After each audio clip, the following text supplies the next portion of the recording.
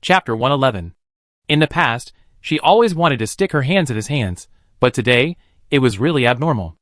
Looking at her distraught back, Yin Junyo frowned slightly, but still turned over and got off the horse neatly and followed her.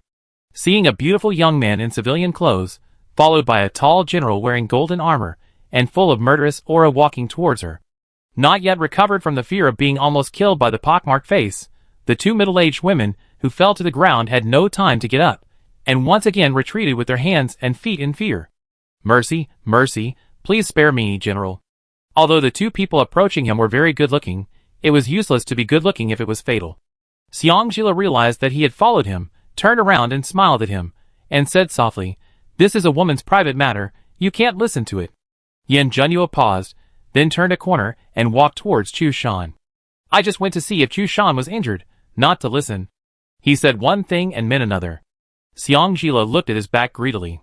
She took a deep breath, trying to suppress the pain in her heart and the painful memories that flooded her mind. Seeing that the two women were still wary of her, Xiangjila wanted to force a smile at them with red eyes, but tears came out first. There is something in the world called empathy. Wasn't she the same at the beginning?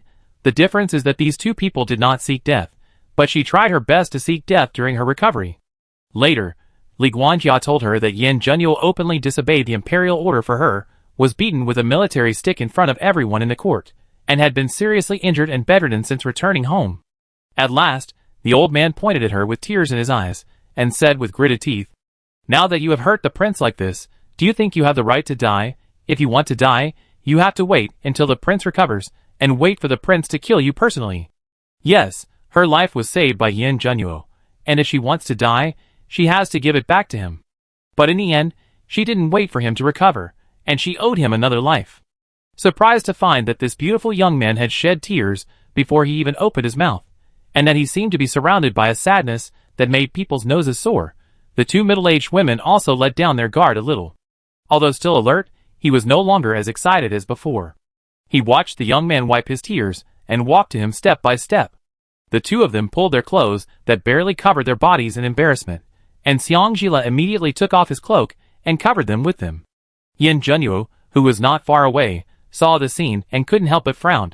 His eyes fell on Chu Shan. This idiot, he didn't wear a cloak today. Chu Shan also saw that scene inadvertently, felt the master's death gaze, and quickly summoned two young soldiers wearing cloaks, and asked them to take off their cloaks to cover the two women. Seeing the two young generals covering the middle-aged woman with a cloak and walking away, as if their feet were scalded by boiling water, Xiangjila couldn't help but glance in the direction of Yin Junyo. When their eyes met, he deliberately turned his head and looked away. Her silly Junyo. Xiangjila tried hard to hide the tears in her eyes, squatted down, and looked at the two people sitting on the ground. There was no ripple in her eyes, nor was there any contempt. Maybe her eyes were really too pure and harmless. One of the middle-aged women asked in a hoarse voice, "General, why are you looking at us like this?" Such a frank look, without any contempt, made them feel as if everything that happened just now was just a dream. Seeing the hesitation and confusion in the eyes of the two, Xiangjila said softly, "You are great. You made such a great sacrifice to save those dozen conscienceless men." What did he say? He said they were great? He said they were making sacrifices? The two looked at her in shock and disbelief. Even speaking, they stuttered. Military, don't you think we are dirty?"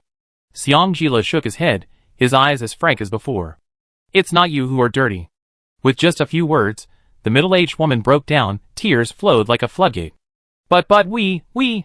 Xiangjila stretched out his hands, placed them on the hands of the two people, and spoke seriously. "A woman's chastity has never been about that kind of thing, but about whether your heart is as firm as ever, pure and focused only on your husband. If your husband really loves you, then he will definitely protect you with his life before something happens. If he can't protect you in time, then after something happens, he will not be ashamed of you." The two of them were slightly startled. But we have indeed." Xiangjila's hand was a little stronger, interrupting them. "If that man knew that the matter was not voluntary and felt that you were ashamed, and wanted to kill you, then his feelings for you are obvious. Why should you care whether you are dirty in his eyes? Why should you care about the eyes of the world? You live with your husband, not with the world." These words were said to her by Yunyang, a prostitute she rescued from the enemy's camp in her previous life. After the prostitutes in the first camp were rescued by her, the other prostitutes, who were hot-tempered had committed suicide. Those who did not commit suicide had no light in their eyes, and no shame in their hearts. They just wanted to return to their hometown as soon as possible and engage in this kind of flesh trade. Yunyang was different from everyone else. There was still light in her eyes. Someone is waiting for me to return home. She was too familiar with this kind of light. This was clearly the light that only people with admiration have. She couldn't help but ask in a hoarse voice. You are already dirty. Are you still qualified to love someone? He won't care. There are many obstacles to our love, and we are powerless to overcome these obstacles. Yunyang's beautiful eyes looked towards the north, full of affection. Northern, she was in turmoil. Did you know? When I was with him, my virginity had long been taken away by thieves. It was him who washed away my hatred with his tolerance and love, and softened my whole life. Xiang Zila was shocked at the time. Her original words were, true love is the joy beyond the flesh. Two hearts that stick together only have each other, pure and beautiful. They should seize the day, and live up to their youth. The boundary between dirty and not dirty is just a shackle used by a group of secular people to bind women. Women are dirty after being forced by men. Are men who touch women not dirty? What is the reason for this? I never care about these secular remarks, and I will not reject the people who love me deeply because of such remarks. Chapter 112. Such words that were beyond Xiang Zila's cognition caused the high wall in Xiang Zila's heart to collapse. She couldn't help asking, don't care. Did he tell you in person? Yunyang's beautiful eyes met her cold eyes that showed cracks, and she looked at her in confusion. You are not him. How do you know he cares? Isn't the most straightforward way to tell him directly. Explain your current situation and the consequences of being with you. If he cares, then we can break up. If he doesn't care, and you still insist on breaking up, is that fair to him? Everyone has the right to love and be loved. If you love each other, why do you have to sacrifice your happiness because of someone else's mistakes? If you feel that you are not worthy of him, shouldn't you treat him better and make up for all the past losses? Such simple words enlightened Xiang Zila at that time. Yes, dirty has always been her own opinion. She never asked Yan Zhenyu whether he cared or not. Her awakening also came from her dirty.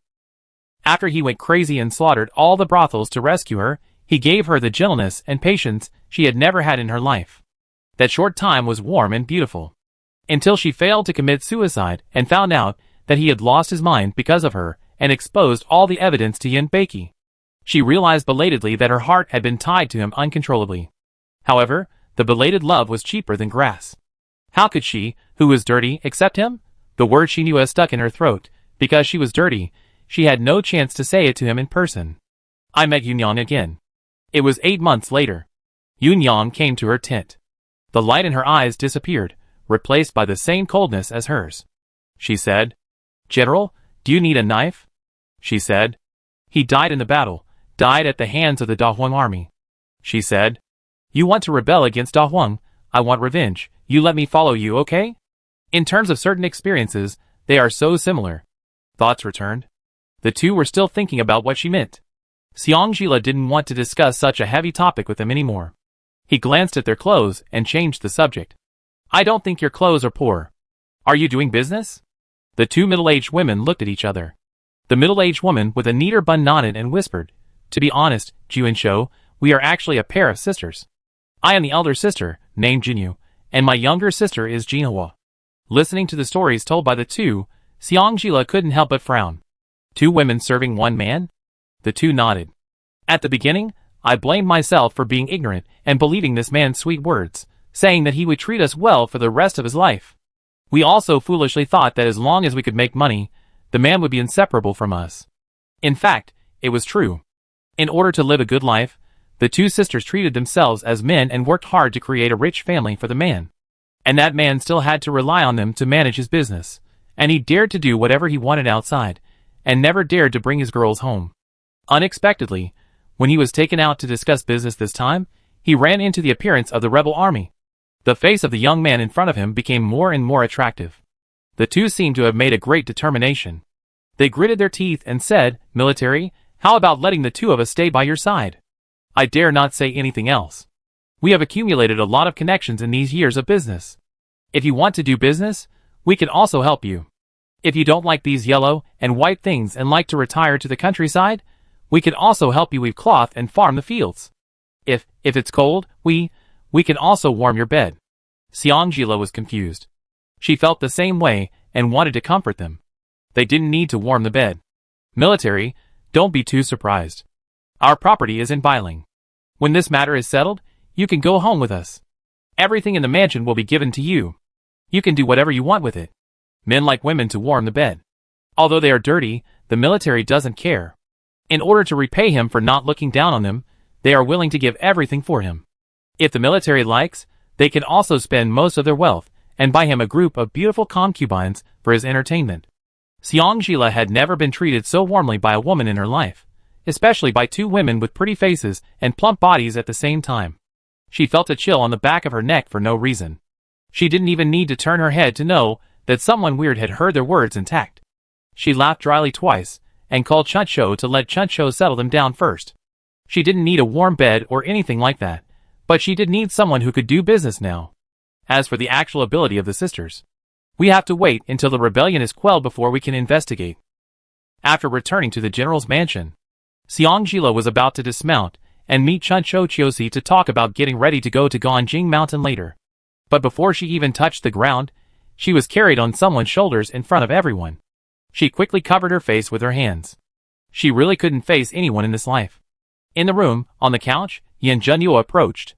He raised her hands to the top of her head with one hand, stretched out his hand to straighten her face so that she could look at him. His sword-like eyebrows slightly raised.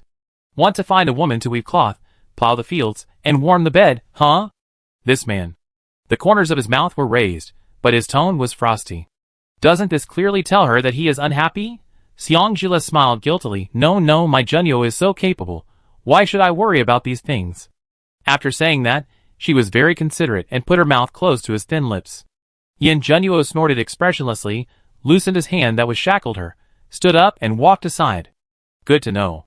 Dare to find another woman to warm the bed? And find two? Was she floating? Or was he unable to lift the 100 blades? As soon as her body relaxed, Xiangjila quickly rolled off the bed. Seeing the long whip still thrown aside, she immediately shed tears in her heart. I almost forgot about you. She was about to pick up the long whip, but in the blink of an eye, the long whip flew into Yan Zhenyu's hand as if it had life.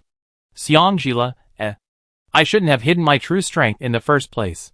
However, if I don't hide it, it will be inconvenient to do things, so forget it. Let's become stronger step by step. Blinking his eyes, Xiangjila looked at him with shining eyes. Jun Newell, we are so in tune with each other. I just wanted to find a whip that suits me, and you already have one. Yan Jun Newell sat behind the desk and threw the whip onto the desk without even raising his eyelids. After I go back, I have someone make you a special whip according to the proportions of this one. Chapter 113. Do I have to wait until I get back to do it again? The flowers are cold. Xiangjila was about to argue with him, but suddenly remembered that this long whip was taken away by him in the morning as a man.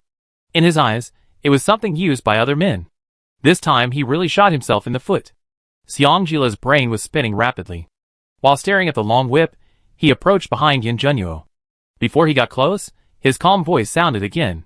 What are you up to?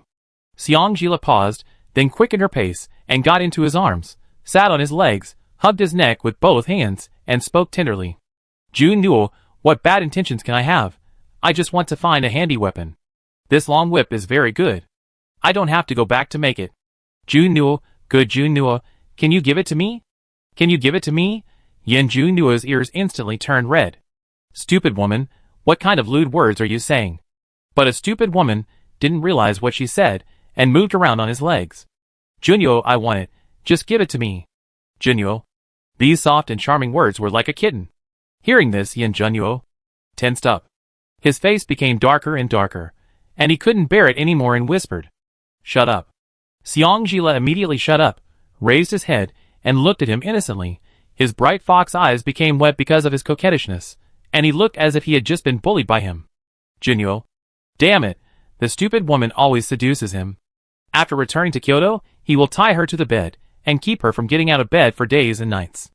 Having made up his mind, he tried to calm himself down. It can only be used temporarily. After returning, have someone make a new one. Not noticing the unnaturalness in his slightly hoarse voice, Xiangjila smiled with curved eyebrows, and moved his legs a few more times. Really? Junyo is so nice. I like Junyo the most.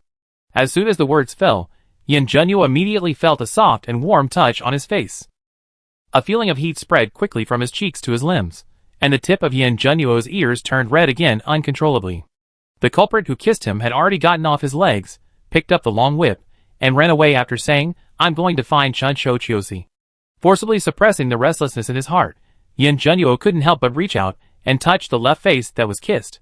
Even though the two had done intimate things many times, his heartbeat still accelerated uncontrollably, and a soft arc appeared at the corner of his mouth without knowing it. Thinking of the thin man who suddenly disappeared at his hands in the morning, and then thinking of the secret guard who went to hunt down Huang Fushao last night, saying that Huang Fushao had an accomplice with a very good whip technique. A layer of cold frost slowly covered his eyes, and the corners of his mouth slowly pressed down, and his thin lips slowly pursed into a line. Not long after, the secret guard wearing a black robe with a dark pattern of qilin quietly knelt on one knee on the ground. "Master, that person wants to meet you." Lazily taking the wolf hair brush from the pen holder, a cold light flashed in Yin Junyo's eyes. No need to see him.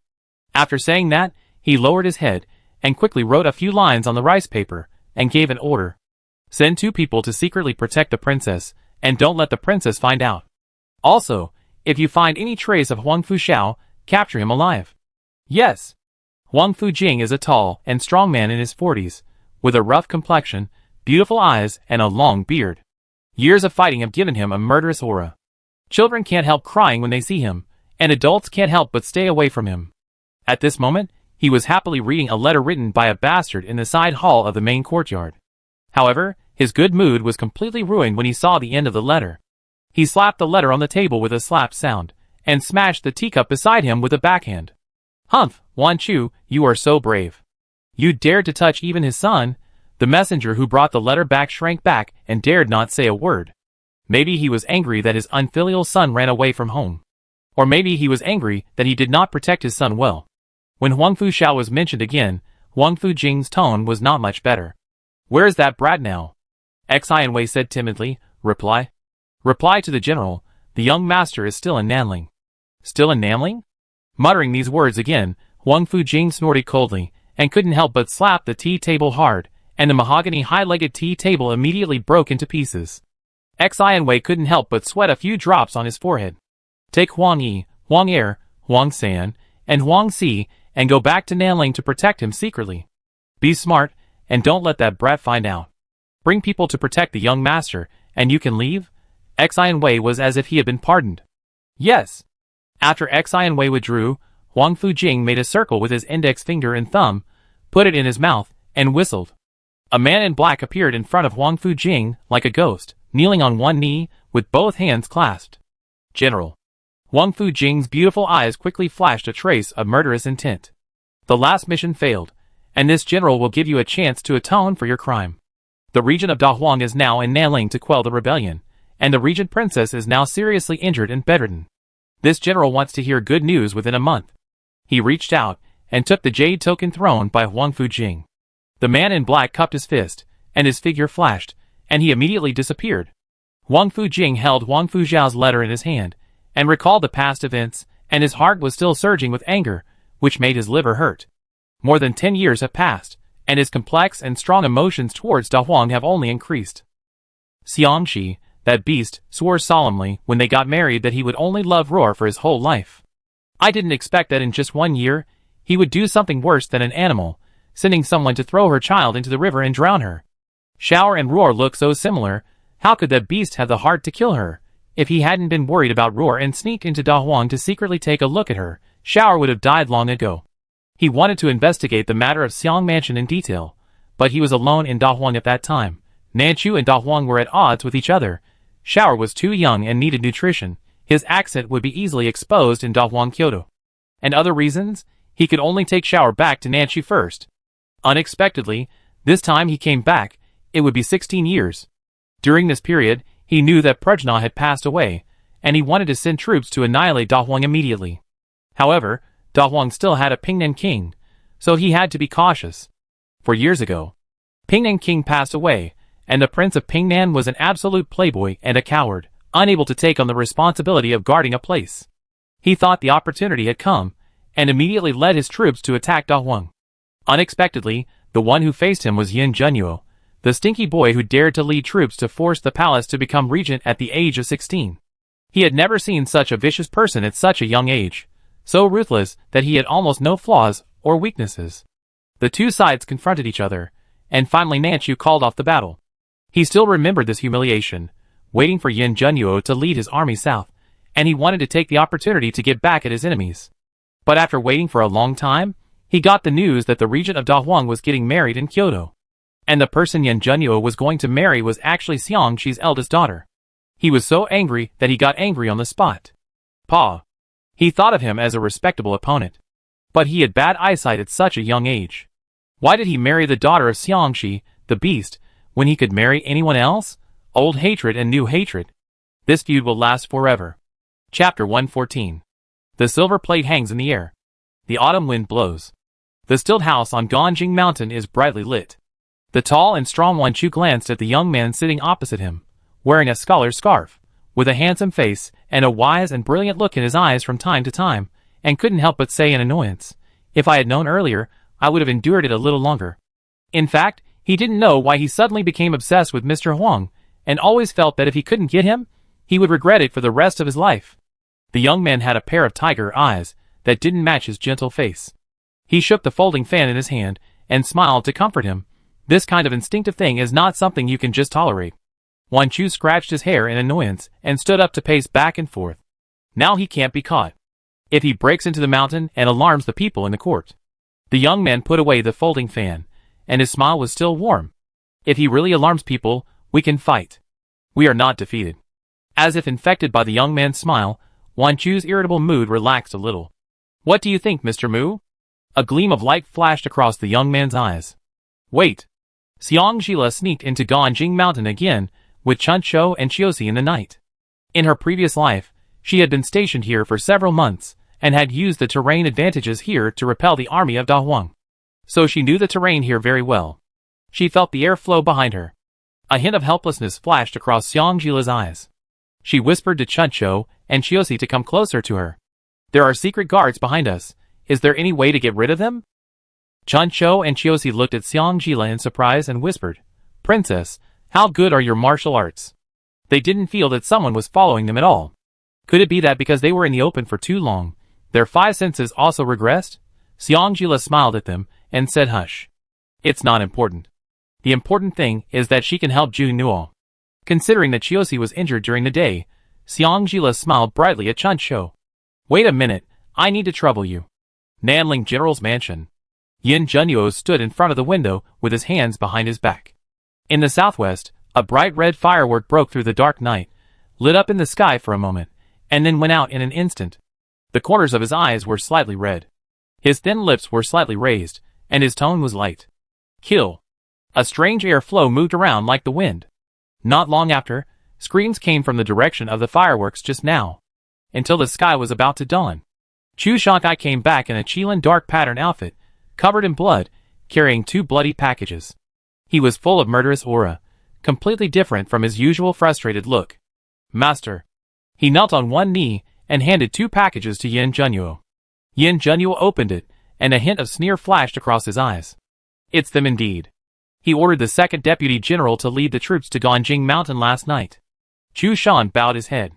There are less than 200 people who actually went to Ganjing Mountain. The other 4 groups of soldiers who left the plan were not left behind. Yin Junyo nodded and was about to give the next order when his expression suddenly changed. Retreat first. Chu Shan immediately resumed his usual simple and honest appearance, and jumped out of the window with 2 heads in his hands. Almost at the same time, Xiangxila trotted to the door and knocked on the door. Yin Junyo sat back at the desk as if nothing had happened. As soon as he entered the room, he smelled a not too strong smell of blood. Xiangxila frowned, and saw a relatively obvious bloodstain on the ground. She understood. As if she hadn't noticed it, she trotted to Yin Junyo to ask for credit. Praise me, praise me. I worked perfectly with your people last night, and played Ganjing Shan around. So kiss me, hug me and lift me up. Let me complete my partner mission. Yin Junyo glanced at the dew on her hair, and the mist that slid from her cheeks to her collar. He stood up, and took a clean handkerchief, first wiping it on her hair. Then he wiped her little face, which had turned red because of jogging, and her fair and delicate neck from top to bottom. Xiangjila wanted to move, but he held his head down, unable to move at all. She could only twist her body unnaturally. Junua, don't do this, I'm itchy. After an unknown amount of time, the handkerchief was soaked, and he finally let her go. I'm tired after playing all night, take a bath and take a break. I'm not playing, Xiangjila puffed up her little face and protested, I'm doing business. This time she didn't meet that unlucky guy when she went up the mountain, it was so smooth. Not only did she set fire to most of the rebels' food and grass, but she also relied on her advantage of being familiar with the terrain of Ganjingshan to kill a large number of people who were throwing rocks in the dark, so that the people Yan Zhenyu sent to attack the mountain successfully replaced the dead enemies, and secretly made dumplings for Ganjingshan. As long as Yan Zhenyu's people are not stupid and wait obediently until the army goes to attack the mountain, then it will definitely not take too long to take down Ganjingshan. Yan Zhenyu said him softly, and it was obvious that he did not expect her to do anything big. A bigger reason for letting her go to Ganjingshan for training was Ganjingshan's deployment these days is almost complete, and the net will be closed in the next few days. As long as she is safe and sound and has fun, it's fine. Xiangjila straightened his face, and the two looked directly at each other. She said seriously, Really, I give you a surprise then. Yan Zhenyu snorted in disdain, Just don't scare me then. But his hands were very gentle, as he untied her man bun. Be good and don't run around here. I go get some water. She was completely disliked. Xiangjila reluctantly walked behind the screen. A stupid man who doesn't understand romance. She's been so obvious. Can't he kiss her and hug her? Chapter 115. The hot water came quickly. Yan Zhenyu did not let the water delivery man enter the room, but personally carried buckets of water into the room under the shocked eyes of the water delivery man.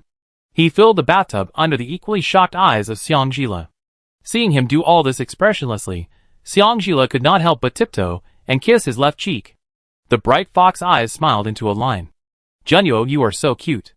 Seeing him so clumsy and trying hard to make others think he was skilled, I am afraid that even when he took a bath, he had never personally fetched water for himself. Clang. The wet empty wooden barrel fell to the ground. Yan Zhenyu snorted coldly with red ears, picked up the wooden barrel and walked around the screen to the front. Seeing his awkward reaction, Xiangjila chuckled. Her silly Zhenyu, how could he be so cute? When she finished bathing and dressed, and came out from behind the screen, Yan Zhenyu just lit the small paper in his hand, and put it into the incense burner with a cold face.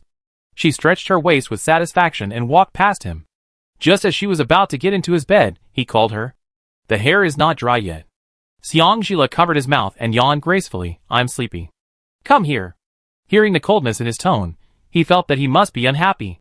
Although he didn't know why he suddenly became unhappy, Xiangjila still walked towards him obediently and instinctively got into his arms.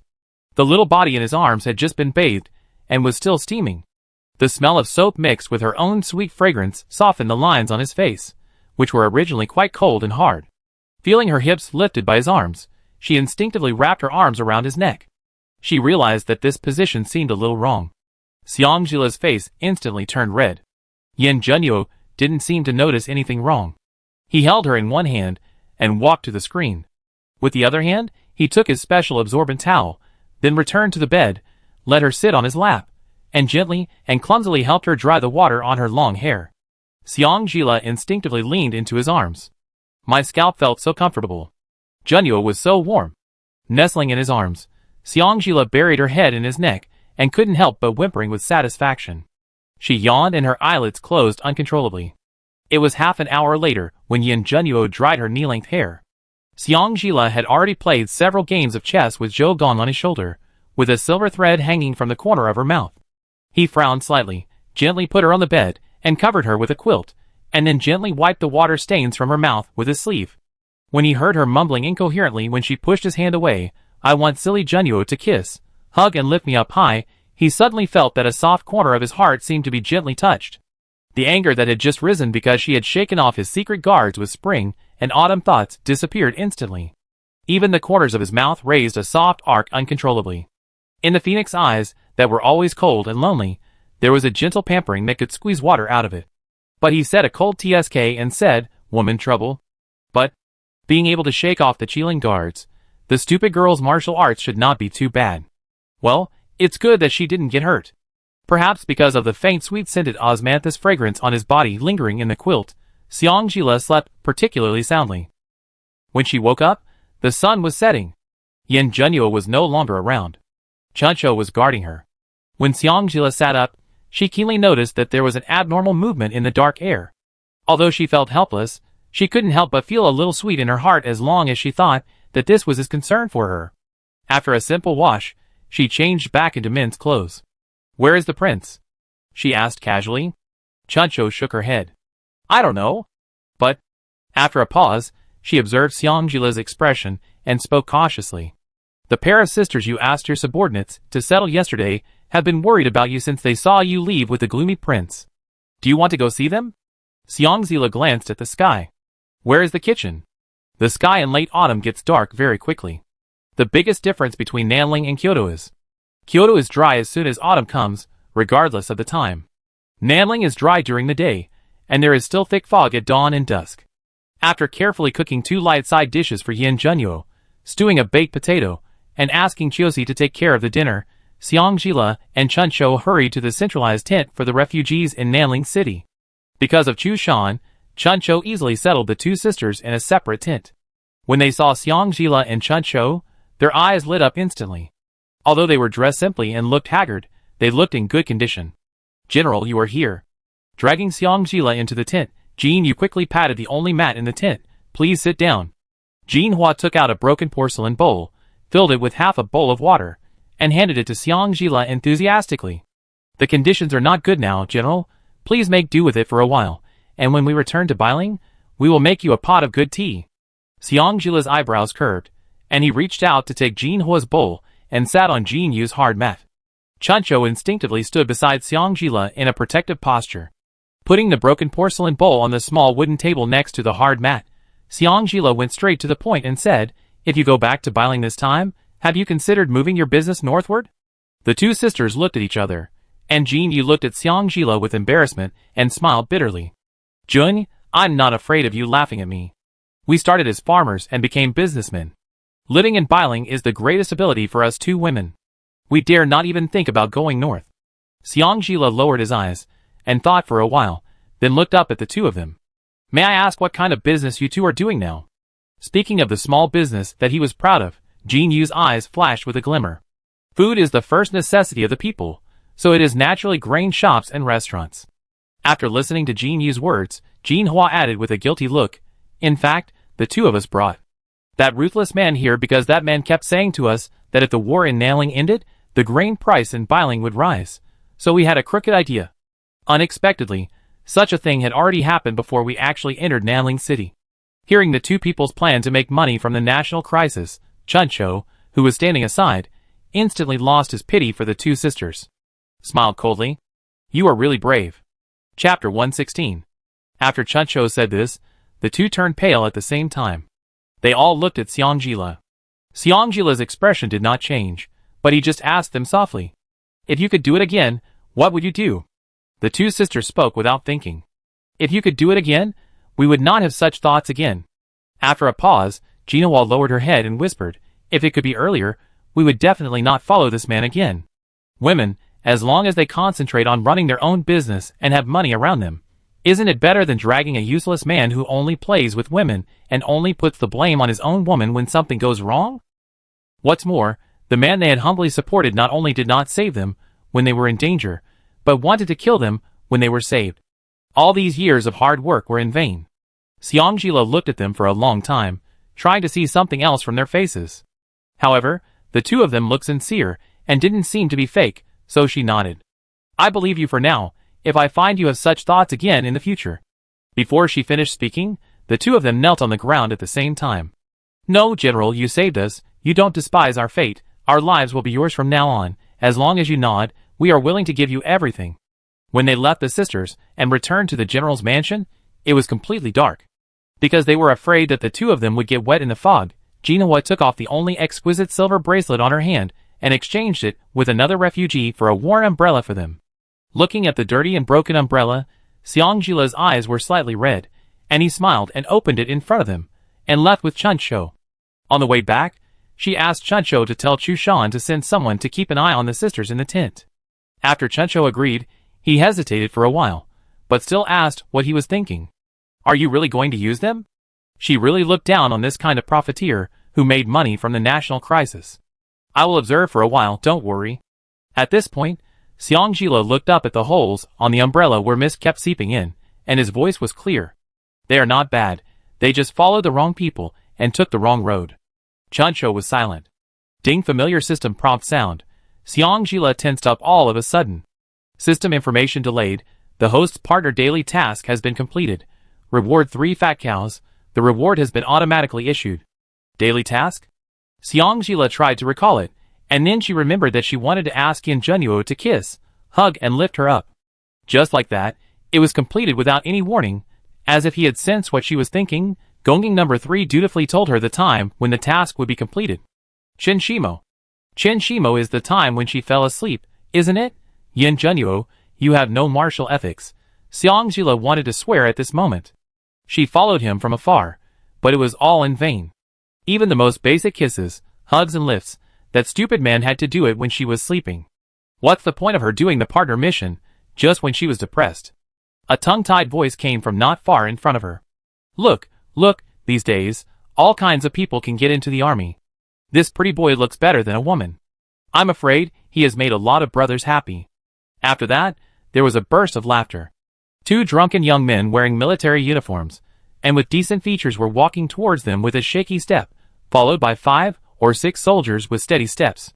Chuncho instinctively wanted to teach the person who spoke a lesson, but Xiangjila grabbed her. They were just 2 drunk cats. She would first check the identities of the 2 with Chu Shan. If they were Jun Nua's men, she would teach them a lesson. If they were Yen Beiqi's men, she could just kill them secretly. There was no need to make enemies in public.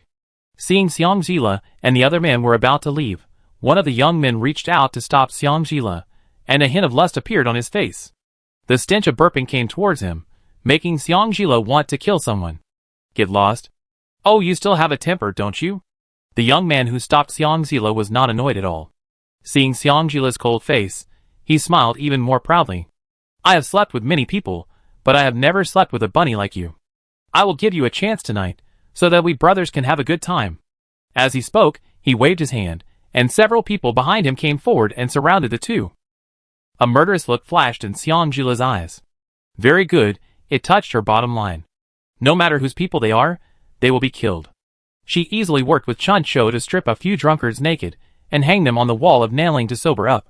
There was some unpleasant smell on her body, and Xiangjila frowned in disdain. Fortunately, Chuncho Chiosi did not lose her bag. She went to the place where Chuncho and Chiosi lived, wiped herself, changed clothes, and went back to find Yin Junyo. The room was silent, and the oil lamp flickered. Xiangjila couldn't help holding her breath and walking lightly when she pushed the door.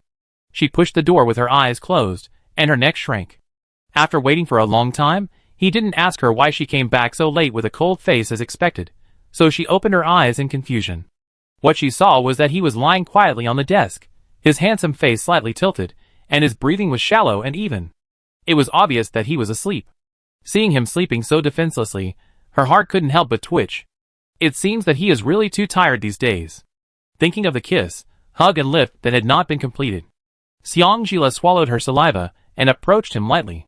He was completely different from the cold and aggressive person he was when facing others during the day when he was sleeping. His handsome sword-like eyebrows, thick eyelashes, high nose bridge, and thin lips with clear lip lines all invited her. She first glanced at a dark corner. She felt a strange air flow in the air, and then quickly returned to calm. She was satisfied, and sneaked up to him, and pressed her mouth against his thin lips. So soft and tender. I really want to take another bite. Unexpectedly, just thinking about it, she actually half knelt down, and playfully nibbled his thin lips with her pearly teeth. The light kiss gradually became deeper, and she didn't even realize when her hand climbed onto his shoulder. She opened her eyes contentedly, and found that the person who was originally sleeping had already woken up. His cold and lonely phoenix eyes were looking at her, with a face full of enjoyment without any ripples, and she was also held in his arms. Chapter 117. She shuddered and immediately pulled away from his lips, before she could even scream. Her waist tightened, and she felt dizzy. She sat on his legs, and instinctively wrapped her arms around his neck. His tone was rarely warm. Hungry? You're actively looking for food. It seems you won't be able to wait until you get back to Kyoto. This voice didn't have the laziness of someone who had just woken up. This person was clearly not sleeping soundly. Thinking of her initiative just now, a strong sense of shame ran from the soles of her feet to the top of her head, instantly dyeing her cheeks red. Xiangjila glared at him in dissatisfaction, hit him lightly, and said with gritted teeth, "You are so good, Yin Junyo, you actually pretended to sleep." He took her little hand and put it to his lips and kissed it. "Do you really want to?" He also wanted to. Feeling a big hand slowly reaching into her underwear, Xiangjila buried her head in his neck with a faster heartbeat, blushing and saying stubbornly, "No. No." Even if there was, he couldn't say it. There was no expected softness under the palm. Yin Junyo's breath was choked, and he immediately opened her collar. The surging waves were now entangled by the wide cloth strips, and could not move. In that instant, Xiangjila raised his eyes, and saw Yin Junyo's cute appearance, and couldn't help but laugh coquettishly. How dare a stupid woman laugh at him? His eyes darkened, and he stretched out his hand and pulled. The strong chest wrap was instantly shaken into rags. "You loser, you have such a strong hand." As the cloth strips loosened, Xiangjila's breathing suddenly became much smoother. She took a breath of cold air and instinctively wanted to retreat, but he stretched out his hands to hold both shoulders. He lowered his head skillfully. She hummed with satisfaction, shuddered, and tried to retreat with a red face, but the hand that was still around her waist pressed the back of her head, and he sealed her soft moan with his lips again. The other hand was not idle either. Suddenly, he pulled up her clothes that had fallen to her shoulders with an unstable breath. The source of the flame disappeared at once, and Xiangjila, who was gradually getting into the state, felt like a bucket of cold water was poured over his head. "Yin Junyo, are you not good enough?" She was already writing poems and songs. She could stop even for this. She tried to pull his hand back to where it was just now with a gloomy face, but suddenly felt the change in the airflow, and instantly understood why Yin Junyo had stopped. Someone was rushing towards this side. Not long after, Chushan's voice came from outside the door. "Your Highness, Li, the Deputy General of the North Camp, requested to see you, saying that the staff officers in his camp were stripped naked and hung on the city wall by the criminals, and the people who hung them have now sneaked into the general's mansion, and they want to catch the criminals." Come to his territory to catch people? Yin Junyo was still furious. When he lowered his head, he found that the little man in his arms, who had just been unhappy, was now looking at him with a guilty smile. His breath was still a little unstable. "When I came back, I was almost molested, so Chuncho and I taught those rude bastards a lesson. I guess they were the Deputy General's men. Damn it, those bastards pretended to be unconscious. I should have put clothes on their heads." "Strip other men's clothes, huh?" Forcing himself to face his handsome face, that suddenly darkened, Xiangjila raised his hands in surrender. She promised solemnly, "I was only responsible for beating people and hanging them on the city wall," and Chuncho took off their clothes. "Chuncho, I'm sorry, but I have to pull you out to block it first. I help you get back after I calm down this gentleman's anger." Afraid that he wouldn't believe her, she nodded to him vigorously. "Really, you believe me?" Yin Junyo's eyes were half closed. "What are those people's figures like? Not as good as?" As soon as he said this, Xiangjila immediately coughed twice and turned a corner. "I hung myself with my eyes closed." In the front hall of the general's mansion, there stood several rough men with bruised faces and thin military uniforms. Standing in front of them was their biggest support tonight, Lieutenant General Li. Lieutenant General Li's name was Lian. He was more than 9 feet tall, with a hard face and a fierce aura, just like a victorious general. The only drawback was that his eyes were too small, and his beard was too thick. If he wasn't careful, people would think he was talking with his eyes closed. Seeing his men being beaten so badly and hung naked on the city wall, he couldn't help but get angry. One of the young men with the most swollen mouth and several teeth knocked out said incoherently, covering his face, "General, you must make a decision for us. We saw with our own eyes that the 2 stinky boys sneaked into the general's mansion. One of them was very handsome and had a pair of fox-like eyes." At this point, his slightly swollen eyes overflowed with an unconcealable lustful look. "When he falls into my hands, I will make sure all the brothers in our tent have a taste of him." Another young man with a bruised face and 2 black circles under his eyes interrupted him. "It's already so late. Why are you still thinking about that thing in your crotch?" After that, he turned and looked at Lieutenant General Li.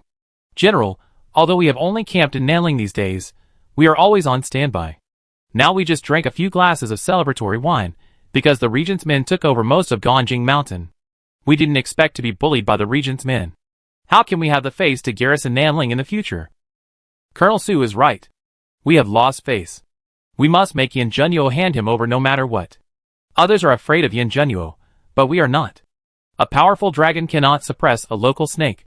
We, the Southern Army, are afraid of this northerner in our own territory? Yes, screw the Regent. I saw his handsome face a few days ago. He is just a show-off. That's right. Maybe he got the position of Regent by hanging out with those Northwest Army.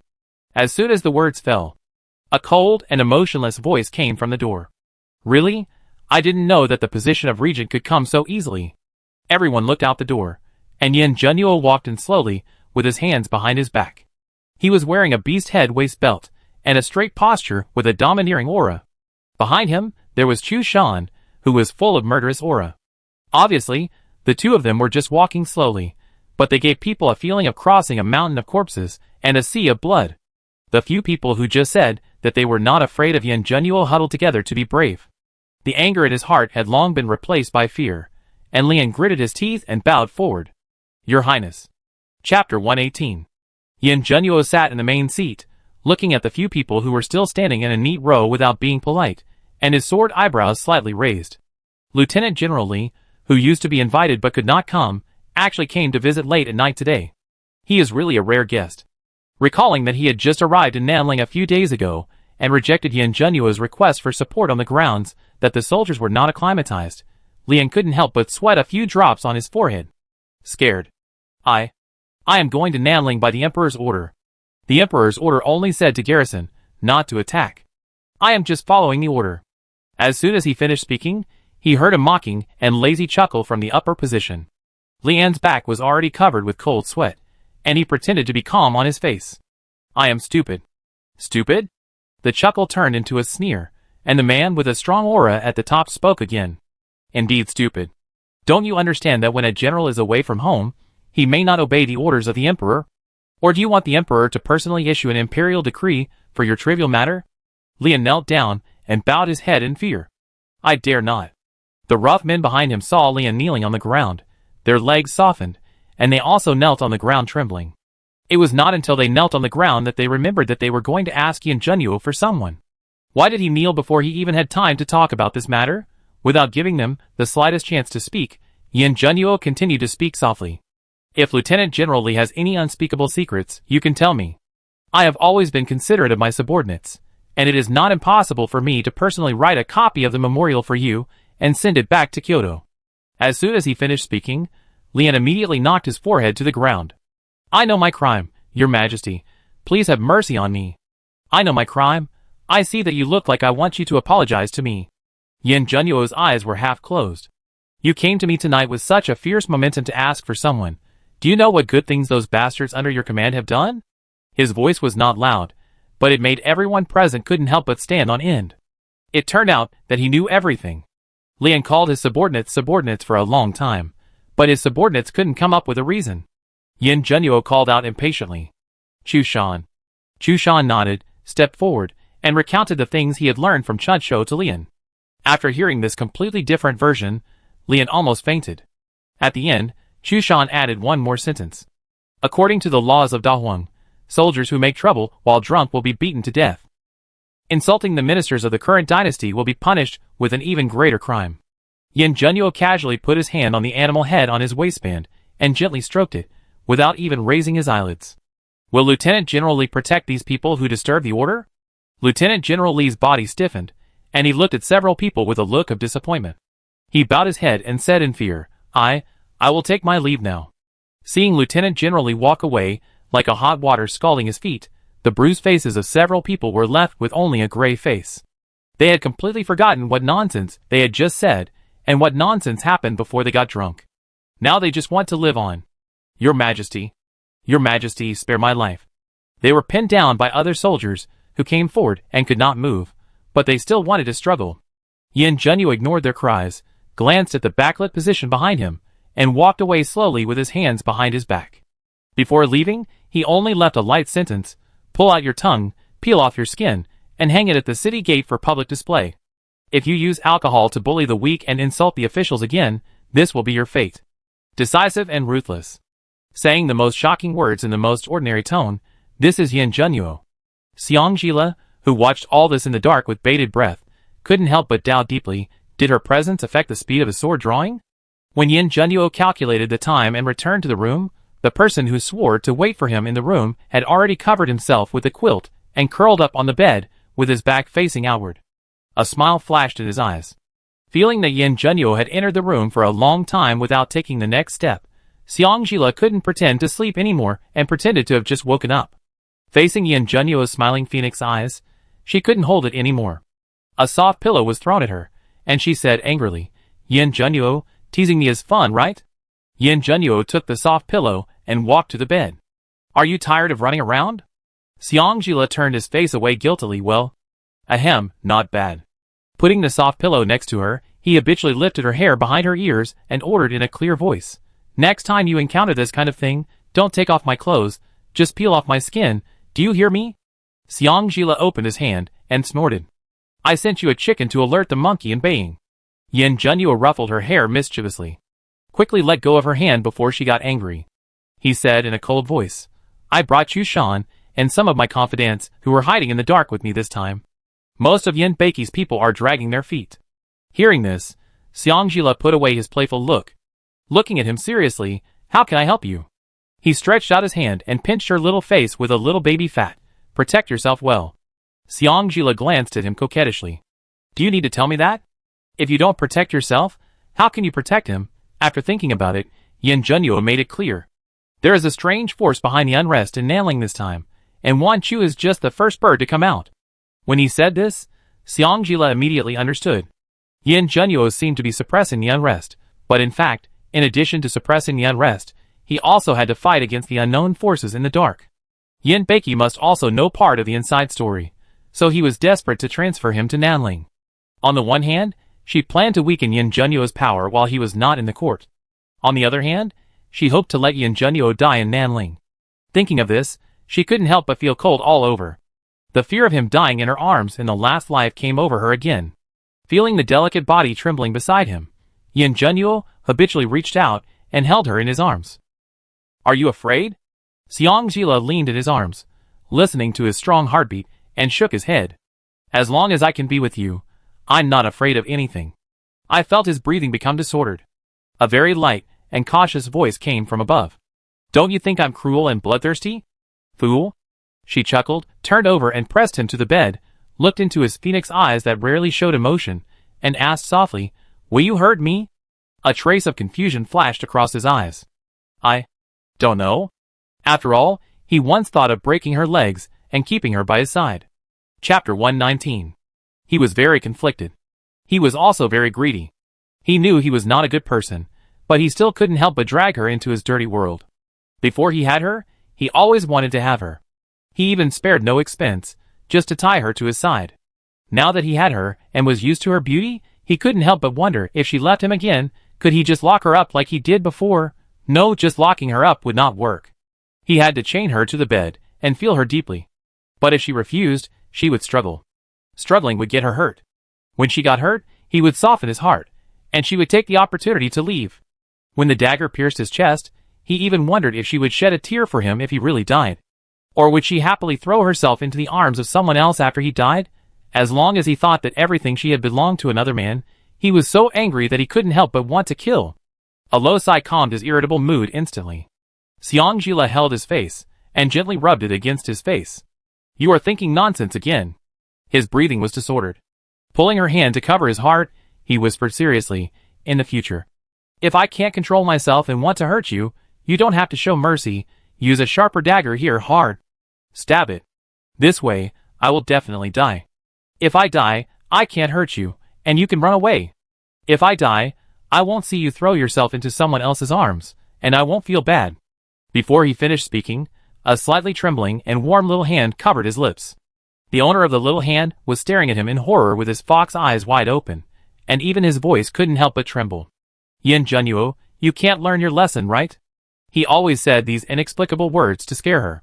Just thinking about the scene he just described, she felt that she was about to suffocate with heartache. Why didn't she realize that Yin Junyo was so capable before? Never mind, he really loved too cautiously these years. The suspicious instinct of a superior, the slightest disturbance is enough to make him flash through countless possibilities in his mind. The only thing to blame is that she didn't give him enough sense of security after she came back. How could she have the heart to blame him for thinking too much? Thinking of this, she let go of the hand covering his mouth, obediently nestled in his arms, stretched out her arms to wrap around his waist, gently patted his back, and whispered, "I believe Junyo will definitely not hurt me at all, because I love Junyo. Junyo, you will cherish it, right?" After waiting for a long time, no one spoke. Seongjila thought he was about to fall asleep. Silently counting his heartbeats, at the 216th beat, a whisper came from above his head. "Do you really love me?" She nodded vigorously in his arms without hesitation. "Love? Really love? Really love? Who am I?" "Yen Junyo." "Who is Yen Junyo?" "My husband, the only husband in my life." After asking several childish questions, she nodded and gave him a definite answer without getting tired. After repeating this several times, the corners of his mouth slowly curved up. But his voice was still full of uncertainty. "How much do you love me when you just said love?" Seongjila thought seriously. She crawled to his pillow, looked into his phoenix eyes that were filled with a bit of warmth, and spoke seriously. "How much do you love me?" Lele can't give Junyo a definite answer now. Lele only knows that in the future, if Junyo wants to kill someone, Lele will hand you a knife. Anything that Junyo wants, as long as Lele has it, Lele will give it to you. If Lele doesn't have it, I will snatch it back and give it to you.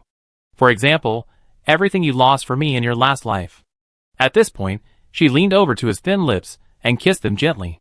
"My Junyo, you deserve the best in the world." Feeling his tense body slowly softening, she continued to coax him. "My body is with you. My heart is also with you. I can't run away. You have to keep it well, understand?" His eyes deepened, and a touch of warmth flashed across them. "Okay. So good." As soon as the voice fell, she turned over and covered him, leaning close to his ear and breathing sweetly. "So, do you need Lele to let you feel whether you are dreaming?" Yen Junyo's eyes dimmed. "Yes." She smiled softly. His Adam's apple rolled, and he turned over and pressed her back. He took the initiative and held her hands by the wrists and raised them above her head, then lowered his head to seal her mouth and prevent her from making any sound. That night, Seongjila was more passionate than ever before, and she had never been so eager to have each other with Yen Junyo. What happened to the sisters yesterday had a great impact on her. The unbearable past in the previous life reminded her to cherish everything in front of her. The deep affection and longing in the previous life finally came true in this life. Now she is clean from inside to outside, and belongs to him completely, and only to him. The incident of several people who made trouble in the North Camp being skinned was reported back to Kyoto by Lian in a secret letter. When Yanbeki received the letter, it was already winter. The first snow was falling in Kyoto. After reading Lian's secret letter, Yanbeki frowned and smashed the Panlong jade cup beside him. The eunuchs who were waiting on the side knelt down in fear. Chapter 120. In the Yongqing Palace. There was silence. After an unknown amount of time, Yanbeki's deep laughter slowly rang out in the palace. "Uncle, uncle, you never let me down." The loss of troops in this riot was more severe than ever before, which made him doubt the ability of that person. In order to make it easier for those people to take action, he also specially asked the commander to delay the military operation and isolate Yen Junyo. He didn't expect that this would allow him to make changes in Nanling. What about the promise to let Yen Junyo go without returning? They are all trash. After the eunuch cleaned up the mess and left, a eunuch from Yukuin Palace hurried in and knelt down to greet him. "Your Majesty?" Yanbeki put away his gloomy face. "What's the matter?" "The Queen Mother asks you to move to Yukuin Palace." "Move to Yukuin Palace?" Maybe it's because Zhong Xiuxiu complained to the Queen Mother about her poverty again, hoping that the Queen Mother would give her some subsidies. Thinking of the recent mess in Xiong Mansion, Yanbeki's temples were throbbing. He rubbed his nose tiredly. "Go and tell the Queen Mother that I have been busy these days and cannot go to her. I will go to pay my respects to her when I am free." The eunuch looked at the eunuch steward beside him in embarrassment. Seeing that the eunuch steward was desperately winking at him to hint that the emperor was in a bad mood, he did not dare to delay for a moment and bowed and left. The snow was still falling. The North Ridge and the South Ridge are only 2 or 3 days away, so the climate is similar. Since the beginning of winter, the weather has suddenly become dry. No rain, no snow, no fog, no miasma. What's more, the winter here is not cold. The spring in Kyoto is even cooler than the winter here. Seongjila was wearing a thin men's suit, and her knee-length hair was neatly tied into a bun. In order to cover up her outstanding appearance, Yin Junyo even found some medicine powder and painted her face black and yellow. At first glance, she looked not much different from a native Nanling person. With the cover of the medicine powder, she avoided a lot of trouble. The only bad thing is that the powder needs special medicine to be washed off, and ordinary water cannot wash it off. Every time after bathing, Seongjila looked at the earthy yellow face in the bronze mirror, and couldn't help but recall the years when she fought in her previous life. Because of the wind and sun for many years, her skin had long lost the white and translucent skin that a woman should have. The skin color on her face at that time was similar to the current one. The only difference was that there was no hideous scar on the other side of this face. At this time, she and Chiosi had arrived at the box of Zuixiangju, the largest restaurant in the center of Bailing Town. After waiting for a while, Jinhua and Jinyu appeared in front of them in exquisite and elegant women's clothes. Seeing Seongjila with dark and yellow skin, Jinhua couldn't help but make a joke. "I haven't seen you for 10 days. How come you are so dark? But now you look so dark, you look more masculine and more attractive." Chiosi, who was standing aside, pursed her thin lips slightly, and under Seongjila's threatening gaze, she swallowed the laughter that was about to come out, and returned to her usual cold appearance. The sisters returned to Bailing in late October under Chiosi's secret escort. Fortunately, the rebels had been killed, and the remaining dozen cowardly men were frightened by Chushin's coercion, and dared not mention what happened that day. Therefore, the sisters did not suffer too many malicious eyes after returning to Bailing. After sitting down and brewing a cup of dansong for Seongjila, Jinyu smiled and asked, "General, are you planning to retire and live with us this time?" Seongjila took the teacup, put it gently on the table, and looked at the two of them. His mouth corner slightly raised, his eyebrows curved. "Do you still keep your word when you said it in the camp?" When the two heard it, they hurriedly stood up at the same time, and knelt in front of Seongjila. "Of course we keep our word. If it weren't for the persuasion of the military master, we two sisters would have felt ashamed to live in the world when we realized it later. Our new life was given by you, the military master. At least, by following him, there is no need to worry about the unbearable incident in Nanling being exposed at any time. As businessmen, their biggest instinct is to choose the way that is beneficial to themselves. Although they don't know what the future of this military master will be, they have enough money to make him worry-free for the rest of his life." Seongjila's fox eyes slightly raised. After looking at the two for a long time, making sure that there was no flicker in their eyes, he nodded and said softly, "Okay, then you will follow me from now on, but I have to make it clear that there will be many uncertain dangers if you follow me, and I can't tolerate betrayal." Jinyu nodded solemnly. "Don't worry, sir. Although we have little education, we still understand the meaning of the words honesty and righteousness. If they don't have honesty and righteousness, they will never be able to gain a foothold in Bailing." "Very good." Seongjila stood up. "Now, I have something for you two to do. Come over here." It was dusk when they came out of Zuixiangju. After agreeing with Jinyu and Jinhua on the time and place for the next meeting, Seongjila couldn't help but take a look at the night market on the roadside. As an important place in the capital, Kyoto has a curfew except for the Flower Festival, Lantern Festival, Chishi Festival, and Mid-Autumn Festival. Seeing her intention, Chiosi came to her side and whispered, "If you like, we might as well go shopping." Seongjila nodded. Okay. In her previous life, before she married Yin Junyo, she had no chance to visit the night market in Kyoto. When she raised her army and camped in Ganjing Mountain, Nanling and Bailing had already been in chaos, and there was no night market at all. Besides, her mind was focused on revenge at the beginning, and she had no extra mind to experience other new things. It's different now. Junhua is still by her side. As long as she plans properly, she can get back everything that Junhua lost for her in the last life one day. As the night gets darker, the bamboo lanterns in the night market slowly light up. The night market is full of exquisite bamboo products, which are completely different from the exquisite porcelain in Kyoto. After walking around and not having anything special to buy, Seongjila was a little disappointed and took Chiosi to stay in an inn casually. Just stepped into the door. Gonging number 3's soft and cute lowly reminder sounded. Ding, there are new companion tasks. Host, do you need Xiao 3 to read them out to you? Seongjila quickly communicated with Gonging number 3 with his consciousness. Why are the tasks added so suddenly? Gonging number 3's voice was a little smiling. Host, don't ask. If you ask, it's just that the partner is willful. The dog system is getting less and less concerned. You read it. Because the partner's missing value has reached 95%, the system triggers a temporary task.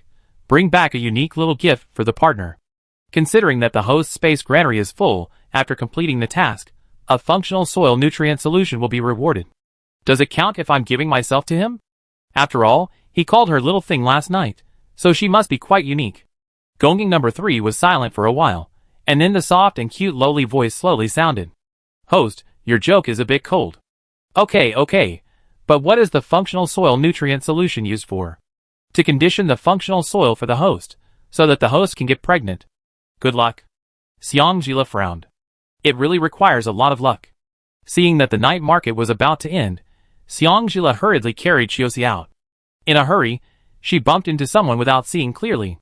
Because she was in a hurry, she only knew that she bumped into a purple thing. After hastily apologizing, she stuffed a silver ingot into the other party's hand and dragged Chiosi to the night market without caring whether the other party accepted it or not. The purple-shirted man she bumped into couldn't take his eyes off her after seeing her appearance clearly. Is it her? She has no scars on her face. Chapter 121. Xiangjila took Chiosi to look at the pile of things they had just seen. They were all small, not very practical toys, and she really didn't want to spend the money. Suddenly, her eyes were attracted by a bright red, shiny cylindrical toy. The stall was full of other bamboo toys, and next to the toys was a small banner with engraving written crookedly on it.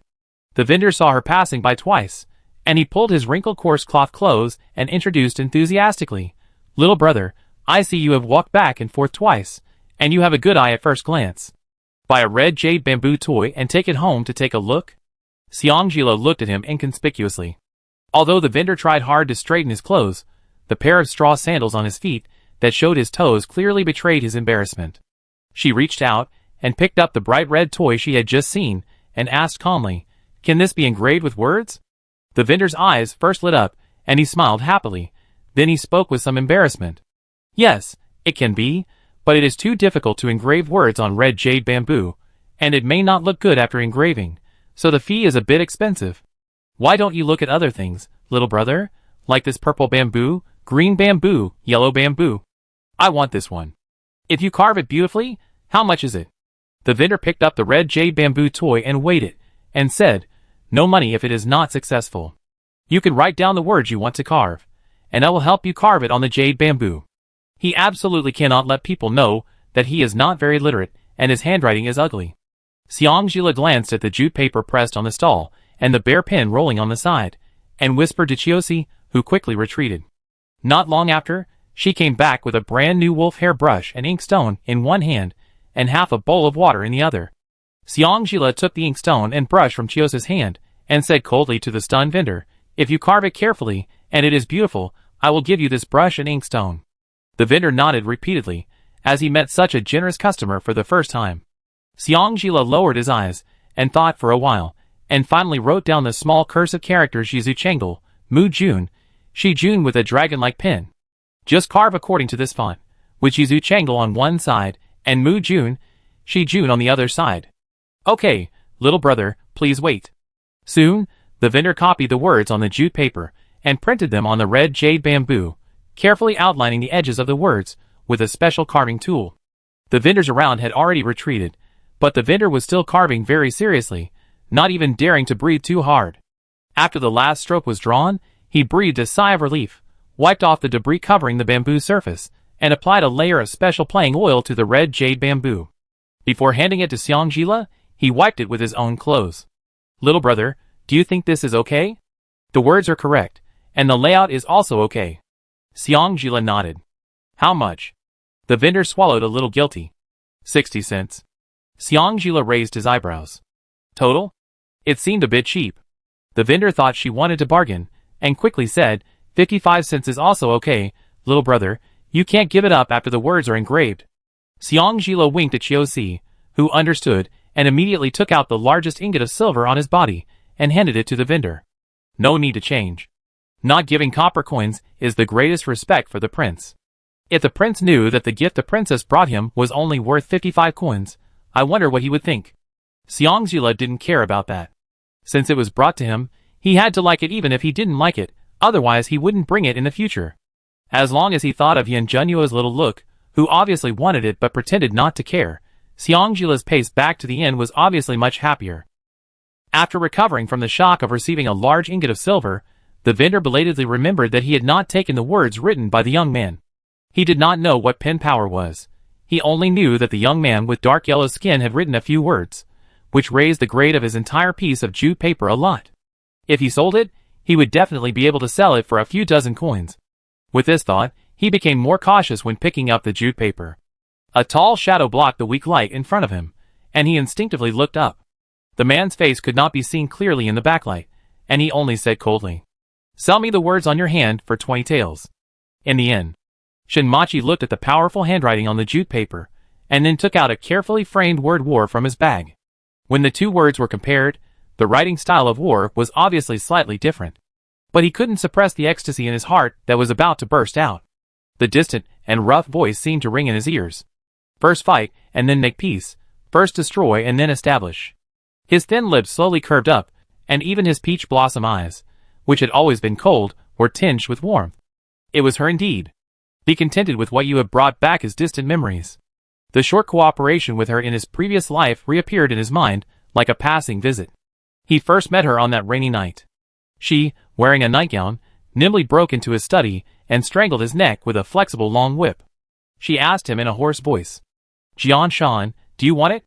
When did the secret guards and bodyguards of his Pingnan palace become decorations? He calmly held the poisoned needle in his sleeve between his fingers, ready to give the assassin a fatal blow at any time. "Who are you?" "The Regent General.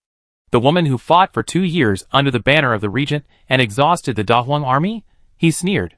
"Everyone in the world knows that the Regent has died in the war. You are smart. You are swindling everywhere under the banner of the Regent Princess. Now you want to drag this prince into the water. You are simply overestimating your own abilities." As soon as he finished speaking, he felt a pain in his neck. The Emperor is unkind, so why not let this general act on behalf of the Emperor as the Regent?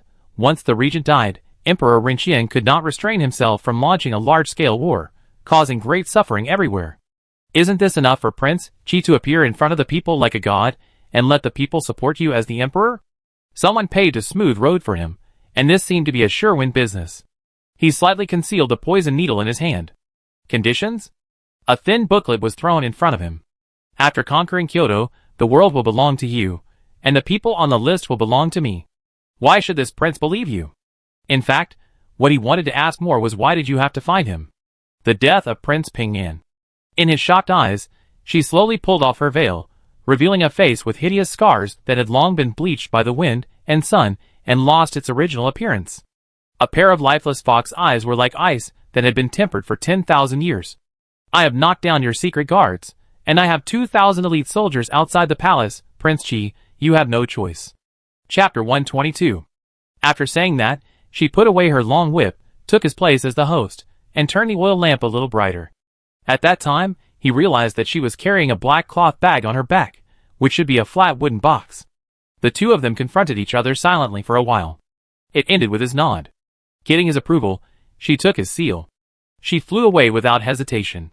Coming and leaving in a hurry was like a dream. The drizzle was still falling outside the window. Looking at the direction she left, he slowly raised a cold smile. His eyes were slightly red as if poisoned. Dare to lead people to surround his mansion? Interesting. He wanted to see what kind of waves she could make with a small part of his black armored army. Since then, they have been exchanging letters. Meet again. There were traitors mixed in the black armored army. Their army suffered heavy casualties, and her right shoulder was hit by a deep arrow. At that time, he had just captured the city of Qing'an. When I came to see her in the army after traveling thousands of miles, her wounds had been bandaged, and there was a strong smell of alcohol in the tent. Armor and helmets were neatly hung on the rack. There were several empty wine bottles rolling around her feet, and the cloth bag on her back was still not taken off. She was not surprised to see him. "You came quickly." He frowned rarely. "You are still drinking with such an injury, and you don't want your arm anymore? So, it hurts so much when your right shoulder is injured." After saying that, she sighed self-deprecatingly, shook her head, and took another sip of wine. The wine was too strong, and her eyes were red.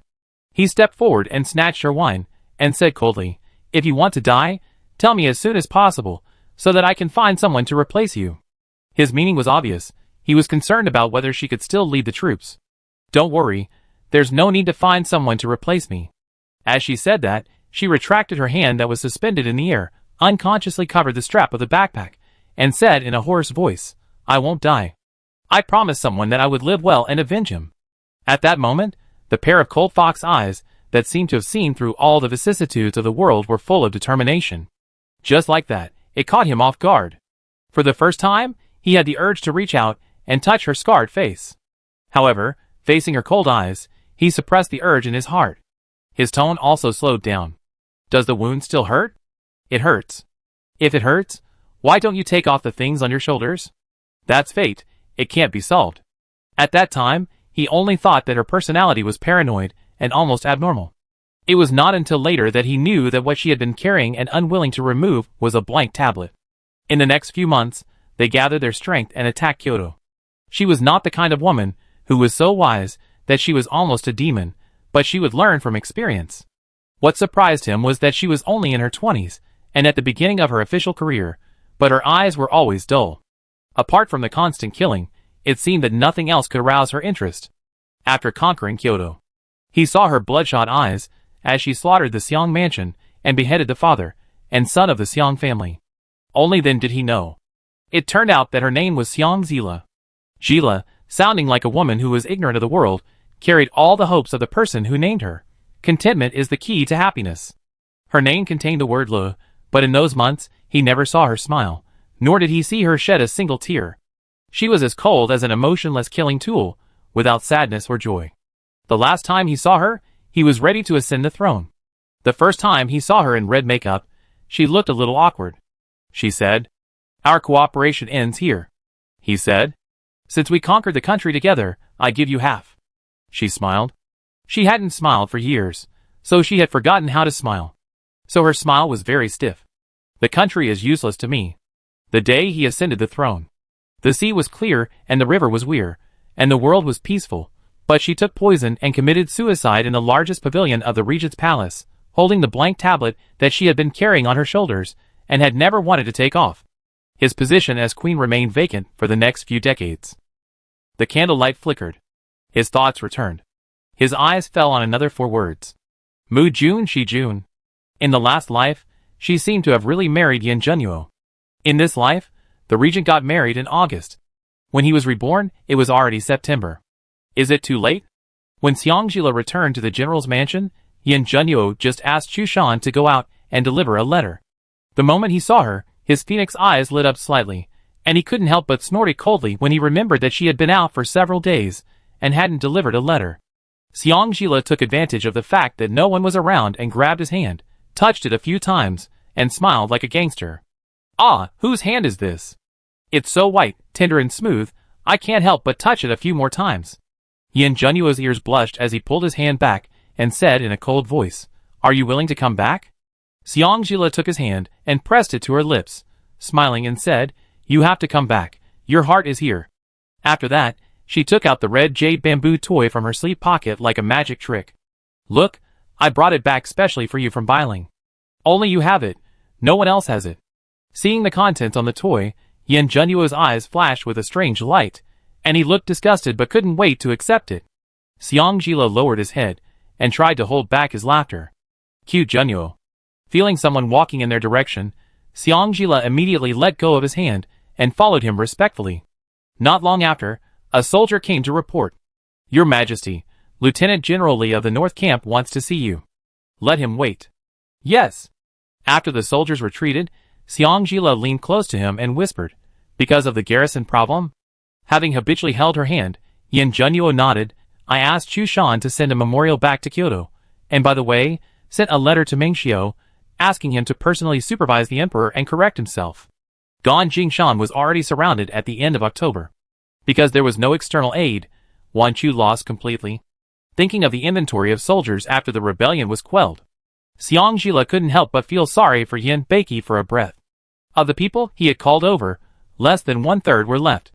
The rest had all died in the melee. You didn't even need to think about it to guess how ugly his face was in Kyoto. The casualties were heavy this time. Yin Beiki must be regretting it.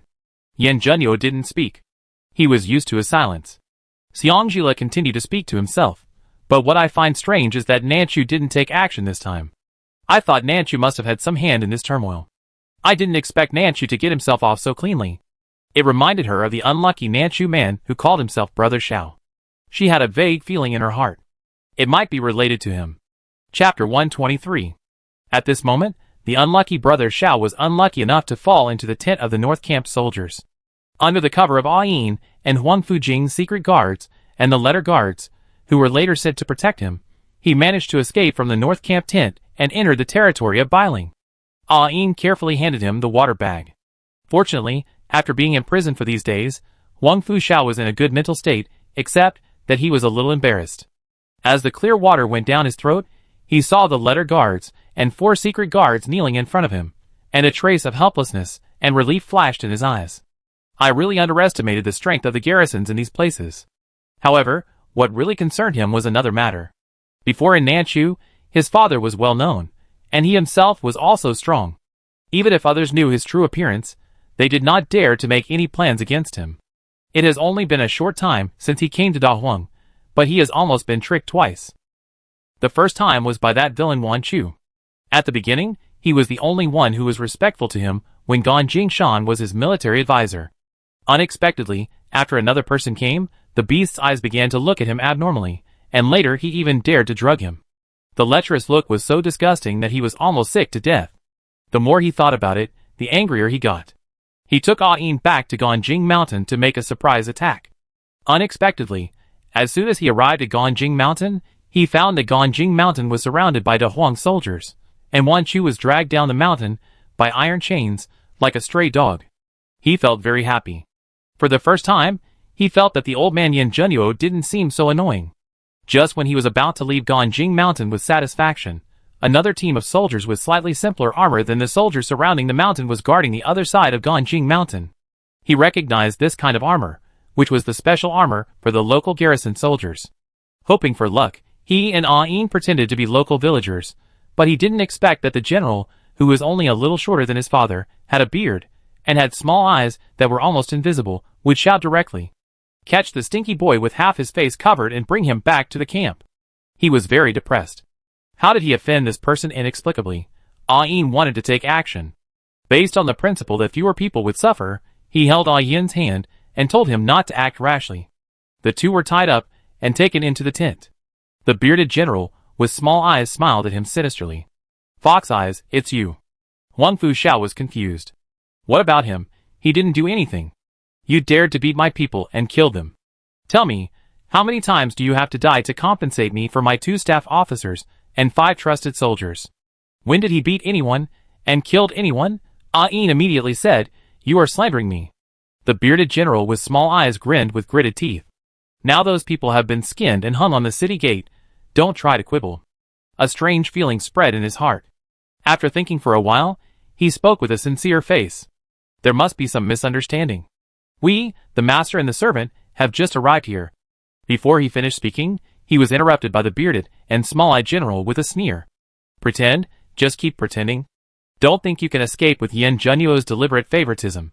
Nanling is now gradually pacified.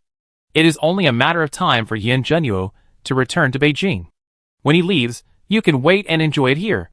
After saying that, he waved his hand and had the 2 men gagged, taken away and locked up. After thinking about it, Huang Fuxiao said to them, "You should stay in the dark, Yin, and I have other things to do." The general recognized the wrong person, which undoubtedly revealed a message to him. There must be someone who looks very similar to him under Yin Junyo's command. An intuition in his heart instinctively pulled him. No matter what, he had to go to Yin Junyo to investigate. General's mansion. After Lian saw the dark-skinned boy following Yin Junyo, he felt that the boy's eyes looked familiar. Fox eyes. His heart skipped a beat. Did he really catch the wrong person? Is this the culprit who killed his men? A mocking sneer brought him back to his thoughts. He lowered his head in fear. Meet the prince. What is the purpose of Lieutenant General Li's visit this time? The man with a strong aura at the top spoke calmly. However, his instinct wanted him to run away. His secret report was sent back to Kyoto. He thought the emperor would suppress Yin Junyo because of this. Unexpectedly, the emperor's decree later was to let him abide by his duties. Believe in your duties. Doesn't that mean that he just needs to do a good job of garrisoning? Yin Junyo didn't mean to give him the authority to garrison. How could he not be anxious? Chapter 124. It felt like the person in the upper position had no intention of continuing the conversation. He could only bite the bullet and speak, "Your Majesty, the matter of garrisoning Nanling now." The words had been made clear. Yan Zhenyu spoke calmly. "I am still here. Why are you in a hurry?" Lian choked. "Now that Nanling has been pacified, I am here to garrison here by the Emperor's order." "Stupid." Two cold words came down. Lian instinctively shrank. "Please let your Majesty know clearly." Yan Zhenyu snorted coldly. "Are you sure that the remnants of Wanchu have been completely wiped out and have no chance to make a comeback? During the months of this rebellion, the rebels have grown stronger. Do you really think it's just the incompetence of the local garrison? Wanchu is just a reckless man. He has made the court so afraid in just a few months. If there is no one behind him, would you believe it? You are just a brave man without any foresight. You still need me to explain such an obvious truth. How did you get such an important position as the Deputy General of the North Camp?" After 4 questions in a row, the last one was about his position, and Lian was speechless. He kept saying subordinate for a long time, and finally only managed a few words. "It was my subordinate who was reckless." Yan Zhenyu raised his eyebrows. "Since you know that you are reckless, then you should correct it. If there is a next time, you will not be able to sit in this position." "Yes, I will take my leave." Looking at Lian's back as he fled in panic, Xiang Jila couldn't help but sympathize with him for 2 breaths. There was no one around. Xiang Jila lowered his head and leaned close to his ear and whispered, "Prince, you have submitted the memorial back to Kyoto, and the matter should be almost over. What are you still doing here?" He took her hand and covered it, making sure it was warm, then let her go and spoke softly. "You are afraid of the cold, go back next spring." He had discovered that as long as winter came, regardless of whether it snowed or not, the stupid woman's hands and feet would be cold. It was useless to soak her feet and cover her feet at night, and she had to use other methods to keep her warm. If she went back to Kyoto in the snow in winter, he would be busy with official business, and when he was not with her, wouldn't it cost her half her life? Since she was here, she might as well spend the winter here. He remembered that when he first met her, her hands were cold and hard, covered with chilblains. When Chu Shan came back later, he asked Chu Shan to pass a message to Uncle Li, asking Uncle Li to arrange for the embroiderer to make more winter clothes and cloaks for her, and to prepare more of the beautiful hand warmers and hot water bottles in Kyoto. The stupid woman was being squeamish at the moment. She couldn't get chilblains again. Xiang Jila, who didn't notice his thoughts at all, stood behind him and poked his shoulders a few times without any respect. "Your Highness, you are abusing your power for personal gain." He turned his head and met her smiling fox eyes, saying it as if it was a matter of course. "Why not?" The light poke turned into a shoulder massage. "Be careful not to get poked in the spine."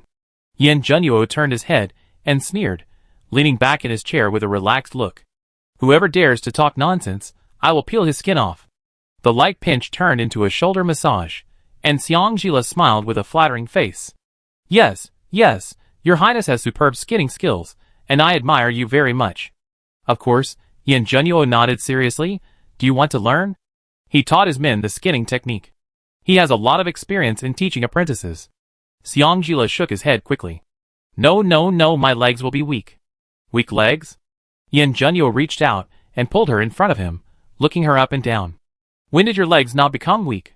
Every time he used a little more force, she would beg for mercy, saying that her legs were weak and asked him to be gentler and slower. TSK, she was the one who took the initiative. She was the one who begged for mercy. So hypocritical and squeamish. Xiang Jila's face turned red. Yan Zhenyu shut up. A smile flashed across Yan Zhenyu's eyes. "Did I say something wrong?" "It's embarrassing if I didn't say anything wrong, okay?" Xiang Jila's ears turned red. "Rogue. Stupid man, got corrupted." Kyoto Yongqing Palace. Received the memorial handed back by Yan Zhenyu. Yan Beiki almost swept all the memorials on the imperial desk to the ground. Yan Beima, who was given a seat, looked at Yan Beiki, whose face suddenly became ugly, and couldn't help asking, "Brother, what's wrong?"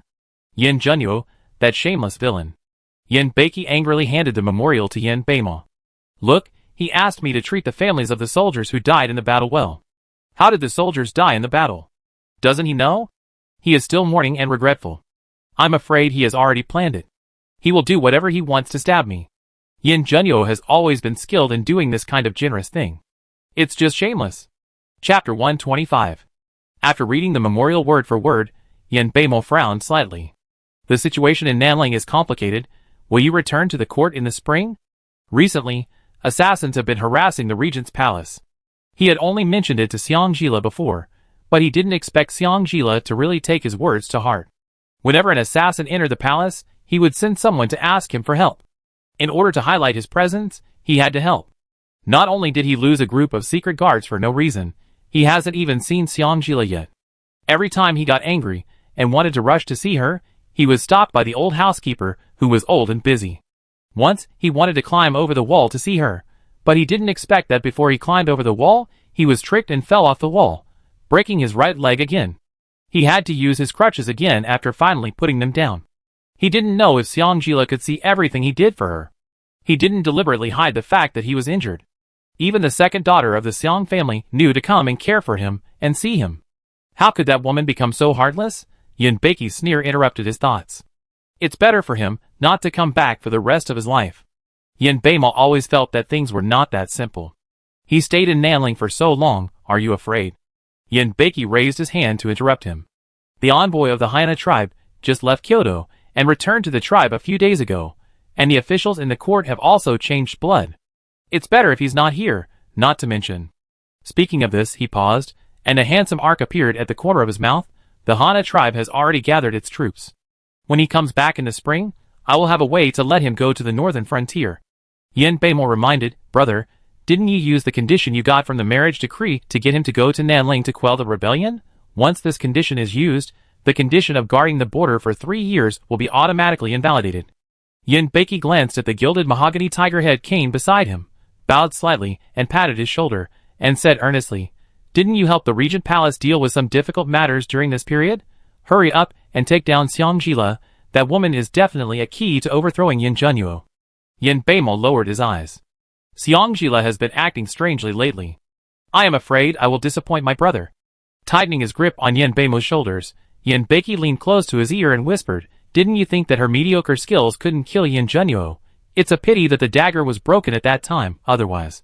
Yin Beimo's body stiffened slightly, and met Yin Beiqi's cold eyes. The eunuch outside the door interrupted the topic that the two were about to talk about. Your Majesty, Meng Xiao, Lord Meng wants to see you. When he heard the name Meng Xiao, Yin Beiqi immediately restored his humble appearance when he summoned ministers in the past. Announce. The north wind mixed with heavy snow, covering the streets of Kyoto in white, leaving no gaps. Xiang Mansion. The door that had been kicked in a hole for several months and finally replaced was kicked open again. The footwork was so skillful that it was frightening. Xiangxi, wearing a worn cotton coat, couldn't help but tremble slightly when he saw the wide-open door and the few people standing at the door. The tall and strong man, with a face full of flesh in the lead, bowed to him with a fake smile. Master Xiang, it is only natural to pay back debts. Our ninth master has already given you a lot of time. Xiangxi's face turned pale, and he smiled. We are already raising funds. Can you give me a few more days? Since the day Yitter got married, these people have come to the door every day to ask for debts. They also smashed many banquets during the wedding banquet and injured many people. It is said that the Xiang family borrowed 138 loads of priceless betrothal gifts and 600,000 taels of silver notes from the ninth master. Now it is due, 9 out of 13 will be returned, and the debt must be slowly repaid. He was dumbfounded at the time. Didn't Su say that it was the betrothal gift that Xiangjila, the unfilial daughter, prepared for her brother? How did it become a loan shark?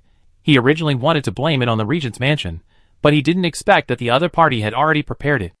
The betrothal gift list and the 600,000 taels of silver notes were clearly listed on the list, and it was clearly stated that it was loaned by the Xiang mansion, but there was no definite answer as to who actually borrowed it. Unfortunately, Su was imprisoned in the Tianlao, and the emperor refused to release her on the grounds that the regent's wife was still seriously injured in bed, and there was no evidence even after death. Chapter 126. Grace? The big man seemed to have heard something very funny. He couldn't help laughing again. The fat on his face trembled because of his laughter. Master Xiang, our Jews' rule has always been 9 out and 13 back. For your Xiang family, it is now 10 out and 13 back, which is very respectful. Don't be shameless. 136 betrothal gifts are not extra for you. Each betrothal is 20,000 taels, totaling 2,720,000 taels, plus 600,000 taels of silver notes, totaling 3,320,000 taels of principal, plus 1 million taels of interest, totaling 4,320,000 taels, but Julia's always easy to talk to, so I will give you the decimals. And I didn't increase your interest last month, totaling 4,330,000 taels. These days, you have only paid back 300,000 taels in installments. This won't work. I see that your Xiong mansion has a lot of properties. If it really doesn't work, just sell some of them to offset the loss. At this point, the big man with thick flesh still advised earnestly, don't delay. If you delay any further, the interest will continue to grow. Xiangxi listened to him, his body becoming more and more hunched. The betrothal gift had already been given to Master Zhong, and they thought it was given by Xiangxi. They were also very generous and told the people in Master Zhong's mansion that if it was not enough, they could just ask, and they would give it enough. When the wedding was in turmoil, the Zhong Taisha mansion just said that they had no idea and were unwilling to return the betrothal gifts. And the 600,000 taels had already been almost squandered when preparing the banquet. In order to stabilize those who collected the debts, Xiangxi quickly sold 2 farms, while waiting for an opportunity to go to the palace to find the emperor. Thinking that if the emperor did not solve the problem, he could withdraw the imperial edict not to find the Regent palace. Unexpectedly, he did not even see the emperor at all, and the emperor sent someone to convey the edict saying, Xiangxi must learn to be independent, and not ask me to handle all household affairs. Could it be that everything started because someone from their royal family asked him to prepare 138 betrothal gifts, just when both sides were in a stalemate? A gentle and clear female voice broke the strange silence in the front hall. 4,300,000 taels, and now I still owe 4 million taels. Now I have 200,000 taels on me. You gentlemen, please take some back first. The rest, Xiong Mansion will raise it, and return it to Jiuyi before New Year's Eve. Xiangxi looked at the source of the voice, and his eyes almost popped out. A woman with a light veil on her face, an elegant figure, and wearing a rabbit fur cloak slowly appeared in front of everyone with the help of a maid. You? The muscular man sneered. If I remember correctly, you are just a concubine who was brought into the family. What qualifications do you have to make a promise? Zhang Qian'er was not annoyed. Her voice was as gentle and soft as before. My mother-in-law is busy and can't stay at home, and my sister was taken to the palace to live with the noble. If there is no one to take care of the household, it would have been a mess. I am dull, but my father-in-law values me. The responsibility of household management has been handed over to me. I wonder if I am qualified to make a promise to Master Jiu. When talking about nobles in the palace, Zhang Qian'er emphasized the tone. After that, she signaled Lingxi beside her to take out the silver note, and handed it to the muscular man with both hands. The muscular man squinted at the woman covered with light gauze for a while, then looked at Xiang Yun. Then he signaled a person behind him to accept the silver note. Okay, since you are so straightforward, I will trust you again this time. Of the 200,000 taels, 100,000 taels are the hard work fee for my brother to come here these days. By then, we need to raise 3.9 million taels. Zhang Qian'er lowered her eyes. It's what I should do. After the muscular man led a group of people away in a mighty manner, Zhang Qian'er turned to Xiangxi and bowed politely. My daughter-in-law just woke up today. Thank you for letting me in. I had no choice but to use that excuse to calm those people. I hope my father-in-law will understand. Seeing that she persuaded those vicious thugs to leave with just a few words and 200,000 taels, Xiangxi didn't dare to blame her. He immediately gave her a fake hand. You are? She right? Yun'er was caught by the Grand Tutor's mansion and the Shangshu mansion in the north of the city for having sex with 2 women. No one knew who was behind the incident. The story of Yun'er that day is still circulating in the north of the city. Fortunately, Zhang Qian'er was not in a good mental state at that time. The Shangshu mansion was eager to get rid of this burden. Without asking for a penny, they directly carried her from the Shangshu mansion to the Xiong mansion in a green sedan chair on the day of Yun'er's wedding. Compared to the Shangshu mansion's skills in handling things, the Taisha mansion instead insisted on this point, and insisted that the Xiong mansion make a lot of promises before they would let Zhong Xiuxiu in. After entering the palace, Zhong Xiuxiu would only escape from reality by entering the palace, while Zhang Qian'er immediately paid out of her own pocket to solve the temporary crisis of the Xiong mansion after she woke up. This comparison, Xiangxi's heart has slowly tilted towards Zhang Qian'er. Zhang Qian'er lowered her eyes, and responded gently with a yes. Xiangxi nodded repeatedly.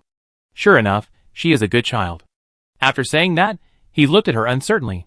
You just said that you can raise the remaining 3.9 million taels before New Year's Eve? Zhang Qian'er nodded firmly. Yes, it is possible, but... Xiangxi blurted out, But what? Don't make any more trouble. Zhang Qian'er said a little embarrassedly. It's inconvenient to do anything without money. Xiang Shi immediately breathed a sigh of relief. He was now hoping that someone would take over this hot potato immediately. It's just the household expenses. From today on, the household expenses of the mansion will be handed over to you. Qian'er can go ahead and raise the money without worry. However, it's better not to touch the shops and farms in the mansion. Greedy old fox. A trace of disgust flashed across Zhang Qian'er's eyes. Her expression was as gentle as ever. My daughter-in-law knows. Biling. The north wind gradually rose. The surrounding mountains and forests were still lush and green, without any feeling of winter. At this time, in the private room of Zuixiangju, Chiosi was trying hard to hold back his laughter. Xiang Jila's eyelids twitched as he looked at the enthusiastic Jinhua and Jinyu, who were followed by two outstanding girls. He smiled and said that he was afraid that she would be lonely at night, so he wanted to give her some meat. Seeing her strange expression, Jinhua thought she was afraid of being discovered and punished by military law, and hurriedly comforted her. Little Army Master Ashin, don't worry, you can stay here for a day or two, and no one will know if you eat meat. After that, she looked at Chuncho and Chiosi. Don't be envious, Dachuan and Akyu, you are friends of Little Army Master Ashin, and we naturally have prepared something for you. Now, it was Chunchakizi's turn to have her eyelids twitching, and Xiangjila couldn't help laughing. After laughing, Xiangjila said to Jinhua and Jinyu seriously, we really don't need women. If you keep wasting this kind of money, don't follow me. To be fair, the sisters were really good to the three of them. It's just that the word good was used in the wrong direction. Influenced by the selfish and lustful man before, it has become their deep-rooted idea that men are happy as long as they can sleep with beautiful women. Chapter 127. Seeing that Xiangjila's anger was not fake, the two of them quickly sent the pretty girl away. Don't be angry, little soldier. We just want you to be happy. It is said that the military camp is boring, and they are also afraid that the little soldier will have no place to vent, and will be suffocated. Xiangjila shook his head, and reminded again, don't think about it in the future. We don't need these women. However, since you have bought them, those with simple minds can be kept as slaves or trained to help you in the future. Those with bad minds can be sent away by themselves to avoid burying hidden dangers in the future. The two of them agreed. We know. How are you doing with the things I asked you to do a few days ago? The sisters looked at each other, and finally Jinhua took a step forward. According to the instructions of the military commander, we have sold part of the batch of potatoes that the military commander sent to us at the price of 3 for 1 penny, and also told the buyers how to cook them. In the past 2 days, some people have bought them back. We have also tried to plant some of those seedlings on the farm. I heard from the tenant farmers that covering the soil with wood ash can also help the growth of the seedlings. We have also sent people to try it out. If there is a harvest, we will let you know. Also, Junior Juni wants to do some small business in Anjian. I happen to have a friend who has a restaurant in Anjian that he wants to sell. Now we are in the price adjustment stage. If it is suitable, I will buy it.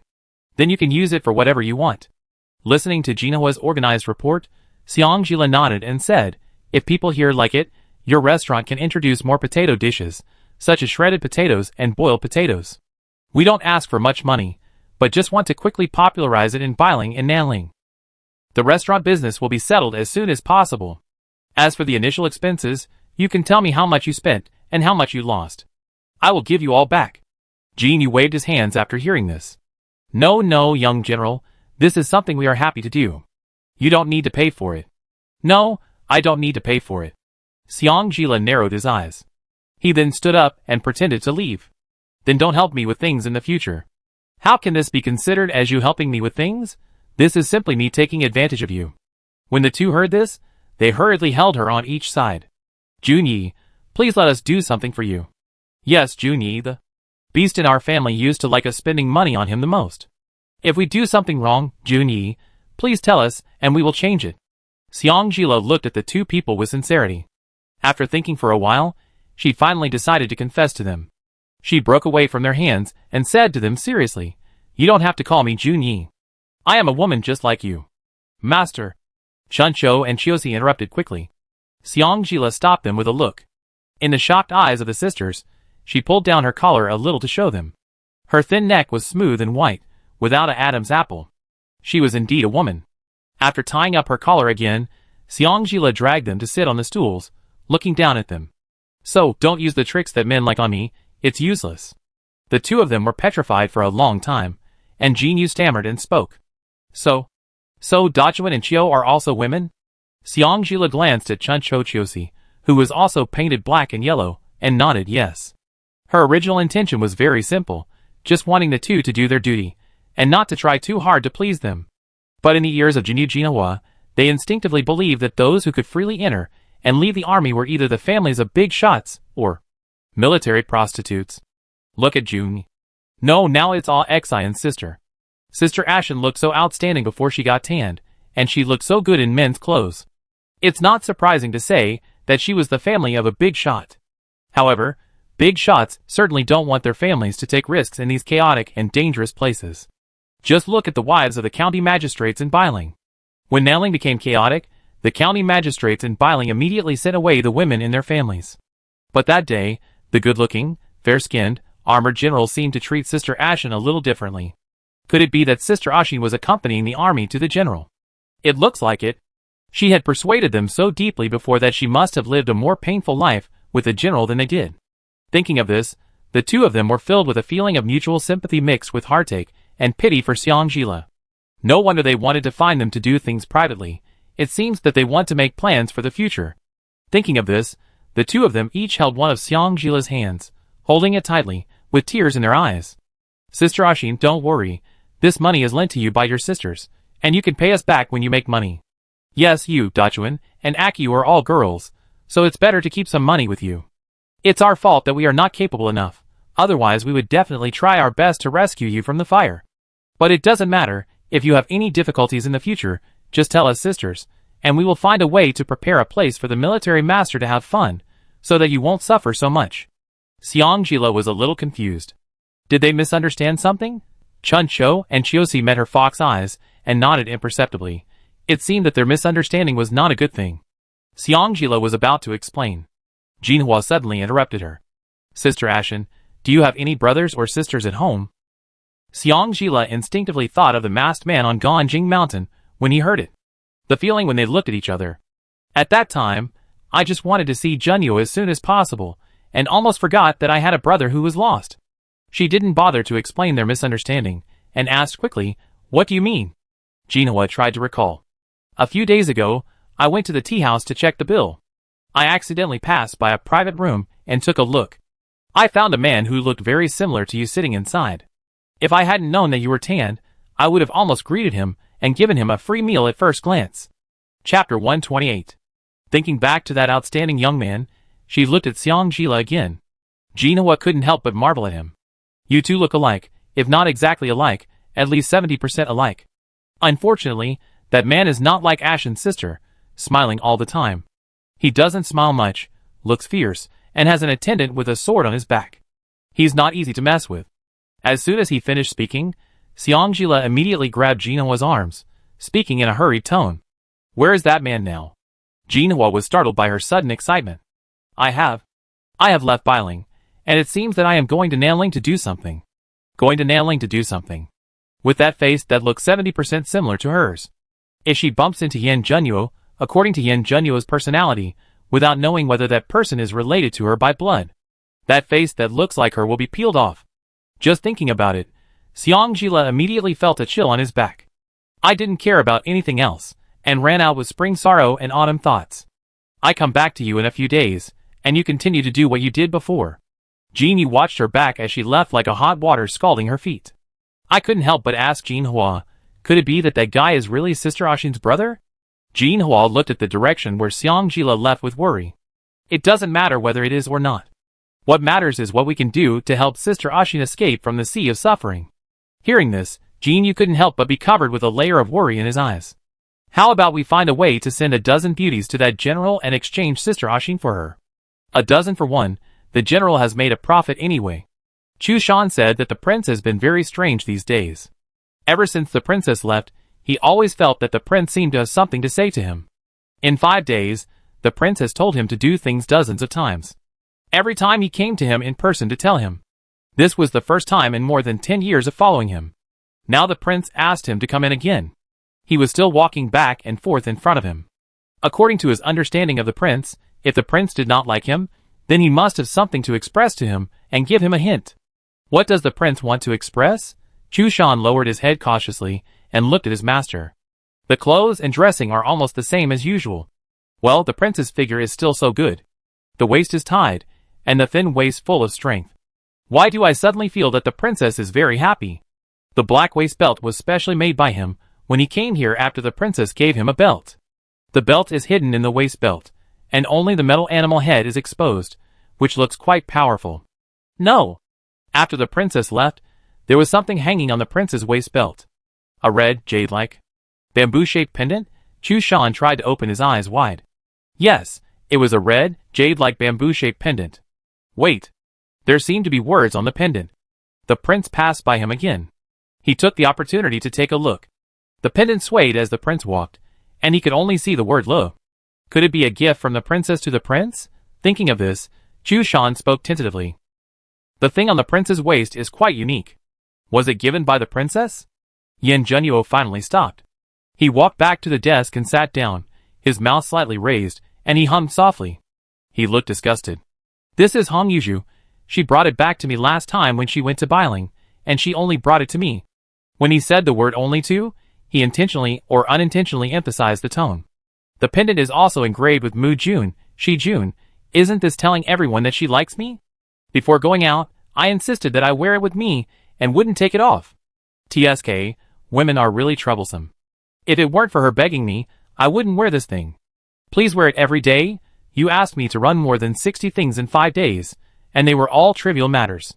Are you sure you didn't do it to show me the gift the princess gave you? Also, Your Majesty, your mouth is almost grinning to your ears.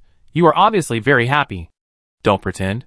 Chu Shan expressed his dissatisfaction with this worthless prince at this moment.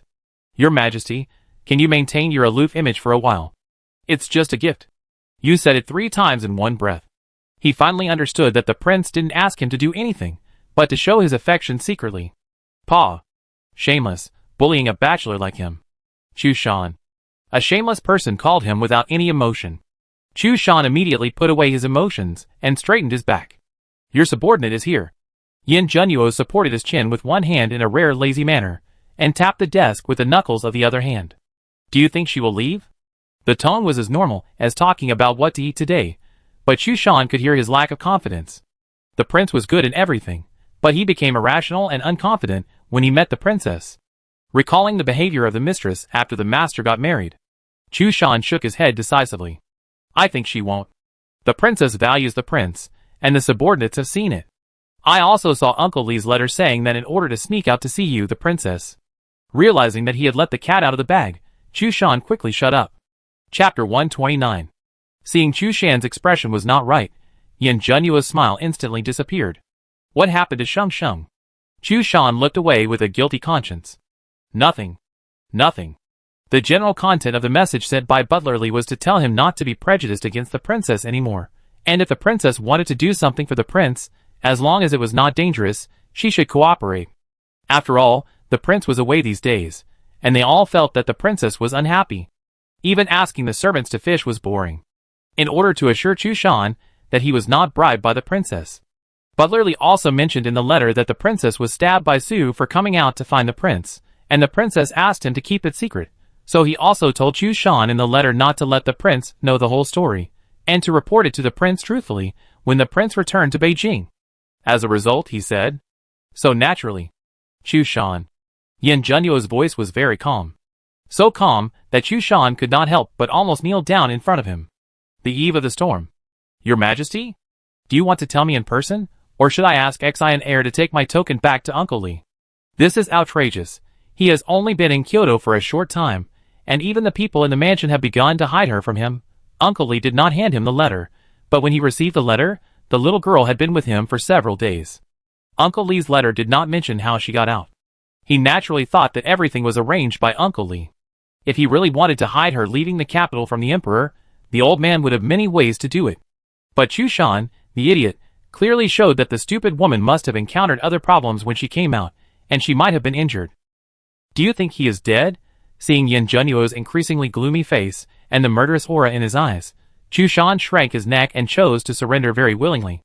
Xiang Jila returned to Nanling with spring sorrow and autumn thoughts.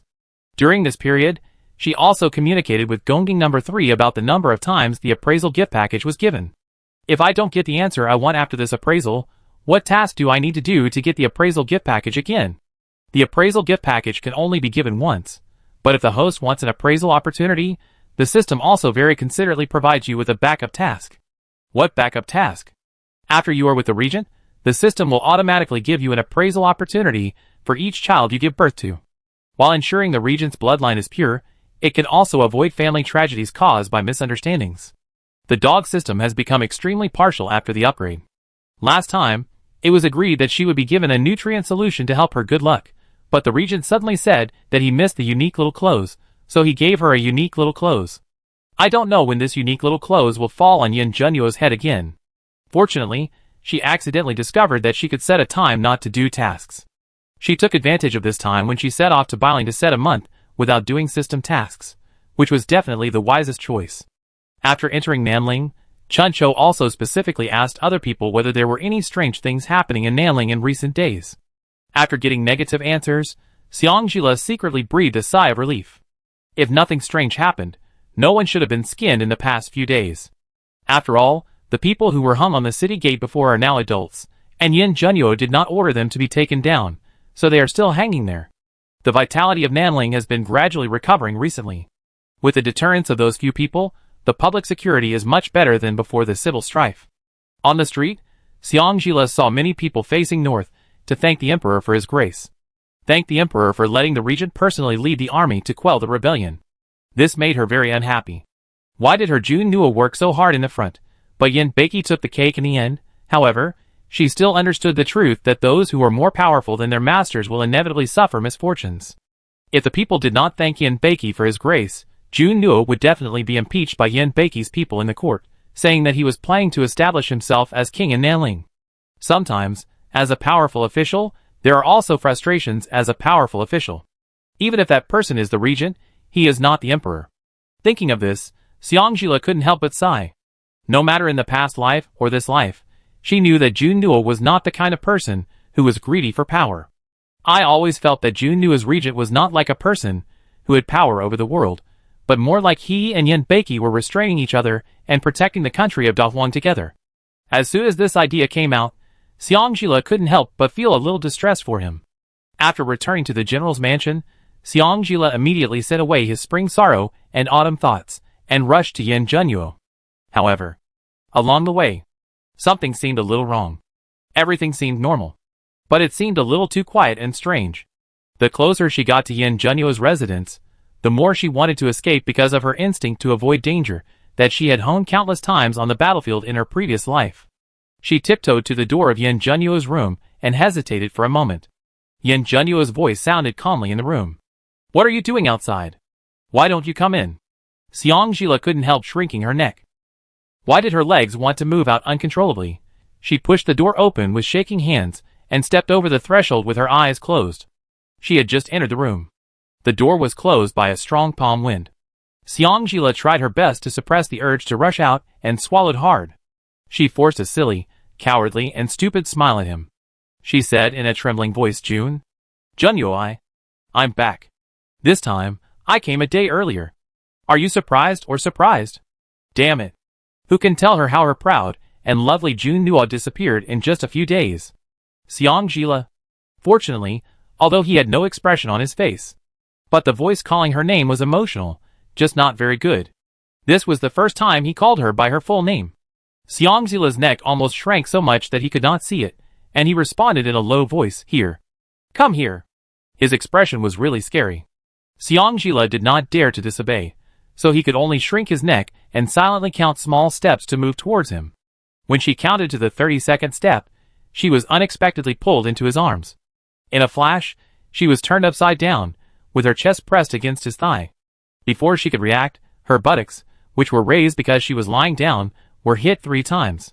She quickly pushed him away with a red face and stood up, covering the place where he hit her, and her fox eyes, which were shining with tears due to shame and anger, were full of accusations. "Yin Junyo, what are you doing? How could this man do this?" He spoke again in a calm tone. "Come here." "I won't." Xiangjila suddenly became stubborn. "You hit me like this for no reason. Don't I have any face? She is not a 3-year-old child. If it gets out that she was spanked like a child, will she still be a human being? I said, come here. His tone was a little heavier. Seongjila still choked with courage. Yin Junyo, I tell you, others are afraid of you, but I am not. I won't go over. What can you do to me? Seeing Yin Junyo's expressionless face ready to stand up, she immediately stretched out her hand and made a gesture for him to sit down. Wait a minute. It's okay for me to go over, but you have to tell me, why are you unhappy? If I beat you like this for no reason, would you be happy? He closed his eyes and took a deep breath. He tried to suppress the murderous anger in his heart. After opening his eyes, he asked calmly again, how did you leave Beijing at that time? As soon as the question came out, Seongjila's eyes avoided his sight guiltily. Didn't I say it? Uncle Lee helped me. Uncle Lee has already confessed. He took in the shock on her face, and did not give her a chance to continue, and spoke again without emotion. So, Seongjila, when you took such a risk, did you think of me at all? Have you ever considered that if your budget deviates by half, you will really be seriously injured and bedridden, and I will be far away in Nanling to quell the rebellion? At this point, he couldn't help but step forward and grabbed her arms tightly, his eyes slightly red, and even his voice was a little hoarse. What if I can't make it back in time, then what should I do? Chapter 130. I calculated so accurately, how could there be any deviation, not to mention? Speaking of this, her fox eyes suddenly widened. Except for her, no one knew the existence of the puppet doll. Everyone in the mansion, including housekeeper Lee, thought she was risking her life just to see the prince. Including Yin Junyo, who also thought so. Not to mention, what? Seongjila could clearly feel that his hands holding her arms were trembling slightly. When he looked up and met his gaze, not only the corners of his eyes were red, but also his entire eye sockets. She hurriedly comforted him. What's more, I know that if I get hurt, it will hurt me and Jun Nuo will feel the pain. How can I bear to let myself get hurt? I felt the force on my arms relax a little. Seongjila's voice became gentler. Jun Nuo, you hurt me, let go first, okay? As soon as she finished speaking, the force on her arms had dissipated completely. After regaining her freedom, Seongjila immediately threw herself into his arms, holding him tightly despite the pain in her arm, gently patting his back and half comforting and half coquettishly saying, Junyo, I'm sorry, I won't dare to do it again next time. After what you just said, Lele is also scared. You hug Lele too, okay? The person she was holding was straight, without any reaction. She continued. Woo-woo, my arm hurts so much just now, because of your pinching. I can't hold you anymore. I felt his breathing become disordered. There's a play. Seongjila acted even more coquettishly. Jun Nuo, my arm hurts. It hurts so much. If you don't blow it for me, I let go. At this point, her voice even had a hint of tears. A low sigh sounded from above her head. Then, Seongjila felt his waist tighten, his legs were lifted off the ground, and he was lifted up and placed on the bed. She glanced at him secretly. His expression was still as cold as ice, but much better than before. She couldn't help but leaned into his arms more docilely. Woo-woo, Junyo, I'm scared. She just howled without shedding a single tear. The person sitting next to her let her lean on him, sneered, and didn't say a word. His hands were not idle either. He took out a bottle of medicine oil like a magic trick, untied her belt with ease, took off her clothes, untied her bra strap and checked it carefully. Seongjila blushed and let him do whatever he wanted. Soon, the bra strap was tied tighter than before. The bruises on her arms were gently wiped away by him, and even the clothes were pulled up and put on again. Then, he returned to the desk with a cold face and began to review the documents. He didn't touch her even though she was stripped like this. This is a bit of a problem. In principle, there is no overnight hatred between husband and wife. Seongjila immediately rolled off the bed, walked to his side, pulled his sleeves, and looked at him pitifully. Jun Nuo, don't ignore me, okay? No response. Seongjila walked behind him attentively, massaged his shoulders and back, hugged his neck from back to front, rubbed his little face against his neck, and kept repeating in his ear. Junyo. My lovely Junyo. Only Junyo belongs to me. Lele loves Junyo. Please pay attention to me. I really don't dare to do it again, Junyo. This went on for nearly half an hour. Someone just didn't react at all. Seongjila stood up straight in anger, and sat down next to his legs and leaned hard. He didn't forget to threaten him fiercely. Yin Junyo, if you don't pay attention to me again, I will cry for you to see. At this time, someone finally spoke. The voice was colder than when the snow in Kyoto melted. Cry. Cry louder. You won't learn your lesson if you don't cry. Xiangjila looked up, but the person who spoke still didn't even look at her. The tears that had been brewing were held back all at once. She hugged his legs and shook them a few times. Junnuo, I really don't dare to do this. Please don't do this. I'm so scared if you do this. Perhaps he was impatient with her shaking, and he put the red jade pen in his hand heavily on the pen holder. He pulled her hand away, stood up, and opened the door. Chu Shan came to the door without knowing when, with 2 dark circles under his eyes. He forced out a smile that was uglier than crying. Your Highness, I have finished running 300 laps. Can I go back and rest? Have you learned your lesson? Yes, I have. Chu Shan nodded rapidly. I will never again dare to hide anything about the princess from your highness. Get lost? Yes, I will get lost right now. Chapter 131. Xiangjila, who was sitting on the carpet next to Yan Zhenyuo's chair, heard Chu Shan's words clearly. 300 laps? She swallowed hard.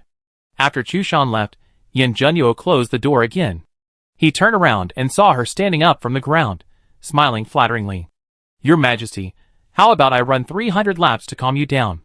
Unexpectedly, the man who had just ignored her with an expressionless face finally looked at her straight in the eye. Xiangjila was almost moved to tears. However, the next sentence Yan Zhenyuo said made her no longer moved. Yusong is shy. I'm afraid you can't carry it. And still have to carry your horse? Yan Zhenyuo nodded expressionlessly. Xiangjila finally understood why Chu Shan's Qigong was so good. There is a master with strange habits, using such a strange method to train him. Isn't Qigong good? She should continue to cry for him to see. Thinking of this, her little mouth quickly deflated again. Junnuo, I really know I was wrong. He pretended not to hear, and went back to the desk and sat down. He took out the pile of documents on the table, and continued to make annotations. Just when Xiangjila was considering whether to kneel in front of him and ask for his forgiveness, he finally spoke. What's wrong? Xiangjila choked. He stole a glance at him, and said tentatively, I shouldn't have come out in this way, and made you worry. I shouldn't have let the people in the mansion hide it from you. The jade pen was put down heavily, and Xiangjila's neck shrank. Xiangjila shrank his neck, closed his eyes, and his whole face was wrinkled. I'm here.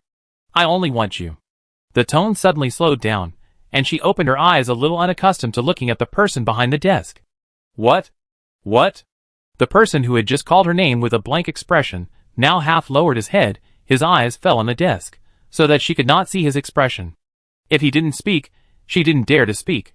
The last ray of afterglow outside the window sank into the mountainside. Dusk was falling. The room was so quiet that only the sound of each other's heartbeats could be heard. Looking at the world, I only want you. His voice sounded again, deep and magnetic. So Xiangjila, I ask you to consider me before you act rashly next time. I am the Regent. My power is enough to save you from having to rely on others. If you want to do something, just do it. The premise is that you can't let yourself take the slightest risk and get hurt, even if it's just a bump or a bruise. After the words fell, there was silence again. His tone was very light and slow. However, every word he said was extremely clear. In an instant, it was like a continuous stream of boulders thrown into her heart. Huge ripples appeared one after another. Her nose felt dry and her eyes suddenly turned red. It turned out that this was the point of his anger. She did not hesitate to use the self-torture trick to come out to find him, so it was inevitable that he would be angry. However, no matter how angry he was, it was not as good as her being so cautious after marrying him, taking risks in order not to cause trouble for him. He was angry with her, and also angry at himself for not giving her enough confidence. Besides being angry, he was also very uneasy that he might lose her at any time.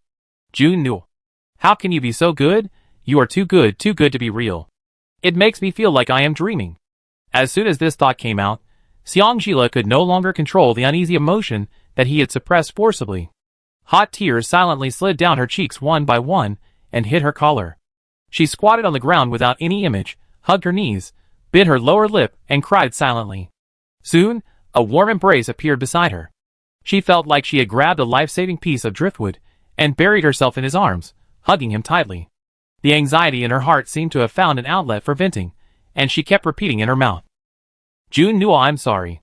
I'm really sorry. Apart from sorry, she didn't know what else she could say now. It was she who made him worry and troubled. And the anxiety deep in his heart was exactly her anxiety. After she was reborn, this anxiety had been forced to be buried in her heart, and now, it was completely stimulated by him. Even though he was always by her side, she was still afraid. It was just a dream. When she woke up, there was still a wooden box beside her, and inside it was his tablet. He half knelt in front of her, letting her hold him and cry and apologize. Until her chest was wet, she didn't know when she was tired of crying and fell asleep. He carefully moved his slightly numb feet, and after making sure that the blood circulation was smooth, he held her up and walked to the bed.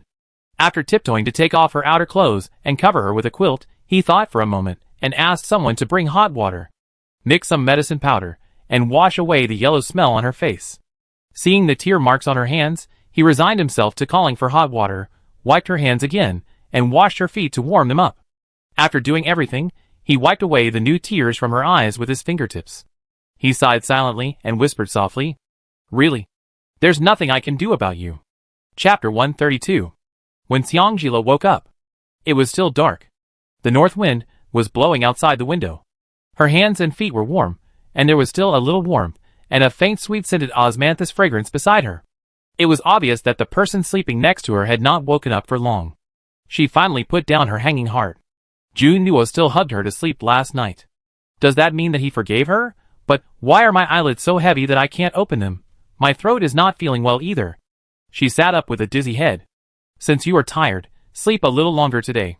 His voice came from not far in front of him. He had tied his hair and changed into a dark-colored uniform. He still wore the animal head waistband and the red jade bamboo toy. Where are you going? Her voice was still a little hoarse because she cried for too long yesterday. He raised his eyebrows slightly. He walked in front of her and put his hand on her forehead. After confirming that the temperature was normal, he withdrew his hand and said softly, "There is something wrong with Gan Jingshan. I will take Chushan to take a look privately." Xiangjila nodded. She said obediently, "Then I rest for a while." Yin Junyo reached out and touched her hair, and was about to pull his hand back and turn around to go out. She grabbed him. A trace of doubt flashed in his eyes. "Why, do you want to go?" Xiangjila shook her head, raised her eyes to meet his gaze, and said with a little coquettish tone, "Su, can you not touch her first?" Although she was not injured, the fact that Su drew a knife on her was enough for Yin Junyo to kill her. With Yin Junyo's status and position, even if he is now thousands of miles away in Nanling, it would be as easy as crushing an ant to kill someone in the Kyoto prison. What's more, she should tell him everything about her brother first, to avoid any misunderstandings. Thinking that she still misses the old times, Yin Junyo's expression suddenly turned cold. "She has treated you like this. How can I calm down my anger if I don't skin her alive and remove her bones?" I know. Xiangjila nodded quickly and agreed with him. "But when I was in Kyoto, I checked and found that Xiangyun is not my biological brother, so Su, I will keep him for a use." Yin Junyo frowned and relaxed his eyebrows. "Go on. This has to start from the day of the return visit. Generally speaking, twins have a sense of perception, but I don't feel this feeling too strongly in Xiangyun." Xiangjila hid the part about Gongjing number 3, and told Yin Junyo everything she found out, including accidentally knowing that Lu Dan's grain shop was her biological mother's original dowry, and the truth that she and Xiangyun were actually half-siblings after dripping blood. In the end, I had no choice but to plot against the Su family and the Xiang family. Speaking of this, her eyes were bloodshot, and she spoke in a suppressed voice. Lu Dan's confession also mentioned the death of my mother. I must find out what happened back then. Xiangxi, that unfaithful man, did not let my mother down and colluded with the Su family to kill her. The day the truth comes out, the Su family and the Xiang family will be destroyed. And my brother. I must find him too. At this moment, she seemed to have fallen into the paranoia of her previous life. All she saw was killing. A warm hand covered her head, pulling her back to her senses. He whispered, "As long as you want to do it, just do it. Don't worry about getting into trouble. The husband is the backbone of the wife. I am your sky. As long as the sky doesn't fall, you can fly as you want." She was slightly stunned. Recalling what he said to her yesterday afternoon, she smiled brightly with red eyes, and nodded to him heavily. "Okay, from now on I will rely on your power to walk sideways." Chapter 133. After Yin Junyo left, Xiangjila slept in a daze until noon. Chun Cho Chiosi had been waiting in the dark. Hearing her getting up, he quickly brought her hot water, washed her, changed her clothes, and reapplied the powder. After a nap, Xiangjila felt her eyes were much more comfortable, But she was very tired, her waist was sore, her head was still dizzy, her throat was a little itchy, very uncomfortable, and her nose was a little hot. After drinking 2 sips of warm water, she finally couldn't help but cough twice. Chuncho looked at her with concern. "Princess, are you feeling unwell? Do you need a military doctor to come over?" After calculating, it should be around the same day. Xiangjila shook his head. The pulse of men and women is different. As long as the military doctor takes the pulse, the identity of a woman will definitely be exposed. After saying that, she asked Chuncho to come to her side and whispered something. "You go." After Chuncho left, Xiangjila told Chiosi, "Make a bed for you. I squeeze in with you these few days." Fortunately, she took a few menstrual bags with her when she went out, otherwise she would have been really busy. Previously, Yin Junyo had gone out at the wrong time, and this time, it was the first time that she had her period next to him. It has always been a custom in Da Huang that the husband does not sleep with his wife during her menstrual period. If you don't look at others, you can see it by looking at Su Shi of Xiang Mansion. No matter how much she wanted Xiang Shi to stay with her in the past, as long as those days came, she would definitely be very gentle and considerate to let Xiang Shi spend the night with the concubine. Su Shi has always been firmly in the position of mistress, and this kind of sensible has more or less played a role. However, Yin Junyo should forget about taking a concubine. He is hers, and can only be hers. No one else can get involved. Ganjing Mountain.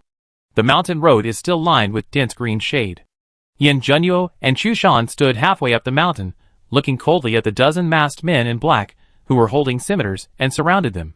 Outside the killing circle, a man in black who seemed to be the leader shouted shamelessly, "Ganjing Mountain is a restricted area. Anyone who trespasses will be killed." Yin Junyo didn't even raise his eyelids. He gave the order in a calm voice. Chu Shan, dressed in a green uniform, quickly drew out his sword and rushed into the black-clothed crowd like a hungry tiger pouncing on a rabbit. Yin Junyo stood there with his eyes closed and his hands behind his back, motionless, without a drop of blood or dust, and even his clothes did not move. Seeing Chu Shan's move as fast as lightning, only 1 or 2 of the people who had the upper hand just now were struggling, and soon, he was the only black-clothed man left.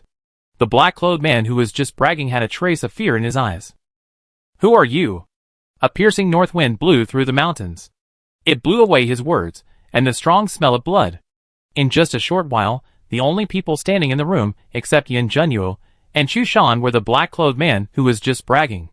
"Tell Shinmachi that I know all the little tricks he did behind his back. If he dares to have any ideas about Ganjing Shan again, I don't mind spending some effort to flatten his Pingnan palace." As soon as the words fell, the black-clothed man froze. This king? In Nailing, the only one who can call himself this king is the late king of Ping'an. It seems that the only one left is the one who came from Kyoto, and is now temporarily staying in the general's mansion. In the resettlement camp, Xiangjila tried to cheer up. Chuncho went to Yao Yisan in the name of Chu Shan to ask for some medicine to dispel the wind and cold. After taking it, she felt very sleepy. She could have stayed at home today, but when she thought of the person who looked very similar to her, she had to come out to inquire. While counting the cotton-padded clothes and quilt sent from Kyoto, she couldn't help but yawn and rub her sore waist. "Brother Ashen, you don't look right today. Are you feeling unwell?" The person who spoke was a boy who was standing beside her and counting materials with her. He was about her age and was responsible for the daily chores in the account. The boy had a simple and honest face. When he smiled, there were 2 shallow dimples at the corners of his mouth, which made people feel good immediately. Xiangjila smiled and sniffed. "I think I got caught cold last night." "Is that so? Then you should be more careful. The weather in Namling is so changeable. It's hot during the day and cold at night." Xiangjila nodded. "I know. Thank you for your concern." "You're welcome." The young man grinned. Suddenly, he seemed to remember something important and asked Xiangjila, "By the way, I heard from others that Lieutenant General Chu is your cousin. Do you have any other brothers and sisters in your family?" Chapter 134. Xiangjila's eyes flashed. Then he laughed. Why did a Zhuang suddenly ask this? The boy called a Zhuang scratched his head embarrassedly and smiled. "No, a refugee came to the camp a few days ago and said he was looking for his brothers. I saw that his eyes were a bit like yours." As he spoke, he overturned his own statement. However, there are so many people who look alike. Having similar eyes doesn't mean anything. What's more, you are from the north, Xian, and that person's accent is almost the same as our native Nanling. Xiangjila nodded in agreement. Yes, my brother is still in the north. In fact, I ran away from home to seek refuge with my cousin this time, hee. Her sudden hee smile made Zhuang laugh for no reason. He took the cotton-padded clothes she had counted, his ears slightly red, and whispered, Ah Xian, I always feel that your smile seems to glow, and people's mood suddenly becomes better. Really? Xiangjila touched his face, that was painted black and yellow without noticing.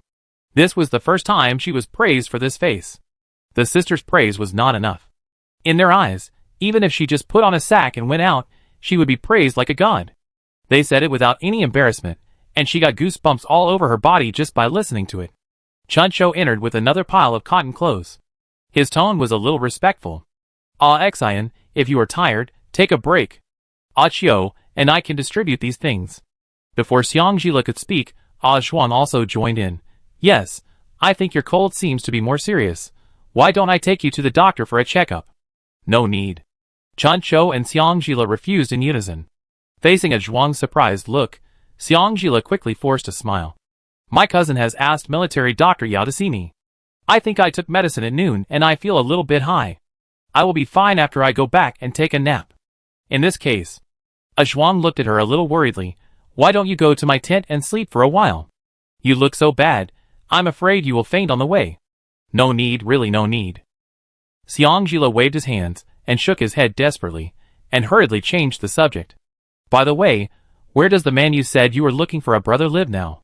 Or I can go ask him what his brother looks like, maybe I can help him a little. A trace of disappointment flashed across Zhuang's eyes, and he felt a little lost. Even he himself didn't understand where the feeling of loss came from. His tone was not as full of energy as before. I don't know where he lives now. Except for the few of us who are in charge, the tents here are relatively fixed. The other refugees live in random places. Basically, they live here today, and live in another tent tomorrow, or are no longer in the camp. Xiangjila fell silent. She could understand this arrangement. After all, most of the refugees were the original surviving local residents, and they had to leave their homes because their houses were demolished or occupied by the rebels. It would take some time to rebuild the houses, and before they were rebuilt, this resettlement camp naturally became their place to stay. The number of tents was limited, but people were still coming back in a steady stream, and occasionally some people who wanted to take advantage of the chaos to settle in Nanling mixed in, and for a while the tents became in short supply. For this reason, Yin Zhenyo also issued a special order that those who did not participate in the labor to rebuild their own residences would have their residences confiscated after they were built. Once the labor order was issued, the refugees who originally wanted to wait for the officers and soldiers to rebuild their residences in the resettlement camp naturally refused. Some people even wanted to gather all the refugees to negotiate with Yin Zhenyo. As a result, just as this idea was implemented, the person who threatened to negotiate with Yin Zhenyo was mercilessly beaten by Chu Shan, and then he was taken to see several skin-dry bodies hanging on the city wall, and told him, if you lead the rebellion, this is the end. After reading those textbooks, the leader immediately became honest. It must be said that although Chu Shan always makes mistakes in front of Yin Zhenyo, he is still very ruthless in the army or when managing subordinates. From then on, anyone who wants to rebuild their residence, even if it is just carrying a piece of wood, they are eager to carry that wood back to add bricks and tiles to their future residence. Fortunately, the houses that have been rebuilt recently have been repaired one after another, and the people living in the camp will consciously move back to their original homes after the houses are repaired. After the original people moved away, the tents left behind naturally changed hands every day. Chapter 135. Yin Zhenyo returned to the general's mansion and didn't see the little girl waiting for him. He thought she had gone out to play again. After a trace of helplessness flashed in his eyes, he continued to sit back at the desk and review the documents sent by Kyoto at full speed. When he saw that one of the documents read Beauty Trap, Sue's return from prison, his eyes darkened. The bottom of the letter, which was mostly pressed down and only a small corner was left, attracted his attention. The familiar handwriting on the letter made his phoenix eyes light up slightly.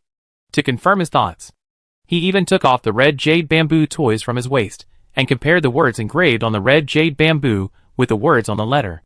After confirming that they were written by the same person, the corners of his mouth could not help but slightly raise. Stupid woman, imitating his handwriting is a bit like that. She even imitated the little habit of moving the pen after finishing. However, soon, the content on the paper made him stop laughing. Inconvenient? Sleeping on a separate bed? Sleeping on a separate bed with hands and feet as cold as ice? Your Highness, something happened at the resettlement camp. Chu Shan's voice sounded outside the door, a little hurried. Chuncho and the others are over there. The resettlement camp was located in a rare plain outside Nanling City. The plains were originally a great geographical advantage, and it was difficult to hide people. In addition, with the soldiers stationed nearby, this place was definitely a very safe place. However, they were still trapped. Xiangjila was the first to discover it. The abnormal airflow around made every cell in her body stand up. She put away the last pile of materials to be distributed and asked Zhuang casually. I remember that the prince seemed to have assigned hundreds of soldiers to patrol the area at all times until the camp was withdrawn. Today, it feels like the surroundings are particularly quiet. Is it always like this? Deputy General Li of the North Camp came to our camp owner this morning and borrowed almost all the garrison troops. Now there are only a few dozen people stationed here that you can see. Xiangjila thought he had heard it wrong, and grabbed Zhuang by the collar, and almost looked at him face to face. What did you say? Such an important matter, the camp owner dared to carry it out in private without telling Yan Zhenyuo.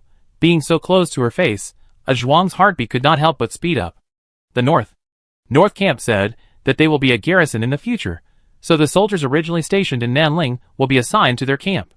Xiangjila narrowed his fox eyes slightly, feeling that the airflow was becoming more and more obvious. Chun Shikizi had just returned from distributing the second round of supplies. Xiangjila did not give Chuncho and Chiosi any chance to hesitate. He directly ordered Chiosi to gather the sick and disabled family members, who were not familiar with martial arts together for protection. He asked Chuncho to leave here immediately, and go to the nearest camp to notify other garrison 1,000 households to lead troops to help. As soon as he finished explaining the matter, chaos began to break out outside the tent. Xiangjila separated more than 10 soldiers from the few soldiers to protect the elderly, weak, women and children with Chiosi, and he gritted his teeth, drew out the long whip, and stood in the front with the remaining 30 or so people to resist the chaotic army. After Zhuang killed several rebels with great difficulty, he accidentally saw Xiangjila turn over neatly, kick up, and skillfully swing the long whip to break the enemy's neck. His figure was elegant and graceful, and he also had a calm and majestic aura that he had never seen before. He was stunned for a moment. Xiangjila also saw Zhuang's distraction. The whip was like a dragon, and suddenly wrapped around the neck of the rebel holding a knife behind him. In a breath, the rebel's neck was twisted into a strange arc by the long whip.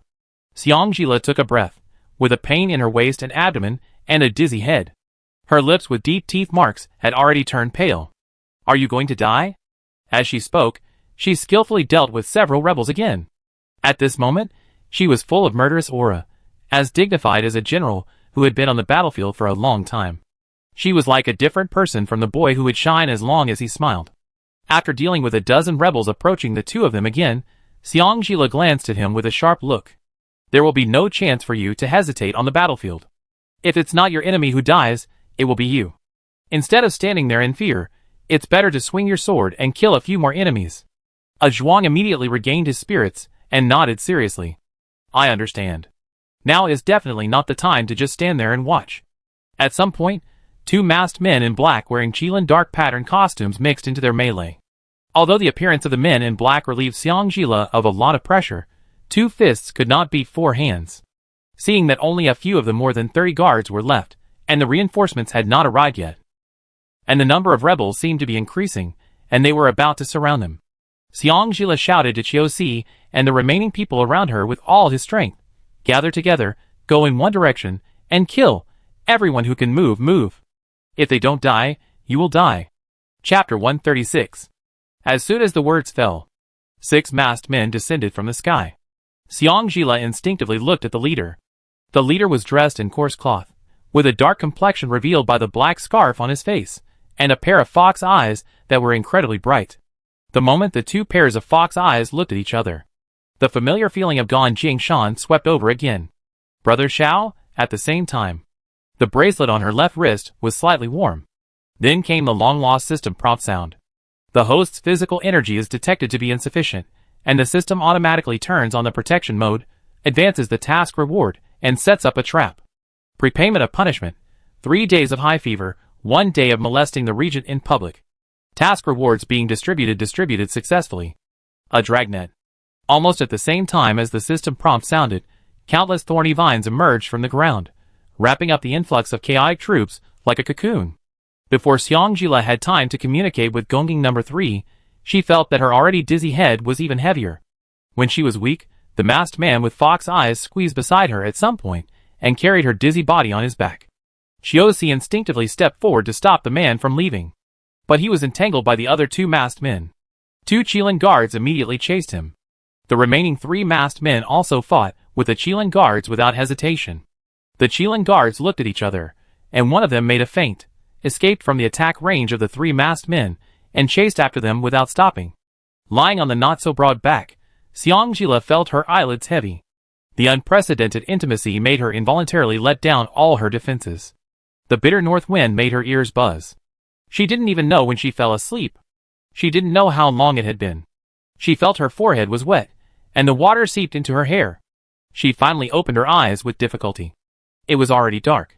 The only light in the small room was the small candlestick on the square table not far from the bed. "Are you awake?" A clear voice sounded. It can be heard that the person who spoke was obviously trying to imitate the Nanling accent, but he couldn't cover up his speaking habits. The tone still had some Nanchu flavor. Then, the cloth on her forehead was changed. There was no doubt that the person who changed the cloth on her forehead had never taken care of others. Xiangjila couldn't help but remind her, "You cough, please squeeze out the water, thank you."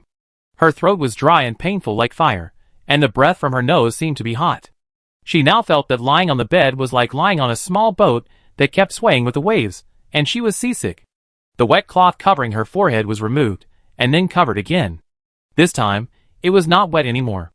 The half-closed fox eyes on the bed met the scrutinizing fox eyes beside the bed. The 2 were speechless, but seemed to understand everything. Looking at the dark face, whose facial features were 60% similar to his own, Xiangjila's heart was beating wildly, and he asked tentatively, "Who are you? Why did you bring me here?" Wang Fuzhao's eyes flashed with confusion. He shook his head. "I don't know." He didn't know why, seeing him being besieged, an instinct prompted him to take him away at the risk of exposing his whereabouts. Even carrying him on his back was an instinct. He never thought about whether he would stab him in the back. The strong feeling in his heart told him that the purpose of his coming to Dahuang was him. With him, he could return to Nanchu with peace of mind. "I don't know. If someone else took her to a strange place like this, she would finally answer I don't know." Xiangjila was about to go berserk. However, facing the man in front of her, she could not get angry at all, and even instinctively asked, "You, what's your name?" "Huang." After a pause, he spoke softly, "Huang Xiao." It was indeed him. Xiangjila smiled weakly, "Brother Xiao." When Brother Xiao came out, Wang Fuzhao's fox eyes lit up. "I knew it was you, the little brother who saved me last time in Ganjing Mountain." Xiangjila nodded gently. Wang Fuzhao clumsily wrung out a wet cloth to replace the one on her forehead, and continued to ask, "What about you? I left in a hurry last time, and I didn't ask your name." Xiangjila thought for a moment, and answered in a low voice, "Mu Xian." Wang Fuzhao repeated it several times, and then laughed like a big child. "Little Ashen?" He was very happy, and always felt that after seeing Little Ashen, the empty corner in his heart that had been hurting since the 3rd day of August was instantly filled. Wang Fuzhao's gentle and harmless smile made Xiangjila's eyes red for no reason. She didn't understand where the bitterness in her heart came from. She just felt that the person in front of her was really kind, warm and warm. When she remembered that the identification gift package in the system had to be identified by bleeding, her heart suddenly hurt. She couldn't help but communicate with Gongjing number 3. "Besides bleeding, are there other ways to do the identification?" "Yes, your hair can also be used." "Why didn't you say it when Xiangyin was here before?" "Host, you didn't ask either." "Really? It seems so." After drawing a circle to curse Xiangyun, she was still excited for a while, and she didn't even think about asking Gongjing number 3 if there were any other methods. Chapter 137. Since hair is okay, then secretly pull a few of his hairs. Thinking of this, Xiangjila immediately struggled to sit up. Wang Fuzhao saw this, and immediately reached out to hold her arms, and lifted them up. Xiangjila immediately sat up like a kitten. He frowned, and let go of her arms. Wang Fuzhao put his palm on his arm for comparison. He found that Xiao Ashen's arms were much thinner than his. Then, he looked at Xiangjila's small body, which was almost a head shorter than him. Wang Fuzhao couldn't help but feel some sympathy. Seeing that little Xian's face was dark and yellow, and his body was thin and weak, He must be suffering from malnutrition. But seeing how agile he was in swinging the whip, how flexible he was, and how powerful his whip was, he didn't seem as weak as he looked. Forget it. No matter how weak he was, he would take him back to Nanchu to settle him down, and ask his father to adopt him as his adopted son. After all, it was too difficult for him to find a friend to play with in Nanchu. Finally, he had a few friends, but they were all the same, playing horse racing, walking dogs, and fighting crickets. His father was so angry that he would chase him around the house with his 40 Jin Yen Weijian every day. Little Ashen is so well behaved, and he likes him so much. His father shouldn't chase him with the crescent blade this time. While Huang Fuxiao was daydreaming, Xiang Jila took the opportunity to reach around his back and touched a part of his black hair that was casually scattered behind his back, and pulled it casually. Huang Fuxiao immediately came to his senses and stood up, rubbing the back of his head. Little Ashen, why are you pulling my hair? Xiang Jila quickly withdrew his hand, put the small bunch of hair in his hand into the space, and smiled awkwardly. The voice was nasal. Just now I seemed to see you have white hair, but when you moved, you didn't control your strength well. After saying that, she coughed a few more times. Huang Fuxiao didn't care about the pain in the back of his head just now, and hurried forward to clumsily pat her back. You are not trying to scare Brother Xiao, are you? Brother Xiao is still so young. How could he have white hair so soon? He had just finished speaking. With a bang, the door panel fell straight in front of the two of them. Ah Yin was ruthlessly smashed in. The sudden cold wind made Xiang Jila cough a few times. Huang Fuxiao instinctively stood up and drew out the sword beside him, took 2 steps forward, and protected Xiang Jila behind him in a protective posture. Yin Junyuo stood at the door with his hands behind his back, looking at the two of them with a cold expression. Xiang Jila tried to focus his eyes on him. A relaxed smile appeared at the corner of her mouth. As long as she saw him, her heart was at peace. Yin Junyuo was still dressed the same way he went out in the morning, and even the hem of his robe was not stained with a bit of dust. However, when Yin Junyuo saw the two faces that still looked somewhat similar because they were both covered with powder, his expression suddenly became strange. He personally ordered the killing of Huang Fuxiao, so he naturally recognized the followers around him. However, who would have thought?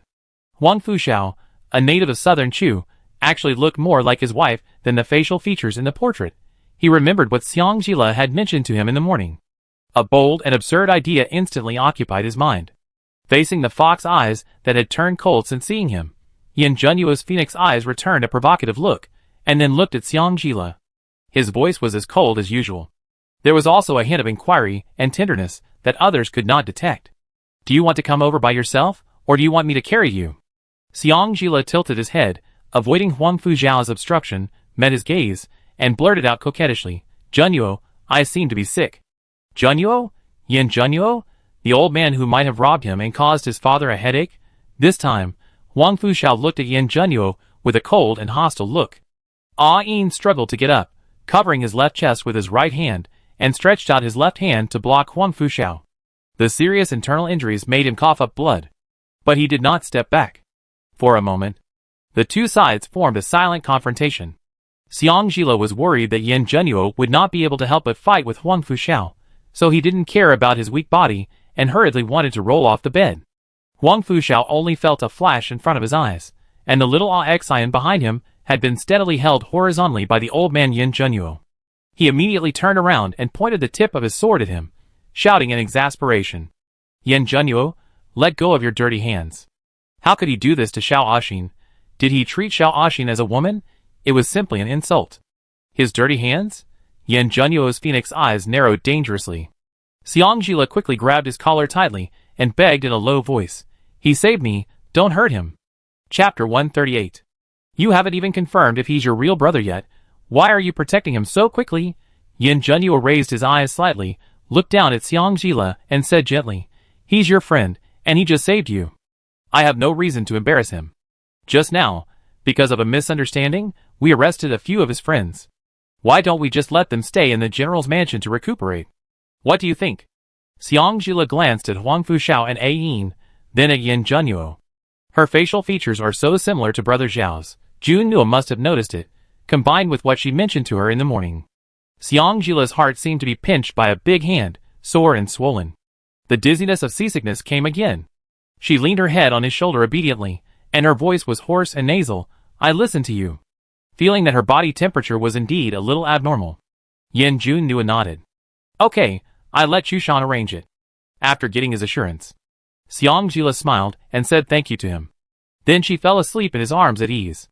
Seeing the tacit interaction between the two, Wang Fuxiao felt that his lungs were about to explode. He didn't give him any chance to speak. Yin Junyo turned around without hesitation, holding Xiangjila in his arms, and coldly ordered Chushan, who was waiting for orders outside the door. Since you are a guest, you should treat him well. Looking at his cold back, Wang Fuxiao frowned. When did Yin Junyo become so easy to talk to? Affected by the task punishment. As expected, Xiangjila started to have a high fever that night. She was still mumbling something. Yin Junyo approached carefully. Finally, he heard her intermittent words clearly. She said, Junyo, I don't deserve you to treat me like this. She said, Junyo, please, don't be impulsive. 2 simple sentences. Yin Junyo's reason returned instantly. Yes. The massacre of the North Camp was indeed an impulsive act, and maybe it was also a trick of some people. How could Lian, a mere man, make such a careful deployment? First, he lured the tiger away from the mountain and led him to Ganjing Mountain, and then started from the most inconspicuous resettlement camp. If he hadn't returned from Ganjing Mountain in advance. Thinking of this, he couldn't help but lower his eyes to look at the weak little person on the bed. He stretched out his thumb and gently brushed her lower lip, which still had clear teeth marks. He whispered, I listen to you, and don't be impulsive. You have to get better soon, and we will go to settle the score together. Xiangjila's fever lasted for 3 days and 3 nights. Whether it was drinking Chinese medicine or rubbing his body with white wine. Even the needles were applied to her head several times. She still showed no signs of fever or waking up. Several military doctors, led by Yao Yisan, knelt on the ground in front of the bed. They didn't know until 2 days ago. This beautiful young man, who came to take care of the prince's daily life and came to the Deputy General Chu, was actually the princess. The prince sat on the bed with a beard and looked at them coldly. They didn't even dare to breathe too hard, for fear of taking away the princess's air. So what you mean is that if her high fever doesn't go down, she may become a fool, or a deaf person, or even stay in a coma like this for the rest of her life? Yin Junyo's voice was unusually calm. Yao Yisan only felt that at this moment, he was enduring the torment of a blunt knife cutting his flesh. This is just the guess of the subordinates. Guess? Yin Junyo smiled softly, and was about to speak. The small hand he held tightly moved a few fingers gently. Then, a hoarse, weak and slightly coquettish accusation sounded softly on the bed. Junyo, my hands hurt, and my head hurts. Chapter 139. Yin Junyo froze slightly. He slowly turned his head to look at the person on the bed. The fox eyes that had been closed for 3 days and 3 nights opened at some point. There was still some confusion after being sick. Yin Junyo gave a look. Yao Yisan immediately stepped forward and took out a silk handkerchief and took Xiangjila's pulse with shaking hands. He also turned over her eyelids and probed her forehead. He met Yin Junyo's cold eyes in surprise. He kept nodding. Strange, strange, this high fever subsided as soon as it was said. Yin Junyo's voice was cold. Is there anything else wrong? Yao Yisan told the truth. The princess's fever has subsided. If it doesn't recur today, the problem is basically not serious. I will give the princess a few more cold-relieving medicines.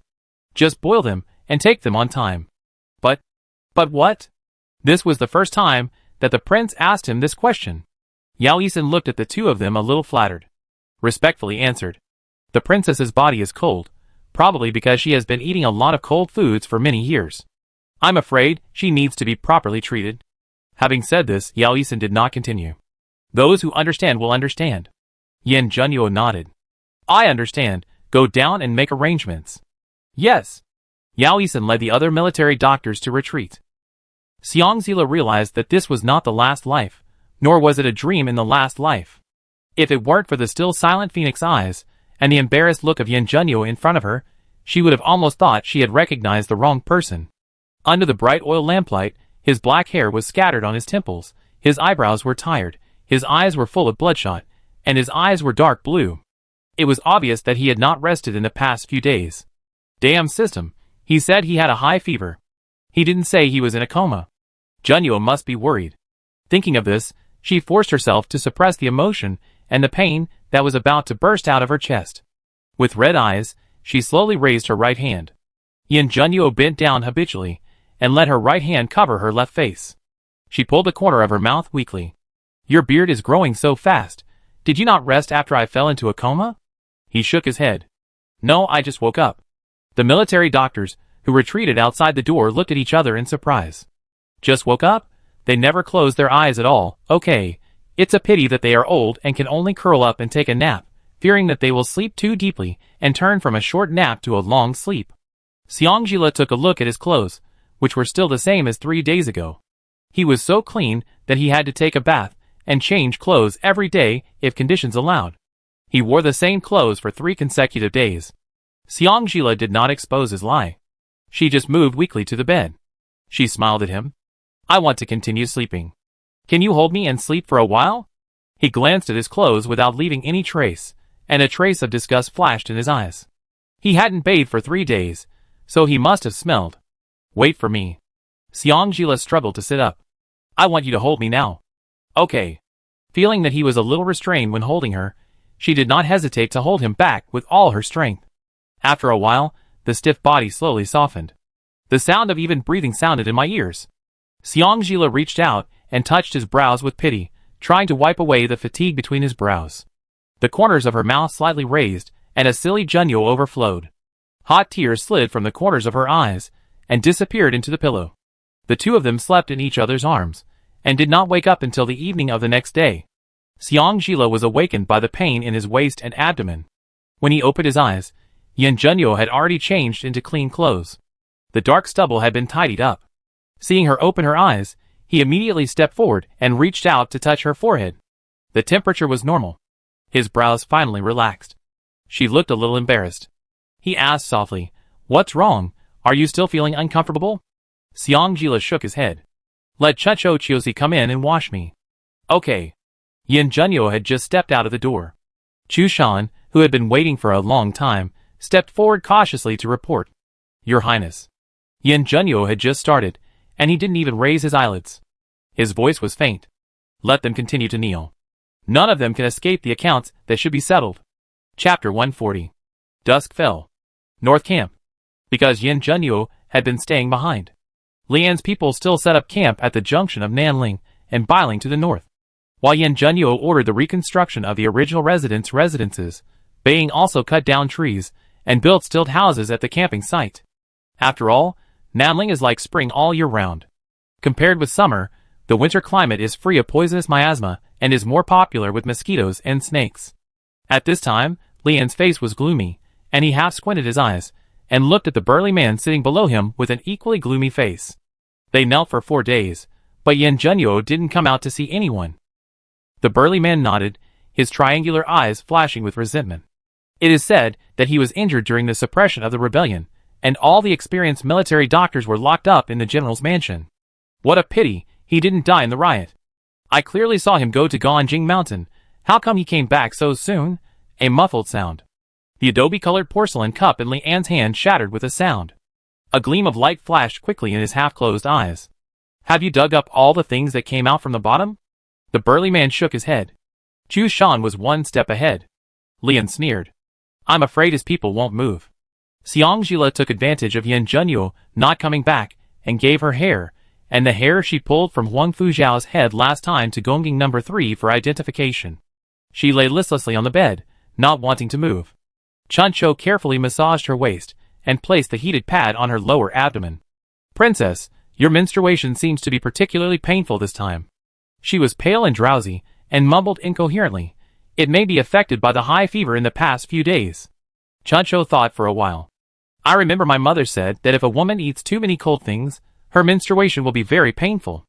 Recalling the time in Xiang Mansion, from the age of 8, Su coaxed her to drink a bowl of barley water every day.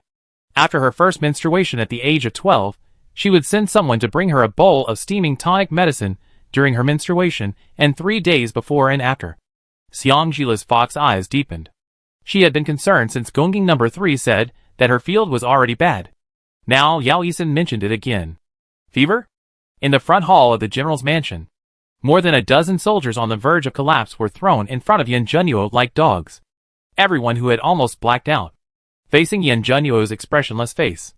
They gritted their teeth and knelt straight. I didn't know that my words in this army were not as good as those of a deputy general. Yin Junyuo's voice was not loud, but it hit everyone's chest like a hammer. It made everyone's breathing difficult. Remembering what Lieutenant General Li had said, they still clenched their teeth and said nothing. The front hall was dead silent. Yin Junyuo spoke again in a calm voice. Are you all kneeling like idiots? Still no one spoke. Yin Junyuo seemed helpless, and waved his hand in boredom. In that case, let's all go down and take a rest first. After saying that, he left the front hall first. The rest of the people, as he said just now, were taken to the largest guest room in the general's mansion to rest. The person who led the way also said to them very politely, "The mansion is small, please squeeze in." More than a dozen people waved their hands and said it was okay. During this time, Chushan also sent someone to bring them hot water and clean clothes. Not only that, Yin Junyuo also thoughtfully sent the old military doctor, who was summoned to the general's mansion to treat their red and swollen knees due to kneeling for too long. For a moment, more than a dozen people could not help but start to doubt. Could it be that the regent really said, as Lieutenant General Li said, that as long as they united to fight him, he would be helpless? Thinking of this, the fear in their hearts dissipated for the most part, and they began to chat in whispers. Humph, a man from the north still wants to control us. The emperor also asked Lieutenant General Li to listen to him. Bah, the emperor is far away, who can care so much? That is to say, no matter how powerful he is in the northwest, who needs him after he comes to the south and suppresses the rebellion? Now with the few men he has, facing the unity of more than a dozen linked battalions, he has to coil up even if he is a dragon, and lie down even if he is a tiger. Whoever dares to touch Lieutenant General Li knows that Staff Officer Su is Lieutenant General Li's brother-in-law. He can skin us alive if he wants. If we don't unite, he will really treat us as soft persimmons. After a nod of response, someone else was not afraid of death, and talked back about the news they had heard. Rumors say that he is so cruel and ruthless in the north. I wonder if the person who spread these words has misunderstood these two words. Oh, that pretty boy who is prettier than my wife is really hot. Not to mention, when he has no expression on his face, he really looks like that. Then, there was another round of laughter.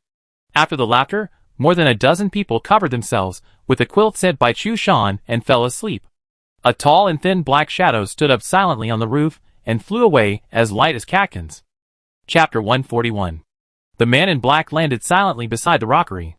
His tiger eyes were particularly eye-catching. Your Highness, it's him.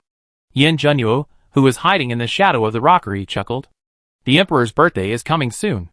As his uncle, I can't just send him some ordinary things every year. Since I'm a nailing this year, I send him a nailing specialty. Yes. The tall and thin man in black took the order and left. When Yin Junyuo returned to his room, Xiangjila was already asleep. Chuncho was still massaging her lower back. After getting Yin Junyuo's approval, Chiosi in the dark returned to her own residence with Chuncho. As if they were in sync. Before Yin Junyuo even had time to walk to the bed, Xiangjila woke up. She yawned gracefully with her mouth covered, and said lazily, Junyuo, I want to squeeze in with Chuncho and Chiosi these days. Yin Junyuo frowned, suddenly remembering what she said a few days ago, inconvenient, and his ears blushed slightly. No need, I don't care.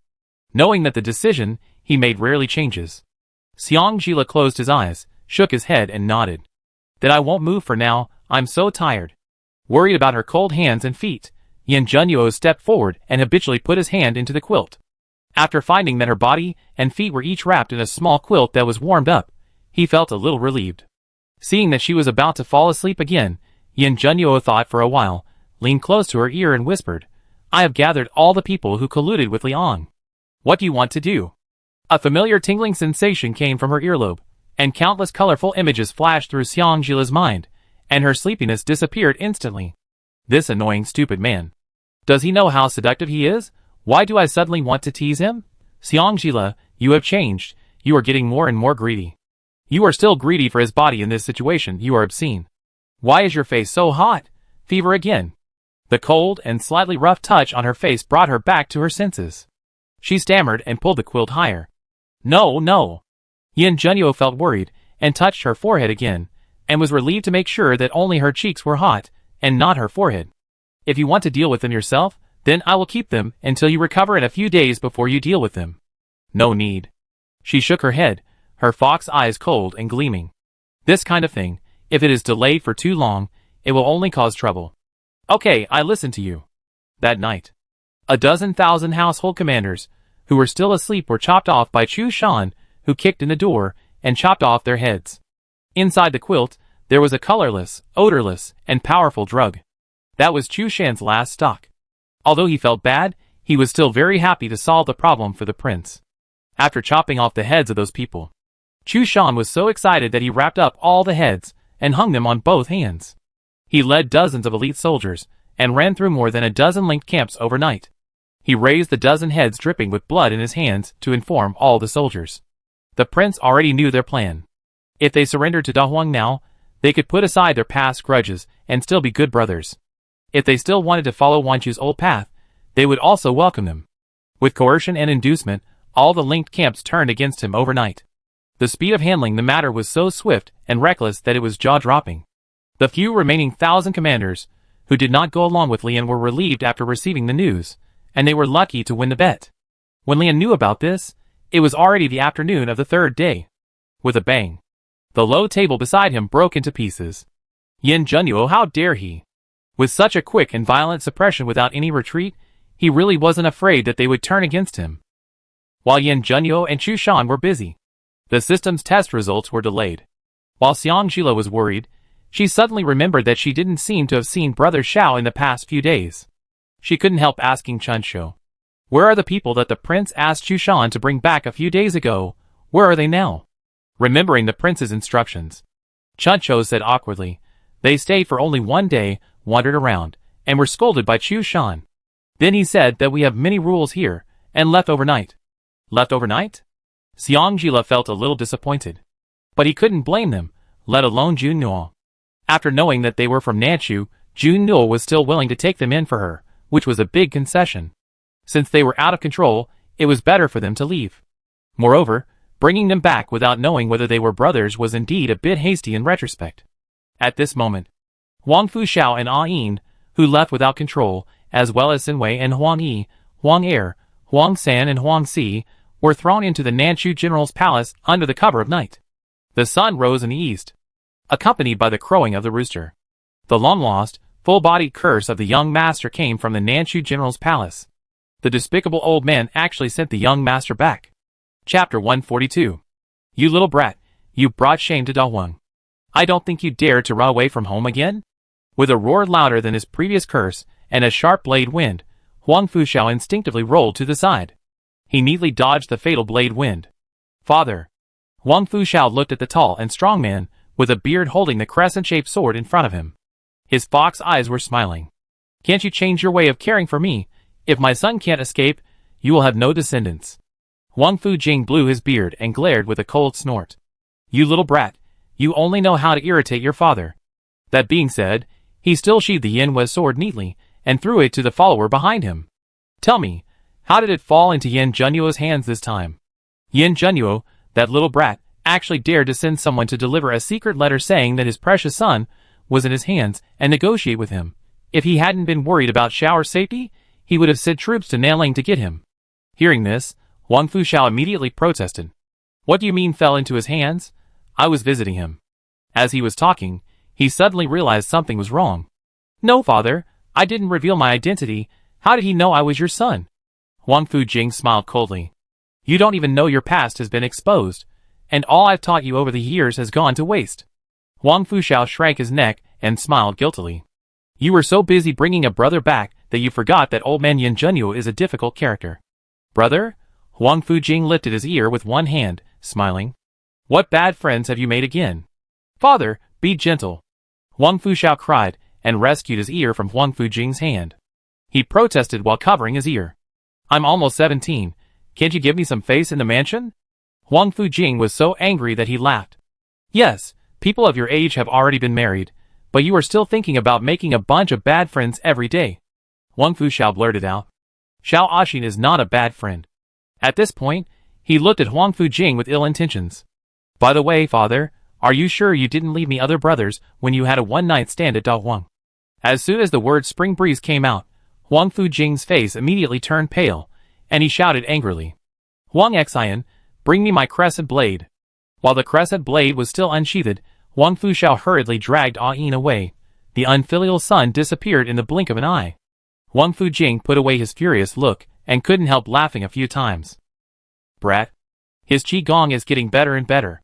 His sight fell on Huang Yi, Huang Er, Huang San, Huang Si and Xian Wei, and he regained his former majestic appearance. What is the brother that the young master is talking about? Xian Wei knelt on one knee respectfully, bowed his head, and clasped his hands. Reply to the general, it was a kid in Yan Zhenyuo's army. After listening to Xian Wei's story, Wang Fujing's eyes flashed with a hint of murderous intent. Check. Yan Zhenyuo never does anything without benefits. According to his understanding of Yan Zhenyuo, the conditions he exchanged with him were not enough to allow Shower and the others to return unscathed. There must be a bigger plot. And that brat who looks like Shower. Thinking of this, Wang Fujing's beautiful eyes half closed. Ding, the identification results are out. Host, please move to the space to check. Familiar system prompt sound. Xiang Jila, who was still lying in bed, quickly found an excuse to get rid of her spring melancholy, and couldn't wait to lift the quilt and enter the space.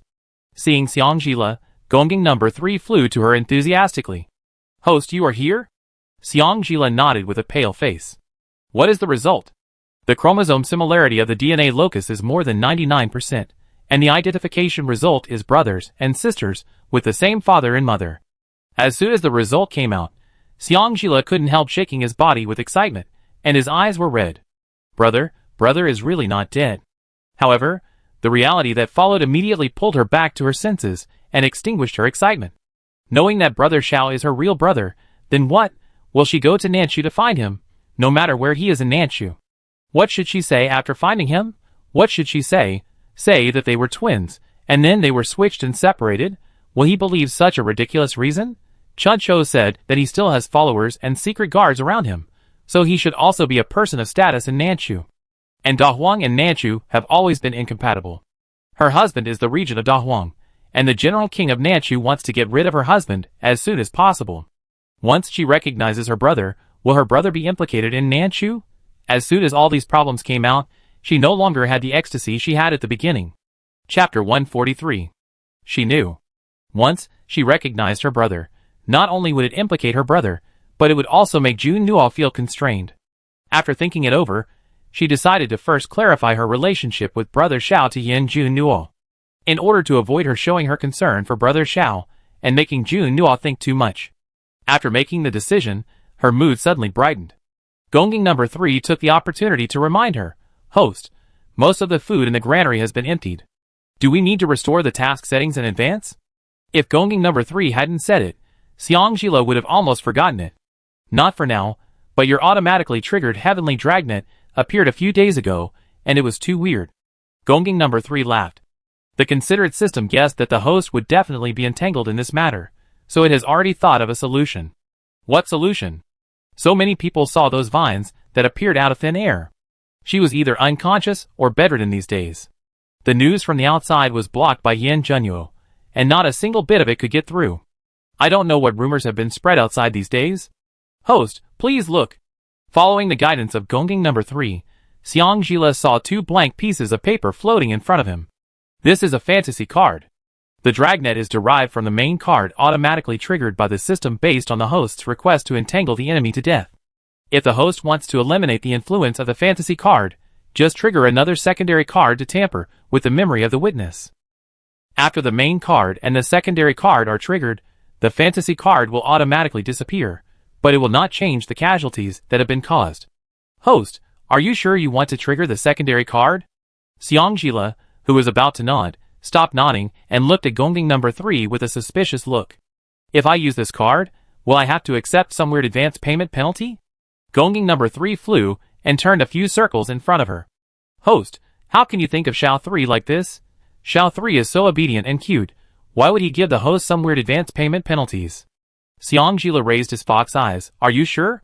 Gongging number 3 laughed. His laughter was as clear as a silver bell. So host, do you want to trigger the secondary card? Xiang Jila thought about it, but couldn't help asking, where did you get so many weird things? Gongging number 3 said in a serious tone. It's not important. What's important is that the system is willful, and just wants to help the host share the worries and work. The dog system has more and more ideas of its own. After letting the system trigger the secondary card to eliminate the influence of the heavenly net a few days ago, the system prompt sound rang in Xiangjila's mind almost at the same time. Automatically trigger the advance payment penalty.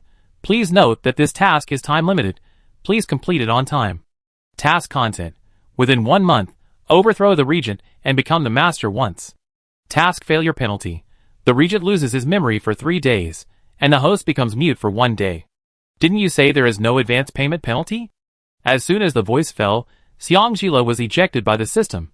Ejected. Dog system. You are not a human. She wants to unbind the system. She must unbind the system. She hated the feeling of being forced to complete tasks. Thinking of this, Xiangjila didn't care about the pain in her waist and abdomen, and sat up angrily. Chuncho, who came into the room with warm water, saw Xiangjila trying hard to take off the floating flower bracelet on her hand on the bed, and asked in surprise, "Princess, are you going to take off the bracelet?" It seems that the princess has never taken off this bracelet since the prince put it on her. Even when she was dressed as a man, the princess would specially wrap a layer of wrist guard around the bracelet for fear of bumping the bracelet. What happened today? Xiangjila was still angry, and said angrily, "Yes, take it off and smash it." Dog system, is it still entangled with her? It's so easy to put it on. Why can't it be taken off? Chuncho saw Xiangjila's wrist turning red at a speed visible to the naked eye, and couldn't help but step forward to stop him. "Princess, the prince is really busy these days. Please calm down." What's Guanzhenyo about? Xiangjila stopped moving. At the same time, Gongging number 3's soft and cute lowly sound sounded cautiously in Xiangjila's mind. "Host, if I just said that it was a system error that kicked you out, do you believe it?" Xiangjila was about to sneer. A familiar voice sounded in her mind. She couldn't laugh anymore. Chapter 144. If I find more treasures, she will suffer less in the future. Since her murder was caused by me, I will not be reincarnated in this life in exchange for her chance to start over. Then, there was the sound of chaotic footsteps, and fighting of thousands of troops. She clearly felt that the string in her mind suddenly broke, followed by a sharp pain. She bit her lips instinctively, and held her head with both hands, always feeling that something was about to come out of her mind. "Princess, princess, what's wrong with you?"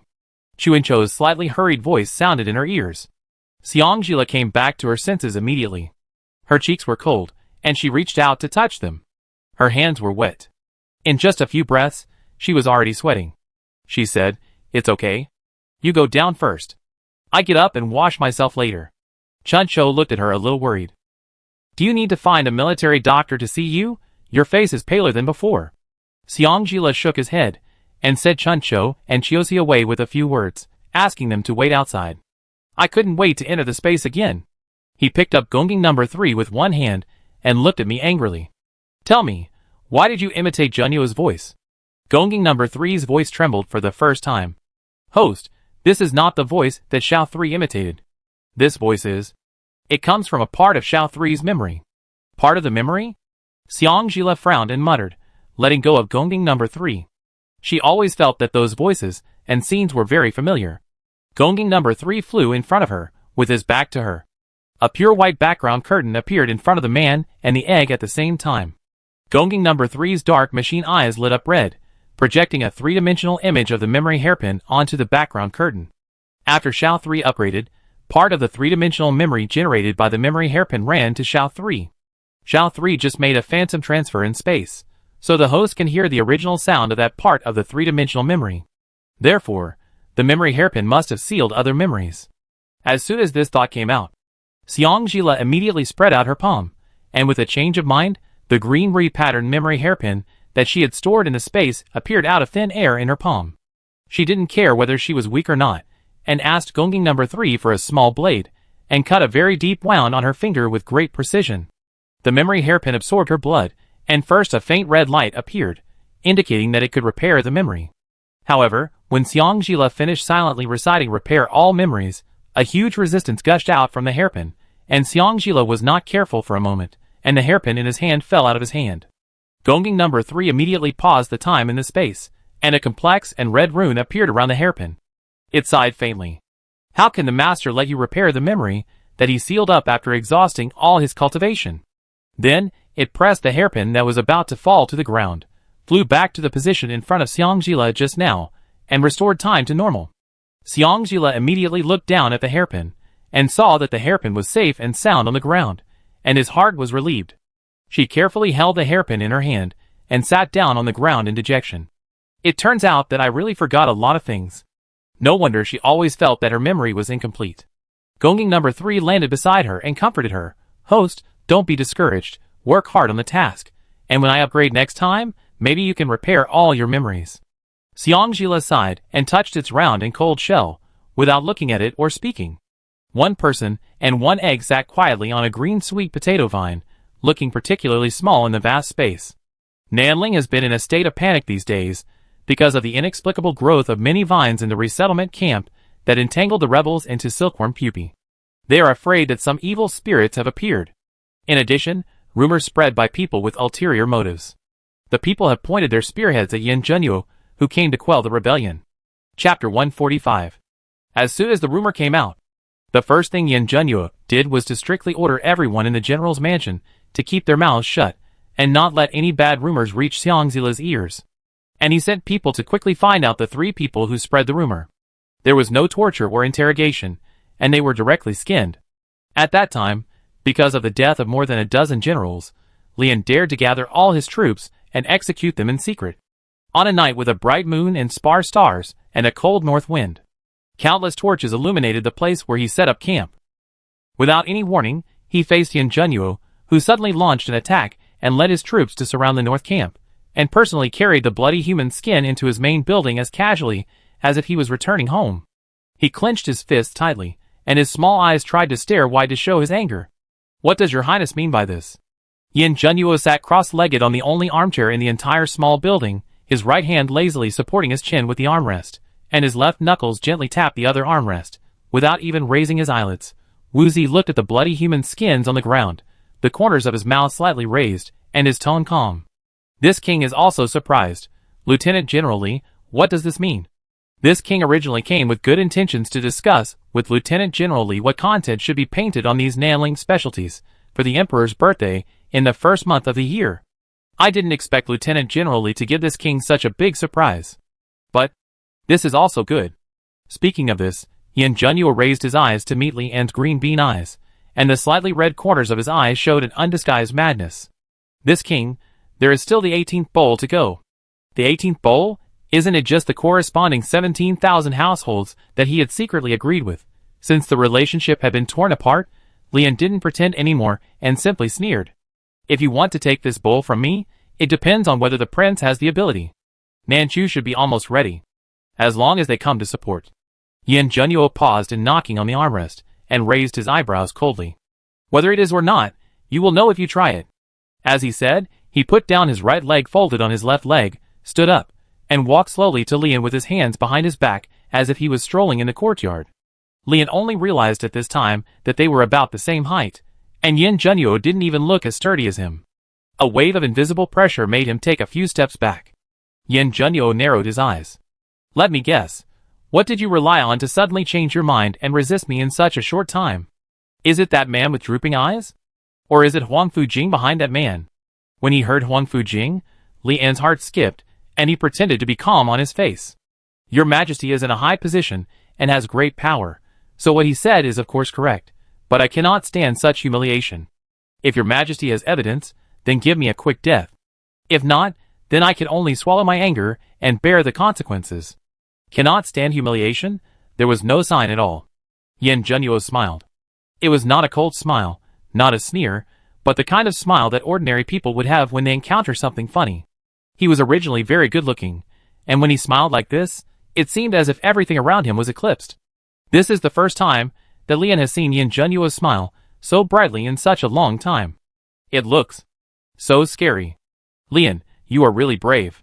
You first instigated Wan Chu to rebel, and then colluded with Nan Chu to annex Nanling. A few days ago, you even dared to unite with the rebels to massacre Nanling City, spread false rumors, and cause the people to lose their morale. Now, you are turning the tables? His voice was clear and smooth, and his tone was calm.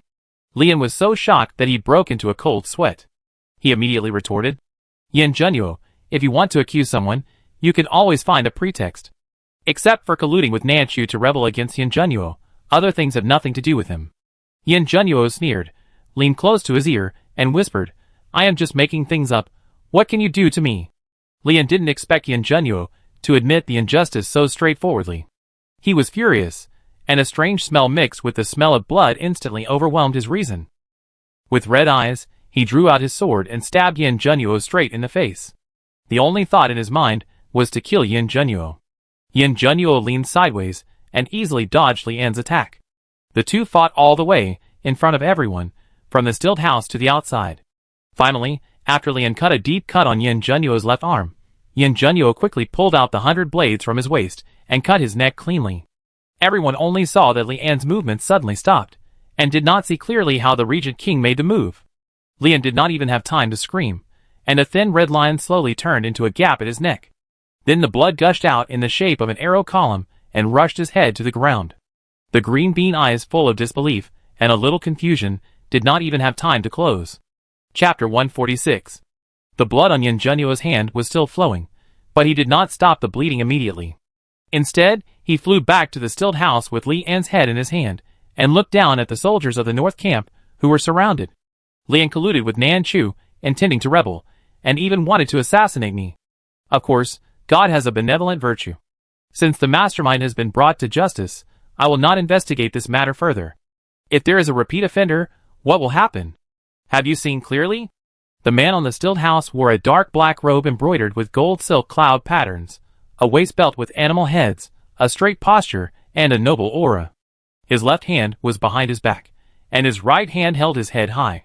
The corners of his eyes were slightly red, and his stern eyes were intimidating. His voice was cold and his tone was calm, but the strong killing intent was felt clearly by everyone.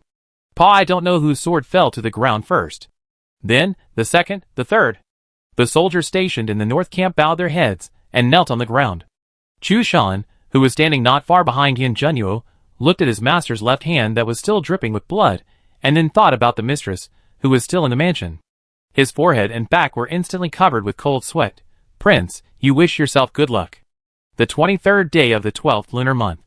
The Little New Year. The streets of Nanling slowly began to have the atmosphere of the new year. It had been nearly half a month since Yin Junyo's left hand was injured. With the withdrawal of the resettlement camp, the settlement of the North Camp and the Lianhuan Camp was also drawing to a close. The 1,000 households and the Deputy General of the North Camp were still arranged by Yin Beiki himself. It was beyond Chu Shan's expectation. After learning that the prince was injured, the princess did not make a scene or lose her temper. On the contrary, she took better care of the prince's daily life and diet after she recovered. This made the prince also swell up. Today is the Little New Year. While the princess is out shopping for New Year supplies with spring and autumn thoughts, the prince started again. Every day, she cooks soup and dishes for me in different ways. In just half a month, I have gained a lot of weight. Every time she changes the medicine, she has to blow my hair. TSK, I am not a child. Even my hair is tied up by her in a mess. I said I would do it myself, but she insisted on tying it for me. I really can't do anything with her. Chu Shan stood in front of him, bowing his head and listening with a sour feeling in his teeth. Where have you gained weight? Where is your hair messy? The biggest change in you, your highness, is that your aloofness has been used by the princess to feed Dahe. In the end, the prince whose aloofness was used by the princess to feed Dahe did not forget to stab him again. Alas, Chu Shan, a man like you who is not married, does not understand the helplessness of a married man. Chu Shan promised. If the other party was someone else, he would have definitely drawn his sword long ago. The Nanling street gradually became lively again. In order not to attract attention, Xiang Jila and Cha Chochiosi were still dressed as men. The master and the servants were not the kind of people who liked to wander around. After spending an hour or so, they purposefully bought some spring festival supplies that might be useful, and then they set off on the return journey without any regrets. Along the way, Xiang Jila's expression was normal, without any sadness. Recalling her performance in the past half-month, Chuncho couldn't help but curiously whispered, "Princess, the prince's hand is so injured, don't you feel sorry?" Hearing this, Xiang Jila's body stiffened. He sighed. "What's the use of feeling sorry for him? If I cry, will his wound heal immediately and stop hurting immediately?" Chuncho opened her mouth and closed it again. "That makes sense." Xiang Jila smiled bitterly and continued. "My tears at this time will not have any effect except to make him worry more unnecessarily." Then she muttered again. "Maybe he will ignore his wounds to comfort me." Moreover, if Junua had not been injured this time, Yin Beiki would not have quickly covered up the matter because he was in the wrong. This matter about Lien. She would never believe that Yin Beiki knew nothing about it. Jun Nuo was not the kind of person who would easily suffer a loss. Since he had tacitly accepted this loss, the reward behind the loss must be higher than the damage he suffered. For example, most of his people were placed in Nanling by Yin Beiki. Yin Beiki probably never dreamed that if he did not do anything, Jun Nuo would not have the opportunity to attack. Jun Nuo, the biggest failure is indeed her. Princess, is that Chu Shan? Xiaoxi's voice brought Xiangjila back to his senses. Chun Cho and Xiangjila looked towards a corner in the direction Xiaoxi pointed. They just saw the tall figure disappear at the end of the corner. Chun Cho blurted out, "It's Chu Shan." Chapter 147. As soon as the words came out, Chun Cho felt something was wrong. Strange, if I remember correctly, there are orphans or widows living there. What is he doing there? Xiaoxi comforted coldly. Maybe the prince has something to ask for? Xiangjila's fox eyes quickly flashed a dark color, and then nodded. I feel the same way. Let's go back first. I asked the prince for you. In her previous life, she was busy escaping, and didn't pay much attention to the affairs of the mansion. After Chun Cho died, Chu Shan became haggard at a speed visible to the naked eye. She knew that they were childhood sweethearts. As for when they started being childhood sweethearts, she didn't know. Because at that time, her popularity in the palace was very bad. The servants were forced by Yan Junyuo's majesty to take care of her attentively, and even said a few more words to her. She had no way of knowing more details.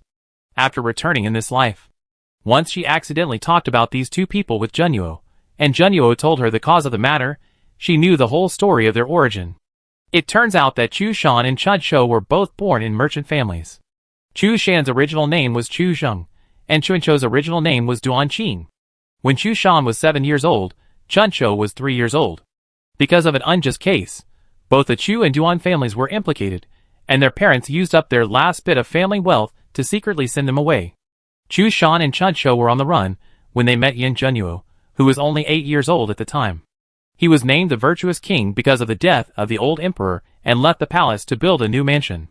When Chu Shan saw the luxurious carriage and the boy who was dressed in luxurious clothes and was about the same age as him, he didn't know where he got the courage. He was so fierce that he carried Chun Cho on his back and clung to Yin Junyuo's carriage. According to Yin Junyuo's expression, with a look of disgust. At first, he wanted to kick Chu Shan off the carriage, but when he met his determined and fearless eyes, his damn compassion came out. Without a doubt, he took Chu Shan and Chun Cho in and promised to help them. However, since it was an unjust case, the officials in charge of the case must have made plans to make it so that there would be no evidence. Their parents had been tortured into confessing while in prison. When Yin Junyuo arrived, he could only save Mrs. Duan, who had been beaten to death, and the others had already been secretly executed. In anger, Yin Junyuo swung his sword and killed the dog official on the spot. Therefore, he was summoned and reprimanded by Yin Junyuo, who said that he was cruel and inhumane at a young age, and could not bear the virtuous name given to him by his father, and confined him to the Xianwang mansion for a year to reflect on his mistakes. From that time on, Chu Shan did not want the competitive character in his name, and followed Yin Junyuo. Chun Cho secretly replaced a runaway girl, and sneaked into the dark guard camp when she was 6 years old. Chu Shan was almost angry to death when he found out. But he could not stand the little girl's stubbornness, so he could only take care of her intentionally or unintentionally. This care lasted for 10 years. A girl's mind cannot be hidden. Since she came of age, Chun Cho would always find a way to secretly bring some interesting gadgets to Chu Shan after completing her mission. Chu Shan, a young man, happily accepted the gift, and then politely gave the mother rice, oil, and cloth for daily use, and sometimes even left some silver. It is said that if you like someone, even if you don't say it, your eyes will still overflow. Chun Cho is like this. As long as Chu Shan was there, her eyes would always follow Chu Shan closely. As for Chu Shan's thoughts, she had asked Jun Nuo to test Chu Shan if she had a chance. A few days ago, Jun Nuo told her that Chu Shan seemed to dislike her age.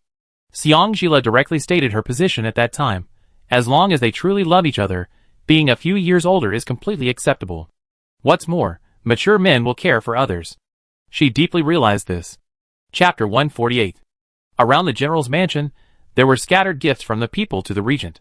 There were bamboo fishing hats, bamboo mats, bamboo tables, and chairs with a few fish piled on them from time to time, a few pounds of meat, or occasionally a few unknown flowers picked by children from the mountains. This was the consequence of the imaginary card tampering with the memory. Because Xiangjila's heart habitually leaned towards Yin Zhenyu, when the memory was tampered, the system captured the scene in her mind where Yin Zhenyu fought alone to save her in the previous life. I don't know when it started, and I don't know who started it. In short, not long after Yin Zhenyu was injured, the people spontaneously put down their hearts and minds at the gate of the general's mansion. Nanling is different from Kyoto. Most of the people here are not as smooth and snobbish as the people in Kyoto. Their philosophy of life is very simple: whoever treats them well, they will treat them well. No extra twists and turns. Back to the mansion, Led Chunshou and Chiozi put the things away. Xiangjila went back to find Yin Zhenyu without stopping. When she reached the door, she felt that there was someone else in the room, and knew that he was making other arrangements, and was about to turn around and leave. Lei, come in. His cold and calm voice sounded in the room. Xiangjila's fox eyes flashed with a trace of doubt. He slowly pushed the door open and walked in. Yin Zhenyu was sitting behind the desk. In front of the desk stood a black-clad man, with a tall figure, and a sharp face wearing a pure black suit. Yin Zhenyu said to the black-clad man in a calm voice, "This is the princess."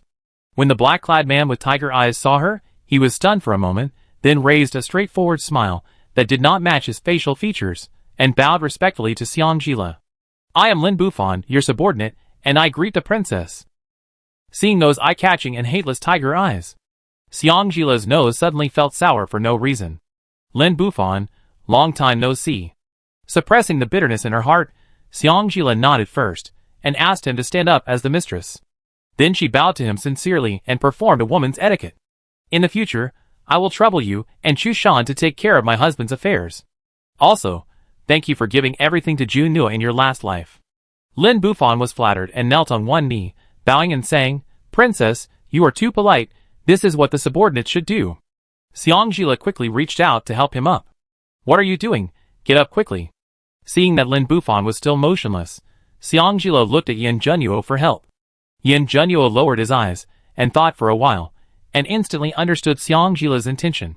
"Bufan, get up and talk." After receiving the master's order, Lin Bufan hesitated for a moment before slowly standing up. Looking at Lin Bufan, who was half a head taller than him after standing up, and there was no hostility or coldness in his eyes, Xiangjila's eyebrows and eyes were full of smiles. "Thank you and Chu Shan for protecting my husband all these years. In the future, please continue to assist him." Lin Bufan looked at Yin Zhenyu awkwardly. The latter nodded slightly at him expressionlessly. He nodded stiffly and said yes. He was a little confused. The prince was his and Chu Shan's master. Wasn't it natural for them to assist the prince and be loyal to him? After Lin Bufan left, Xiangjila couldn't wait to wrap his uninjured right hand around him. "Hasn't Lin Bufan been in Saibei? There are not enough people. Let him come to make up the numbers, and he will go back in 2 days." Yin Zhenyu brushed the matter off lightly. He must not let the stupid woman know that he asked Lin Bufan to instigate Wan Chu to find a way to get Huang Fu Shao on Ganjing Mountain. Otherwise, Lin Bufan can only be wronged. Xiangjila said without any doubt. His thoughts had already drifted away. Lin Bufan and Chu Shan can be said to be Yin Zhenyu's right-hand men. One follows him like a shadow, and the other guards the northern frontier for him. Everyone thinks that Lin Bufan is just a reckless man who can only rush forward with a knife. But they often overlook it. Those who can be valued by Yin Zhenyu must have other outstanding qualities besides absolute loyalty. For example, Chu Shan is a master of lightness, and is good at counter-detection and making drugs. And Lin Bufan, in addition to being good at using treacherous military tactics, also has a superb disguise technique that is hard to underestimate. In the last life, when everyone was accusing her of killing Yin Zhenyu, Lin Bufan was the only one who stood in front of her and spoke for her. When will it be your turn to humiliate the person whom the prince protected with his life? It was because he stood up and spared no effort to protect her that she was able to quickly gain a foothold among Yin Zhenyu's old subordinates. In front of others, he gave her enough face, even giving her advice and teaching her the art of war without reservation. Behind others, the look in his eyes when he looked at her was filled with hatred and as cold as if he had been quenched with cold poison. "Do you think I don't hate you? I wish I could chop you into pieces, but I know that no one in this world is more qualified than you to avenge the prince. So, Xiangjila, since you have decided to start a rebellion in the name of the regent, you must not humiliate the prince's name even if you die. Xiangjila, we have already prepared to die at any time in this process, but you can't. You must go to the end. This is what you owe the prince. Which wild man are you thinking about again? Yin Junyo's voice rang in his ears, and Xiang Jila was startled and blurted out immediately. Thinking about that stupid man Yin Junyo. Chapter 149. Yin Junyo replied unyieldingly. Stupid woman. Xiang Jila smiled with curved eyebrows. Yes, yes, stupid men and stupid women are a perfect match, aren't they? Yin Junyo stretched out his right hand and pinched the flesh of her little face as if playing a prank, and uttered 4 words with his slightly raised thin lips. Are you ashamed? Xiang Jila slapped his hand away disapprovingly. What a shame in front of your husband. I don't know how many times you have done the most intimate contact, and you still care about these little details related to face? Shame? Yin Junyo paused as he was about to pinch her cheek again. He didn't know what he was thinking about, and his ears were instantly flushed. After a long while, he spoke in a hoarse voice. I will be shameful with you after the wound on my hand heals. Xiang Jila, shock, rogue. In the back alley. In front of a newly built house.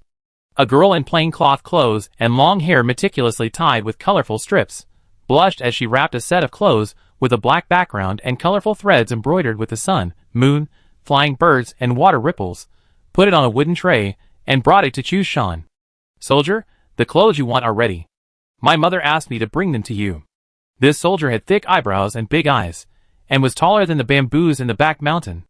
It was the first time she had seen such a good-looking man in her life. It was a pity that such a good-looking soldier was going to get married. She was unaware of the shy and pitied look of the little girl. Chu Shan opened the bundle and checked the accessories under the clothes. After seeing the exquisite patterns on the collar, belt, hat, and headscarf, he lifted the bundle with satisfaction. He put a bunch of copper coins and a few silver coins on the girl's tray. He smiled and said thank you for your hard work to her, then left with his bag full of satisfaction. Nanling is good in everything, but the Dahuang dialect with a strong Nanling accent made his head buzz. He only understood a little bit, but he thought that this kind of clothes with Nanling characteristics were very beautiful, so he bought a set for Chunshou as a New Year's gift from her as a brother. General's mansion. Chunshou Chios's residence. I'm sorry to bother you, princess.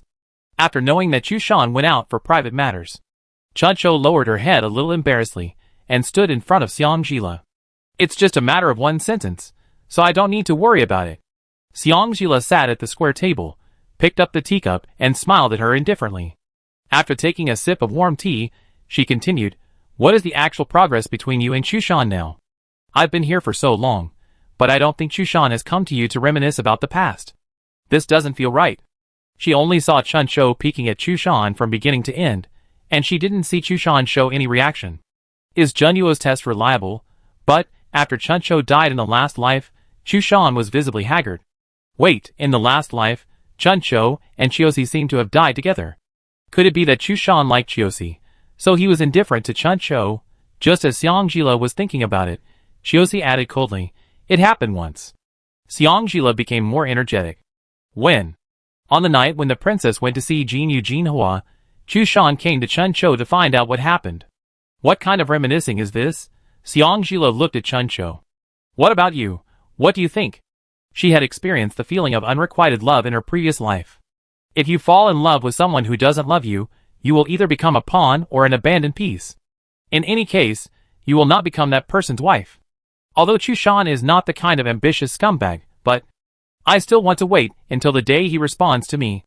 Chuanchou's voice was not loud, but Xiang Jila and Chiosi could hear it clearly. The room was so quiet that you could hear a pin drop. After a while, Xiang Jila found his voice again. What if he doesn't like you? She was talking about just in case. Just in case. After all, when it comes to love, it's a sweet enjoyment when two people are in love. But if you only ask the other party to accept it unilaterally, then for the one who doesn't love, it will definitely be a painful torture. Chapter 150. Chunshou was slightly stunned. It seemed that she had never thought of this result. After a long while, she said hesitantly, I don't know. It has become a habit to like Chu Shan. If Chu Shan doesn't like her, will she continue this habit? Xiang Jila stood up and walked in front of her, patting her shoulder. Comforting, it's okay, if you don't know, let's think about it slowly. A woman's youth is precious, so don't waste it all the time. What if Chu Shan really likes Chiosi? And Chunshou can't let go of Chu Shan. Just thinking about it, she has a headache. The 28th day of the 12th lunar month.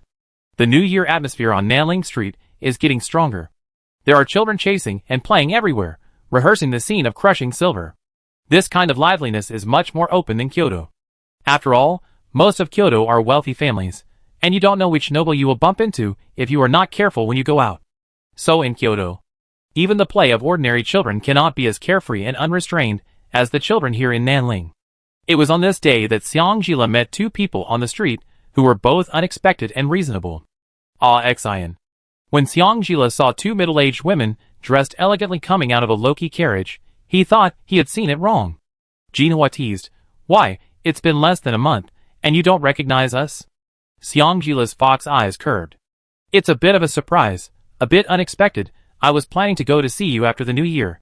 Because Yin Junyo was injured, Xiangjila postponed his plan to go out. During this period, she and the sisters kept in touch through letters. In their letters, the two of them mentioned that they would come to Nanling to discuss the grain store, but Xiangjila had never expected that they would come so close to the New Year.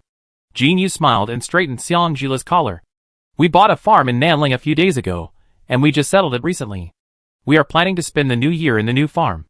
Jinyu enthusiastically took Xiangjila's hand. "It's better to do it today than to wait for a day. Why don't you come to our place today? Go sit down. It's only half an hour's carriage ride from the farm to the town. It's very fast." Xiangjila glanced at the still early sky and nodded. "Okay." It just so happened that she also wanted to meet the sisters after the New Year. Just when she was about to turn around and tell Chuncho Chiosi about something, she found that the two of them had already jumped on the sisters' carriage. Xiangjila rubbed his face with both hands. "Well, if we come back late, we'd be scolded together." Kyoto. A vast expanse of white. In the palace, Yin Beiki finished reviewing the last memorial and was about to take a short rest. The eunuch outside the door came to report. "Your Majesty, the Regent is thousands of miles away in Nanling, and has sent the Emperor a tribute fruit, a specialty of Nanling, water banana, to wish the Emperor a long life and good health." Sending tribute fruit? Yin Beiki lowered his eyes to hide the brilliance in his eyes. "Since it is a tribute fruit, keep it well." "Yes." After the eunuch left, Yin Beiki picked up the Huanglangjiu Jubi pen on the imperial desk again and wrote a big word "lo" on the blank paper. "Xiangjila, Xiangjila, if you stay in bed again, I will let you sleep forever." "Ah!" Sneeze. Xiangjila sneezed loudly while sitting by the small stove. "Sister Ashin, are you cold?" Xiangjila waved his hand. "It's okay, I guess someone missed me. It's strange that Jun Nuo didn't miss her if she didn't go back so late. There's nothing I can do. There are so many things to do, and we've been chatting until this point." He glanced at the sky. It was pitch black outside. It was estimated that the first half of the night had passed. How dark would that cold face be when he returned? Xiangjila didn't even dare to think about it. He was about to get up and say goodbye. The chaotic sound of horse hooves and footsteps outside the manor seemed particularly creepy in the dark night. Chapter 151.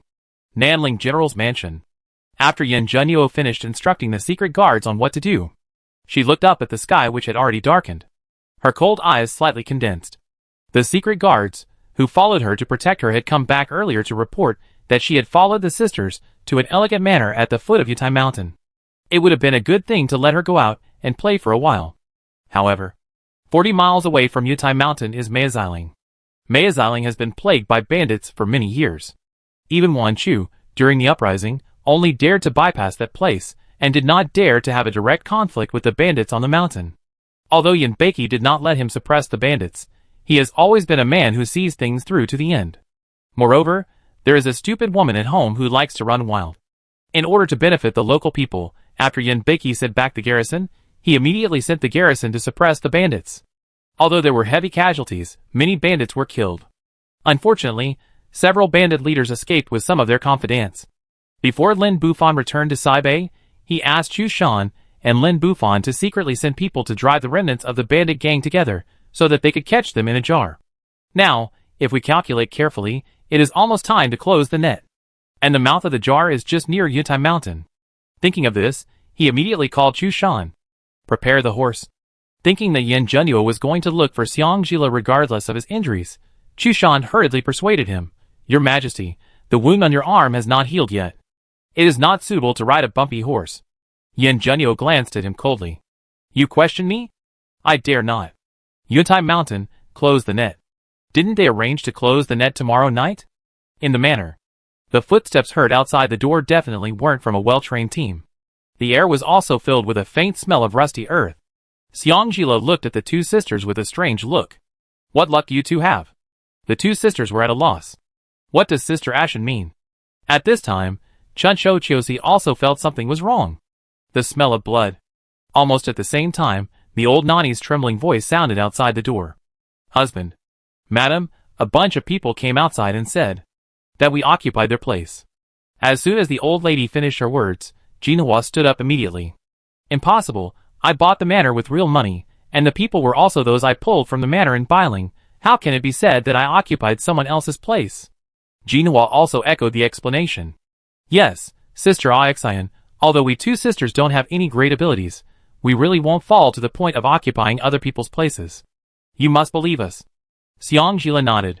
A trace of coldness flashed in his eyes. It's not certain who will seize whose. Outside the manor, dozens of sloppy-looking men of different sizes, holding various strange weapons, were blocking the closed wooden door. The leading men were riding a skinny horse each, looking at the lights in the manor with green eyes.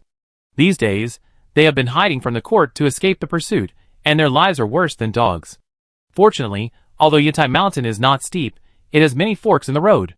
After many twists and turns, they finally managed to avoid the people from the court. Not only that, they also found such a spacious place to stay when they were exhausted physically and mentally. Isn't it just like falling asleep and meeting a pillow?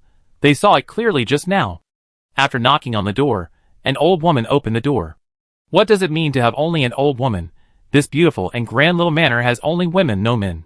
If the people in the manor cooperate, then they don't mind courtesy first and force later, and keep the women in the manor for 2 more days to play and celebrate the new year. If the people in the manor don't cooperate, then they don't mind slaughtering the manor first, and then venting their frustrations while the corpses are still warm, just when the men were immersed in their own fantasies. Squeak. The door hinge, which had not yet been buttered, made a heavy friction sound. Then, a thin and handsome boy came out. The boy had a pair of beautiful fox eyes, which were extremely inconsistent with his earthy yellow skin color and flat facial features. Although it was a bit unexpected that a young man showed up. But they were all extremely vicious, and didn't take this skinny young man seriously at all. One of them, a middle-aged man with decent features and cloudy eyes, who was riding on a horse, spoke fiercely. Let your boss come to see us? We like this land. Let her vacate the place wisely. Chapter 152. The night was dark. Not even a star could be seen. It is said that martial artists can see at night. Xiangjila was no exception. She looked around the crowd of people standing in front of her without leaving a trace. Except for the few leaders sitting on horses, who looked in better spirits. The 40 or 50 people following behind all looked pale and listless. If she guessed correctly, these people should be the bandits who escaped from Meaziling a few days ago. She swept her eyes silently to the end of the crowd. When she saw 2 figures crouching and quietly blending into the crowd, the coldness of her fox eyes darkened. When she raised her eyes, she had already changed into a timid look. Sir, what are you talking about? I don't understand. Don't understand? The middle-aged man who just spoke had a hideous smile on his face. Before anyone could react, he quickly drew out his sword and slashed it towards Xiangjila's neck. It's better if you don't understand. Just go and ask the King of Hell. As soon as the words fell, a silver light flashed. A scream resounded through the night sky, startling a flock of birds in the forest of Yitai Mountain. The middle-aged man's right hand holding the sword was cut off at the wrist at some point. The broken hand holding the long sword didn't even know what happened, and it lay quietly on the ground. And his burly body fell heavily to the ground almost at the same time. There was a black leather whip wrapped around his neck. At the other end of the whip was the cowardly boy just now. At this time, the young man pulled the long whip with a horrified face, and he didn't know how to use the force in his hands, but he made the middle-aged man scream and die without any resistance. At this time, someone shouted, "The boss is dead." The rest of the people realized it later, and surrounded Xiangjila. Xiangjila put away the long whip, his eyes full of innocence. "Why are you looking at me? I'm easily scared, don't look at me like that." A group of soldiers split into several groups, and Chushan still followed Yin Junyo. The deeper they went into Yitai Mountain, the weirder the atmosphere became. Your Highness, it doesn't feel right. Logically, Yitai Mountain is the base, so it should be nearby. But now, we have almost turned the mountain over, and we have only caught a few useless people who can't be asked anything." Halfway through his words, Yan Zhenyu raised his hand to make a silence to stop Chu Shan from continuing. Chu Shan also heard a slight strange sound after he stopped. The master and servant looked at each other and flew towards the direction of the strange sound as light as a swallow. Xiang Zhila leisurely walked with his hands behind his back among the dozens of people who were tied up and hanging on the crooked tree and screaming. When he walked in front of a middle-aged man with a big mole on his right cheek and a terrified face, he smiled innocently and cutely. "You are so arrogant, old man. How dare he call her little thing? How can she face the scene when Jun Nuo calls her little thing in the future?" The more she thought about it, the angrier she became. She couldn't help but hit the middle-aged man's head with the handle of his knife. The middle-aged man was hung and swung for a few times. There were steel needles of different lengths piercing deep into the nails of his 10 fingers, and his head was covered with stars. Seeing that the sharp blade was placed in front of her neck, if she swung it a little harder in the air, her neck would be cut by her own knife. He no longer cared about face. The pain of his 10 fingers connecting to his heart, and the panic that his heart would stop beating at any time made him cry like a child at his age. "No, no, no, I know I was wrong. I really know I was wrong, sir. Please forgive me. I will never dare to say that I am a little thing in front of you again." If time can go back, he will definitely persuade his elder brother not to think about finding a woman. It's all because of those 2 tails of meat. You know you were wrong? Xiang Zhila doesn't care why he messed up. His fox eyes were smiling. But the words he said were so infuriating that they could kill people. If you know you were wrong, then you know you were wrong. It's one thing for you to admit your mistake, and it's another thing for me to accept your admission or not. The middle-aged man choked and continued to beg, "Please remove the needle from my fingernail. I really can't stand it anymore." "This one?" Xiang Zhila reached out and swiftly pulled out a steel needle from his fingernail that was many times thicker than a silver needle. A small string of blood beads came out. The middle-aged man screamed again. Xiang Zhila seemed not to hear his scream and smiled even brighter than before. "It's not impossible to remove this steel needle. But after it's removed, I will turn myself in immediately. I will turn myself in immediately." Chapter 153. Before he finished speaking, his head hurt and his brain was buzzing again. "What case are you reporting? Hang here and wait for the court to come." "Yes, yes, Grandpa, whatever you say is right." The middle-aged man now just wants to stabilize this perverted teenager. Halfling Tiger's second master has lived for so long. What has he not seen in the world? But he has to see this disaster that will only harm their fingers. First, all his people were drugged, and then they were hung on the tree while they were unconscious, and then steel needles were inserted into their nails to make them wake up in pain. He Tiger's second swore. As long as he can escape, he will definitely chop off the brat's fingers one by one. In the bushes not far away, Yan Zhenyu and Chu Shan held their breath and took in all the scenes. When seeing Qiuzi take the steel needles from those people's hands expressionlessly, Chu Shan's 10 fingers felt a dull pain for no reason. While marveling at Xiang Zhila's cruel side, he also secretly broke into a cold sweat for her. It's over, the princess is so vulgar, rude and perverted, waiting to be. Thinking of this, he couldn't help but glance in the direction of Yan Zhenyu. Before the word disdain came out of his mind, he was almost choked by the prince standing beside him with a smile on his face. "Fuck, Prince, what are you laughing at? Don't you know that your smile is so beautiful that it makes people feel terrified?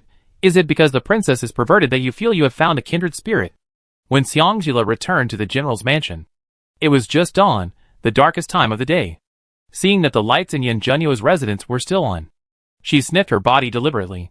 After making sure that she was not stained with the unpleasant smell of those bandits, she tiptoed and pushed open the door. As soon as she stepped into the room and saw Yan Zhenyu, who had just finished bathing, she apologized immediately.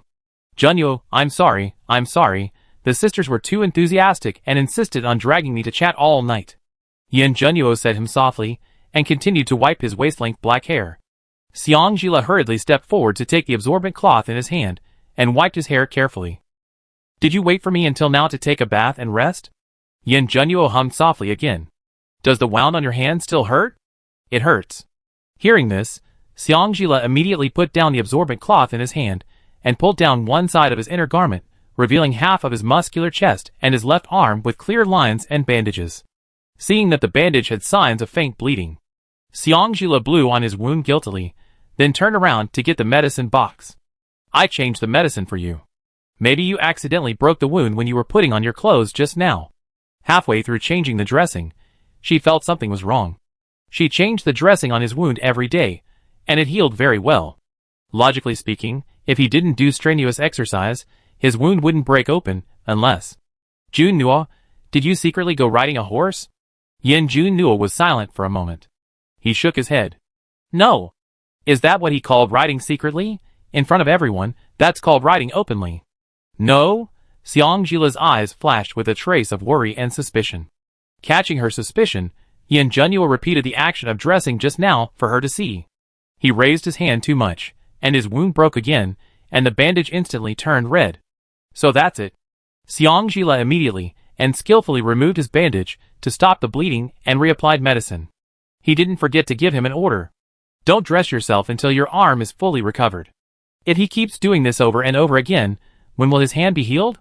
Looking at the nervous expression of the little woman when she was injured, and then recalling her cute look when she abused the remnants of the gang tonight, she wanted to kill those people. Jun Nuo's phoenix eyes slowly permeated with a bit of tenderness that could squeeze water out of them. Stupid woman. It really made him more and more unable to stop. Chapter 154. After Chu Shan detained the remaining gangsters in a centralized detention center, he met Chun Shou, who was waiting for him on the roadside on his way back. Chun Shou was dressed in men's clothes and had a man's bun, and was a full head shorter than him. At this time, her sleeves were already wrinkled due to nervousness. When she looked at Chu Shan, who was walking towards her, the question Xiangjila asked her a few days ago suddenly popped up in her mind. What if he doesn't like you? Chun Shou tightened her hand around her sleeves. It seemed that she was the only one who took the initiative between them. So, she was very conflicted these days. She wanted to ask Chu Shan what he thought. But she was afraid of Chu Shan's negative answer. But she was unwilling to not ask. Chu Shan knew that Chun Shou had not slept all night, and he pretended to be surprised when he remembered the prince's order. Get up so early. The familiar voice sounded in front of her, and Chun Shou's face turned red. Fortunately, it was not yet bright, and Chu Shan did not notice her abnormality. Before Chun Shou could speak, he suddenly slapped his forehead. By the way, look at my memory. I have been busy these days, and I have forgotten it. Chun Shou looked at him with a hint of doubt in his eyes. Chu Shan smiled. When I was in Kyoto for the new year, my aunt would make you a new set of clothes every year. This year I'm not in Kyoto, so I bought you a set to make do with. I give it to you when I get back. You have to wear new clothes during the new year. This habit can't be broken casually. Thinking of how Aunt Duan would let him go to her house for a reunion dinner every new year and treat him like her own son. Chu Shan became more concerned about Chun Shou. This year my aunt is not here, so I will spend the new year with you here, and it will be the same. As a brother, you must always take good care of your sister. The tall man in front of her smiled frankly and honestly, and it fell into Chun Shou's eyes, like the rising sun, and the dazzling morning glow fell into her eyes, reflecting the stars of light. She couldn't help but raise a very beautiful arc at the corner of her mouth. The "do you have that feeling for me" at the tip of her mouth turned into yes. Maybe. Maybe. Chu Shan also likes her a little bit. Biling. The sound of gongs and drums was deafening. The streets were lined with people watching the excitement. In the center of the street was a square stage that was 5 meters long and wide. The stage was built with green bamboo, decorated with festive colored yarns on the side, and had 6 wheels underneath, pulled by 2 red-tasseled horses. The musicians sat scattered around the stage, with their backs to the audience and facing the center of the stage, skillfully beating gongs and drums to play the music of Biling's harvest. On the stage, 12 young masked women with graceful figures were holding wheat ears and dancing to the rhythm of gongs and drums. This is a unique custom in the Nanling and Nanling Mountains. From New Year's Eve to the 3rd day of the first lunar month, the local state government will spend a lot of money to invite dancers from other places to perform in the local parade, in order to pray for good weather and abundant food and clothing in the coming year. When the weather is good, everyone is happy. If the weather is bad, a tent will be built to continue this custom. It is said that Nanling was in chaos because it did not invite dancers to continue this custom last year. As the new year approaches, people all want a good start. So when the people of Biling learned that the parade would be held as usual, they put down their work and walked to the sides of the street to enjoy the joy, fearing that they would be late and their joy would be lost to others. Shinmachi sat in the best box in Zuixiangju. Sitting by the window, he could see the bustling scene of the whole long street. At this time, he took a sip of the teacup in his hand, looking at the gradually receding parade stage, with a cynical smile on the corner of his mouth, and his sparkling peach eyes were cold. Not long after, a young man wearing coarse cloth clothes, with a dusty face and a few cunning gleams in his eyes from time to time came in. Shinmachi put the teacup on the table in front of him, picked up the folding fan, and tapped the palm of his left hand gently. Have you found the person? The young man lowered his eyebrows and eyes. When my subordinates led people to Mae's Isling, there was no one there. The folding fan fell heavily on the palm of his left hand, and never rose again. Yen Junyo. His voice was steady, with a hint of the majesty of a superior.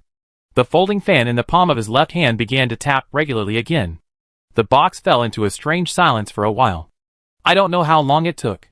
Shinmachi said softly, keep paying attention. If you see someone with a black scar on the back of his hand, you must bring him back at all costs. After a pause, he added, be careful not to touch that black scar. Chapter 155. After the subordinates left, Shinmachi slowly opened the folding fan in his hand. The 6 characters "Be contented, admire you, cherish you" printed on jute paper appeared on the fan and jumped into his sight when he was not paying attention, causing his eyes to hurt. His peach blossom eyes, which were always bright and cold, were slightly red at this moment. He stretched out his fingertips and gently stroked the words Ji and Lu, and his half-closed eyelids concealed the expression in his eyes. At this time, Xiangjila, who was in nailing and was rummaging through clothes in the closet, suddenly remembered that she seemed to have missed something very important in the previous life. The partner who stayed with her till the end, Shinmachi. According to the timeline of the previous life, Shinmachi had become a hidden opponent of Da Huang in the 2nd year after Yen Junyo's death. It can be said that even if she did not cooperate with Shinmachi, it would only be a matter of time for Shinmachi to overthrow Da Huang given Da Huang's fatigue. And the biggest reason why she took the risk to overturn the wall of Nanwang Mansion to threaten Shinmachi was that Lin Bufan died from Xiang Qingga's strange poison. And Shinmachi happened to have someone who was good at using and making poison. So, she didn't hesitate to bring all her elite soldiers to surround the Ping'an Palace. She didn't hesitate to use the world as a prize to pull Shinmachi to her side. Although now thinking about it, she was indeed impulsive when she did this in the last life, but in the last life, she did reach a successful cooperation with Shinmachi. Shinmachi. Now, he should still be just an idle prince with a dandy color. She had to find a time to talk to this idle prince. Maybe she could find a helper for Jun Nua. His mind was full of how to pull Shinmachi to his side, and Xiangjila didn't even know when he walked next to Yen Junyo. What do you think about every day in your stupid head? Are you distracted so easily? Tisk, stupid Junyo, why did you hit my head? She felt a slight dull pain on her forehead, and frowned as she rubbed the place where he had hit her. She opened her eyes, and met his eyes, that were almost right in front of her. She screamed in panic, and quickly took 3 steps back. She tripped over the low table behind her. Accompanied by a cold snort, her waist tightened, her feet left the ground, and she was steadily picked up by someone with one hand. According to her instinct, she hugged his neck, and her legs naturally wrapped around his thin waist. The 2 bodies instantly fit tightly together, and the surroundings were so quiet that they could even hear the thump-thump of each other's heartbeats. She could even clearly feel something poking her, and her face, which had become fair and translucent after washing off the powder, suddenly turned red. Stupid man, playing with fire again. Prince. Master. Master. Chu Shan's voice sounded again at an inopportune time. Yen Junyo, who was suddenly pushed away by Xiangjila as soon as he heard Chu Shan's voice, had his face darkened at a speed visible to the naked eye. You'd better find a reasonable reason for your appearance. Chu Shan's neck shrank, and he swallowed hard, looking for help at Xiangjila, who was standing beside him with a red face. Xiangjila took a few deep breaths and suppressed the flames in his heart that were accidentally ignited by Yen Junyo. He tried to hold back his laughter. Prince, don't scare Chu Shan all the time. Look how scared you made that young man. Young man? Him? Being called a young man by a mistress who was 5 years younger than him. Chu Shan said that this feeling was like being taken advantage of, and he had to rush to be taken advantage of. Prince, when you say you want to marry a wife, can't you marry someone a little older? An old cow chewing tender grass, you can actually do it. However, it is obvious that the words of tender grass are still very important. After being persuaded casually by Xiangjila, Yen Junyo's face finally became less ugly. Tell me, what's the matter? Beauty misleads the prince. Countless villains in Chu Shan's heart screamed to the sky. But he didn't dare to show it. Thinking of the situation just now, his face was solemn.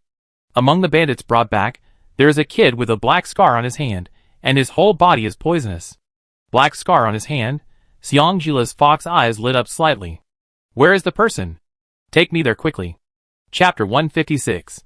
As soon as the words fell, his wrist tightened. Xiang Jila fell back into his arms again. As his chest vibrated, she clearly heard Yin Junyuo's order. Find a way to control the little ghost's mobility. Take Yao Yisan and a few others. Don't let others get close to the little ghost. The king will be there soon. Chu Shan took the order and left in a hurry. Before leaving, he closed the door and reminded him.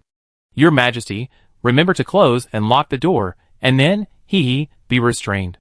The surroundings immediately returned to silence. Yin Junyuo let go of Xiang Jila with a dark face, closed the door again, and bolted it. Xiang Jila laughed dryly, and took a few steps back, pointing at his left arm. Your Highness, you are still injured. Why don't you wait until the injury is completely healed? Yin Junyuo pushed her to the bedside condescendingly, and raised his sword eyebrows. Are you sure you can wait? Then who was sitting on me a few nights ago? He couldn't stand it any longer. These days, the stupid woman sat on him and rubbed him every night. If he continued to stand it, the husband's authority would be thrown to the ground and trampled by the stupid woman. Bang. Xiang Jila felt as if he was stripped naked and thrown in front of him. She avoided his gaze with a guilty look and looked elsewhere. No. I don't know. Damn it. She just wanted to find which position was easiest. Ahem, she completed the task of turning over and becoming the master. Who would have thought that this man was not asleep? How did he manage to remain unresponsive? You want to be on top? His phoenix eyes narrowed dangerously. When it comes to these things, Yin Junyuo has a stubborn and almost perverted habit. That is, no matter what the situation, he has to be the one on top. Even in the bathtub, he has to be the one standing. Otherwise, why is it so difficult to turn over and become the master? As he leaned forward, Xiang Jila retreated all the way. The voice of Gonging No. 3 sounded in his mind at the right time. Host, I found a good thing. The Regent will definitely like it. It doesn't matter whether he likes it or not. The most important thing is there any way for me to quickly complete the task of turning over and becoming the master? She didn't want Yin Junyuo to lose his memory. She didn't want to be forgotten by him for a quarter of an hour. After a moment of silence, Gonging No. 3 persuaded, Host, why don't you try to use this good thing to negotiate with the Regent? Is it possible? Xiang Jila expressed doubt. Gonging No. 3 promised repeatedly. Yes, Host, you have to believe that Xiao 3 loves the host the most. The good stuff is under your pillow. You go and take it out to negotiate with the Regent. Feeling the bracelet slightly warm, Xiang Jila's mind once again sounded the reminder of Gonging No. 3. The good stuff has been distributed. Remember, there are only 8 days left before the task of turning over and becoming the master is over. The host must hurry up. When Xiang Jila came back to her senses, she found that Yin Junyuo had already pressed her under her skillfully and was unbuckling her belt. She quickly pulled his hand away and smiled. My lord, don't unbuck it yet. I show you a good thing. After saying that, she avoided his injured left hand, gently pushed him away, turned around and crawled to where she slept, and reached under the pillow. There was indeed something underneath. It was still a silky and soft ball. Xiang Jila's mouth curled up and quickly took away the pillow. Seeing what was under the pillow, Xiang Jila's smile froze. Why is it a set of unique little clothes and a long silk with a coquettish color? Look at this flaunting purple translucent long silk. Is this something that can be negotiated? It's just adding insult to injury. Wait. Chom Ling, is Gonging No. 3 trying to force Yin Junyuo to obey her by threatening her death? It looks like it. I didn't expect you to be so thoughtful that you even prepared the clothes? Yin Junyuo looked at her with a smile. Stupid woman, she said no, but was honest in her heart. Xiang Jila snorted twice, with a bad arc at the corner of his mouth. He quickly shrank to a corner of the bed, picked up Chom Ling, and threw it in front of him, pointing to the beam not far from the bed and said, Yin Junyuo, I tell you, if you don't obey me today, I will hang you on the beam with this thing. Yin Junyuo frowned slightly. He stretched out his hand and tried to pull the long silk over. Unexpectedly, there seemed to be something in the rolled-up part of the long silk. This was a familiar routine. Xiang Jila's heart skipped, and it was too late to pull the long silk back. As the end of the long silk loosened, a colorful and exquisitely patterned booklet fell steadily into Yin Junyuo's hand. Chapter 157. The booklet is thin, but the content is rich. Xiang Jila saw the two intertwined figures on the cover and rushed to Yin Junyuo to grab it. He was easily fixed in Yin Junyuo's arms. At this time, he had carefully turned a few pages. He looked at the long silk in his hand seriously, and then looked at her. He nodded seriously. So you like to be hung up, I understand. Although he would be a little tired in this posture, as a husband, he had no choice but to satisfy his wife's strange requests. Do you understand? What do you know? Seong-jila understood the eagerness in his eyes, and wanted to cry, but had no tears. Dog system. What about loving her the most? Whenever it involves Yin Junyo, it will always lead her into trouble. Let's start with this action. Seong-jila looked along his slender fingers, and almost fainted. She had never seen such a delicate and realistic painting of a little man. Even a strand of hair was as natural as a real one. The woman in the painting had her hands tied behind her back, and her advantages were highlighted. One leg stood alone, and the other leg was tied to her hands behind her back with a long silk ribbon, half hanging up, and the scenery below was exposed to people without reservation. This. Is this a move that a human can do? Gonging number 3, come out, and take the things back. She was not considering whether to turn over or not, but whether she could leave the room alive. Ding, your lovely little 3 is offline, host, come on. Seeing that Yin Junyo had already started researching Chongling, Seong-jila decided to burn his boats. Chu Shan took Yao Yisan and others to the temporary iron prison. A small body with disheveled hair, a face that was already too dirty to be seen clearly, ragged clothes, and a few blood stains looked particularly pitiful among a dozen corpses with dark faces, and white foam at the mouth, and expressions frozen in pain and fear that were extremely hideous. Poor ghost. If he hadn't seen with his own eyes that the dozen lively people turned blue and black and foamed at the mouth after touching his hand, he would have been almost deceived by this appearance. The boy looked downcast, but his bright and defensive eyes looked unusually cold. It was so cold that it seemed that the person who was bullied just now was not him, and it was not him who poisoned those people. What's your name? Chu Shan kept a distance from the iron prison and glanced at the boy's surroundings calmly. The iron ball in his hand was ready to hit his acupuncture points at any time when the boy was not prepared. Come here, you will all die. A voice that had become hoarse due to not speaking for a long time echoed in the iron cage. The boy kept hugging his knees, and from beginning to end, he didn't even look at Chu Shan. Chu Shan touched his nose. If it were other bandits, who dared to be so arrogant in front of him, he would have taught them a lesson long ago. But the boy in the iron cage was poisoned, so he didn't dare. He could make drugs, but it didn't mean he could poison. He was fine when he came back, and he didn't hear anything unusual, let alone any of the soldiers who detained him were poisoned. But after the boy was locked up with the bandits in that cell were poisoned and died almost at the same time. It took only 2 hours from the time of the imprisonment to the death of the bandits. According to the tyranny of the poison, the boy should not have poisoned them as soon as they were locked up together.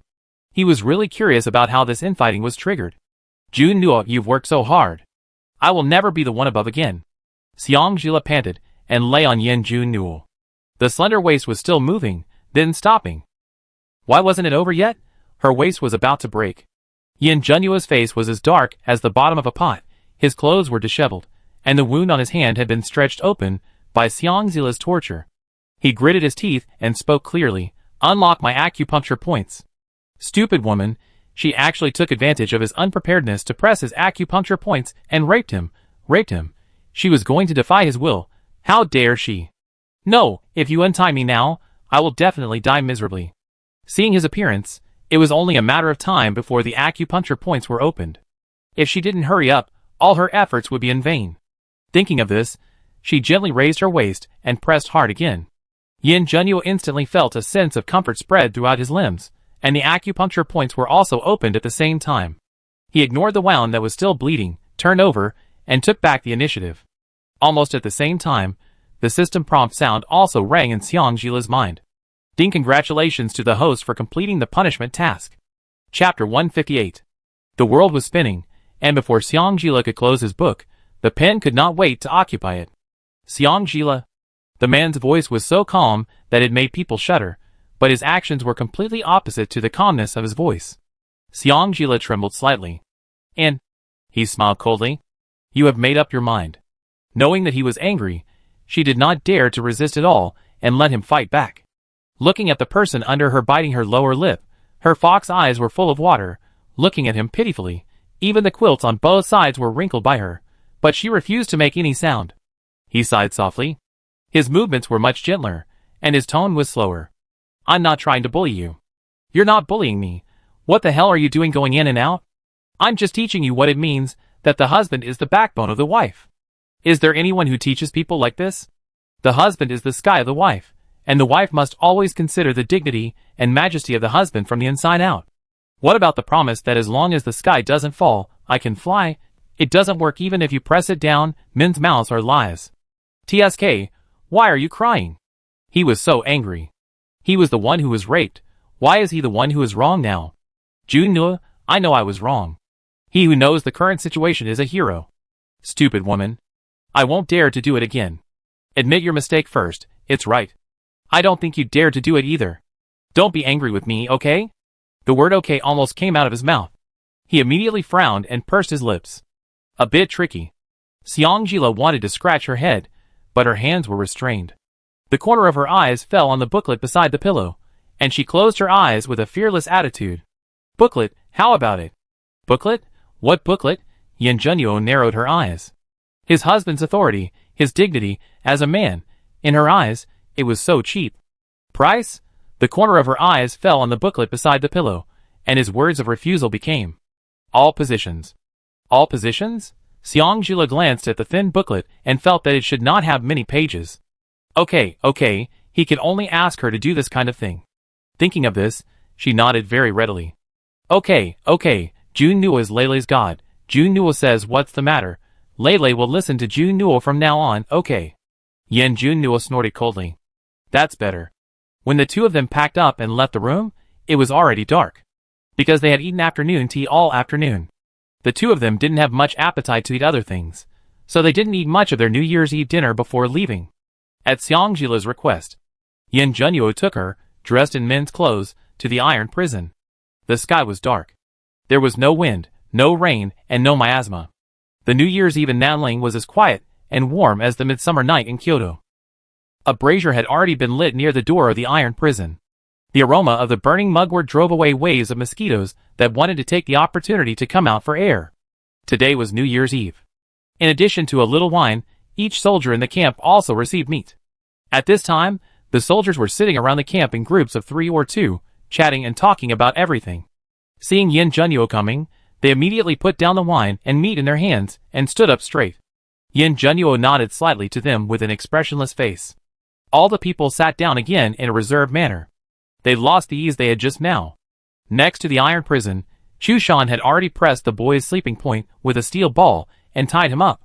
The bodies in the prison were being carried out one by one. Seeing Yin Junyo and Seongjila, he walked in front of them respectfully. He bowed and said, Your Majesty, please stay away. The poison in this man's hand is very overbearing. Just now, a soldier who was carrying the body just accidentally touched his hand and immediately fell to the ground and died with foam at the mouth. Seongjila looked at the lonely little figure lying on the ground in the dim iron prison, tied up like a dumpling. In front of him, the beautiful boy in blue shirt, who had tied his hands tightly with cloth strips all year round in order to hold the little rabbit, was superimposed. That was the first time they met. The boy had clear eyebrows, white skin, and thin lips with abnormal purple red, which looked charming and deadly. He looked at her with indifference. Do you want to die? I am poisonous. The boy's eyes were very clear, as if saying such words came from his heart. Everyone thought the boy was looking for an excuse to get close to her, but they didn't know that he really knew her true thoughts. When everyone saw her struggling to survive on the battlefield every day, only this boy with clear eyes could see the world weariness in her eyes. An unfamiliar old friend. He might also help Junwoo in this life. She couldn't help but want to step forward, but her wrist was held by a big hand. Looking up at his cold and lonely phoenix eyes, Seongjila patted his hand and smiled comfortingly. I just watched from a distance. Chapter 159. Within Yin Junyo's sight. Seongjila didn't dare to show her concern for the boy too obviously. She would never forget this back view. Even though he was tied up, this slightly curled up sleeping posture fully demonstrated that he was actually a very lonely and insecure person in his heart. Feeling that Yin Junyo's sight was always following him, Seongjila asked Chushan for a scabbard and gently pushed aside the boy's long hair that had long been tangled due to dirt. Even though the boy's face was full of dirt at this time, it couldn't cover up his beautiful lips and high nose bridge. I have a plan in mind. Seongjila returned the scabbard to Chushan. He looked at Yin Junyo. Do you have anything else to deal with? Yin Junyo said to him, Someone has come to Kyoto. I want to meet him in person. Seongjila nodded. Then I go back by myself first. Let Chushan escort you. Okay. All along the way. Xiangjila was thinking about how to impress this lonely boy and let him let down his guard against her. In her previous life, she had long lost her attachment to the world and disdained some false human relationships. So the intersection between them was not deep. Her knowledge of him was only, Liu, poison, likes to wear green shirt and hug rabbits. This life is different. Guard camp, Chushan's tent. A stern man wearing a black suit with dark Qilin patterns stood behind Yin Junyo, with his head bowed respectfully. Yin Junyo unfolded the letter he had just received from the stern man. After a quick look, he put the letter into the lamp and ignited it. Not long after, the letter filled with information was completely reduced to ashes. Yin Junyo quietly made a few arrangements. Keep a close eye on Kyoto. Since she wants to keep the child, help her keep it. Continue to investigate the truth about General Qin's death in battle 18 years ago. In addition, he paused, investigate Xiangxi's life in detail. The stern man bowed and said yes, then disappeared. Looking at the pile of ash on the ground, Yin Junyo's eyes darkened. Wang Fujing. Just do your best. Just don't regret it later. The first day of the new year. Nanling seemed to come alive overnight. Before dawn, the streets were filled with the sounds of hawking and children playing. Xiangjila got up early, and put the red envelopes she had prepared for Chu Shan, Chun Cho Chiosi, and others the night before in her pocket. After she finished washing up, Yin Junyo, who had already finished washing up, walked up to her, and stuffed a big red envelope into her pocket. His always cold eyebrows were a little softer today. Peace and happiness, good health every year. Touching the thick stack in the red envelope, Xiangjila smiled, and took out a prepared sachet from under the pillow, and gave it back to Yin Junyo. Year after year, happiness will be with you. This is the custom of Nanling. Husbands and wives give each other sachets in the new year, and write down everything they want to say to each other. Yin Junyo took the sachet, and took out 3 pink letters, with the scent of osmanthus in Xiangjila's expectant and shy eyes. There were words written on all 3 pieces of letter paper. The first one was the simplest, with only 3 words Yin Jun knew written on it. The second one says I like you, not just on impulse. The third one is a little longer, saying everything in the world pales in comparison, because you are so beautiful wherever I look. Each word is written in neat small regular script. From the habit of connecting the pen tip, it can be seen that the writer is not familiar with this font. So, at the hook position of each word, there are traces of abrupt endings. In this way, the hairpin-shaped calligraphy on the letter lost the soft and beautiful feeling that only belonged to women, but instead became more clumsy. Don't write such ugly words in the future, even if you say these words in front of me. The words were very ruthless, but he put away the letter, and put it back into the sachet with extraordinary caution. Xiangjila raised his fox eyes. This is a love letter, a love letter. A Nanling girl expresses her feelings to her beloved man. Yin Junyo made a tisk sound. No more words. They are an old couple, but they still do this kind of little tricks. It's really damn pleasant. Later, he will ask Chu Shan to find him a sachet. However, only his name was written on the first letter. What does it mean? Xiangjila saw his beautiful eyebrows and eyes relax. Naturally, he took his right hand. Today is the first day of the new year. Do you have anything else to do? Chapter 160. The man in front of him was wearing a white robe with a golden edge, and a golden crow embroidered on the left lapel. He had a jade crown on his head, and a silver belt around his waist. There was also a red jade bamboo pendant on the left side of the belt. The mighty animal head on the belt added a bit of wildness to his weak scholar's outfit. Except for the wedding day, Xiangjila rarely saw him wearing clothes of other colors. Today, plain clothes seemed to suit him better. It was completely different from the solemn and fierce military uniform or black clothes he wore in the past. Today, he is like a fallen immortal, cold and noble. To the outside world, as long as he is not on the battlefield or in the court. Yin Junyo seems to have always been so cold and noble, but the dark robes in the past have increased his fierce momentum, making people dare not look directly into his silent and deep phoenix eyes. Now he is dressed in white, looking untainted by the world, which makes people feel as if looking at him for a second longer and having other distracting thoughts are a kind of blasphemy against him. As soon as the thought came out, it was immediately stopped by Xiangjila. Blasphemy. His long fingers intertwined with her slender fingers, and he looked down at her. Do you want to go out and play? His charming fox eyes narrowed into a line. Yeah, can't I? I haven't gone out with you for a walk since I came here for so long. Yin Junyo was silent for a moment. Nodding. I'm free. Really? His fox eyes lit up instantly. Are you really free to accompany me? Nodding. All day. Nodding again. After getting a positive answer, Xiangjila's whole face brightened up, and he stood on tiptoe and quickly touched his thin lips. Wow, Junyo, I'm so happy.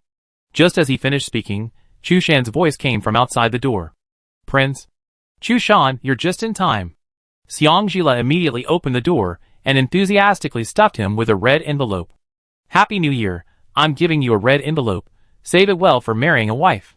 Chu Shan was flattered to look at the stack of heavy red envelopes in his hand, and looked at Yin Junyo.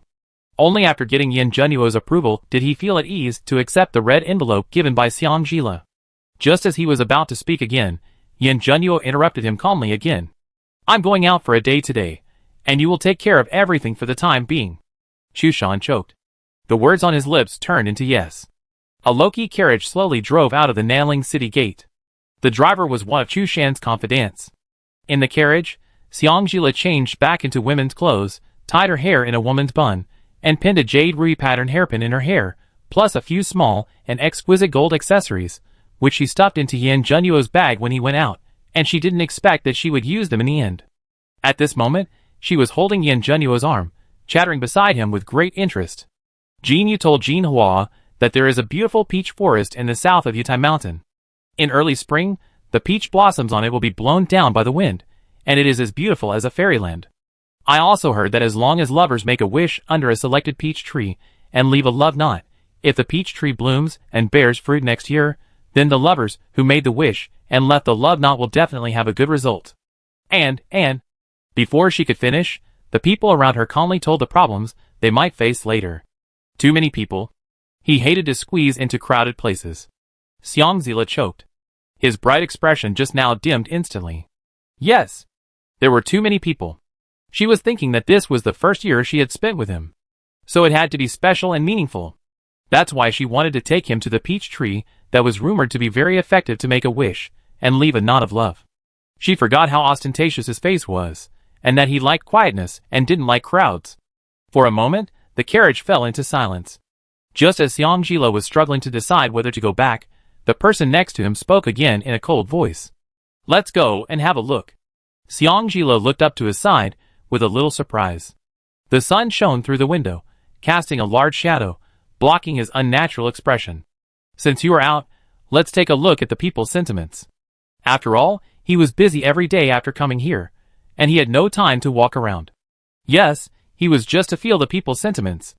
After a pause, he added, I'm not doing this for you, nor for something as childish as making a wish. Your Highness.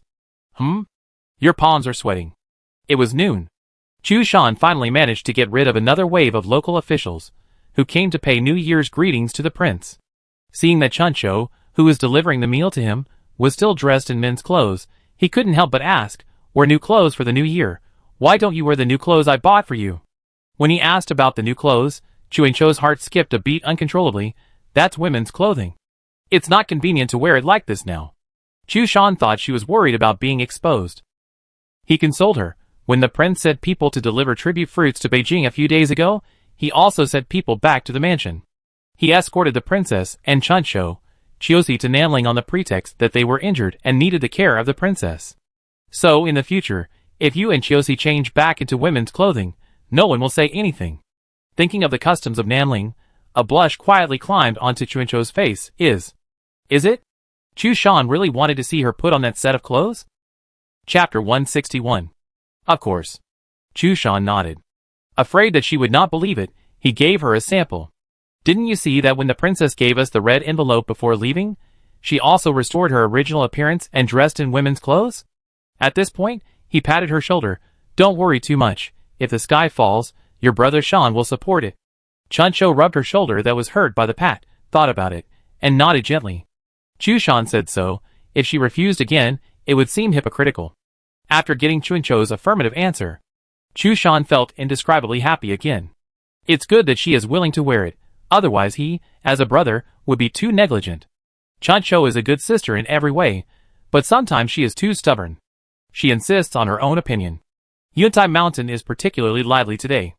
The foot of the mountain has long been filled with various small Nanling-style gadgets. Yin Junyo, with a cold face, carefully protected her in his arms, and blocked the crowd from approaching her intentionally or unintentionally. With his outstanding height and appearance, he could not hide his style and elegance even if he just stood there casually. Such a person with his own aura, it is hard not to attract attention in the gray crowd. The young man in white clothes and silver waist belt is so handsome, just like an immortal who walked out of a painting. Yes, he is holding a little girl in his arms. I wonder which high-ranking official's son brought his confidant to appreciate the flowers this time. Could it be the son of the county magistrate? I saw the son of the county magistrate once last year. He was fat and big-eared. He is completely different from this young man. Then, could it be the Prince of Pingnan? I think so. After all, in their minds, the Prince of Pingnan was the one they heard the most about, and the highest-ranking official. Although it was rumored that he had been hanging around in brothels for many years, and had done many bad things. Fortunately, there were not as many people along the way as Xiangjila had imagined. They also met Jin Yu and Jin Hua halfway. Sister Aoxian. Xiangjila turned around when she heard the voice, and saw Jin Yu and Jin Hua, with a few followers squeezing towards her in the crowd. When we saw this general just now, we thought we had recognized the wrong person. Pulling Xiangjila aside, Jin Yu smiled, and wiped the sweat from her forehead with a handkerchief. When Jin Hua saw Xiangjila dressed in women's clothes, a flash of surprise flashed in her eyes. They knew that Ashen's sister was outstanding, but they didn't expect it to be so outstanding. Although the young woman's dress was simple, it couldn't hide the gracefulness flowing between her eyebrows. A pair of fox eyes shimmered with ruthless yet affectionate sparkling waves, which made people unable to help but fall deeply into them. The plump cherry lips were full and soft, making people unable to help but come forward to kiss her. She looked up and down at Xiangjila several times, and only when she felt that Yan Zhenyuo's aura was slowly getting colder did she withdraw her gaze. As a sensitive businessman, she felt that Sister Ashen might not be as miserable as they thought. However, they would better ask for clarification when they have a chance. After all, they have already secretly selected beauties. Now that they see such a beauty as Sister Ashen, as long as those charming fox eyes cast a wink and her plump little mouth opens, it is enough to make men unable to control themselves. I'm afraid that those dozen beauties will not be in the eyes of the general. They chatted briefly for a few words. Xiangjila asked the sisters which peach tree had the best flowers and the most fruits, and after they agreed on the next time to meet, she found a random reason to send them away. Turning to look at Yan Zhenyuo's dark face, she couldn't help but pinch it. Who made my master unhappy? TSK, it feels really good. No wonder silly Zhenyuo always likes to pinch her face. Yan Zhenyuo had a blank expression. I am very happy. Stupid woman, keep chatting. Why don't you chat for a little longer, and leave him, your husband, alone for a little longer? Xiangjila, Your unhappiness is written on your face, and you are still happy. Who would believe it if you said it? After thinking it over, she didn't know what he was unhappy about. She didn't chat with other men, so he was unhappy when she chatted with women. Chapter 162. Silence all the way. Yan Zhenyuo still held her in his arms as before, shielding her from many bumps. Xiangjila looked at his awkward appearance of lowering his head from time to talk to her, but forcing himself to hold back, and couldn't help but poke his chest. He grabbed her hand and held it in his palm without leaving a trace, still awkwardly not speaking. Under Xiangjila's guidance, the two of them walked more and more steeply, and finally stopped in front of a broken wall. Pink petals fell all over the sky, scattered around the two of them. Looking up, the peach tree stood abruptly halfway up the cliff, growing in the light, unusually lush. Because the location was too steep, no one came to hang a love knot on this peach tree. Xiangjila took out the red string that had been prepared long ago, and made a wish under the tree with her eyes closed devoutly. Then, under Yan Zhenyuo's gaze, she wrapped the red string around his left little finger, then around her right little finger, and passed the other end of the red string between their fingers to take it out. She carefully and seriously weaved the knot. Yan Zhenyuo's eyes never left her hand after she took the red string from his hand. Her fingers were very deft, and a thin red string quickly turned into an exquisite knot under her fingertips. After tying the last knot, she put the knot on his hand and held his hand for a while. During the handshake, she did not forget to remind him, Zhenyuo, close your eyes and make a wish. If you don't close your eyes, it won't work. I don't. Shut up, close your eyes and make a wish. Yan Zhenyuo. For everlasting love, you put your hope on me. Isn't it more reliable than hanging it on a peach tree that only sheds flowers? Stupid woman. Seeing him close his eyes obediently, Xiangjila followed with satisfaction, and made a sincere wish to stay with him until old age. During this time, Yan Zhenyuo secretly opened his eyes, and saw that the little man beside him seemed to be really concerned. He couldn't help but look coldly at the peach tree standing halfway up the mountain, which was scattering flowers around them. If the peach tree could read the threat in his eyes, it would definitely know what he meant. If you dare not work, I will chop you off. When the person next to him moved slightly, he immediately closed his eyes and returned to his previous appearance. Until the little man reminded him that he could open his eyes, he slowly opened his eyes. Junnuo, I'm not good at Qigong. Can you go and hang the knot of love on it? Seeing Xiangjila's expectant eyes, Yan Junnuo nodded. Take the knot of love in her hand. Before Xiangjila could see clearly how he took a breath, he had already landed lightly on the peach tree and tied the knot of love tightly. Taking advantage of the visual misalignment, he quickly broke off the small piece of peach branch with a hard knot tied on it and hid it in his wide sleeves, then landed gracefully. Yan Junyo had just landed when Xiangjila came to his side and praised him generously. Junyo is amazing. You just realized it. Yan Junyo raised his eyebrows. As soon as he said it, he regretted it.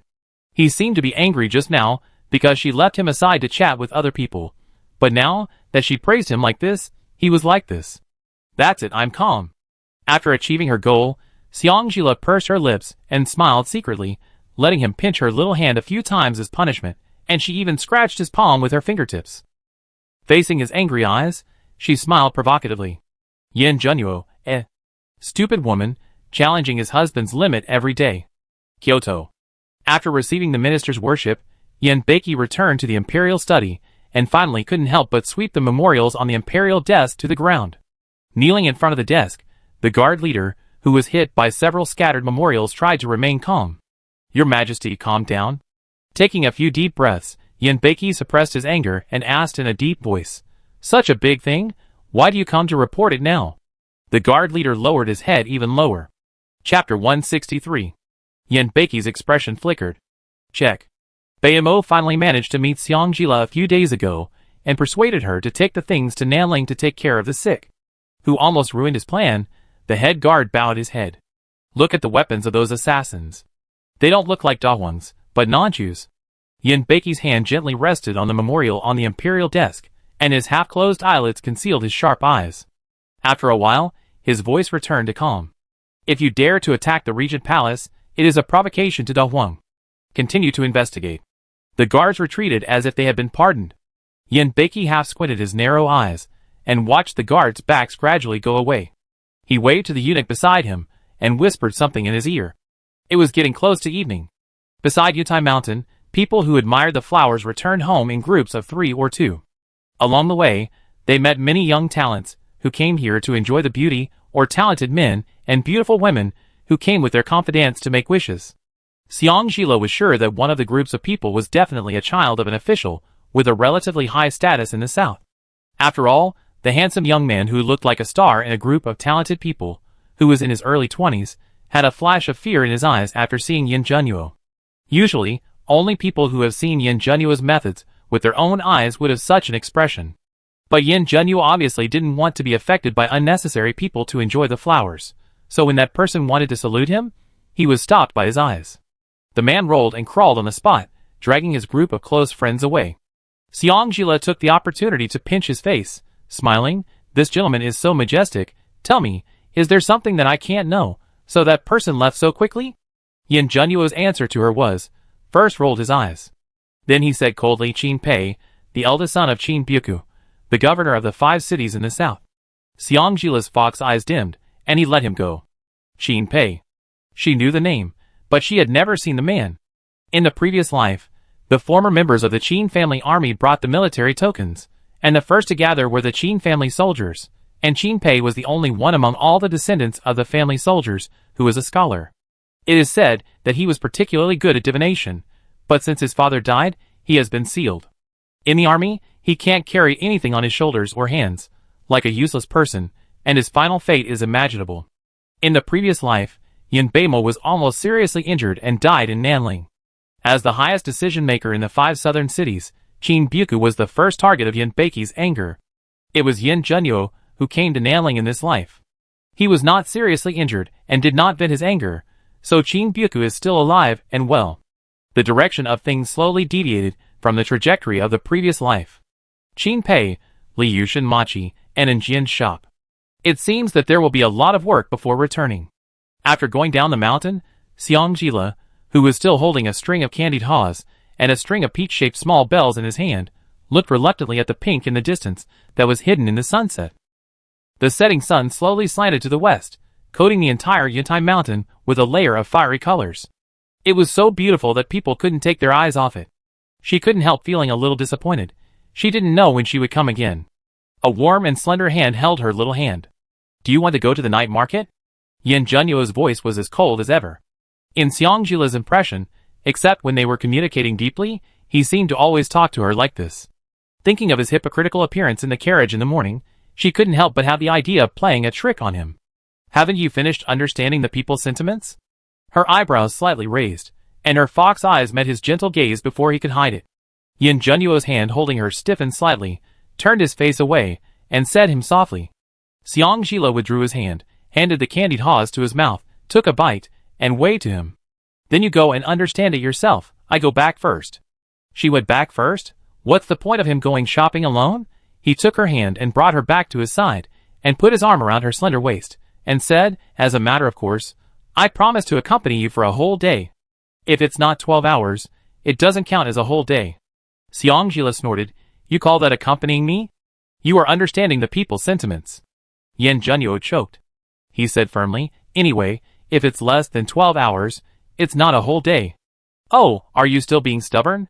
As the number of people around her gradually decreased, she twisted the right arm around her slender waist inconspicuously, leaned close to his ear, and exhaled sweetly. "You said it clearly this morning. It's not for me, it's to understand the people's sentiments." Her waist tightened, and she clearly heard his heartbeat slow down a beat. 3, 2.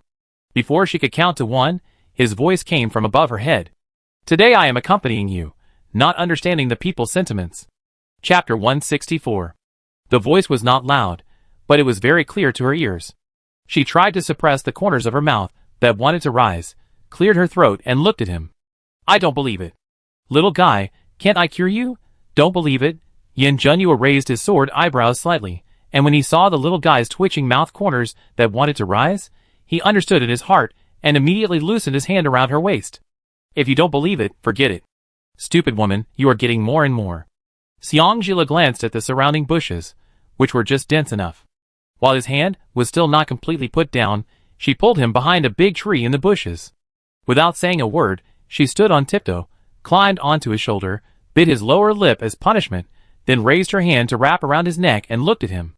In front of the tree trunk, people were coming and going, and behind the tree trunk, the sound of 2 people's heartbeats was like drums.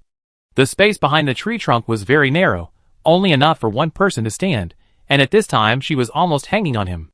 The fox's eyes were filled with a coquettishness that only belonged to a little woman. "Silly Junyo, is it so difficult for you to say it with your mouth if you care about my liking? Use your mouth?" Yan Junyo's phoenix eyes were stained with a dark color, and he glanced at her advantage of being pressed against his chest. "You like to use your mouth? This look." Xiangjila's face turned red again. The atmosphere between the two suddenly became subtle. Fortunately, the two hid behind the bushes, otherwise it would be really embarrassing. The two sides faced off, and Xiangjila was defeated again because he was too thin-skinned. She rolled out of the bushes. After going out, she could even hear the man's low laugh behind the bushes. At this moment, she just wanted to pry open his brain to see what his train of thought was. The point was completely wrong. "You turn around, it's you." An inappropriate voice sounded behind her. Xiangjila turned around and looked in the direction of the voice. Not far behind her, a dozen people stood there at some point. The leader was about 25 or 26 years old, with a sturdy figure, a fat head and big ears. Next to him stood a young woman with a striking appearance, who was very close to him. The woman looked to be in her early 20s, with thick makeup on her pretty face, a cherry mouth covered with bright red lipstick, and the corners of her eyes dyed light purple with paint. She was wearing a scarlet silk dress, and her worldly temperament, which was simply vulgar in capital letters. Usually this kind of dress, coupled with a pungent smell of powder that can be smelled from afar, is the standard of brothels.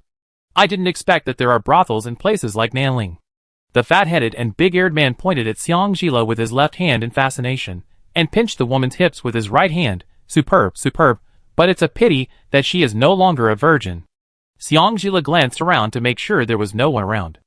He looked at the man who was looking at him with lustful eyes, and belatedly pointed at himself. Are you talking about me? On the first day of the new year, Yin Junyo especially wore a plain dress to remind himself not to kill on the first day of the new year. Could there really be someone who is not afraid of death bumping into him? The fat man who was not afraid of death smiled with a greasy face and nodded. Yes, it's you. Tonight I want you. As he spoke, he did not forget to swallow his saliva. This voice, this look, this figure. Thinking of Zhao Shiyong, the only son of the governor of Zhongzhou, his father is going to meet the regent. In the 5 southern states, who would not give his father some face when seeing him? Unexpectedly, today he and his father could not meet the regent, but he could see such a stunning beauty in such a place. This is simply God's compensation for him. Looking at her young lady's dress, it seems that she is already married. But he is not a romantic young master for nothing. What kind of woman has he not played with? Every time he finished playing, his father would help him settle it properly, so he didn't have to worry at all. He had played with at least 8 of the married women, and this one was the most beautiful. He decided to give her grace and play with her for a longer time.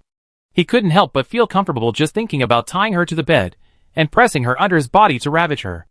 Little beauty, do you want to follow me obediently, or do you want me to invite you?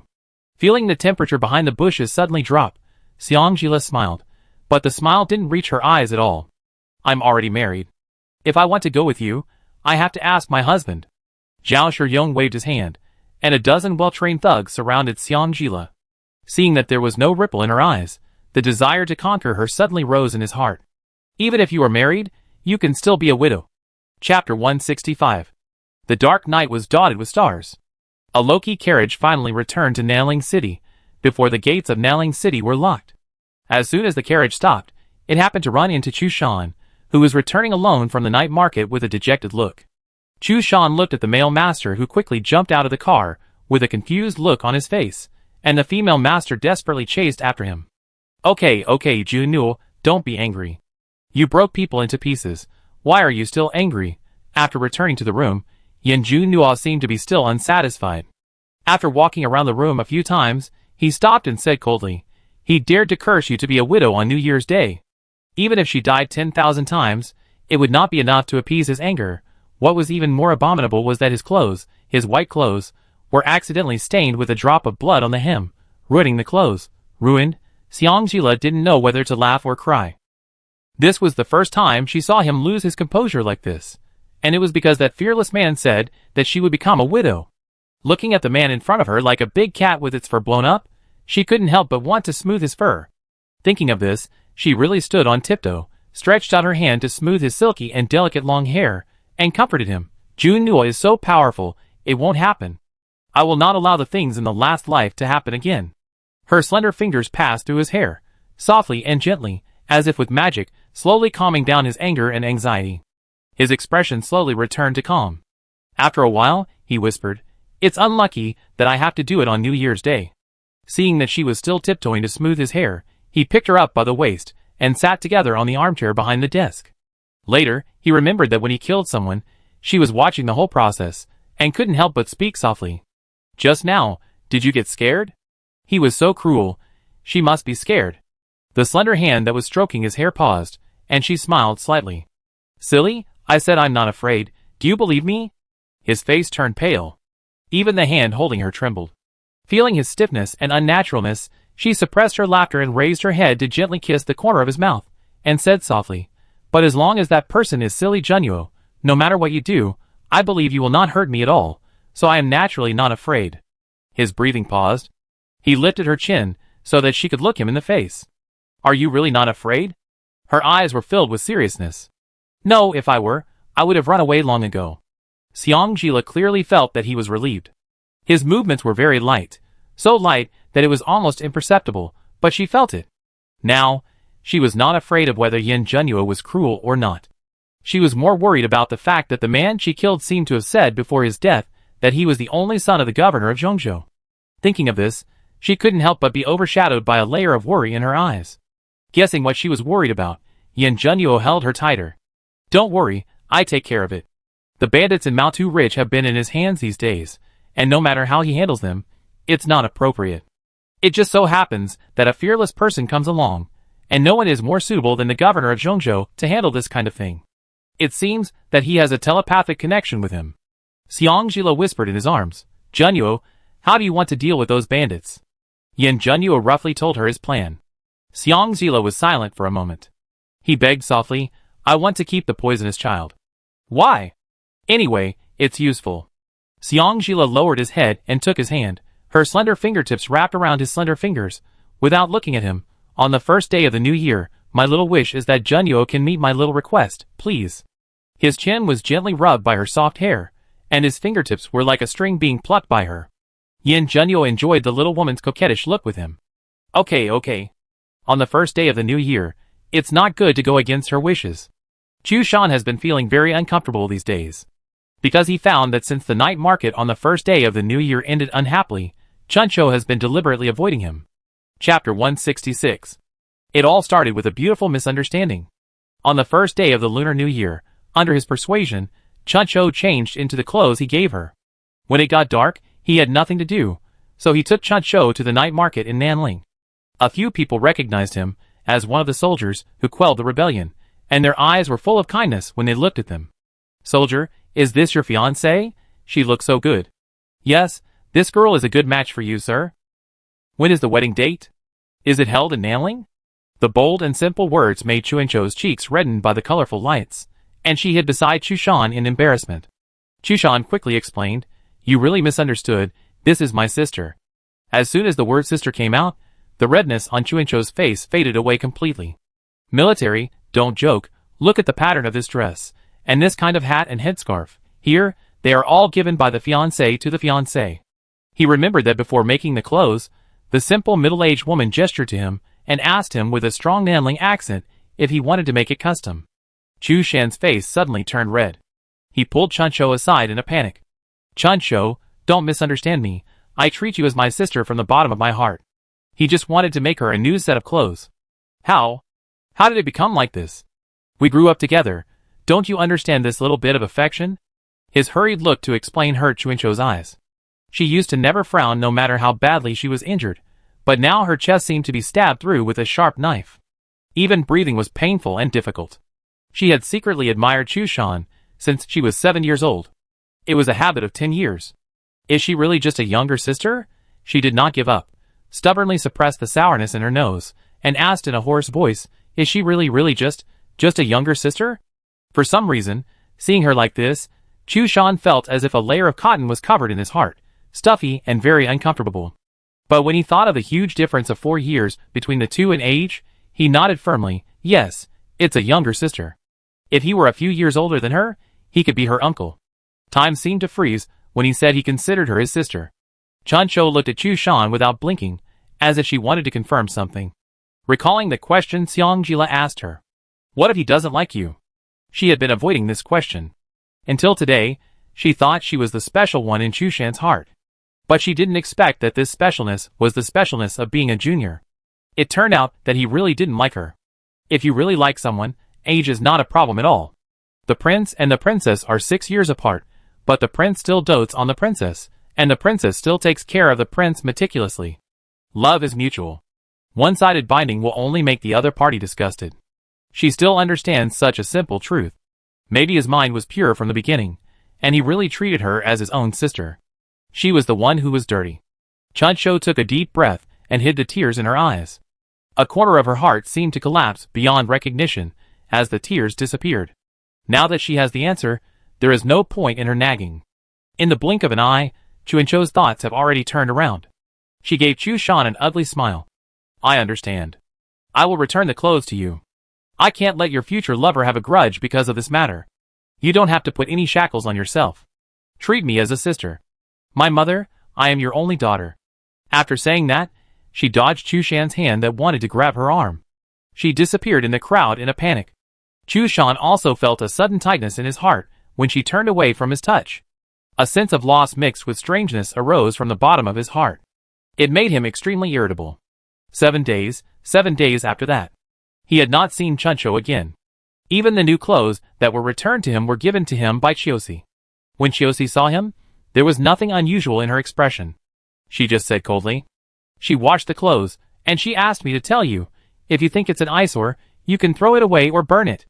At that moment, He really felt like a fish bone stuck in his throat. He wanted to speak, but no sound came out of his throat. He could only watch Chosi's back as she left neatly. Chu Shan! Yan Junyo's cold voice pulled his thoughts back. You have been acting strangely these past 2 days.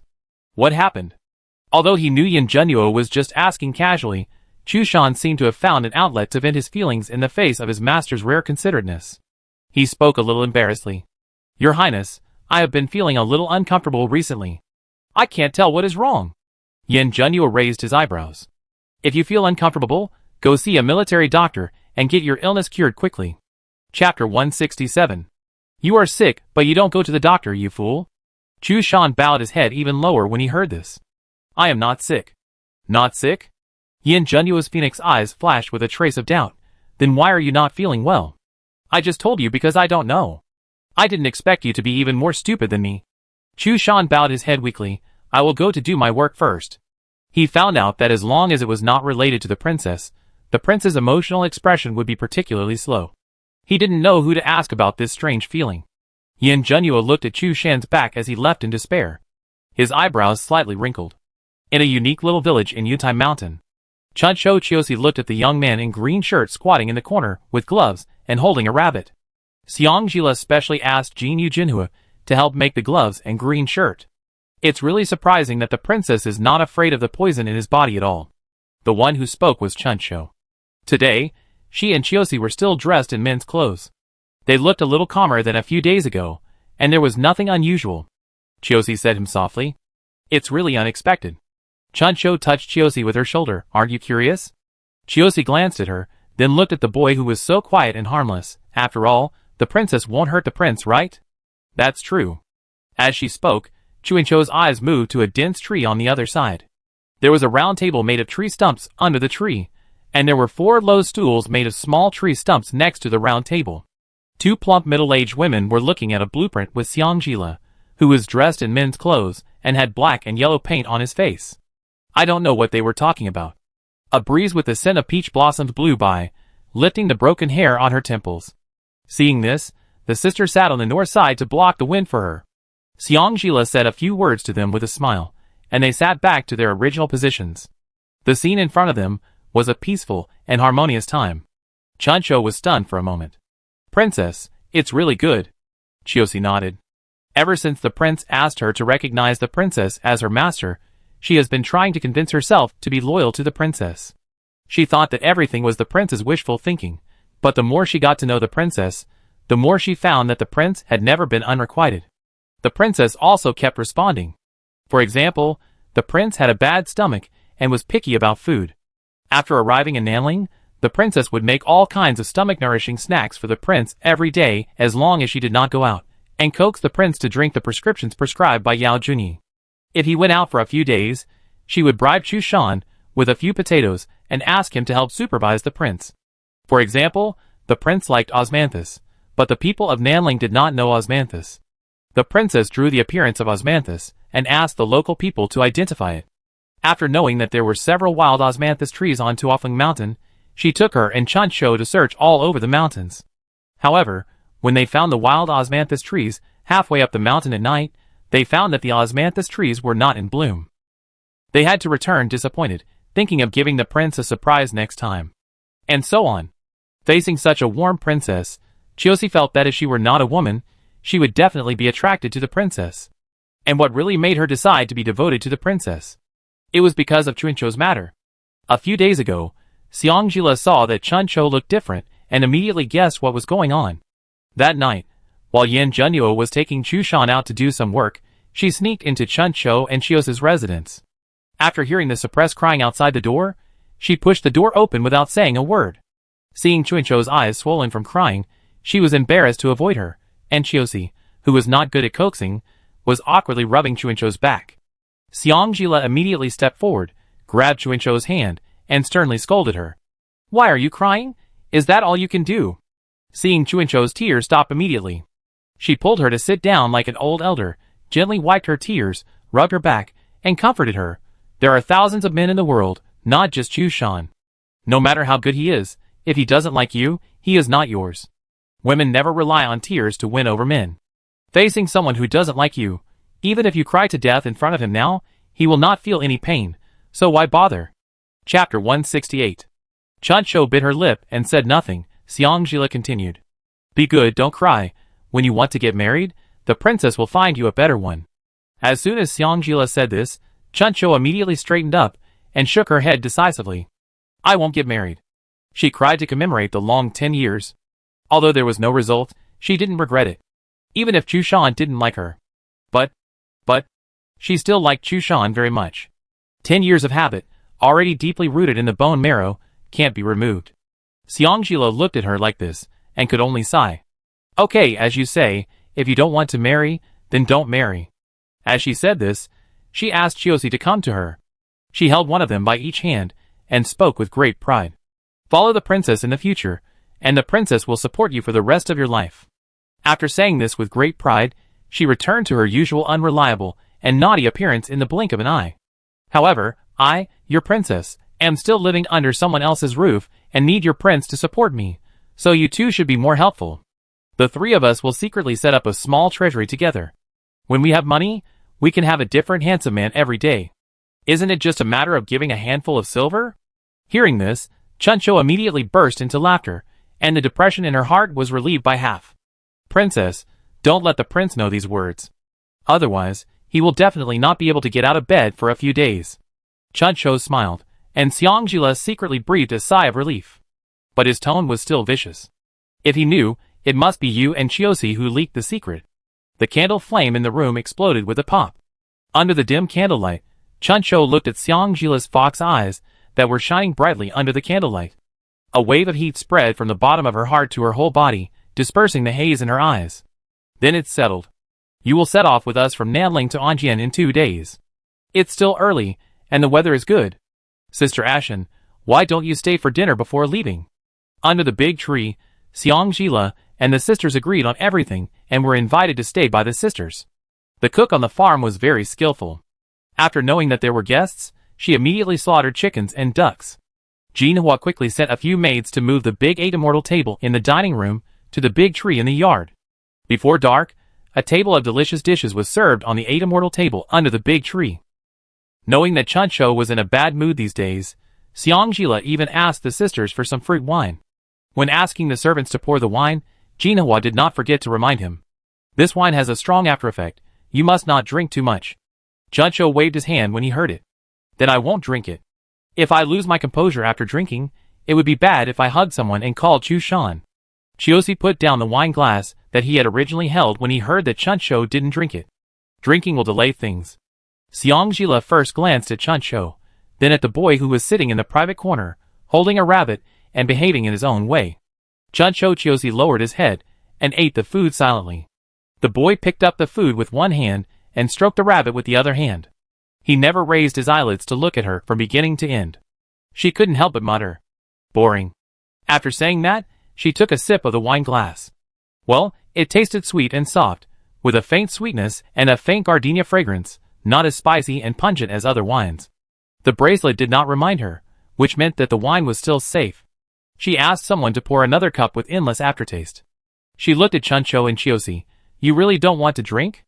If you waste the natural resources, you will be struck by lightning. They shook their heads at the same time. Xiangjila drank another cup in a huff. It's better not to drink. She will take it all with a smile. The sky is getting dark. General's mansion. Yan Zhenyuo looked at the oil paper bag on the desk with a gloomy face. In front of the desk, a masked man in black, who looked a bit like Xiangjila, knelt on one knee respectfully, bowed his hands and bowed his head. From her curvy figure, it was not difficult to tell that the masked man in black was a woman. The air was terribly quiet. I don't know how long it took. He smiled coldly. Hard eating? The man in black shuddered. A crisp female voice came from under the black scarf. That's what the Qin King said. He also said. What else did he say? The icy tone of the man at the top made the masked woman in black tremble. He also said that the hard eating is colorless and tasteless. The signs of poisoning are like a stomach attack. It will only continue to hurt the poisoned person's roots, making the poisoned person weaker and weaker. In addition, the voice of the man in black was getting smaller and smaller. The man at the top had a cold tone mixed with impatience. Dongren, you are getting more and more slow in your words. The masked woman in black called Dongren seemed to have made a great decision and lowered her head even more. The king of Qing also said that as long as the prince died, he could live with the princess, and he didn't care that the princess was no longer virgin. Chapter 169. With a bang, Yan Zhenyuo slapped the desk with his palm, and the desk immediately broke into pieces and shattered all over the floor. The oil paper bag lay in his palm intact. Check. Heart-wrenching, this was the first time he heard it. Yin Beimon, how could there be such a thing? As soon as the voice fell, the oil paper package flew straight to Dongren's face with a strong force. Dongren stretched out his right hand to catch it, and after catching the oil paper bag, his right hand felt a dull pain from the inside out because of the great force. The prince was very angry. After receiving this message, she did not dare to stay for long. She bowed her head and saluted, then flew away quickly. At night, at the back door of the general's mansion, the carriage had just stopped, and Chancho and Chiosi each carried Xiang Jila on one side and jumped off the carriage. The young man in green followed behind them, touching the rabbit, with clear eyes, and as quiet as a transparent person. Xiang Jila felt dizzy and buzzing in his head at this time. Who is she? Where is she? I really want to find a handsome man to tease. I don't know when a few people who wanted to help surrounded them. The crowd was so huge that Xiang Jila felt that they were all so ugly. A very tall person was approaching from behind the crowd, and that person had a very good-looking face. She broke away from Chancho and Chiosi, staggered forward, twisted her foot, and fell into the arms of the person with a livid face without any suspense. A scent of wine, with a sweet floral fragrance wafted into her nose. Yin Zhenyuo's eyes darkened. Who gave her the wine? The 6 words fell on the heads of the people present like hail, and they were all silent. Chancho and Chiosi stepped out of the line and lowered their heads. Yin Zhenyuo was about to get angry. Unexpectedly, the person in his arms stepped forward fearlessly, raised his head, raised his hand to hook his chin, and smiled intoxicatedly. Hey, this young man, how old are you? Are you married? It's useless to be married. I can snatch you away. TSK, this little face, I like it. Come, give me a kiss. As she said that, she stood on tiptoe and was about to kiss his face, but he turned his head away. Oh, you're hot, little one, I like you so much, I don't believe I can't kiss you. After saying that, she continued to tiptoe. Yin Zhenyuo turned his head to avoid her kiss again and carried her on his shoulders. Prepare water. At this time, he didn't care about asking for punishment, he had to sober up this drunk cat first. Chu Shan immediately ordered his confidant to do the work. Turning his head to look at Chuncho, the moment their eyes met, Chuncho quickly looked away and retreated with Chiosi and the young man in blue clothes who could only hold a rabbit. Chuncho was still hiding from him and refused to talk to him. As soon as this thought came out, Chu Shan felt inexplicably irritated. He wanted to hit someone. In the room, behind the screen, Yin Zhenyuo had a cold face. Not only did he have to clean the body of a drunk cat, but he also had to be on guard against her slipping into the water and drowning. After being soaked in warm water, the drunk cat finally sobered up a little, but she only recognized him. Zhenyuo, come on, play in the water. Zhenyuo, am I beautiful? Junnuo, do you not like me anymore? No. His voice was a little hoarse. You are lying. You don't touch me. I must be unattractive. As she said that, she stood up and wanted to pounce on him when he was not prepared. However, he easily dodged the sudden attack again, and the whole person was wrapped tightly and slid back to the bed. Xiang Jila pushed away his shackles restlessly, and the towel on her body, which was wide enough to wrap her tightly, became loose because of the struggle.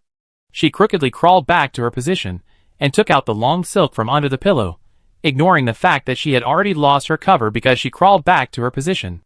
Seeing that the person in front of the bed seemed to be hesitating, she stretched out her hand and put one end of the long silk on his neck and wanted to hand the other end to his hand.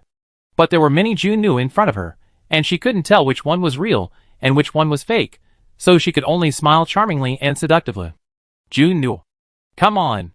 His Adam's apple moved slightly, and he reached out to take Xiangling, indulged himself, and covered her body to give her a long and deep kiss. Her lips today. So sweet. This is a sweetness that really sweeps over the taste buds. Sweet to the point of being sickening. He didn't like sweetness in the past, but at this moment, he didn't reject the sickening sweetness. Maybe it was because she drank alcohol. After the kiss, there was a hint of intoxicating breath between the two. He couldn't help but bite and lick her cherry lips again, reluctant to give up this sweetness. Finally, after sinking into despair for a moment, He regained his last bit of rationality and pushed her away. He was about to step aside to let her put on her clothes. Xiangjila stretched out her skin as white as porcelain, and her slender and long legs hooked his shoulders. She whispered charmingly and inarticulately, "Junu. Lulu is very good and loves you very much. And you love Lulu very much, okay?" At this moment, her fox eyes were stained with a charming jade color, and she twisted her waist unconsciously, bringing all the beautiful scenery to his eyes. A string called reason snapped instantly. But the person who had lost his mind kept repeating, "Junyo, you also say you love Lele, okay? Junyo." While murmuring, she hooked her beautiful legs slightly. He fell on her, pulled down her legs, and gently brushed the corners of her eyes that were stained with seductive fat due to drunkenness with his callous fingertips. He spoke carefully and cherishly. "Okay, Junyo also loves Lele, very much." The voice was extremely hoarse. The person in his arms was satisfied. Her slender legs skillfully wrapped around his thin waist, she smiled softly, and took the initiative to climb onto his shoulders. The moment their lips touched, there was a sweet sweetness intertwined, and with a bang, Yin Junyo felt his mind go blank. The phoenix eyes that had always been silent were also stained with a layer of uncontrollable madness, and the slender fingers carefully rubbed and twisted it, as if touching the most beautiful treasure in the world. The next day, the sun was high in the sky. Xiangjila opened her eyes in confusion. Her smooth back was pressed against a familiar and frank chest, and a big hand was placed on her naked waist. She ignored the soreness and fatigue in her body, and immediately propped herself up and turned her head to look at the owner of the big hand. When she saw the familiar face beside her, she leaned back in his arms with confidence. Her legs were so weak. Since coming to Nanling, Yin Junyo has been deliberately considering her feelings and being especially sympathetic to her. She hasn't been so tired for a long time. What happened last night that made him lose control? Xiangjila tried to recall. Last night, she only remembered that she felt very sleepy after getting on the carriage from the sisters. Then she asked Chuncho Chiosi not to disturb her, she wanted to sleep. After that, she blacked out. Blacked out. Damn it, what happened last night? In her last life, she could drink 1,000 cups without getting drunk, but how come she got drunk over a small jar of fruit wine in this life? The big hand on her waist moved slightly, and Xiangjila realized it belatedly. The person next to her is still there? This is the first time that Yin Junyo wakes up later than her after being together for so long. Chapter 170. Before in Kyoto, he disappeared almost every time she opened her eyes. After coming to Nanling, he was also the one who woke up earlier than her.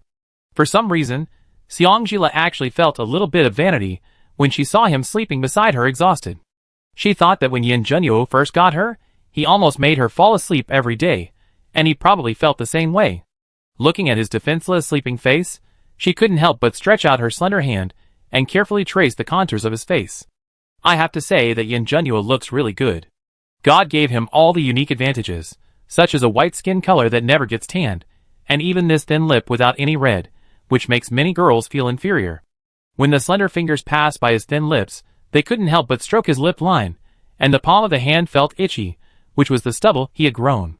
I don't know why, Xiangjila suddenly thought of Yin Junyo's appearance when he was old, with wrinkles all over his face and gray beard around his thin lips. He and her with gray hair and wrinkles on the crutches, supported by each other to watch the sunset in the northern frontier. The gray-haired Chushan chased them with spring and autumn thoughts. By that time, they should have children and grandchildren. The fantasy was so beautiful that Xiangjila couldn't help but turn around and purse his lips, laughing out loud. "What are you laughing at?" His deep and magnetic voice came from behind. Her body stiffened. "Nothing. Nothing." Yin Junyo pressed her down again. The rain gradually stopped. He buried his head in her neck, his voice lazy and satisfied. "You are so brave. You dare to drink outside?" Flirting spirit. Xiangjila dared not move. "Junyo, good Junyo, I know I was wrong. I will never dare to do it again." The man on her body sneered. "Don't dare? What else do you dare not do? You can tease your husband in public. What else can't you do?" Tease? Tease him? Feeling that a stupid man wanted to continue, Xiangjila wanted to cry, but had no tears. What stupid thing did she do last night? Woohoo! If she had known, she would have just stood up. Who can come to save her now? It seemed that God heard her cry, and just when Yin Junyo was about to punish her again, Chushan's slightly trembling voice came from outside the door. "Your Highness, Jinyu and Jinhua are here to see the princess." Your subordinates have taken them to the side hall in the backyard and are waiting. Hearing that the sisters were coming, Xiangjila stretched out his hands to prop himself up and tried to get up. Jinyu and Jinhua. Yes, yes, I made an appointment with Jinyu and Jinhua, Your Highness. Junyo, good Junyo, let's keep the account this time, and next time, we will make up together, okay? Jinyu and Jinhua sat in the side hall stiffly. Outside the side hall, there were guards wearing armor and guarding the place tightly. Jinyu sat there looking at the door, feeling very nervous. Seeing that no one had come, a layer of cold sweat suddenly appeared on her back. Really? How could they confuse flower wine with fruit wine? I hope Sister Ashin is okay. Sister Ashin drank so much, and the after effect of love was so strong. She was afraid that the general would not be able to satisfy Sister Ashin, who had drunk the love, and would be angry and kill Sister Ashin. Jinhua's face was also ugly. Alas, I should not have agreed to help the brothel find this kind of thing for them. If we had known earlier, we wouldn't have come to Nanling, and nothing would have happened. The two sighed for a while. 2 cups of tea later. Xiangjila, with slightly swollen lips, was wearing simple women's clothing, and her long hair was tied up with a green cloud-patterned hairpin. She walked in slowly from the door. Behind her, Chuncho and Chiosi, who were dressed as maids, followed. Jinyu and Jinhua came forward at the same time and looked at her with concern. Sister Axian, are you okay? In fact, what they wanted to ask more was whether the general was okay. Look at those soldiers, they are all well trained. If something happens to that general, Sister Ashin will definitely be in trouble. Xiangjila shook her head, ignoring the two people's intentional or unintentional stares at her slightly swollen lips, and asked without beating around the bush, didn't we agree that it was just a fruit wine with a strong aftertaste? She was also very restrained, and only drank a small jar, which was only a few bowls. How come? How come the aftertaste is stronger than a dozen won bamboo shao? Xiangjila likes to drink, and his alcohol tolerance is very good. After she was reborn, she often drank the strongest wine in the palace, bamboo shao, in the wine cellar while Yin Junyo was out. With her alcohol tolerance, bamboo shao was only meant to help her sleep, and it would not make her drunk at all. I didn't expect that this time I would capsize in the gutter. The sisters looked at each other. In the end, it was Jinhua who came forward with a red face to explain to Xiangjila. This is not fruit wine, but a flower wine made from gardenia, mint, water lily, and first snow water that has been stored for 5 years, and is still cool as before. It is called ecstasy. Ecstasy is a strange wine that can bring out the deepest desires of women. It is not an aphrodisiac, but its effect is far better than an aphrodisiac. Because people who drink ecstasy will follow their hearts, everything will happen naturally, but it is a bit. Ahem, it is a waste of men. Ecstasy is not common, because it is difficult to brew and expensive. Usually only the top brothels in the south, or the big merchants in the south can afford it. The top girls in the brothels, who have never been in a relationship, will become unusually bold and awkward when they drink ecstasy after the first night auction, and then receive patrons. For men, it is an extreme temptation. As long as the woman who drinks the infatuation becomes emotional, her lips will produce a sweet taste like honey. If the man becomes emotional, he will also taste the sweet taste. This is also a hurdle for the top girl to continue to receive the first night patron. If the patron tastes the sweetness, then the top girl can no longer accept the business of that patron, otherwise the girl will fall in love with the patron, and it is not impossible to elope with the patron. It is said that the deeper the love, the stronger the sweetness. This is the preciousness of infatuation. Therefore, infatuation has another nickname, called questioning the heart. Usually in the south, some wealthy merchants, who love their daughters, like their lives, will use infatuation to determine whether the son-in-law is worthy of their daughter's entrustment of life when recruiting a son-in-law. In other words, if a man can't taste the lips of a woman who has drunk the infatuation, it means that the man is not in love. The sisters nodded. Xiangjila thought it was ridiculous. If the judgment criteria are known to the world, there will definitely be many people who forge them. Chapter 171. Jinyu shook her head. No, this sweet taste is very special. Once it is touched, the aroused man will be unable to help but want to keep tasting it until the effect of the woman's love is gone, and that kind of uncontrollable love will overflow from her eyes without reservation, and it cannot be faked. Hearing this, Xiangjila tried to recall the intoxication and joy that could not be hidden in Yin Junyuo's eyes when he kissed her just now. Finally understood why after washing up, before she went out, he hugged her and nibbled her mouth for a while before letting her go. It turned out that the man was eating candy. With his feelings for her, it was definitely sweet. However, She was quite curious about what kind of sweetness he tasted. At this moment, Xiangjila had no idea that the person who kissed him was still savoring her little mouth. He didn't know that Chu Shan was sent out by the male master to buy candy for several days. This situation continued until Yin Junyo ate all the candy in Nanling and couldn't taste the sweetness in her little mouth. After laughing and scolding with Jinhua and Jinyu for a few words, the atmosphere among them suddenly became lively. Jinyu's eyes turned to Xiangjila's slightly swollen lips again, and she said jokingly, "That general? Could he really be in love with you? I'm worried now. The after effects of the infatuation are so strong, will he be useless?" Xiangjila blushed. "Don't talk nonsense.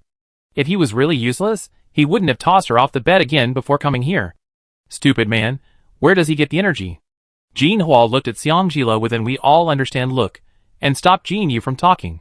She pulled Xiangjila to the side. She spoke in a low voice and seriously. "What do you think now?" The topic changed so quickly that Xiangjila was confused. "What do you think?"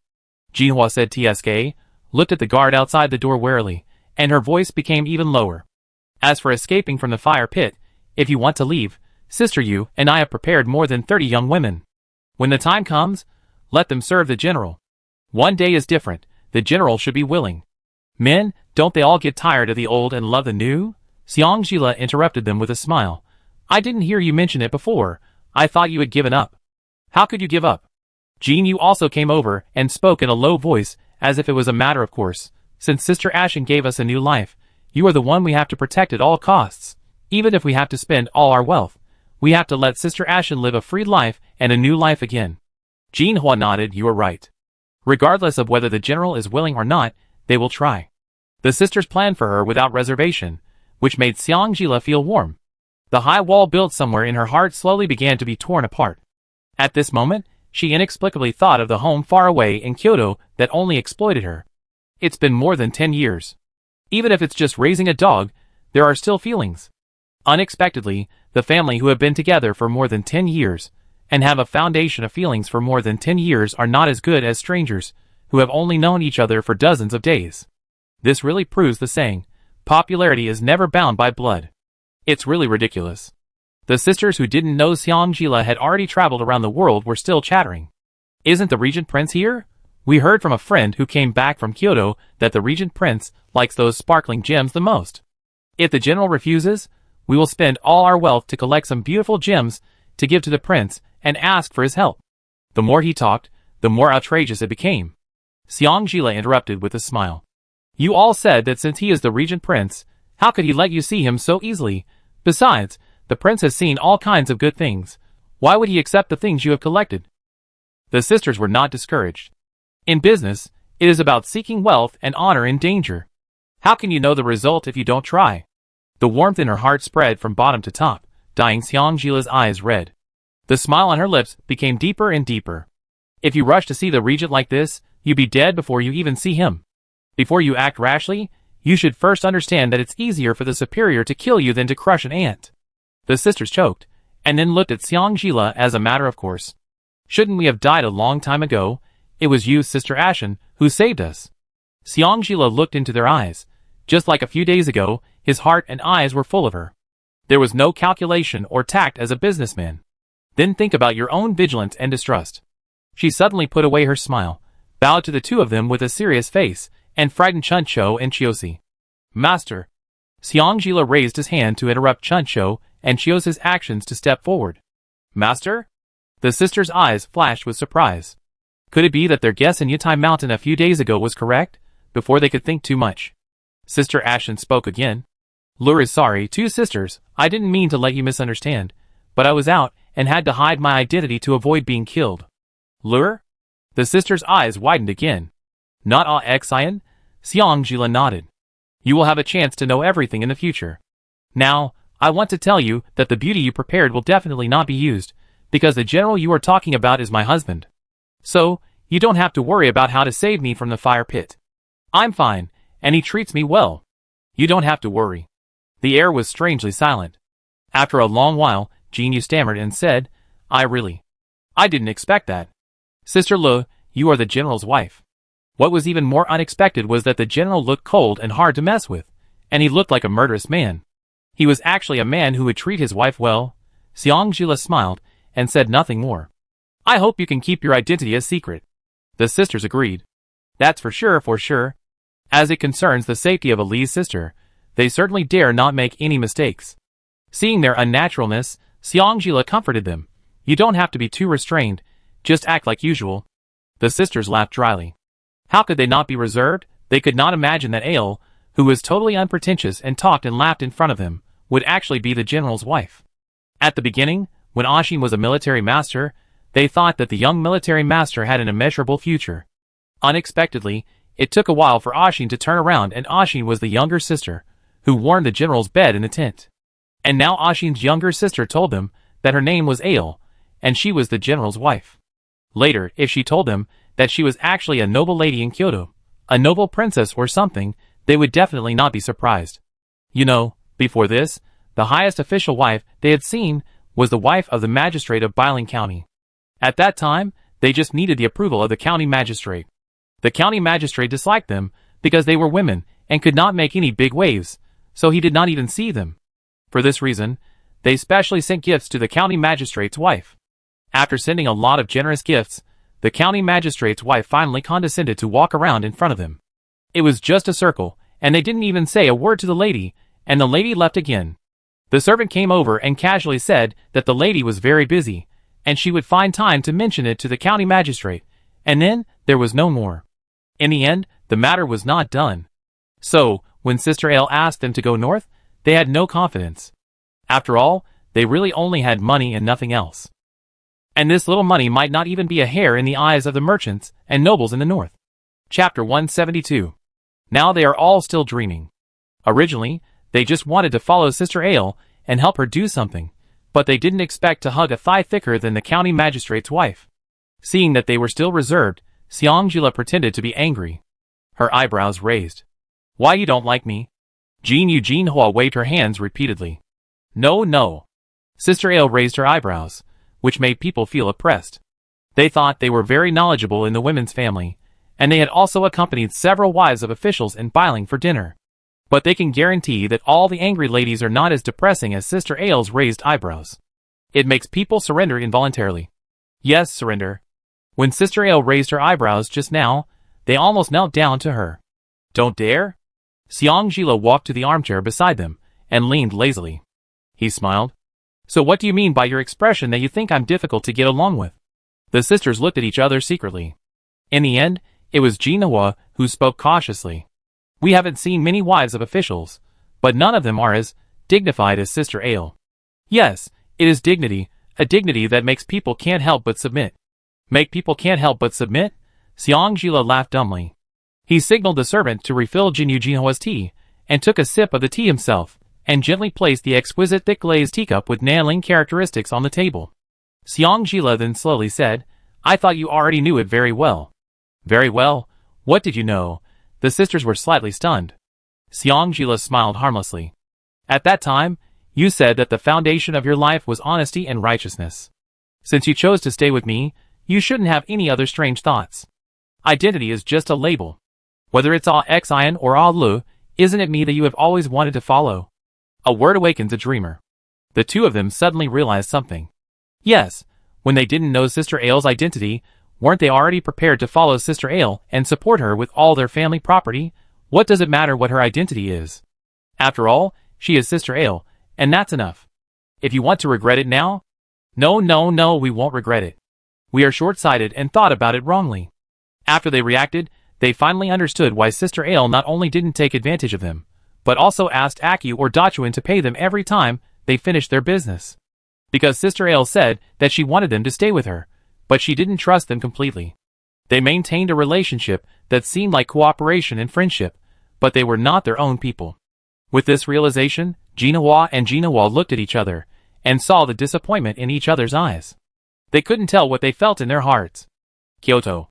Yin Beiki slapped the secret letter on the imperial desk with a snap. He looked at Yin Beimon, who was standing below. His tone was as calm as talking about the weather. Zhao Yuliang, that idiot, impulsively disposed of the remnants of Meiziling. Yin Beimon was wearing a plain robe with dark gold-lined cloud patterns, a white waistband with gold edges, and his black hair was meticulously tied up with a jade crown. At first glance from the side, His outline was somewhat similar to Yan Junyo in plain clothes. At this moment, his eyelids were half closed, and he spoke softly. The Maeziling bandits have been doing evil for a long time, and disposing of them can be regarded as a benefit to the people. His voice was as clear as the flowing water in the mountain stream, which made people feel very comfortable. It was very different from his usual sharp appearance. Yin Beiqi's mouth curled up into an unpredictable smile. The more he wants to defend himself, the more we have to make him unable to defend himself. At this point, he slowly stood up from the dragon chair and walked in front of Yin Beima. His tone was full of undisguised concern. The second girl of the Xiong mansion is quite capable, and she has even told me about it. How do you plan to deal with it now? Hearing Yin Beiqi mention Xiong Tinga, Yin Beima sneered lightly, and the phoenix eyes that were very similar to Yin Beiqi were filled with coldness. She is just a self-degrading woman who relies on her beauty to plot against me. My brother, don't pay any attention to her. If he had a good impression of Xiong Tinga before, then this good impression disappeared after she plotted against him.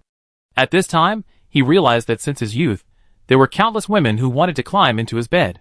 But only Xiong Jila, that stupid and fierce woman, said that she liked him, but she was the most obedient to him among a bunch of noble ladies in Kyoto. However, he personally sent this woman, who was devoted to him, and obeyed the rules to his uncle's bed through the hands of the Xiong family. What made him even more angry was that on the night Xiong Tinga plotted against him, his subconscious mind actually mistook Xiong Tinga for Xiong Zila and took her for the whole night.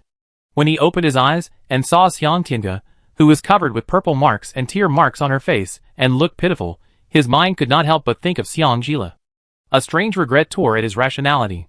He also didn't want to think about the woman who had regarded herself as his aunt whenever they met since she married his uncle, but his thoughts were out of control. She said it herself. She didn't want anything. She just wanted me to help her rescue Sue. Now that Sue has returned to Xiong Mansion safely, I have nothing to do with her anymore. Chapter 173. Seeing Yin Beima's rejection of Xiong Tinga, Yin Beiqi secretly breathed a sigh of relief. He nodded seriously. I understand. The Xiong family has been in dire straits for the past 2 months, because Zhai Jiomo's people have been coming to collect debts every day. It just so happened that Zhai Jiomo had been dealing with him privately, since he was still the prince. Before collecting the debts from the Xiong family, he even did him a favor and told him some unknown secrets of Xixia. It would be best if the royal brother did not get involved in this muddy water. As for the Su family, if Yin Junyo still has the energy to mediate with him after he comes back, then we can talk about it. That perverted devil actually sent someone to send back a beautiful Nanling landscape painting made of human skin and 18 finely polished skull wine bowls on his birthday. Horrifying and horrifying. The person who brought back the gift said that it was a specialty of Nanling, which made the officials and ladies in the capital curious and couldn't help but gather around to watch. When the exquisite large brocade box was first opened, no one noticed the clue. It was not until the eunuch spread out the exquisite scroll that was carved as thin as a cicada's wing that the people in the Ministry of Justice discovered that the texture of the paper was wrong, and then they knew that it was a human skin painting. Even the scroll was made of leg bones wrapped in 2 yellow bamboos sealed with wax at both ends, and some flying birds, fish and insects unique to Nanling were carved on the outside of the yellow bamboo. This is the Nanling specialty that Yin Junyo mentioned. It is indeed a specialty. Lieutenant General Li and the 17,000 households are all native Nanling people. The weather is bright, and the flowers are about to bloom. The backyard of the Nanling General's mansion. Ayu, your parents really know how to name you. Liyue, your temperament is really as cold as the moon in the sky. Xiong Jila sat at the stone table, smiling with her hands supporting her chin, looking at the boy sitting in front of her, who was so focused on playing with rabbits that he didn't even raise his eyelids.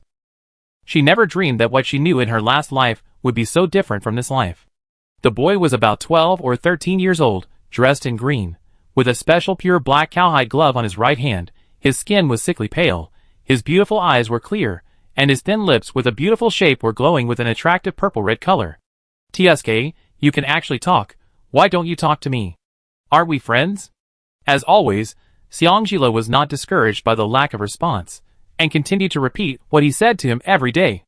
You have to remember, my husband is the one who saved you.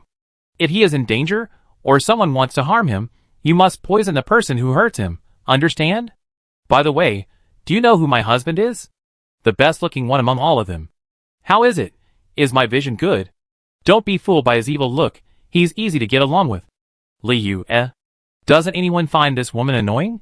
Yin Junyo, who was passing by, watched the interaction between the two from a distance, and his pretty eyebrows slightly raised. On the night of the second day of the new year, he sent someone to secretly replace the tightly wrapped boy. At first, he would use the reason that this unknown boy was poisonous as an excuse to not let his stupid woman get close. The stalemate lasted for several days. During this period, the stupid woman even got angry with him just to get close to the boy. When he learned that the stupid woman not only had new clothes made for the boy, but also gave him a wooden rabbit, he was so angry that he almost sent someone to kill this troublemaker. However, before he could give an order, the little woman took the initiative and put out his anger. This was a tug-of-war. Until one day, the little woman happily dragged him to the boy, and in front of him, she touched the black scar on the boy's hand and was safe and sound. Under his doubtful gaze, she took out a thumb-sized, pure black bead with a cold glow from her purse and handed it to him like offering a treasure, telling him that she and the boy were already friends, and the boy's name was Liu. They were both girls, so he didn't have to worry that the boy would hurt her or that she would change her mind. TSK, who cares what the kid's name is? Who cares if the boy is a boy or a girl? Who cares if she changes her mind or not? Never mind. Because the little woman is so obedient and so frank. As long as it is not a threat to her, he is willing to let her be happy. After all, he is her heaven, and giving her appropriate freedom to let her stay by his side happily is what a husband should do. The premise is that she does not go against his heaven. Once again, he really just passed by today. It is definitely not to hear the stupid woman proudly say in front of that boy, "Do you know who my husband is? The best looking one among all people." Damn it, why did the corners of his mouth rise uncontrollably? Chapter 174. Chu Shan stood beside Yin Zhenyu, watching his master trying to suppress the corners of his mouth but failing. He sighed in his heart. Ever since the princess got drunk once, the prince has become more and more abnormal.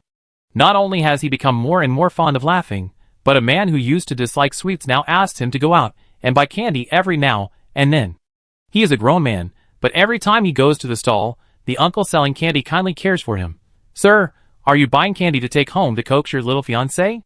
It would be better for women to eat some brown sugar." Fuck his fiancé. Because of the fiancé blunder, he hasn't talked to Chuncho as familiarly as before for more than 10 days. Except for the few days before the princess got drunk, there was no communication. After that, whenever he wanted to find a topic to communicate with her, Chuncho would only respectfully call him Lord Chu Shan or Deputy General Chu.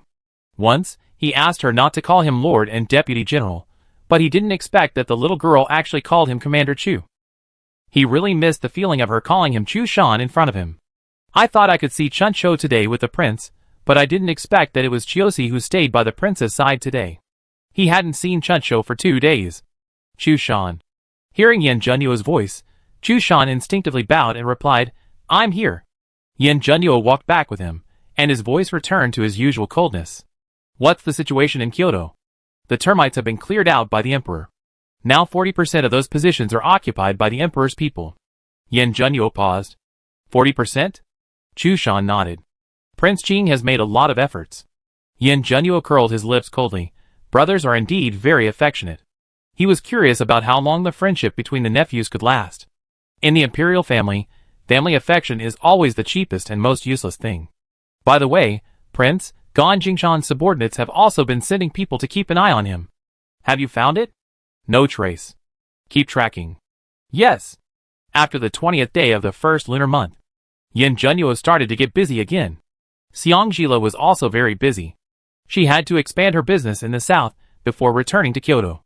After finding the sisters to discuss, Xiangjila, despite Chunchochios' objection, directly asked the sisters to give her an identity, the niece who was ready to take over their business.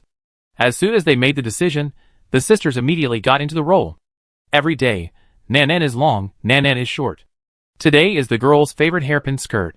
Tomorrow is the girl's favorite round fan and various small things. Xiangjila, who had not experienced the love from her elders for nearly 10 years, was so taken care of by the sisters that she started to call them aunt.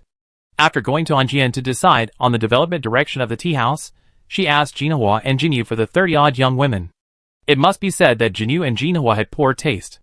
The smell of powder on each of them could not be covered up at all. It was obvious that they were bought from the brothel. More than 30 of these people would be exchanged for Yin Zhenyu. This. Who are you insulting? Fortunately, it was not delivered to Yin Zhenyu, otherwise Yin Zhenyu would have a bad temper, and would have cut one by one, ensuring that the shapes he cut were different. Xiangjila communicated with them about his purpose with the fluke mentality that he would not waste what he bought. As expected, this group of beautiful and gaudy young women shook their heads. No, I just want to find someone who can be kind to me. How can she do these rough jobs? Xiangjila blinked his fox eyes. Although he was mentally prepared, he still did not give up. It's just sitting and singing a song. You don't even need to play the zither. One of the tall and slender women with graceful steps cast a seductive glance at Xiangjila, who was dressed as a little girl, and said, as a matter of course, "Little girl, when your two aunts bought us, they said that we would serve the military master. Now let us sing and dance for a bunch of poor people in such a shabby place. Isn't this a waste of us? We sell our bodies, not our skills." Waste? She wanted to make use of waste, and let them show their special skills just to avoid waste. She didn't expect the other party to say sell our bodies, not our skills with confidence. Xiangjila was really angry and laughed.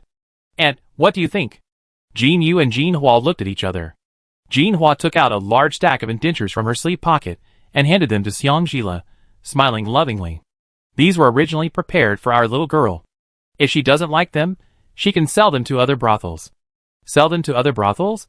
The half-closed eyes of the pretty girl just now suddenly widened. If they were bought and then resold, their value would definitely drop by more than half. Wouldn't they become the joke of the entire Nanling brothel? Chapter 175. After some coercion and inducement, after some repeated communication. More than 30 wastes, graceful young women finally agreed to Xiangjila's unreasonable request. In the private room of Baixianglu, the largest tea house in Anjian, Xiangjila smiled and poured a cup of tea for Jin Yu and Jin Hua. "Thank you for your great help, aunts." Jin Yu and Jin Hua stood up flattered. No. This is the general's wife. It was already a great honor to let her call me aunt in front of others. How could I take advantage of her behind her back? Xiangjila stood up and pushed them back to their seats at the same time. Yes. After saying these two words seriously, he smiled again. "Are you two sisters still angry with me?" Knowing that Xiangjila mentioned the fact that he had concealed his identity before, the two of them froze at the same time. Jin Yu pursed her lips and said nothing. Jin Hua spoke up. "We can understand it. After all, we have only known each other for a short time. You are the wife of an official, so it is normal for you to consider more." At first, she was really upset. But as time went by, plus one day she suddenly heard a storyteller say one wrong step, all wrong steps. Then she suddenly realized, if Sister Ale really told them everything without any scheming, what if they couldn't keep the secret and told Sister Ale's story without knowing whether there could be women in the army? Wouldn't that be equivalent to harming her husband? So, from that day on, she could empathize with Sister Ale's vigilance, which was the mind of a proper official's wife. Unlike in small places like theirs, when wives of officials get together, they all gossip about family matters, where silk and silk have pearls and jade on their heads, and compete with each other. Before she met Sister Ale, she thought that wives of officials were like this. But when she saw Sister Ale in the general's mansion wearing a simple plain dress with an emerald jade hairpin, she still couldn't hide her gracefulness, and she suddenly realized how superficial they were before. Not everyone can support the grace of having pearls and jade on their heads. After listening to Jinhua's words, Xiangjila smiled at them sincerely. "Thank you, aunts." Jinhua said hey. Jinyu nodded awkwardly. Suddenly remembering that the 30-odd young ladies, Sister Ale, did not ask Dachuan or Akia to give them money this time, they felt relieved. It seems that Sister Ale really treated them as her own this time. Thinking of this, the two of them looked much better. "By the way, I want to ask you two something." As soon as Xiangjila said this, the sisters responded to her in unison. "You say." Xiangjila poured them another cup of tea. When did the Pingnan Palace move to Anjian? She remembered that the Pingnan Palace in her previous life seemed to be in Bailing, until she and Shinmachi reached a cooperative relationship, and Shinmachi moved to Anjian for the convenience of later contact. Could it be that she remembered it wrong? Jinhua took a sip of the teacup and moistened her throat. Looking around and making sure that the doors and windows were closed, she whispered to Xiangjila, "In fact, we don't know either, we just heard it from a friend." "This is weird, Sister Ale, just treat it as gossip after dinner." Xiangjila turned his head and looked at Jinhua's mysterious face, and couldn't help laughing. How weird is it? Could it be weirder than her rebirth? "I heard it, I just heard it." Jinhua emphasized it again, and then began to chatter, and explained everything she knew to Xiangjila. It's no secret that Prince Chi likes to linger in the flowers, and the playboys are in Nanbailing. Chapter 176. Xiangjila was eating melon seeds and drinking tea. Finally, before sunset, he got to know a little bit about Shinmachi's recent situation from Jinhua. Why did he say piecemeal? Based on her brief and indifferent understanding of Shinmachi, some rumors sounded like nonsense. For example, as long as the girl was good-looking, Shinmachi would be popular with both men and women. In the previous life, someone really believed it. When they were about to attack Kyoto, someone came up with a bad idea, to use the beauty trap on Shinmachi. The tragic result can be imagined. When they came one by one, and when they were sent back to Kyoto, they were sent in groups. This was one of the few things Xiangjila did to Shinmachi that left a deep impression on her. And the more useful information Jinhua brought her was that Shinmachi was assassinated once last September. After waking up, his temperament changed drastically. The playboy who had only stayed in the brothel since the death of Prince Ping and now knew to go back to his mansion to rest. The first thing he did when he returned home was to dismiss all the concubines in the mansion. The second thing he did was to build a villa in Anjian that belonged to the Prince of Pingnan's mansion. After the villa was completed, the playboy said with a smile, "I am tired of living in the Prince of Pingnan's mansion, so I moved to another place." Then he took down the plaque of the Prince of Pingnan's mansion and brought it to Anjian, hanging it in front of the villa gate. He stayed there for several months. Although the original site of the Prince of Pingnan's mansion is now guarded, different screams are heard from time to time at night, which are so creepy that even the night watchmen dare not approach. The former site of the Prince of Pingnan's mansion, Xiangjila passed by at night in his previous life. If Lin Bufan had not taught her how to crack the maze of the Prince of Pingnan's mansion before his death, she would not have been able to get to Shinmachi's study so smoothly. However, in the previous life, her interactions with Shinmachi were limited to cooperation. Each took what they needed and did not interfere with each other. There were too many pasts, and they knew very little about each other. He didn't even ask her name, and she couldn't think that he would be curious about her and ask about her past. In her cognition, Shinmachi was cold-blooded. But from this life combined with the events of the previous life, Xiangjila always felt that something was wrong. Shinmachi suddenly moved out of the original Pingnan Palace, which gave her the feeling that he seemed to be digging a hole, waiting for someone to get in. The direction of things was completely out of control. Xiangjila frowned. Could it be that her rebirth also changed the life trajectory of some people she met in the previous life? "Sister Lu, what are you thinking about? So absorbed." Jinhua's voice came to her ears, and Xiangjila realized at this time that she was distracted. She quickly pulled her thoughts back. She casually mentioned what Jinyu and Jinhua had mentioned to her before. "I was thinking about what you mentioned to me before. Once the tea house is opened, a large amount of protection fees must be paid. Doesn't the county magistrate care?" Hearing this, Jinyu sighed softly. Alas, although those people didn't say it, the officials were able to turn a blind eye. You can figure out what's going on with your toes. They are all in the same group. If they don't make some money like this, who would come to such a small place to be an official? Thinking that Xiangjila was worried about them, Jinhua forced a smile and comforted them. Problems that can be solved with money are not problems. Spending money to avoid disasters and send away troubles is better than not making any money at all. "Sister Lu, don't worry, the sisters have money. Anyway, there are so many shops opened, and a lot of protection fees have been paid. They are used to it." Xiangjila looked at the helpless expressions on the sisters' faces, and silently exchanged glances with Chuncho Chiosi, and a dark color flashed across each other's eyes. Liu, dressed in a green shirt and dressed like a teenager, stroked the obedient little white rabbit in his hand from time to time, still without even raising his eyelids, as quiet as if there was no such person. Today is the 26th day of the first lunar month, the removal of filth in Bailing. On this day, there will be a lively parade of dancers on the night market street. The dancers will use water boiled with mugwort and pomelo leaves, and sprinkle the holy water of removing filth on everyone with willow branches in a graceful dance posture, so that everyone can have a good start in the new year. Coming out of Baxianglu, it was already very dark. The early spring chill, wrapped in the mist with the scent of peach blossoms, made the streets, which were just lit up, look like a dream. The Yamen runners had already stood on both sides of the street to maintain order. Behind the Yamen runners were bustling crowds. Behind the crowds were scattered stalls. Because Liu liked quietness, Xiangjila asked Chuncho to escort Liu back to the two-story house that the sisters had built. He and the sisters took Chiosi to see if they could meet a familiar person in the crowd. Once they got into the small stall behind the crowd, the sisters started acting half-heartedly. "Nanan, what do you like? Auntie will buy it for you." Xiangjila cooperated with them very well, playing the role of an innocent girl who was ignorant of the world. She smiled very sweetly. "Thank you, Auntie." Her playful look was like a girl in the boudoir. Chiosi lagged behind them by 2 steps, staring at Xiangjila closely without daring to relax. In the dark alley, there was a low-key carriage parked, and next to the carriage were 2 tall and slender figures with a murderous aura. A slender, white hand with distinct joints slowly lowered the curtain. Soon, the person in the car spoke. The voice was as clear as pearls falling on a plate. "Follow me." "Yes, Prince."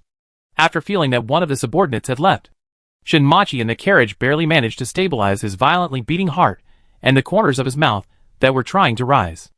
Originally, he was planning to go to Nanling in person in a few days to create an encounter with her. Never thought that once fate came, it could not be stopped at all. This time, she was not wearing men's clothes, and her face was not earthy yellow. However, he could still recognize her in the crowd at a glance. The girl's fox eyes sparkled with the corners of her mouth, completely different from the dead silence in her previous life. A charming smile appeared on her beautiful face, with a clear beauty, as beautiful as a lamp spirit in the dark night, gathering the halo of all the colored lights on herself. It made people unable to look away. Just like that, she caught him off guard and broke into his eyes, disturbing his heart. The man closed his eyes and thought about something. He opened his eyes slowly after a long while. His eyes were clear. "You suffered so much in your last life. In this life, let me take care of you and make up for the regrets between us, okay?" The voice was very light and ethereal, and it disappeared the moment it was spoken. Chapter 177. On the other side, Jin Yu and Jin Hua were still shopping with Xiangjila. The 3 women were already carrying large and small bags of snacks and girly gadgets, as well as a lifelike wooden rabbit. In order to put some pocket money for Xiangjila, Jin Hua also bought her a book-sized, one-shoulder bag with a vulgar red flower embroidered with rough silk thread, which was very characteristic of Bailing. After paying a few copper coins, Jin Hua passed the small cloth bag from Xiangjila's neck through her arm, and helped her hang it on her body. She even exchanged a handful of silver and copper coins for her. She smiled lovingly and whispered beside her, "Your silver ingots are too big to be found here, so use your ants first." Xiangjila wanted to refuse, but when he saw the strong emotion in her eyes, the words of refusal turned into a smiling okay. In the crowd, Xiaoxi frowned vigilantly. Seeing that Xiangjila still wanted to continue shopping, she stepped forward and gently poked Xiangjila's lower back with her elbow. "Someone is following us." Xiangjila's eyes flashed with a trace of darkness. She immediately put away her smile, and said to Jin Yu Jinhua seriously, "Let's go back." I don't know when the exorcism started. There were crowds of people along the way. Xiangjila led Chiosi and the sisters through the crowd, circling around, but still couldn't get rid of the person who was following them. In a flash, she thought of a possibility. Immediately, she stuffed all the things in her hand to Chiosi and ordered, "Take the 2 sisters back first, I will come back later." Chiosi held her hand in return. "Master." Xiangjila took her hand and assured, "I will be fine, don't worry." She felt that the person following her was coming for her, and it would be better if they went their separate ways. Chiosi knew that this was not the time to be hypocritical. She nodded solemnly, and quickly got into the crowd with her sisters, and disappeared into the crowd under the cover of night. Xiangjila glanced at the crowd of people behind him. The corner of her mouth curled up slightly with a mischievous smile, and she reached her slender hand into the bag that Jinhua had just given her. He grabbed a handful of copper coins and silver and threw them into the air. "Pick up money." The people around him didn't care whether to clean up or not, and they rushed into a crowd. Xiangjila took the opportunity to fly to a small windowsill floating out of a small attic and sprinkled silver again. This time, there was more than the last time. "There is silver in it this time." I don't know who said, I picked up 3 cents of silver." Clatter, the people who were just in a crowd and didn't know whether they should be so embarrassed lowered their heads and squatted down. Suddenly, the man who followed Xiangjila stood out among those who were squatting to pick up money.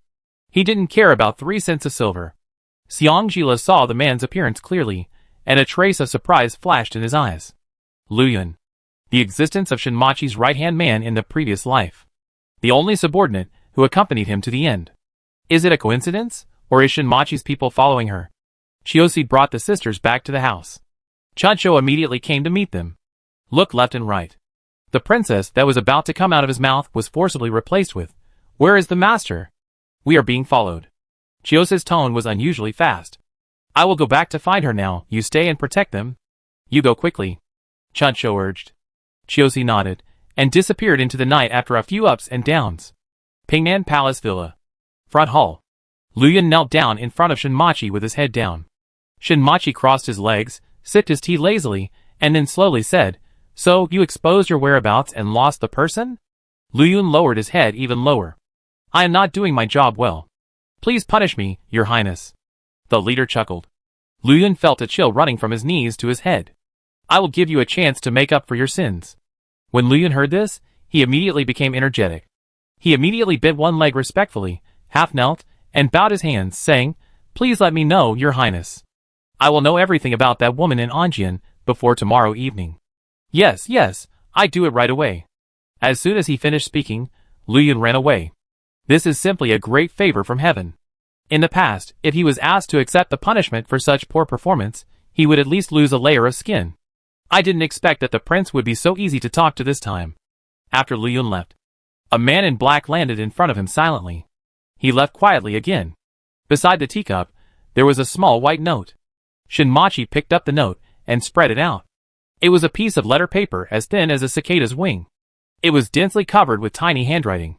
Shinmachi's cold and charming peach blossom eyes slowly covered with a layer of cold frost from the initial playfulness. Nanling Ganjing Mountain. With a loud noise, the mountain collapsed and the ground cracked. Half of the mountain slid down to form a half slope. A large area of ruins was still smoking. Yin Junyo sat against the tree in a slightly embarrassed manner. His armor had already been torn into pieces, as if it had been torn into that by something, revealing a torn outer robe. He was covered in blood, but no one knew where the blood came from. Chu Shan half knelt beside him to bandage the wound on his left arm. Unfortunately, the wound was still in the same place as last time. After bandaging, he couldn't help but complain. "Prince, how much do you dislike your left arm? It's always hurt in that place." Yin Junyo glanced at him coldly. When he saw that some idiot was even more embarrassed than him, he immediately swallowed his words of retort. At least he still had complete clothes on his body, but Chu Shan's clothes were not complete either. He tore a large part of his robe to bandage his wound, and a large part of his trouser legs were also missing. Now he is still looking at me with a worried face. "Your Highness, how do you feel?" Yin Junyo moved his arms. Nodding. Chu Shan finally breathed a sigh of relief. "Wait a little longer, we will go back. Fortunately we got the things." Yin Junyo exhaled gently. "Don't make this public." Chu Shan nodded. "I know that you are worried that the princess will be sad if she knows, but, Your Highness, you are really worrying too much this time. The princess will probably be away for a long time this time." The atmosphere was inexplicably oppressive. Chu Shan immediately changed the subject. "I didn't expect that someone had buried a lot of explosives in this mountain stream, almost flattening the mountain. If it weren't for the prince's superb martial arts." Having said that, Chu Shan didn't say anything more. Fortunately, the prince dragged him out at the critical moment, otherwise he would never be able to work for the prince again. Yin Junyo's phoenix eyes were half closed, and the upturned corners of his eyes slowly turned red. "Shinmachi, I underestimated him." Knowing that he would not be easily fooled, he did not hesitate to spend so much money to lay the groundwork for so long. This courage and endurance, I'm afraid even Yin Beiki can't match him, if it continues to develop. Thinking of this, a trace of murderous intent quickly flashed across Yin Junyo's eyes. Chapter 178. Xiangjila met Chiosi, who came out to look for her on the way back. Facing Chiosi's slightly worried eyes, Xiangjila just nodded. "Let's talk about it when we get back." Because Jinyu Jinhua had not been in Anjian for too long, there were no servants in the Jin's house except for 2 or 3 maids and a cooking woman. When Xiangjila returned to the Jin's house, the servants had already gone to bed. Jinyu Jinhua and Chuncho were waiting anxiously in the front hall. Liu was still the same, as quiet as a transparent person. After seeing Xiangjila go back, she leisurely held the little white rabbit in her hand, and the wooden rabbit Xiangjila bought for her at the night market, and went back to the room that Jinyu Jinhua arranged for her to rest. After comforting Jinyu Jinhua with the excuse of a misunderstanding, Xiangjila smiled and asked them to go back and rest. For a while, only Chuncho, Chiosi, and Xiangjila were left in the front hall. "Princess, are you okay?" Seeing that there was no one around, Chuncho immediately stepped forward and pulled her to look left and right, with a face full of concern. Xiangjila smiled, let her pull him to check, and comforted him. "It's okay." After looking around for a few times, he found that Xiangjila had nothing wrong except a little mist on his body, and Chuncho finally breathed a sigh of relief. Who is following you? Thinking of his guess, Xiangjila put away his smile and looked at the dark sky outside thoughtfully. Maybe. I need to find time to visit the Prince of Ping'an. In her previous life, she was still under house arrest in the Regent's mansion at this time. As for the matter of suppressing the rebellion, she hated Yin Junyo and missed Yin Beimo madly, and didn't care about anything else. It is even more impossible for her to care about Shinmachi, whom she has never met. However, in this life, Shinmachi's people suddenly followed her. She also hoped that it was just a misunderstanding, and Liyun followed the wrong person. But Liyun has been with Shinmachi for so long, and accompanied Shinmachi in his last life to conquer the world. How could he make such a low-level mistake of recognizing the wrong person? After thinking about it, there is only one possibility. Jun Newell. It is no secret in Kyoto that the regent is seriously injured, and the princess came to Nanling to take care of him. As long as there are people in Kyoto, they can find out. Shinmachi sent people to follow her, most likely because he had already noticed her identity, and wanted to use her to get close to Jun Newell. As for whether they are enemies or friends, she still needs to test it out. After returning to the room, Xiangjila lay on the bed. He took out an exquisite plain small brocade bag from his underwear. Opened it. He took out the only small gold-painted paper, with a faint sweet fragrance of osmanthus. On the exquisite paper, 3 words were written in a flamboyant style. Stupid woman. Xiangjila's bright fox eyes curved, but he sneered in disdain. Stupid man. Your name is my shortest 3-character love letter. The brocade bag was stuffed into her hand by Yin Junyo on the day she went out to Injian. At that time, he threatened her with red ears not to throw it away, and if she did, his legs would be broken. Stupid man, as cute as ever. She missed the stupid man at home after not seeing him for just a few days. What should she do? There was a slight noise from the roof. Xiangjila immediately put the letter away, and put it close to her body, holding her breath. She clearly heard the tiles on the roof being lifted and covered again. Then, in front of the closed window on the south side, a reed tube with white smoke slowly pierced through the window screen and poked in. Ding, the familiar prompt sounded. Host, please note that the smoke contains not only scopolamine, but also cloves and grass seeds, which can cause hallucinations if inhaled. Xiangjila turned over, lifted the quilt, and flashed into the space. Gonging number 3 immediately flew in front of her. Host. Shoo. Xiangjila put his index finger in front of his lips. Where are the people? They were there just now. A strong wind flashed behind him, and before the 2 men in black could turn around, they felt a pain in their necks and fell silent in an instant. Xiangjila covered his face with a mint-stained towel, skillfully retracted the long whip, and pushed open the window. When Chuncho Chiosi heard the noise, and came over immediately, there were already 2 dead masked men in black lying on the ground. Princess, what happened? It was Chuncho who spoke again. Seeing the scimitars on the waists of the 2 men in black, her face suddenly turned cold. Search them. Chapter 179. Chuncho and Chiosi searched the 2 bodies that were still warm. Finally, they found a flying eagle totem the size of a man's thumbnail on the right arm of the 2 bodies. Chuncho frowned. The secret guards of the palace of General Nanchu. How did the princess offend Nanchu's people again? Xiangjila pondered for a moment. Are there any other discoveries? The 2 shook their heads at the same time. Deal with it. Almost at the same time, the voice of Jinyu Jinhua came from outside the door. Sister Ale, what's wrong? Xiangjila glanced at the 2 of them, put down the silk scarf that had just covered her face, messed up her long black hair, put on her clothes, and walked out of the room, closing the door. Meeting the sister's slightly worried eyes, she smiled. It's okay, there was a mouse. I just asked Dachuan and Akia to kill the mouse. Jinyu's face was full of disbelief. There was a mouse. Jinhua added, tomorrow I will buy a few more servants to come back and clean the house. Xiangjila smiled, comforted them a few words, and then asked them to go back and rest. Just as he was about to turn around and go back to his room, he accidentally saw the slightly swaying corner of the green clothes at the corner, and a smile flashed across Xiangjila's eyes. Are good-looking people particularly hypocritical?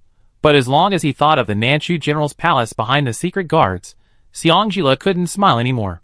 In the next few days, Xiangjila implemented the tea house as quickly as possible. Through the sisters' current situation, I gave them some advice. By the way, through the sisters' connections, I met several groups of middle and lower-level businessmen in Bailing. After sending off the sisters' last batch of business partners, the sisters spoke in confusion. In fact, it's good for us to maintain the current situation. Why do we have to close all the previous shops? Xiang Jila blew the foam on the teacup and took a sip. Nothing is absolute in the world. Then, there was the sound of the teacup being placed on the table. So what? Jinhua asked. Xiang Jila smiled coldly. Jinhua felt strangely creepy. I asked Dachuan and Akia to find out these 2 days. Guess what I found out? Jinyu choked. What? Seeing Ail's sister laughing like this, it must be bad news. You said that the protection fee every month accounts for at least 30% to 40% of your income, but what we found out is 10% or 15%. Hiss. The sisters gasped at the same time. They all paid double? Xiang Jila nodded. Those people are not stupid, they only pick on the weak. If you keep doing this for a long time, once something unexpected happens, you will be the first to be pushed out. Hearing Xiang Jila's words, Jinhua's eyes widened, her face full of disbelief. But we pay the most protection fees.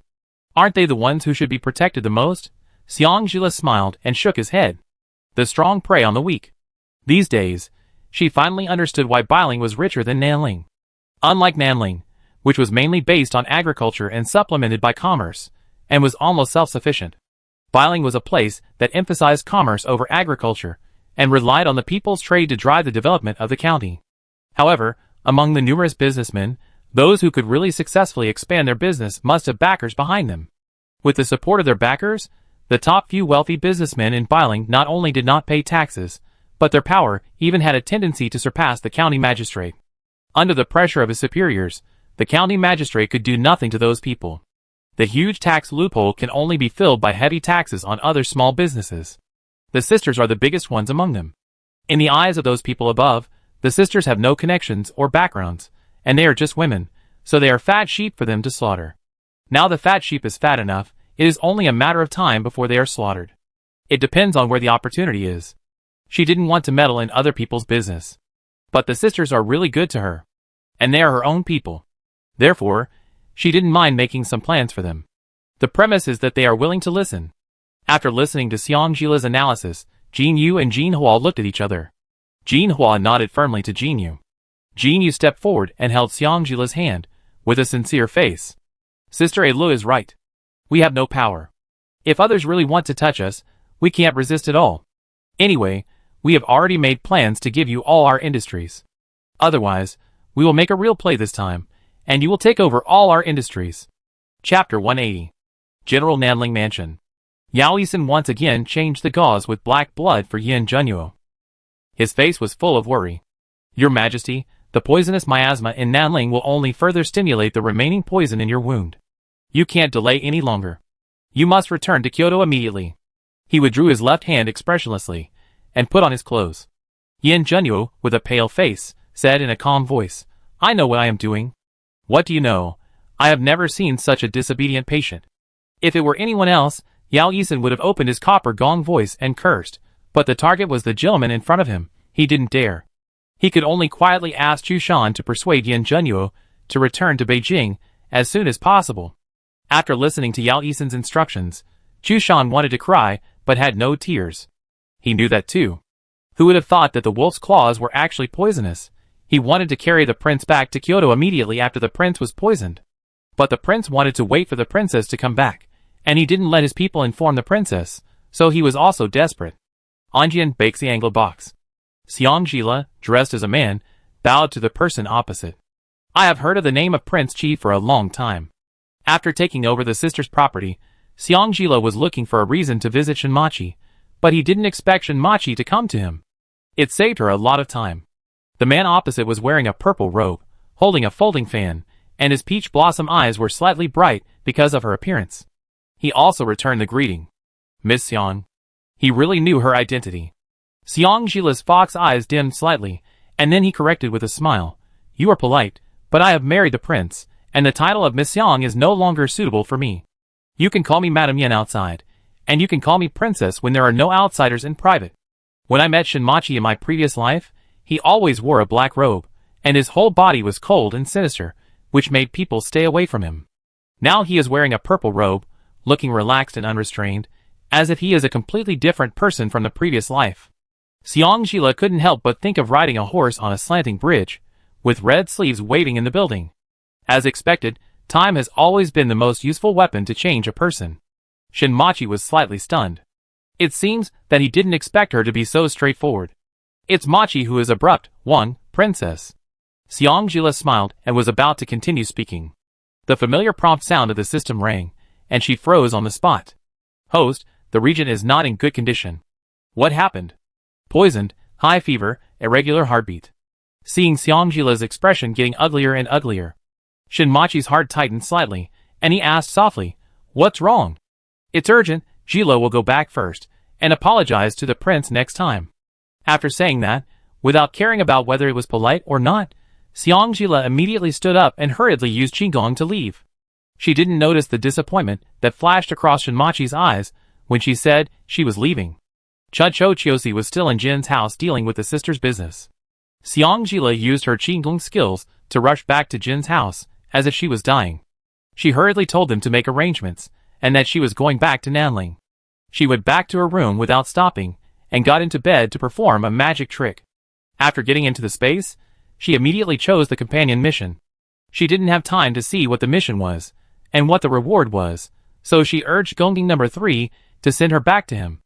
Nanling General's Mansion. Yao Yisan and several military doctors were extremely anxious. He was fine when we changed his dressings in the morning. How come he suddenly developed a high fever and fell into a coma? The prince's teeth were clenched tightly, and even the medicine couldn't be poured in. What should we do? The prince's body can't be in any danger. Otherwise, if they didn't die on the battlefield, they would have to be buried with the prince. God knows how many times they have escaped death in just a few months. Chu Shan was also extremely anxious, and he said directly, "If it doesn't work, find someone to pass him in mouth to mouth." Silence. Strange silence. Then came the sound of approval. "Yes, Deputy General Chu's suggestion is good. Hurry up and find someone to ferry him in." As they spoke, the military doctors surrounded Chu Shan like wolves and tigers. Chu Shan trembled. "At least find a beauty. I'm a grown man giving medicine to the prince. If the prince wakes up, he will chop me up." Yao Yisan had a bitter face. "What's the point of being so particular now? Hurry up and reduce the prince's fever. If the prince doesn't reduce his fever, the remaining poison will be released."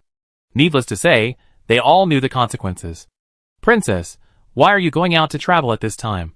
Come back quickly to take care of the prince." Yao Yisan now only hopes that the princess can appear in front of them as soon as possible. It seems that the heavens have heard his prayers. "What are you doing standing at the door? Why don't you come in and treat the prince?" A crisp female voice suddenly sounded in the room. After turning to look at the person who spoke, everyone's eyes were filled with tears. "Princess, when did you come back? Also, how did you avoid our sight and enter the room?" Chapter 181. Xiangjila was still dressed in men's clothes. She came back anxiously, and unfortunately chose a partner mission of kissing, hugging and lifting up high. Now that Yan Zhenyo was in this situation, it was better for her to kiss, hug and lift him up high. In the room, his body temperature was horrifyingly high. Even though he was unconscious, he was still on guard, with clenched teeth and clenched fists. Xiangjila knew that he was still conscious, with a sense of self-protection. Outside the room, several military doctors were still talking to Chu Shan, who knew what they were discussing. After discussing for a long time, there was no result. She couldn't bear it anymore and interrupted them. Unexpectedly, they looked like they had seen a ghost. "Why are you looking at me like that?" Xiangjila's eyes widened and he urged, "Hurry up and treat the prince." Under the explicit and implicit instructions of the military doctors, Yao Yisan stepped forward and said, "Princess, the prince's wound is still poisonous, but his muscles are tense and his teeth are clenched. The subordinates can't give him medicine or acupuncture. How did the prince get poisoned?" She remembered that she had not concealed her whereabouts from them. Such a big thing, how come no one came to inform her? The fox eyes swept towards Chu Shan fiercely, and the pressure was so great that Chu Shan thought he saw the prince's eyes, and his legs almost went weak and knelt down to her. "Princess, wait until the prince's fever subsides, and I promise to tell you everything that happened without missing a word."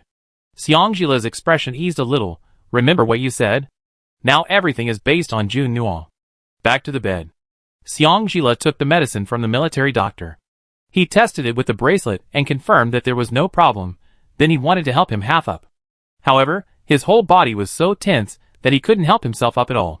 Xiangjila thought about it, sat on the edge of the bed in front of everyone, stretched out his slender hand, and shook it with his slender big hand. Junua, I'm Lele. You're sick, please cooperate with me, okay? Just like the little movements she made to cling to him in the past, her slender fingers wrapped around his slender fingers, just like when she acted coquettishly with him in the past. He continued to coax her softly. I know you can hear me. Be good and take the medicine, okay? If you don't take the medicine, your body won't get better. If you can't get better, I'd be very sad. I cry when I'm very sad. I heard the princess chattering with the prince reasoning. The military doctors wanted to tell her that this wouldn't work. They had just knelt before the prince, but the prince didn't respond. He must have lost consciousness. However, before they could get forward, a scene that could be called a miracle appeared before their eyes. The prince's tense muscles relaxed.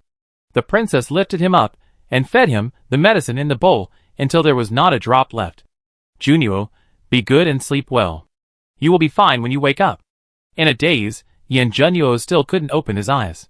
He felt a softness buried in his face, and heard the woman's heartbeat accelerated by nervousness. His nose was filled with the woman's unique soft fragrance, mixed with the sweet osmanthus fragrance emitted with her body temperature. He felt at ease for some reason, and his high defenses were unconsciously completely removed, and his breathing gradually became even. Xiangjila's bracelet had slipped to his wrist and touched his face. A faint red light mixed with green light, almost invisible, penetrated his temple. Blood. Blood was everywhere. Junyo stood at the door of the bedroom in a daze. Bath after bath of blood was brought out from the bedroom. The imperial physician knelt in front of him, trembling. The princess' life is saved. She just lost too much blood and needs to be nursed. The familiar heart-wrenching pain suddenly swept over. He swallowed the sweet taste in his throat. He nodded to the doctor. In the bedroom, the scattered iron chains accused him of being cold and ruthless. The strong smell of blood was her silent resistance to him. The person on the bed had a pale face, lips that were pale and blue, and her breathing was so weak that it was almost invisible. There was a thick layer of gauze on her neck. Thinking that she would commit suicide with a porcelain piece in order to see Yin Beima, he couldn't help but want to reach out and touch her wound. However, as soon as his fingertips touched the gauze, his hand was retracted as if he had been electrocuted. Do you really love him so much? The person on the bed didn't respond, nor did he show any signs of life, as he used to hide from him and scold him. Junyo suddenly felt a dull pain in his heart, and even breathing became difficult. The scene changed. The autumn wind was bleak, and the trees were full of yellow leaves. Xiangjila's neck was left with a shocking scar that had not yet faded. Every time he saw Junyo, there was nothing else in his eyes except fear and hatred. Junyo, you are a devil who kills without blinking an eye, a bloodthirsty and perverted demon. You'd better kill me now, otherwise one day, I will kill you with my own hands. The familiar heart-gnawing feeling came again.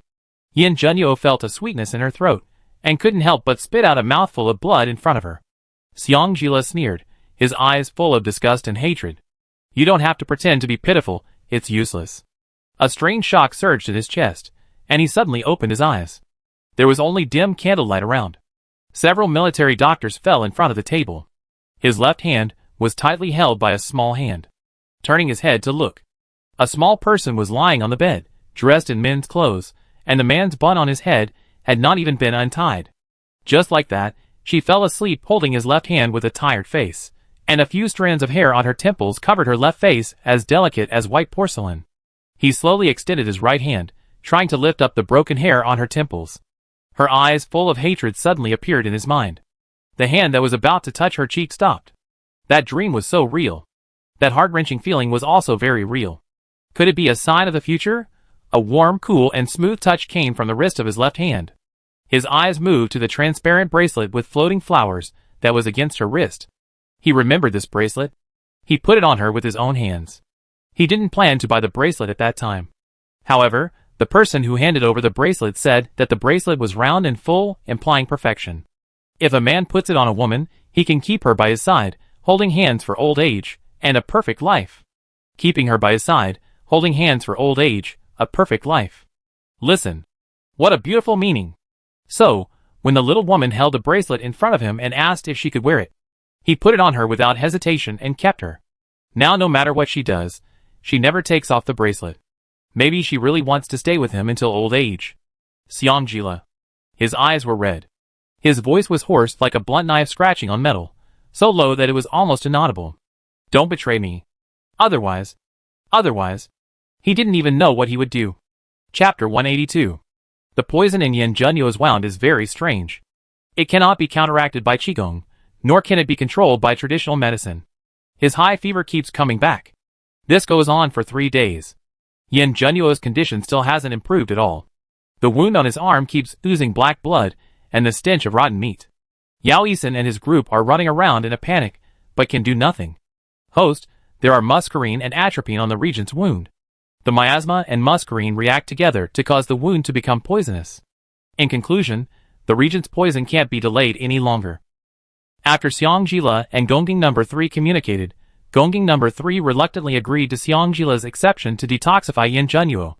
After learning the detoxification method, Xiangjila couldn't wait to send Yao Yisen and the others back to rest, saying that they could better help the prince detoxify after a good rest.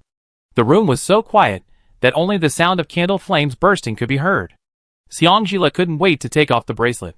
Gongjing No. 3 was still making the last struggle. Host, you wouldn't be so shameless as to take off Xiao 3 under the pretext of detoxifying the Regent, and then not wear it anymore, right? Xiangjila smiled sincerely. Don't worry, how could I be such a person? Once you take it off, don't expect me to put it back on. As if she had sensed Xiangjila's unreliability, Gongjing No. 3 still didn't let her take it off easily. Xiangjila continued to persuade. What are you still hesitating about? Everything should be based on your husband. If he is gone, I will definitely go back to the old path of my previous life and kill people non-stop in order to avenge him. Then what's the point of you coming to my side, right? Gongjing No. 3's dark machine eyes flashed. It seemed to make sense. Then, Xiangjila easily took the bracelet off his hand. The bracelet was not big, so it was impossible to wear it on Yin Junyo's hand. However, as soon as the bracelet approached Yin Junyo's left hand, Xiangjila saw the bracelet glowing red, and then it was tightly wrapped around Yin Junyo's wrist without leaving any gaps. Xiangjila could even see that the bracelet, glowing red, was constantly absorbing the black air from Yin Junyo's injured arm. After about a cup of tea, the black gas dissipated. At Gongjing No. 3's reminder, Xiangjila fetched the medicine box and bandaged Yin Junyo's wound again. The wound that was bloody before was now healing at a speed visible to the naked eye. Even though he knew the magic of the bracelet, Xiangjila couldn't help but exclaim in his heart, "It's amazing." When there were only 3 scratches on the wound caused by the animal's claws, the repair finally stopped. Xiangjila looked at the wound on his arm and frowned. This is scars from being scratched by a wolf. Judging from the scars, it was a large wolf that scratched him. How could there be wolves in the south? If there were wolves, why would the Regent Shu condescend to capture them? As she pondered, the bracelet was put back on her wrist without warning. Dog system, you said you would take it off and wait until she puts it on before coming back? Oh host, Xiao 3 is risking being wiped out by the system to give you a special treatment this time. You can't threaten to untie Xiao 3 anymore. Oh. Xiangjila tried hard to resist the urge to roll her eyes. Just keep pretending. After breaking his promise again and again, Gongjing No. 3 no longer had any credibility in her eyes. Suddenly remembering that the memory hairpin hadn't brought her into her dreams for a long time, she asked casually, "How is the memory thing recovering now?" As soon as the words fell, the sobbing sound of Gongjing No. 3 in her mind disappeared. I asked the host to do more companion tasks before to help Xiao 3 upgrade. Did you listen to me, host? Host, what tasks have you done recently? Don't you have any idea? Oh, you are still stubborn with her? Xiangjila retorted. Jun Nu is busy, I am busy too, who has time to do such boring tasks every day? So this is the reason why you, host, give me a daily task every day instead of a companion task? You are fleecing me, do you know? Every day, I just watered the plants and planted potatoes, and then exchanged them for some livestock. The Regent was already very dissatisfied with the host for not being close to him during this period of time. After the upgrade, this reminder function disappeared, and the host could only indirectly remind the host to pay more attention to the emotions of his partner. Hold. Xiangjila didn't understand what it meant, but she always felt that Gongjing No. 3 was definitely not saying good things. So she didn't want to argue with it too much. Forget it. Anyway, I understand that after the upgrade, you are always seeking benefits for Yin Junyo. How can Xiao 3 do that? If it wasn't because of consciousness, Xiangjila dared to guarantee that Gongjing No. 3 would definitely flutter its little wings and fly in front of her to protest. Another reminder, host, your companion mission has not been completed yet. You have to hurry up, otherwise you will not get any reward if you complete it overtime. By the way, the Regent is still very weak. There is a pill of strengthening the body, and nourishing the essence in the mission reward. After taking it, the Regent's body will be better than before, and it will not be so easy to fall down if poisoned. Mission content. Kiss the Regent's mouth. Pervert dog system. Xiangjila now expressed great doubts about the dog system's claim that he was just a rebirth gift package. What does it have to do with Yin Junyo? Several military doctors came to check Yin Junyo's pulse the next afternoon at Xiangjila's request. When they saw that Yin Junyo's fever had not only subsided and he had regained consciousness, but also that the wound on his hand that had started to rot and bleed black blood had now recovered by a large margin. The old man's eyes almost widened. There were a few more wrinkles on his face. Princess, what did you do to the prince? Look at the prince's rosy complexion, and his thin lips that were originally clearly defined are now swollen to the point that the lip lines are blurred. It's like he took a magic pill and couldn't be replenished. Xiangjila secretly glanced at Yin Junyo, who was sitting on the bed and drinking medicine by himself, pretending to be calm, and smiled shyly. She took out a small porcelain bottle from her body. When she handed the porcelain bottle in her hand to the military doctor, several old faces turned red. I didn't expect that this ointment would have such a miraculous effect. I didn't expect that the Tianxuelin in it could actually restrain the poison on the prince's hand. Tianxuelin does have a miraculous effect in reducing swelling, but the poison in the prince's wound. A bunch of quacks, not even as good as a thing in the princess's boudoir. The person on the bed gently put the medicine bowl on the table beside him, with a clear voice, not weak after illness at all. Yao Yisan and the others shrank their necks. A pair of fox eyes, with a bit of coquettishness, swept towards Yin Junyo. Yin Junyo's ears blushed, closed his mouth, and turned his head away. Xiangjila suppressed his laughter, and took the opportunity to smooth things over. Please trouble Dr. Yao to take a look at the prince's physical condition, and give a prescription for the follow-up treatment. Yao Yisan and his group were as if they had been pardoned. Yes. Chapter 183. Early in the morning of the next day, after receiving the treatment list from Yao Yisan and the others, Xiangjila found Chu Shan. While instructing him to take good care of Yin Junyo, he also learned from Chu Shan some details about Yin Junyo's poisoning. Ganjing Shan, Wolf Belly, Will? Chu Shan looked around vigilantly and nodded slightly. This is all I can say about this matter. For the rest, I can only wait for the prince to tell you. Xiangjila's eyes darkened. Who is responsible for the explosives? Yin Beiki? Or Nanchu? Remembering Yin Junyo's explanation. Chu Shan shook his head. We are still investigating. It must be the forces in the south. South? That must be Nanchu. I know. Xiangjila responded, and once again reminded Chu Shan to take good care of Yin Junyo. Just when she was about to turn around and leave, Chu Shan called her. Princess. The look was quite unnatural. Chuncho, how is she doing recently? Recalling that Chuncho had sadly told her a few days ago that Chu Shan said that they were too different in age, and he only treated her as a sister, Xiangjila showed him a peaceful smile as usual. Very good. After saying very good, he refused to reveal more. Chu Shan scratched his head embarrassedly. I want to ask, how is Chuncho recently? How? For a moment, he didn't know how to express his feelings, and his voice gradually became smaller.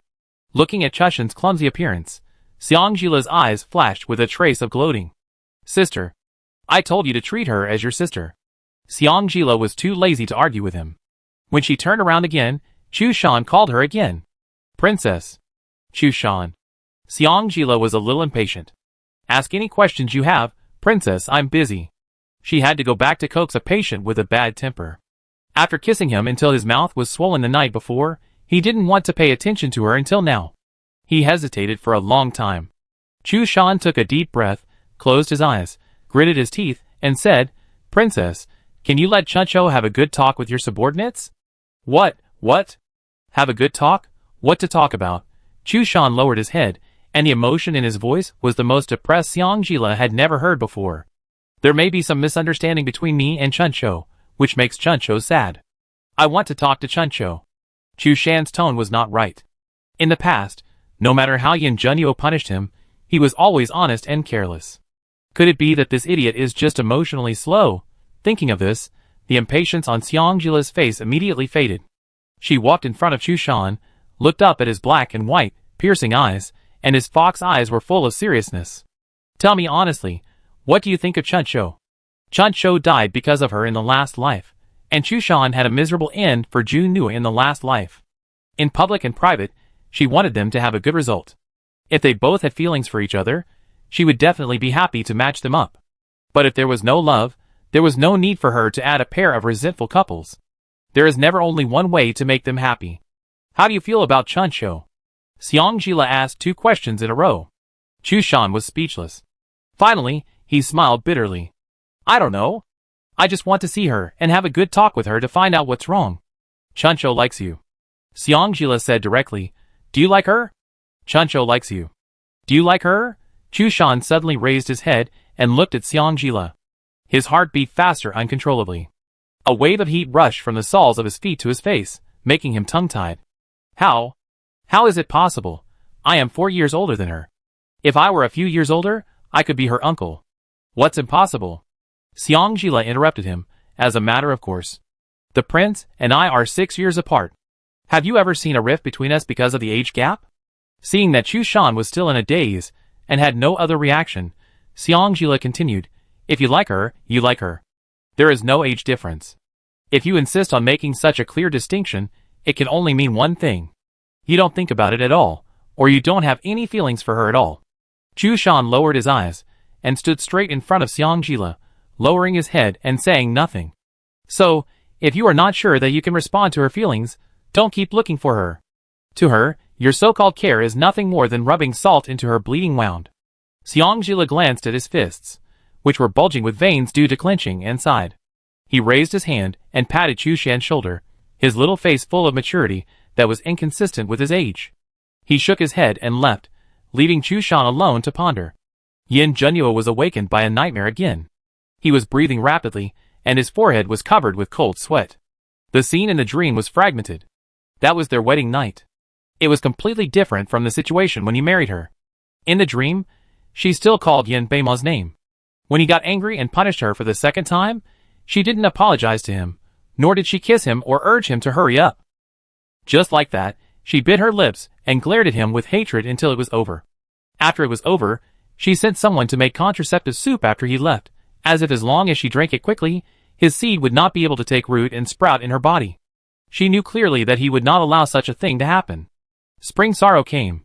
Since he left, she has been washing herself, scrubbing all day, rubbing until her skin was broken. In the dream, his stomach disease broke out again at an inopportune time, but she didn't even look at him. At that time, he suddenly had the idea of making her shiny and bright, and keeping her by his side forever. The dream was so real. It was so real that it made his heart palpitate. Yeah, a light sound. The door was pushed open. Then, the bitter taste of the medicine soup and the aroma of noodles rushed into his nose. Not long after, a handkerchief with a faint girl's scent wiped away his cold sweat. Why are you sweating so much? Did you have a nightmare? Let her sit up and wash up. Yin Junyo overlapped her current look with a look in the dream where she hated him to the core. Is this a dream or reality? He couldn't help but reach out and touch her pink cheek while she was changing his underwear. Xiangjila paused slightly, then pulled his whole hand to cover his face. His fox eyes narrowed into a line. Are you not angry with me anymore? The warm and soft touch clearly told Yin Junyo that this was the reality. He was slightly startled. The words "do you still hate me?" on his lips turned into a slightly unnatural "if you want to kiss me next time, use less force." Chapter 184. Just like that, the man in front of her looked as cold as usual, with a pair of phoenix eyes that were slightly raised, hiding countless treacherous calculations. Only when facing her did he occasionally show the emotions that a normal person should have. For example, the most common coldness, joy, anger, and embarrassment. However, this time, in addition to the usual coldness in his eyes, there were also some emotions that she couldn't understand. Xiangjila always felt something was wrong for a while. Usually in this situation, shouldn't Yin Junyo be arrogant and lose his temper, act out of temper, or even kiss back? What was wrong? With a lot of doubts in her mind, she skillfully tied his hair and dressed him. Surprisingly, this time, she didn't even need to ask him to do anything. He consciously ate all the noodles and drank the medicine without leaving any drop. Abnormal. Yin Junyo was abnormal. Xiangjila's brain was working quickly. She tentatively said, "Your Majesty, I want to go to Anjin again." Before she spoke, she was even ready to argue. She also listed 5 reasons why she had to go to Anjin. As a result, someone said yes, go ahead, be careful, and nodded, and she was stuck in her throat. This feeling is really uncomfortable. She half closed her fox eyes, and shook his right hand again and again. Softly said, "Do you want to go with me?" Yin Junyo lowered his eyes, and raised her chin, meeting her fox eyes. There was no hatred or disgust in his clear eyes, only strong affection. His bony fingers curled slightly, and his heartbeat accelerated uncontrollably. He suppressed the urge to kiss her. He pulled his hand back stiffly, pretended to be calm, and opened the door, letting the sunlight outside shine into the room. "I still have things to deal with in Nanling. I go there in a few days." Looking at his back, Xiangjila stood up and tried to make an effort. Gonging No. 3's voice sounded almost at the same time. "Host, I want to tell you something." When detoxifying the Regent, the memory hairpin seemed to have restored some memories of the Regent's previous life. Xiangjila was furious. "When did it start? Can you please stop screwing me over? How much of the things in the previous life did he repair? This is terrible. I don't know how angry Yin Junyo will be when he finds out." "Host, don't worry." It's not hard to hear a little pride in Gonging No. 3's voice. After discovering the abnormality, Xiao 3 immediately suspended the memory repair of the Regent. Now he should still think that those memories are dreams. That's good. Xiangjila secretly breathed a sigh of relief. In this way, he had a reason to be uncomfortable. He must have doubted himself because of the nightmare. At this moment, Xiangjila really wanted to strangle herself in the previous life. How could she be so arrogant? Wouldn't it be better to live a good life with Jun Nua? Forget it. He who brings trouble upon himself will suffer. Xiangjila resigned herself to her fate, and went forward to explain. However, when she saw the man beside her with his eyes closed and his head raised to feel the sunlight, she could not say the words to explain, for fear of disturbing him. Today, he was wearing a black robe with a golden dragon pattern, his hands behind his back. His posture was straight and spotless. The faint sunlight sprinkled on his body. A faint halo appeared. He was just like a fallen immortal who accidentally stepped on the air and fell into the mortal world. She was stunned for a moment. When she came back to her senses, the man who made her crazy was looking at her with a smile. A crystal silver line slid from the corner of her mouth to her chin. She quickly swallowed the saliva that had not yet flowed out, and did not forget to wipe the corner of her mouth with a handkerchief. He said with a red face, "I'm hungry." The depression in his heart was mostly dissipated by her infatuation. Yin Junyo sneered, "Slut." Then he turned back to his desk and began to review the documents that had been left in the past few days. Even if he came to the south to quell the rebellion, he still had to take care of the things that were his responsibility. Xiangjila heard the joy in his tone, so he didn't take this little episode too seriously. After saying "I'm going out," he ran away like a flash of smoke. Until he was sure that she had really run far away, Yin Junyo coldly ordered to the corner of the beam, "Escort her well, don't let her find out." After a slight movement of air, he stopped reviewing the documents with his jade pen. His voice was so soft that it was almost inaudible. If it was just a dream, why was this deep and sharp pain so real? As Xiangjila said, the sisterhood industry is a fat sheep. Being slaughtered is just a matter of opportunity. On the third day after Xiangjila returned to Nanling, before the sisterhood had time to count the closed shops, the county magistrate of Bailing ordered them to be surrounded. Jin Jinhua wanted to go back and argue with reason. Chun Chou and Chiosi discussed it, and decided to let Chun Chou follow, while Chiosi and Li Yi waited for Xiangjila to come back at Jian Jin's house. "We haven't done anything wrong. Why do you want to close the shop and arrest us?" The leading Yamen runner impatiently drew out his sword. "Don't be shameless." Chun Chou in the crowd wanted to step forward and knock the official down. Unexpectedly, a cold hand pulled her back. It was Jinyu. Jinyu took advantage of the chaos to get out, her eyes slightly red, and whispered to Chun Chou, "Jianjin's house. There is something under the floor tile in the north corner of Sister Ail's room. Take it all out, take the things and go." Then, she deliberately ran to the other side of the crowd to cause a big commotion. However, before she could squeeze out of the crowd, she was caught by the Yamen runners and slapped in front of everyone. "I told you to run." Jin Jinhua watched the industry she had worked hard for being smashed to pieces and sealed, and the old friends who followed her were also in trouble. For the first time, she felt a chill in her heart. It turned out that the more you do, and the more you pay, the more you can get in return. In public, they paid all taxes and tributes in full, and in secret, they paid more protection fees than all other merchants. Unexpectedly, they ended up being the first to be passive. Bailing County Office. The fat-headed county magistrate Ding Jili was smiling and greeting the burly man sitting at the top, Xiao Chuanyun, the governor of Zhongzhou, who was wearing a royal blue satin robe, a golden crown in his hair, and a proud face. "Don't worry, sir. I will never let off this tax-evading profiteer." Zhao Chuanyun snorted coldly. "The regent will leave for Beijing soon. What should be done then? I don't need to say more, right?"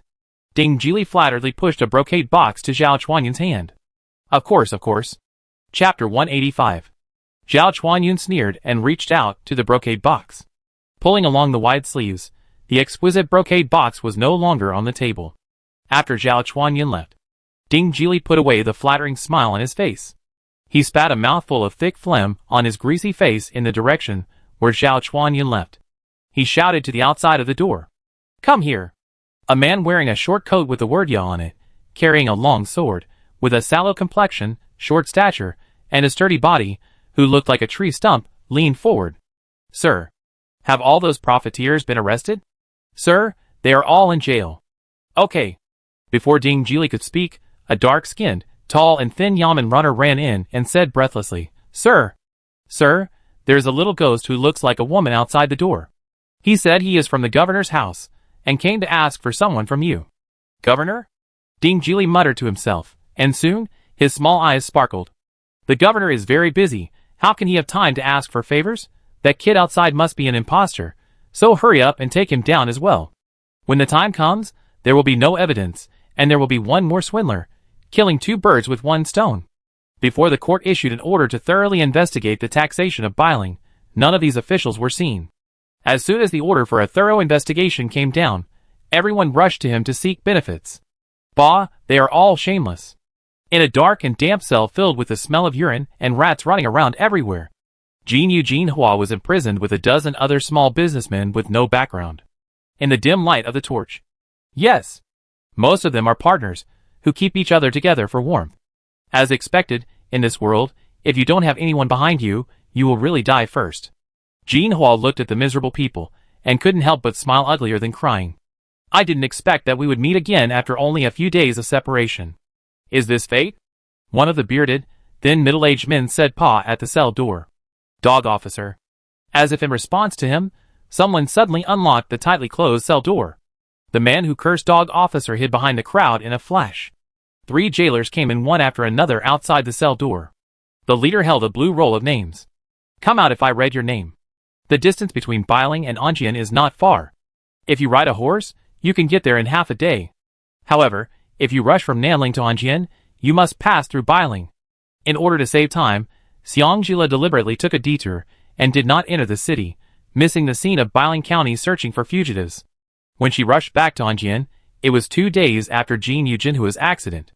Chiosi's face was as gloomy as water, but her tense body betrayed her anxiety at the moment. Without even having time to breathe, Xiangjila frowned. What happened? Chiosi silently brought a clean camphor-wood box to her. The box was not big. It was a camphor-wood box with exquisite brass edges. There was also a letter with a wax seal on the box. The cover of the letter was written neatly with the words "A Lee's personal letter." The handwriting was not beautiful, and it did not have the style and vigor that the rich and powerful families pursued, but every word was powerful, just like the writer's generosity and solidity. A sense of uneasiness emerged from Xiangjila's heart. This is... Jin Eugene-Hua's shop was closed down. Chuncho accompanied them back to Biling. Soon after, she sent Sheer back, saying that they asked us to take these things away. Xiangjila picked up the envelope with shaking hands and took out the letter with a breath. She dared to guarantee that the words on the letter were the ugliest words she had ever seen in her life.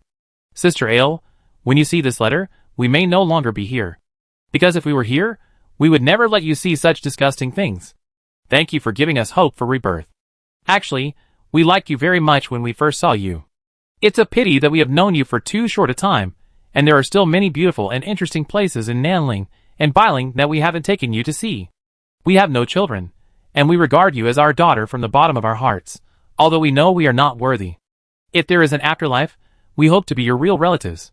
There are not many things in the box, which can be regarded as the dowry given by the aunt to the daughter. Hide it yourself, and don't tell the general. Jin Hua. After reading the signatures of the 2 names, Xianggjila raised his head and hid the tears in his eyes. His sight moved to the camphor-wood box in Chiosi's hand. There was a delicate little copper buckle on the side of the box, which was not locked. She pressed it lightly with shaking hands. With a click, the buckle popped open. 2 gold hairpins that were not finely crafted but very heavy, and a few thread-wrapped beads with southern characteristics, were full of broken silver. Under the full of broken silver was a thick stack of silver bills worth 100 taels. There was also the deed of a manor in Bailing, the deed of a newly purchased manor in Nanling, the deed of a 2-entry house in Nanling, and Zue Xiangju in Bailing.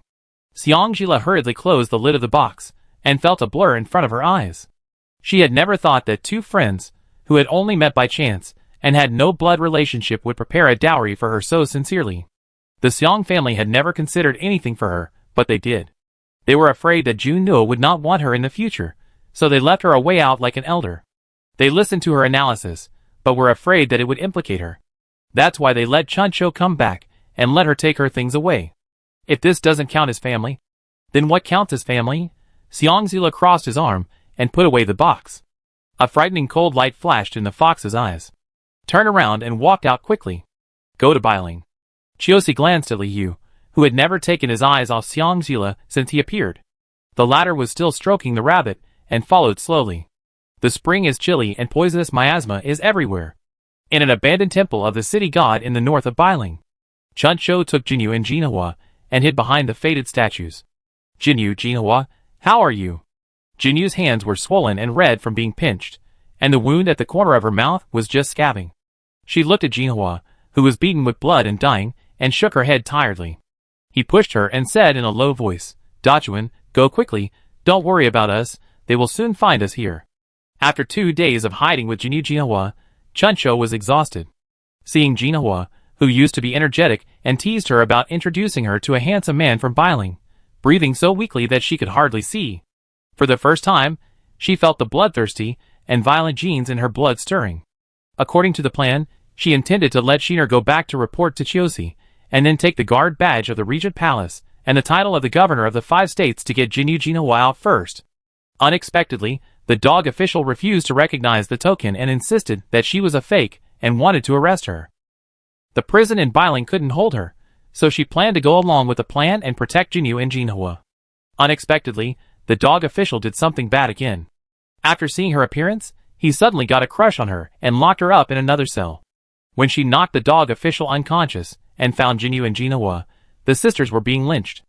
Jinhua had whip marks all over her body, and a jack was pressing on her body, spitting blood. Jinyu's hands were clamped with rods. If she was a little slower, her tongue would be torn off alive. This was not a trial of the prisoners at all, but a plan to kill them directly through interrogation. The county magistrate of Bailing was so bold. Chapter 186. Seeing that Chuncho had no reaction, Jinyu anxiously urged again, hurry up. Chuncho held her breath and listened for a while. A trace of bloodthirsty cold light flashed in her eyes. It's too late. After saying that, she asked Jinyu to stay close to Jinhua and not make any sound, and pulled over a long dusted curtain to shake off the dust on it. With another wave upwards, the curtain covered the statue steadily, and even covered the traces of Jinyu and Jinhua. After doing a series of things, dozens of torches lit up outside the city god temple. After the chaotic footsteps, the Yamen runners came in one after another. Ding Jili, wearing a casual uniform and a gauze wrapped around his head, walked in front of Chuncho with a swagger. He squeezed out a fake smile on his greasy face with difficulty. He gritted his teeth and said angrily, little white face, I will let you escape. Chuncho glanced at the dozen Yamen runners with knives in the temple without a word, and slipped the 2 daggers he carried into his hands. He licked his bloodless and dry lips, ready to cut their necks at any time. There were dozens of people in and outside the temple. In the past, she would not have to be too afraid. However, she had been hiding with Jinhua and Jinyu, and had not eaten for 2 days, so her physical strength had been greatly reduced. It was estimated that she was already at the end of her strength to deal with these dozen people.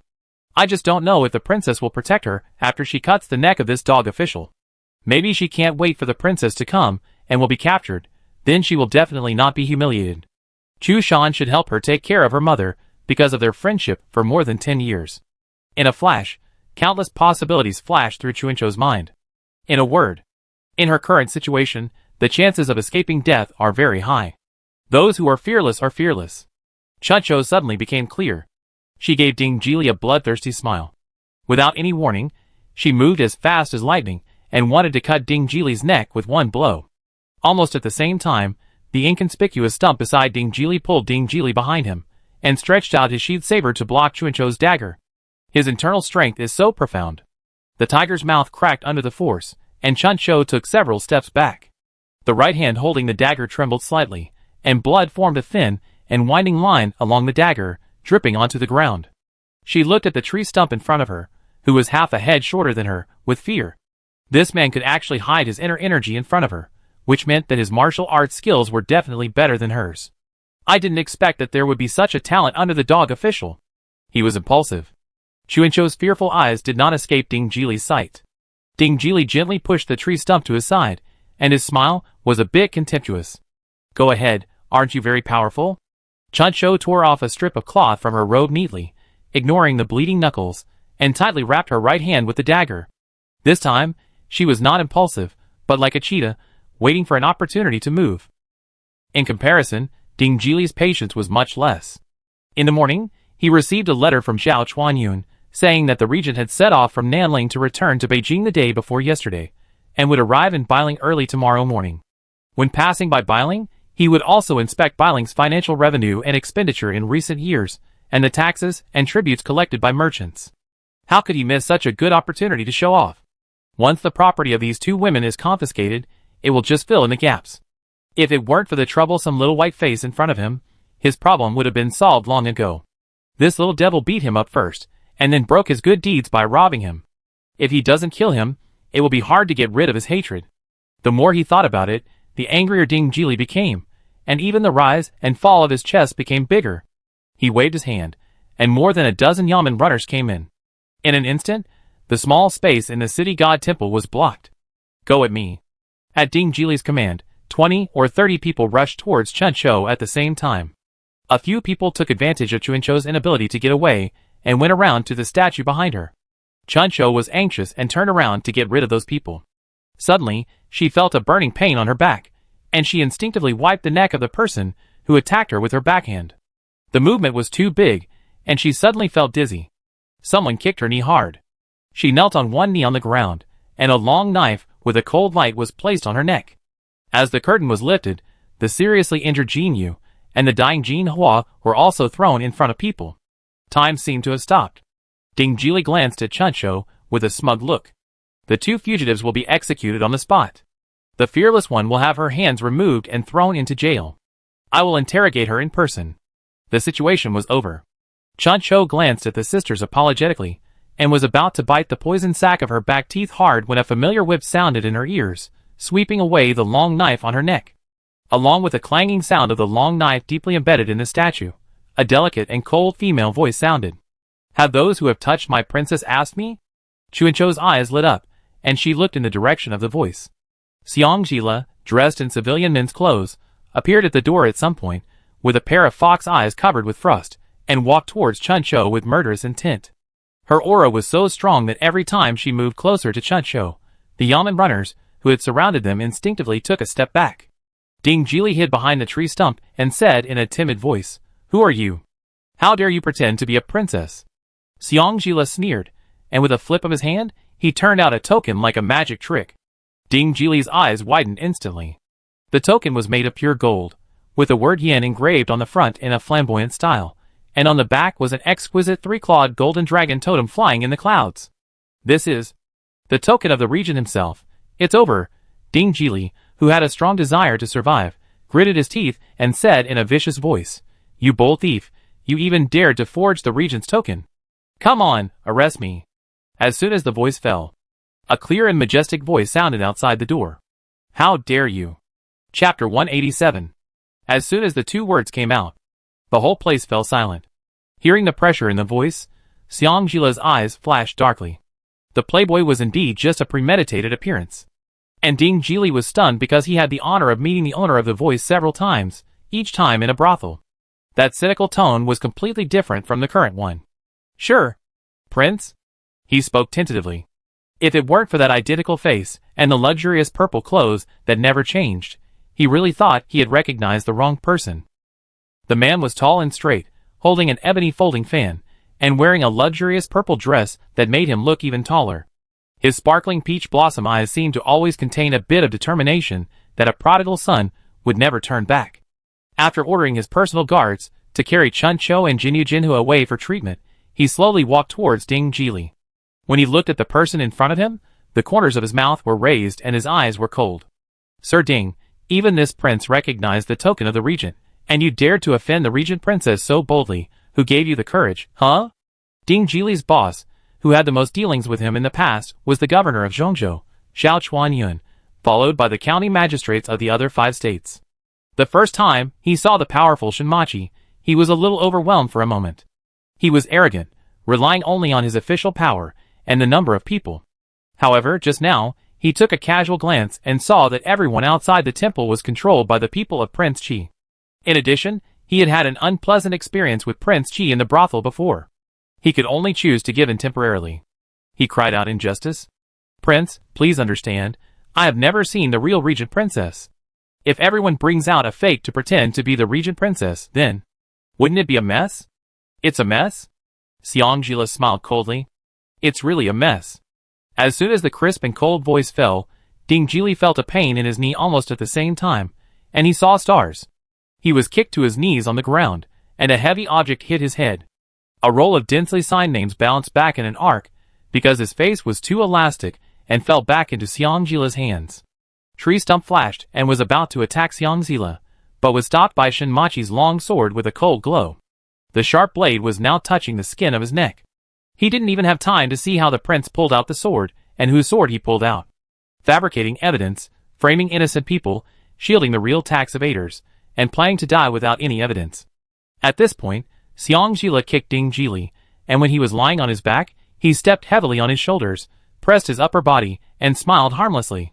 Master Ding, it is not a good habit to bully the weak and fear the strong.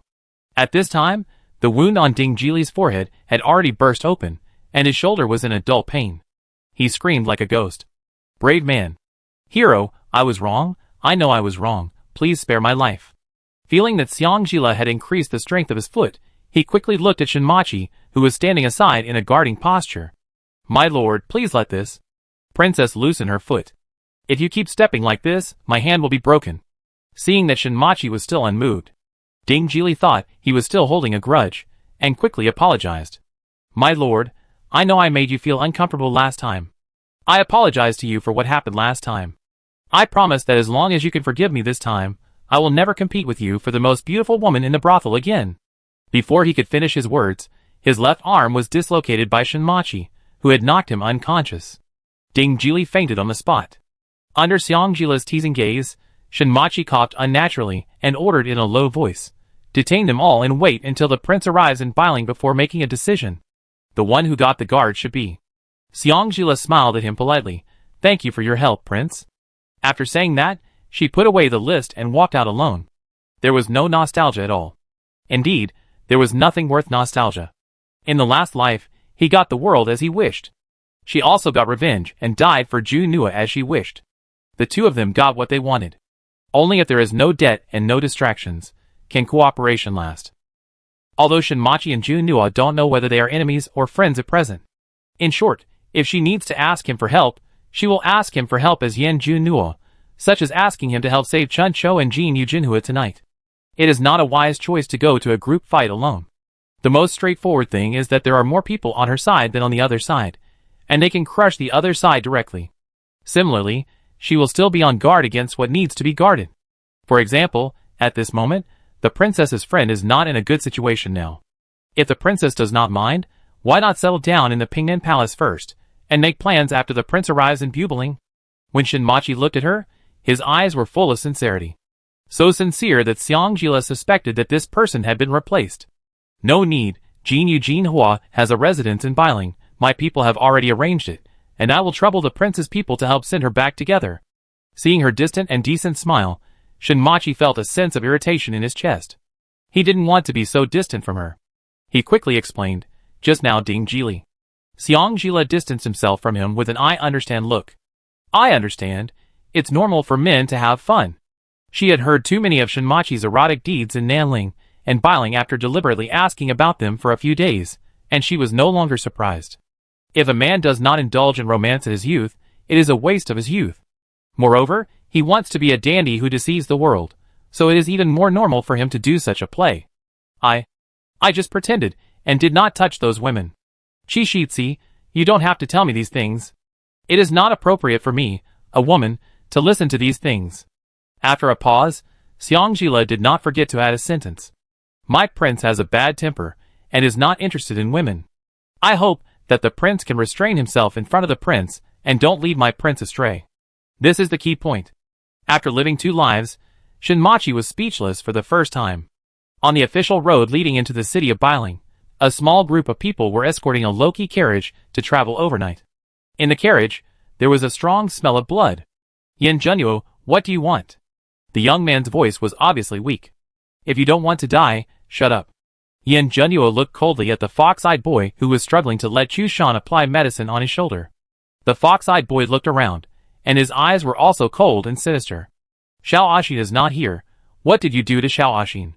Yin Junyo snorted coldly, closed his eyes and rested, and did not continue to speak. Chu Shan said, Mr. Huangfu, the prince has delayed several hours to save you. If you don't want to be thrown out of the carriage by him, you better shut up. Huangfu Xiao choked and said, Who asked him to save me? If you have the guts, ask him to throw me out of the carriage again. Chu Shan. Prince? That group of assassins should still have a fish that slipped through the net. Throw him. Wait a minute. Yin Junyo slowly opened his eyes, and raised his sword-like eyebrows, meeting Yin Junyo's calm and cold eyes. Huangfu Xiao cleared his throat, and turned his head away guiltily. I thought about it, you are actually a good person. I will reluctantly ride in the same carriage with you for now. Yin Junyo snorted again, and closed his eyes, too lazy to look at him. A fool who couldn't even beat dozens of assassins, and lost his followers. Chapter 188. Jin's house is a house with 3 entrances. Ever since the heartless man was driven away by the sisters, Jin Yu Jinhua did not hesitate to change the previous plaque to Jin's house. For them, nothing can make them feel more secure than putting their own family name on their house. At this time, Jin's house was more lively than during the Chinese New Year. In addition to the 7 or 8 servants in Jin's house, there were more than a dozen elderly doctors and medicine boys. Shinimochi sent people to invite doctors from half of Bailing, and even the palace doctor of Pingnan Palace could not escape the fate of being sent to Jin's house. An old doctor with gray hair, who seemed to be the most prestigious among all the doctors, was explaining the situation of the 3 injured people to Xiangjila. Except for the serious injury on the back of this girl, which caused the loss of qi and blood, the other injuries were not serious. She did not hurt her bones or other internal injuries. As for the 2 bosses Jin, after a pause and organizing his words, the old doctor spoke slowly. Boss Jin Yu's tongue only hurt the epidermis, not the inside. She will be fine after a rest. But her hand? The old doctor's hesitation made Xiangjila's heart almost rise to his throat. What's wrong with your hand? The old doctor shook his head. I'm afraid it will be useless in the future, and I can't even use an abacus. A feeling of dizziness came over Xiangjila. Holding her forehead, and taking a step back, Chiosi hurried forward to steady her body. She held Chiosi's hand tightly, and looked at the old doctor. What about Jinhua? Looking at Jinhua on the other couch, the old doctor's expression became even more dejected. Shaking his head. I am not capable enough, and boss Jinhua is afraid. Even though he had made the worst plan, Xiangjila's eyes were still red, and he asked in a choked voice, What's the matter? The old doctor looked at Xiangjila. The coffins at the corner of the street made by Mu Renjiang are very good. You, my lord, should find someone to make them overnight, and they should be ready for delivery the day after tomorrow. Xiangjila's voice trembled slightly. Is there really no hope at all? The old doctor sighed, shook his head, and took her to Jinhua, whose face was pale, and whose breathing was so weak that she almost stopped. Put your hand on her ribs. Xiangjila held her breath, and did as she was told with shaking hands. What she touched was soft and flaccid. She looked up at the old doctor in disbelief, like a child who was suddenly pulled out of bed in the cold winter. The old doctor nodded. It's all broken, with only a little heart pulse left. I'm afraid it won't last 2 days. It won't last 2 days. Strange yet familiar words. Xiangjila's consciousness gradually drifted away, and a strange memory overbearingly poured into her mind. Her heart suddenly ached for no reason. Realizing that something was wrong with her body, Gongjing No. 3 quickly established communication with her in her mind. However, this time Xiangjila sealed his consciousness tightly, not giving Gongjing No. 3 any chance to take advantage of it. After days of running around and being nervous, her body's endurance had already exceeded its limit. Without Gongjing No. 3's repair, she vomited a mouthful of blood, tilted her head, and fainted on Chiosi. Wang Fuxiao, who had just entered Biling City, suddenly covered his chest and breathed rapidly. Mr. Huangfu, what's wrong with you? Chu Shan quickly transferred some internal energy to him to ease his symptoms. Wang Fuxiao shook his head, and before he could speak, he fell straight into Chu Shan's arms without taking a breath. Yan Zhenyo frowned. Speed up. I was wondering why you are so strange. It turns out that it's because you have too much sin of killing in your body, and can't enter the reincarnation cycle. Your soul is so weak, I'm afraid it won't last 2 days. I helped you repair some of it, which should be enough for you to walk out of the illusion and return to Ghost Ridge. Go back to where you should go, and don't come again. You are an interesting ghost cultivator. You don't cultivate well with such good wisdom. You would rather die than cling to your master. You can't be driven away. The setting sun lazily reflected on the hollow window lattice. Xiang Jila opened his eyelids with difficulty. Princess, are you awake? It was Chiosi's voice. Xiang Jila nodded woodenly. Her head was still groggy. It felt like she had a very long dream. She didn't remember what happened in the dream at all. She only remembered that her mind was full of the voice of Gongjing number 3. Where is this? Her voice was a little dry from not speaking for a long time. Chiosi's face was still cold, but her slightly red eyes rationally explained the fact that she had cried. This is Biling Jing Mansion? Princess, you fainted the night before yesterday. The prince arrived early yesterday morning. Jinhua died this morning. In order not to worry Xiang Jila, Chiosi added. The prince asked Chu Shan to arrange Jinhua's funeral. Princess, don't worry. Xiang Jila said and looked at the light pink bed curtain on the top of the bed with lifeless eyes. This was the cloth that the sisters picked for her when she came to Biling 2 months ago. They said it was suitable for young girls and full of vitality. The bits and pieces of getting along with the sisters gradually became clear in her mind because of this bed curtain. Their enthusiasm. Their generosity. Their unreserved love for her. She never thought that besides Jun Nua, there was actually someone who was stupid enough to treat her well without asking for anything in return. She had never thought about it, nor dared to think about it. She thought that everything was just an equal exchange, but in the end, she found out that as long as it was related to love, how could it be equal? Princess. Chiosi was still looking at her worriedly. Xiang Jila took a deep breath and hid the tears in his eyes. Help me up and wash up, I have to send her off. Because Jin Yu was still in bed, the sisters had no other relatives, and now was a special period, so Jinhua's morning hall was empty, with only a few servants crying miserably in mourning. Yan Zhenyo stood in front of the coffin in plain clothes with his hands behind his back, and it was unknown what he was thinking.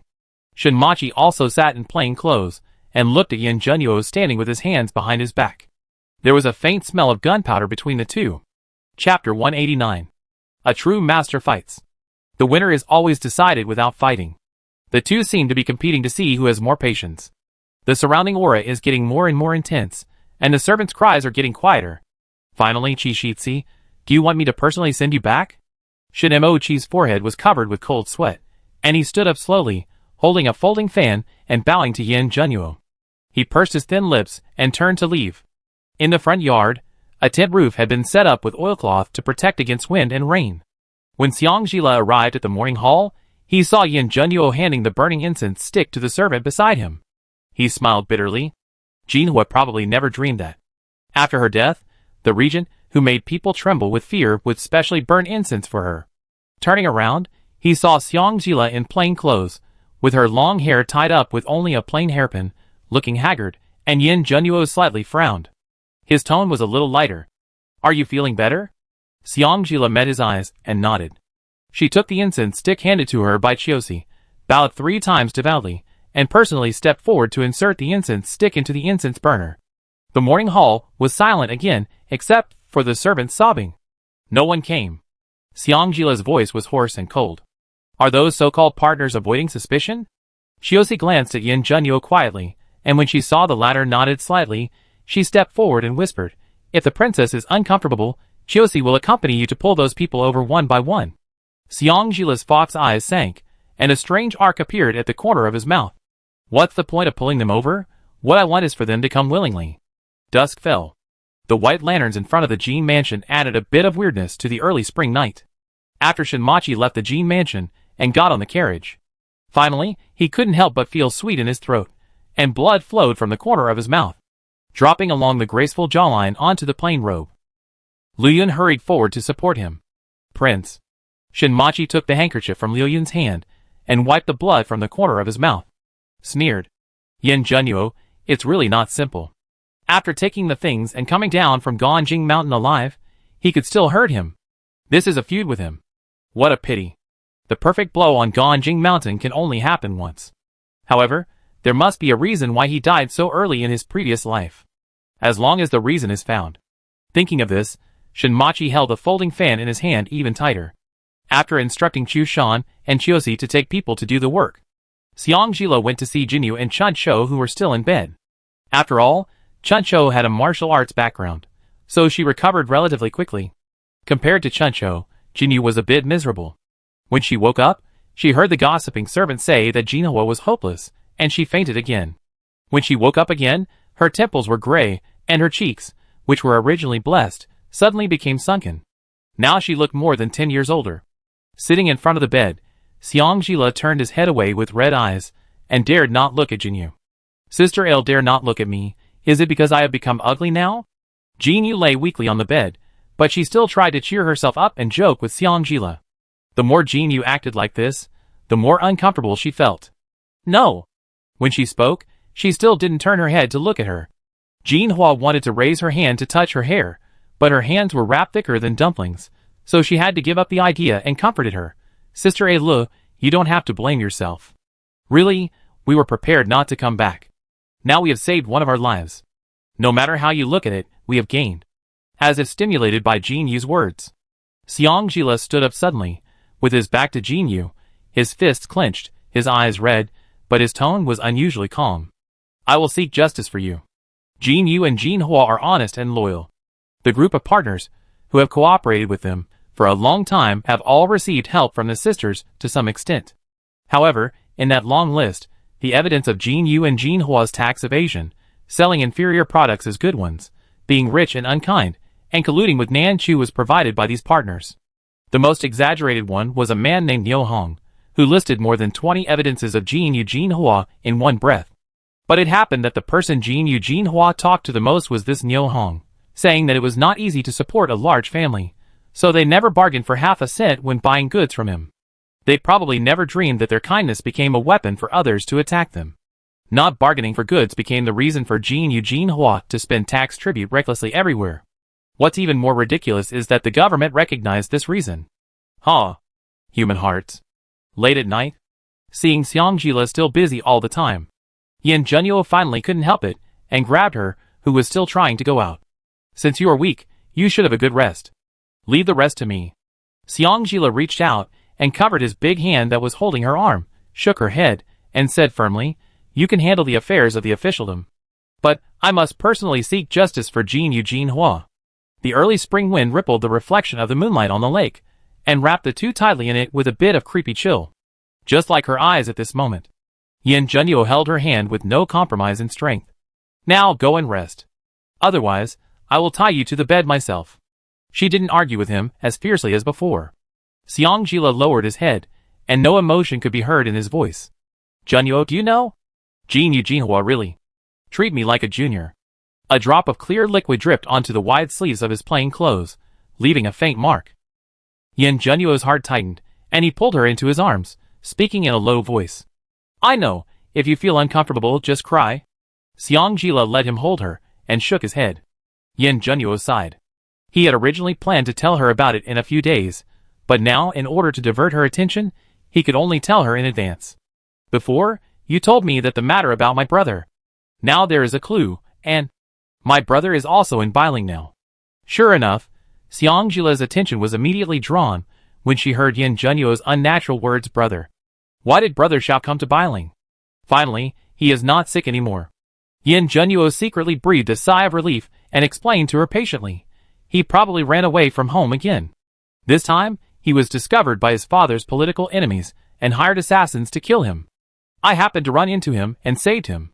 Hearing the words take his life, Xiang Jila's heart suddenly lifted. Is he okay now? Nothing, just some minor injuries. I have sent someone to take care of him. Besides, here, he looked at Xiang Jila with a serious expression. I also found out the whereabouts of an old friend of my mother. If nothing unexpected happens, she will arrive tomorrow. When you see me, Pay close attention to the expressions of the people present when they see you. If they look unnatural, you will know the truth of that year. The truth of that year? Seongjila looked at Yin Junyo suddenly. You. How much do you know about what happened back then? Yin Junyo habitually tucked her hair behind her ears. Since you told me that Brother Xiao is your biological brother, I have asked people to investigate. Things are becoming clearer. I was planning to tell you about this when I returned to Kyoto, so that I can confront the Xiong family. I didn't expect the Jinhua incident to happen first. Speaking of this, he bent down slightly, put his hands on her shoulders, and looked at her. I have sent a message to ask the governors of the 5 states, the governor of Zhongzhou, and the county magistrates of the other 4 counties to come, so we will be busy tomorrow. Thinking he had misheard, Seongjila repeated it hesitantly. We? Yin Junyo nodded. We will act separately tomorrow. If you are not in good spirits, there may be fish that slip through the net. If you can't help Jinyu Jinhua get justice, it will be a loss. Facing his rare warm eyes, Seongjila was a little surprised and doubtful. Junyo. Did he agree to let her do it herself? Was he coaxing her in his own way? The next morning, it was still dark. Jinyu and Jinhua's partners didn't come. Instead, a middle-aged man with pockmarks on his face, a round figure, and shabby clothes, Chunreni, came first with a dozen strong men holding long sticks. He first glanced at the white lanterns at the door, and confirmed that the mansion was holding a funeral. He felt relieved. He had endured for so long, and waited for so long. Jinhua's wife died, Jinyu became a cripple, and this house, and the silver that had not been confiscated in time were all his. After standing outside the door for a while, he proudly stepped into the gate of the Jin mansion. Stop, what are you doing? I didn't expect that the morning hall behind the gate would be guarded by guards. Chunreni stepped out of the door, and took a look at the plaque. The 2 words Jin mansion were still eye-catching. I didn't go wrong.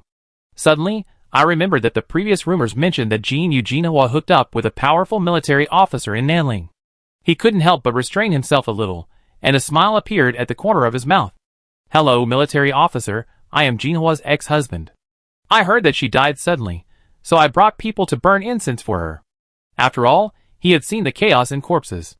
Although these guards looked difficult to deal with, they were not easy to deal with either. Jinhua's former man, the leading guard with a knife, looked at the middle-aged man, and the dozen strong men with sticks behind him with a sneer. He signaled the other brothers to let the people in with a look. The prince had instructed that anyone who came to seek death should be let in, so that the princess could kill a few people to vent her anger. Thinking that he had enough face, Chunreni smiled hypocritically at the guards, and walked towards the morning hall with the people behind him. In front of the morning hall, Seongjila got up early, burned incense for Jinhua, and then knelt beside the treasure basin to burn paper money for Jinhua. By the way, he waited for the group of ruthless people to come. The footsteps from the front door were getting closer and closer. Seongjila's fox eyes sank. With the help of Chiosi, who was also wearing plain clothes, he slowly stood up. Just then, he saw Chunreni, and a dozen strong men with sticks stopped in the front yard. As the saying goes, women in mourning are 3 points more beautiful. It is true. Unlike the ostentatious and noble in the past, Seongjila was still wearing a pure white long dress without any accessories today, and her long hair was meticulously tied up with 2 plain silver hairpins. The unpainted face was pale due to lack of rest, and the cherry lips were pale, which made people want to hold her in their arms and comfort her. If it weren't for the bright fox eyes that made people feel pressured, Chunreni almost did so. Seeing that the woman in front of him was so weak that she even needed the help of a maid to stand up, he deliberately cleared his throat and acted like an elder. Are you Jinyu Jinhua's niece? Seongjila recognized this person. He was the man who almost killed Jinyu Jinhua when she lost her virginity. It is said that Chu Shan severely punished him and promised not to tell anyone about Nanling. Chu Shan released him. After that, Jinyu Jinhua did not talk about him much, so she did not take him seriously. If he did not come to her house, Seongjila almost forgot the existence of this person. What are you doing here? The voice was cold, but Chunreni still felt numb. This little girl is so beautiful when she frowns. She is much more beautiful than those mediocre girls he used to keep outside. He smiled maliciously. Why didn't Jinyu and Jinhua tell you that you have an uncle? Uncle? Following Chiosi's body, Seongjila put his hands behind his back and thought. Little guy, don't be afraid, uncle. Ah! Before he finished speaking, accompanied by a scream, Chunreni's pockmarked face suddenly had a bloody whip mark. Seongjila raised the corner of his mouth slightly, and slowly walked towards the person, who was covering his face and retreating. His eyes were bloodshot. Originally, I hadn't figured out how that dog official could have a list of Jinyu Jinhua's long-term partners. When I saw you, I seemed to understand something. The strong men with sticks came forward and tried to surround Xiang Zila. Chiosi showed his short dagger and said coldly, "Personal grudges. Get out if you don't want to die." As soon as the voice fell, the dozen strong men who were still so heroic and high-spirited just now suddenly scattered like birds and beasts. They ran to the corner at the edge of the front yard. Chenrenny looked at the long whip in Xiang Zila's hand and spoke with fear. What do you want to do?" Before she could finish her words, a rough long whip was wrapped around her neck. Xiang Zila secretly pulled hard, and Chenrenny's fat body immediately knelt in front of her. His knees were in excruciating pain, and Chenrenny instinctively wanted to stand up, but a pair of delicate white-soled cloud-toed shoes stepped on his shoulders, and he was immediately unable to move. Xiang Zila smiled harmlessly, with bloodshot eyes. "Since you've delivered it to your door, it's time to settle the debt you owe to Jinyu Jinhua." "Settle a score? What is there to settle? They were so cheap that they gave themselves to me voluntarily." As soon as Chenrenny finished speaking, Xiang Zila slashed his face with a dagger, and blood immediately flowed from his greasy face. He didn't even have time to make a sound before his mute point was pressed. The girl who pressed his mute point leaned forward slightly, smiling softly and lovely. "If you keep talking cheaply, the knife will fall on your tongue next time." Chapter 190. The few people who were led to the front yard by the guards looked exhausted, as if they had not slept well all night. From a distance, they saw a fat man with blood all over his face being stepped on by a thin woman in plain clothes and a woman's bun, unable to get up. They thought they had seen it wrong. They rubbed their eyes to make sure they had seen it right. The shock of last night and the guilt they felt about Jinhua made them want to move out at the same time. Unfortunately, the guards behind them did not allow them to do so. After walking closer to a distance, the girl's sinister words reached their ears without missing a word. "I don't have the patience to waste time with you. I heard that the Regent has come to Bailing to investigate the case of the merchant's wrongful conviction. It is said that he likes to peel off people's skin and bones to make various small things. If you don't cooperate, then I will have to find a way to send you to the county government." Bang sound. Among the few people, the middle-aged man who was walking at the edge, wearing a light-colored coarse cloth robe and with a simple face, twisted his knee and fell to the ground without warning. Everyone's eyes fell on him at once. "Oh, Uncle Nyo Hungnyo is here." Xiang Zila's eyes turned cold. He picked up the wounded Chenrenny from the ground like a chicken and threw him aside. Xiang Zila washed his hands as if nothing had happened, turned around and walked to the spirit of Jinhua, and lit another stick of incense for Jinhua. He turned back and faced a few people, who finally recognized her. "Miss Jean." Xiang Zila nodded, without deliberately hiding the murderous aura on his body, and said coldly, "Uncle Nyo, Uncle Li, Uncle Zhang, Uncle He, Brother Zhao, Brother Zhang, I won't say much polite words. Since you are here, just tell the truth. Why do you slander Jinyu Jinhua?" Several people secretly glanced at Chenrenny, and a trace of guilt flashed in their eyes. The woman in front of them still had that beautiful and harmless face, but after she tied up her hair into a woman's bun, even if she was not wearing makeup at this moment, she still had an inexplicable sense of oppression that made them daunted. In addition, the guards were also very respectful to her. Their intuition from many years of doing business told them that the woman in front of them was most likely a noble who was visiting incognito, not the niece of Jinyu Jinhua. We didn't want to do that at first.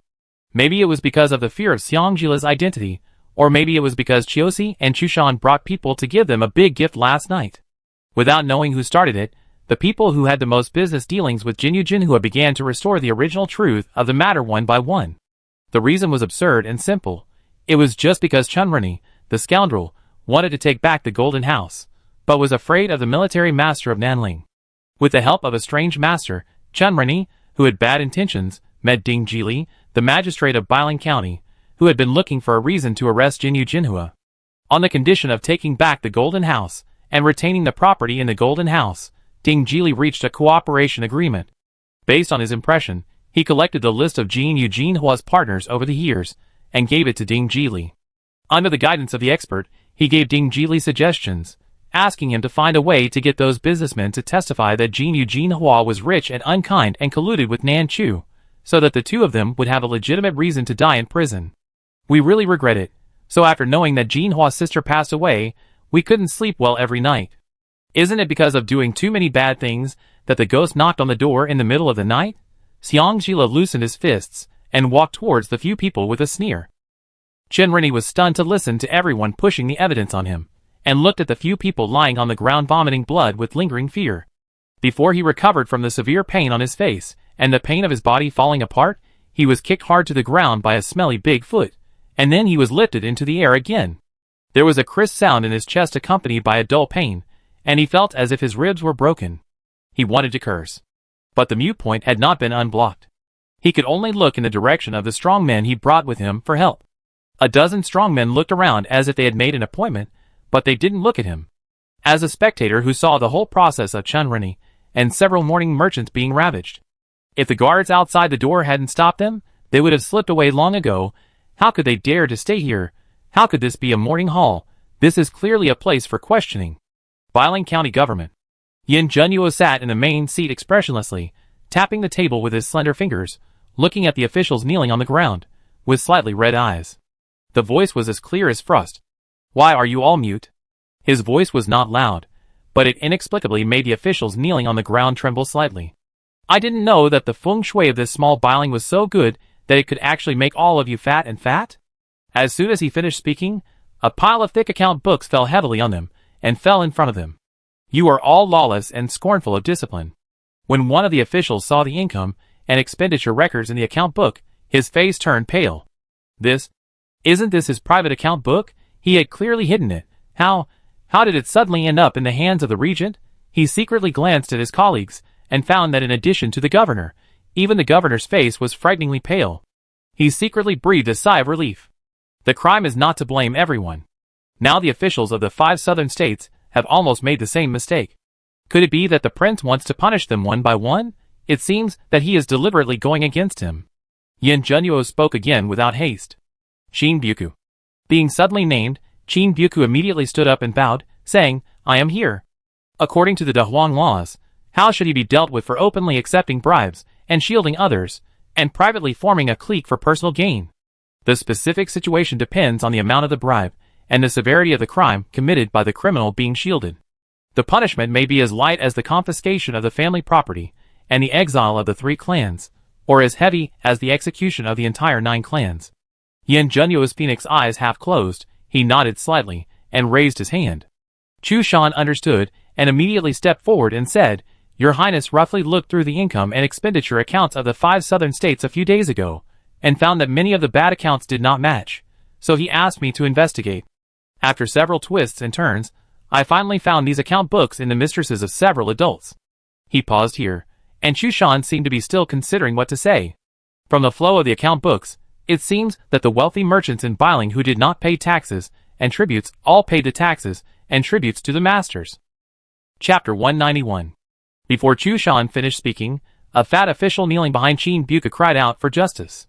Your Majesty, please be merciful. I didn't know the people of Biling were so bold that they didn't even pay taxes to the court. Chu Shan looked at the fat official inconspicuously. He looked at Yin Junyo with a terrified face. He was wearing a royal blue official uniform, and the copper waist belt that matched the official uniform barely covered his belly that looked like he was 7 months pregnant. TSK. The South is really beautiful mountains and rivers, good for nurturing people. Master Yao. He interrupted the fat official with a smile. Does your Majesty look like someone who can't tell right from wrong? You are so impatient. What do you want to prove to whom? The fat official called Master Yao choked when he met Chu Shan's emotionless eyes. Dense sweat instantly covered his back. Just then, a guard came to report. Your Majesty, there are more than a dozen people outside the door, saying that Master Ding forced them to give false testimony by force. Now that the boss of Jinhua is dead, they feel guilty, and want to come to clear the name of the Jin sisters. Chu Shan followed the guards to the outside of the county government office. The people who were watching the excitement had already surrounded the entrance of the county government office. And the more than 10 people who wanted to clear the name of the Jin sisters were all bruised and swollen, and looked terrified. Seeing that Chu Shan was much more noble than the ordinary yamen runners, they all came forward. Sir, please make the decision. I want to sue Ding Jili for using his power. He relied on his position as an official to oppress us and beat me until I surrendered, and forced me to sign and seal. Chu Shan's face was full of black lines. Such official and lame words. Are they afraid that others don't know that they are blackmailed? Jean Mansion. After a lively exchange. After the dozen people who were well handled by Xiangjila obediently offered incense to Jinhua, they consciously went to the county government gate to beat drums and complain under the leadership of the guards. And the few culprits, who were beaten to death, were smoothly and secretly thrown into the county government's dark prison under Chiosi's arrangement. After the excitement, Jinhua's mourning hall returned to peace again. Xiangjila once again devoutly lit a stick of incense for her. Princess, you've been busy all morning and are tired. Go back to your room and rest for a while. She looked up at the sky. It turned out to be noon. Xiangjila rubbed her slightly sore wrist. Okay. While Xiangjila was sitting alone in the side hall to rest, Chiosi went to prepare lunch for her. Gongging number 3 once again weakly communicated with her consciousness. Host, are you still angry with me? Anyone who hears this soft and pleading voice will want to kiss and hug the owner of the voice. Even if it is just a strange-looking thing. Xiangjila is an exception.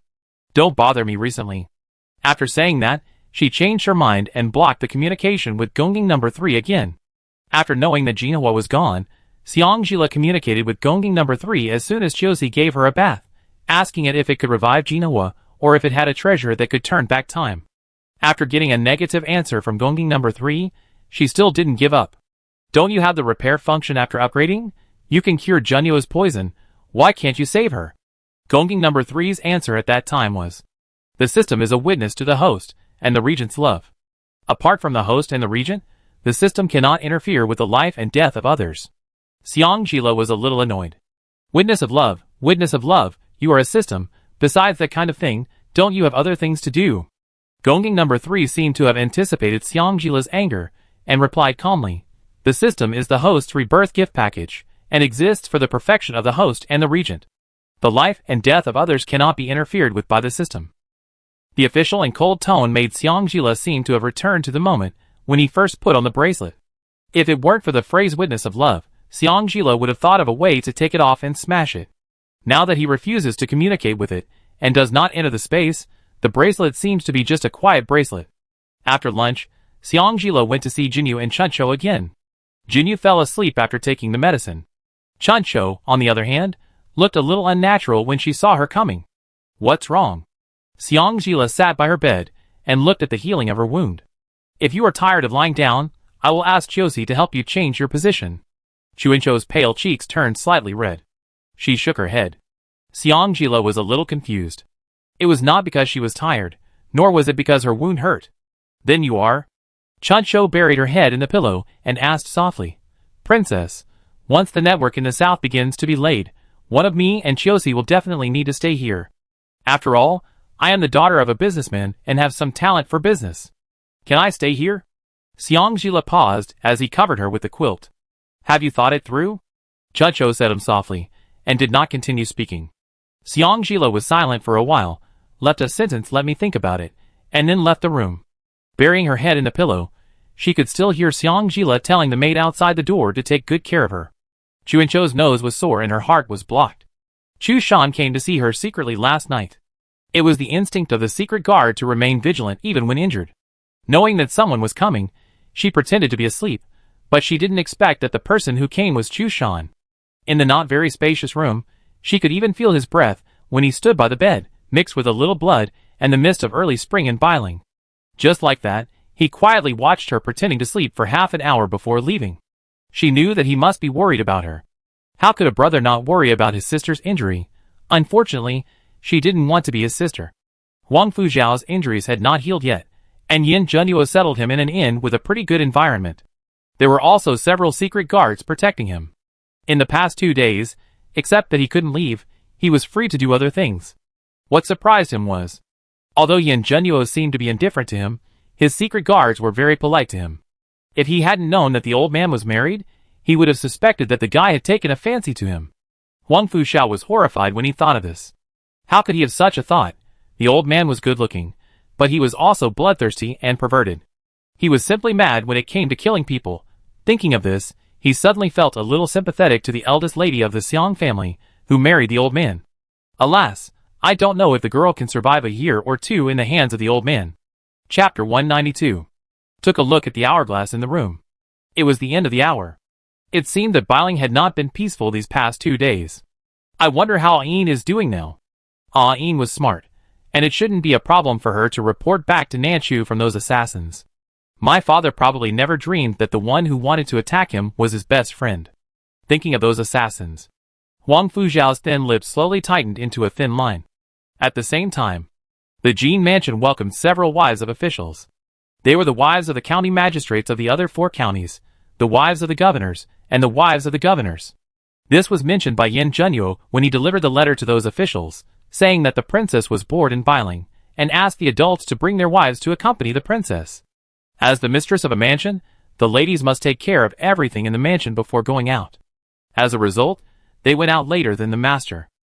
Look, the carriage had just arrived at Biling, and they didn't even have time to catch their breath, and they hurried to meet Xiangzila.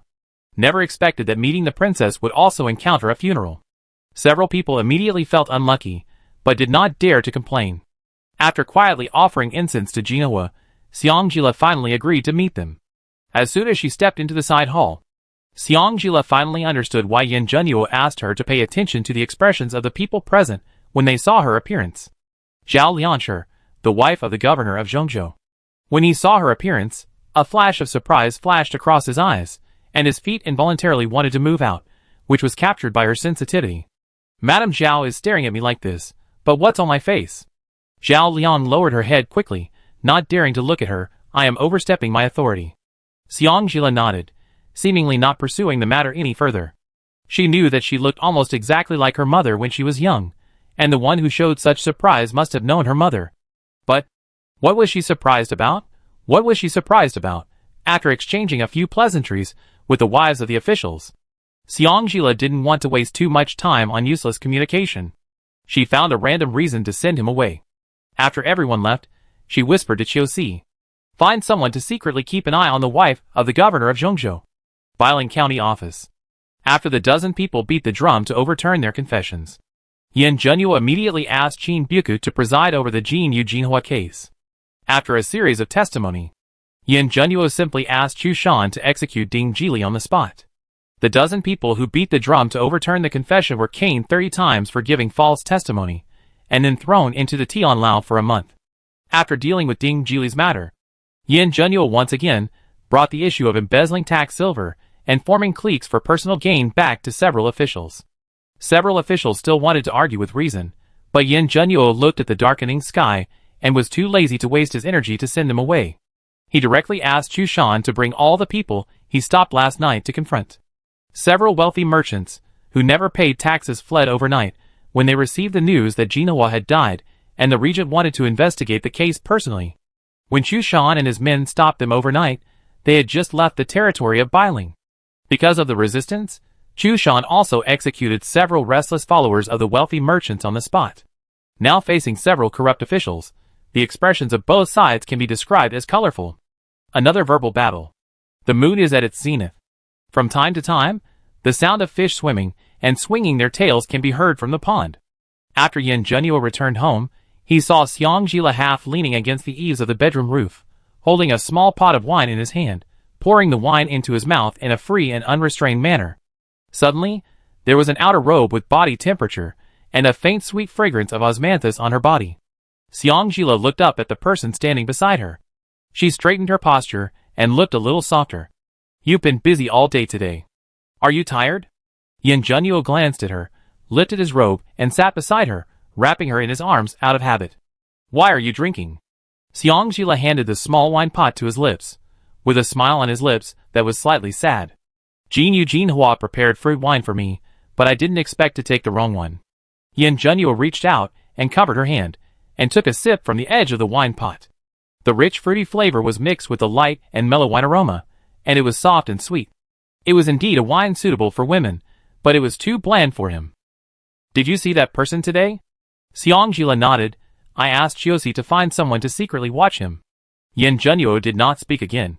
On the roof, there was an inexplicable atmosphere between the two. "Junyo." "Yes, I'm here." She buried her face in his arms, listening to his strong heartbeat, and said in a muffled voice, "In the future, if we have any discomfort in our hearts, don't hide it, tell each other clearly, and don't have any misunderstandings, okay?" Feeling his heartbeat speed up, Xiangjila continued to whisper, I always thought that there is a long way to go, and we still have a lot of time. But the incident in Biling this time made me understand that some things cannot be avoided just because you want to avoid them. Just like the incident with Jin Yu Jinhua, she clearly saw the clues, analyzed the current situation with them, and immediately started to change it. However, the arrival of the accident made all the things pile up together unexpectedly, and the feeling of powerlessness and bitterness that could not reverse the situation made people so desperate. When I thought about going back to Kyoto, no matter how well planned, people are only people after all. Thinking this way, Xiangjila blurted out what was in his mind. Looking up, he met his phoenix eyes that were just looking at him. Xiangjila's eyes were full of sincerity.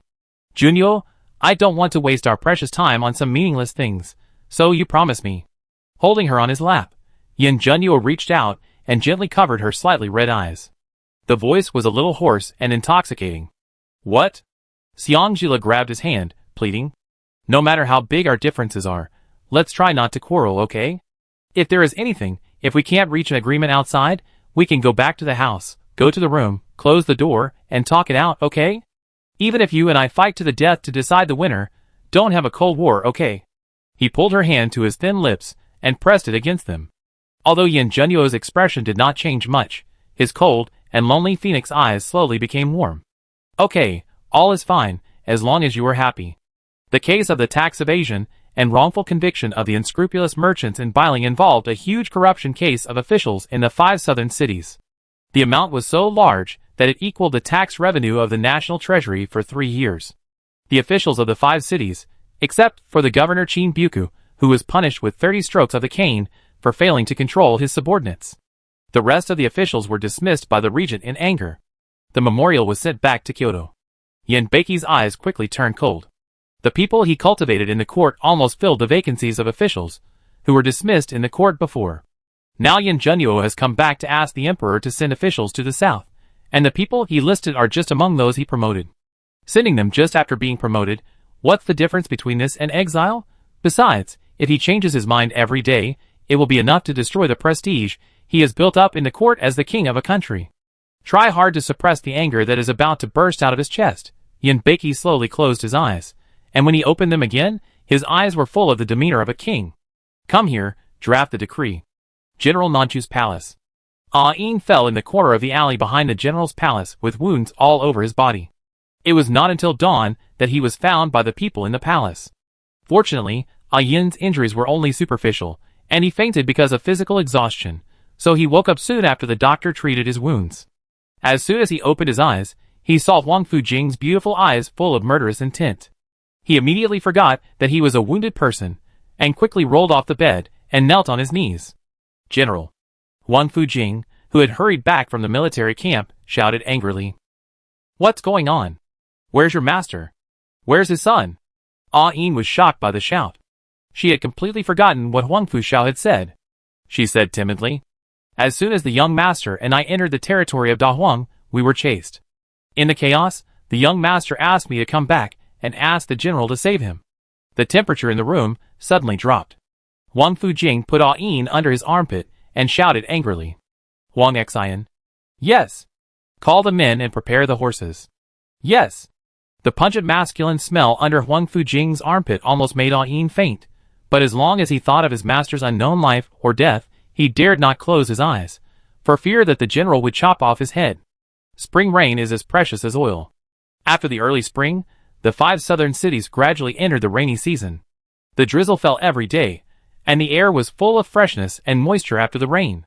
Unknowingly, half a month had passed since the corruption case was settled. After Jinhua's funeral was handled, Yin Junyo took Xiangjila to live temporarily in the governor's mansion in Fuding. Yin Beiki picked out only 2 people from the 6 people on Yin Junyo's list, one of whom took over as the governor of Zhongzhou, another took over as the magistrate of Biling County, and the other 4 were sent from other places. As for the places where those officials originally took over, they were replaced by other officials sent from Kyoto. After the arrangements were made, it was not much different from Yin Junyo's expectations. So, Junyo, are you coming to the south this time to quell the rebellion or to infiltrate? A separate courtyard in the governor's mansion was surrounded by heavy guards. In the room, the lights were as bright as day. Xiangjila was grinding ink for him, watching him write to Lin Bufan, and asking him questions. He was so busy. Yin Junyo laughed sarcastically. I just wanted to protect myself, but someone didn't want me to be idle. Self-protection? Thinking of what Chushan had said before, Xiangjila hesitated again and again, but still asked. What was the reason for your hand injury and poisoning before? Not small. Don't tell me you were careless. Xiangjila interrupted without hesitation. When I met you, you were probably being hunted down. At this point, she put down the inkstone, squeezed into his arms as usual, looked up at him, and her fox eyes were full of seriousness. Junua, I am your wife. There was a long silence. Yen Junua gently put the wolf hair brush in his hand on the pen holder. He said lightly, the edict I wrote to the regent was a fake. His, military remonstration fake will. So exciting. Suddenly she remembered that when she was 9 years old, she heard the kitchen maid chatting that the city gate was knocked open by a young general leading troops early in the morning. Xiangjila's fox eyes immediately widened. How could it be? She always thought that his position as regent was personally appointed by the late emperor's will. This man is too bold. If he had taken a wrong step, he would not have come this far. Yin Junyo nodded and said softly, that's what happened. The real will was lost the year I was hunted down. It was not until recently that I retrieved it from the belly of a wolf king in Ganjing Mountain. He gently kissed her mouth, which was slightly opened in surprise. Xiangjila said hesitantly, why are you so brave? He laughed at himself. I was forced out, do you believe it? It was rare to see him smile like this. Xiangjila asked in a trembling voice. Why? Why? Yin Junyo chewed on these words repeatedly, as if he was asking himself, but also as if he was asking others. In the end, he could only sigh helplessly. I want to know why too. Father never intended to let me succeed to the throne from the beginning. Everyone knows that the Regent King Yin Junyo is the most beloved son of the late emperor, but few people know that this favored son is just a tool to restrain and supervise the emperor. To be fair, Father is diligent in government and loves the people. He is full of dahuang in his heart and eyes. He is a good monarch. But for us brothers, he is not a good father. In his eyes, the child is nothing more than a weapon to continue to protect dahuang for him. Before he finished speaking, Yin Junyo felt a wave of tenderness on his face. After a stupid woman kissed him secretly, she was looking at him with eyes full of heartache. For a moment, he didn't know what expression to make. And then? The stupid woman thought he was a storyteller, and asked and then.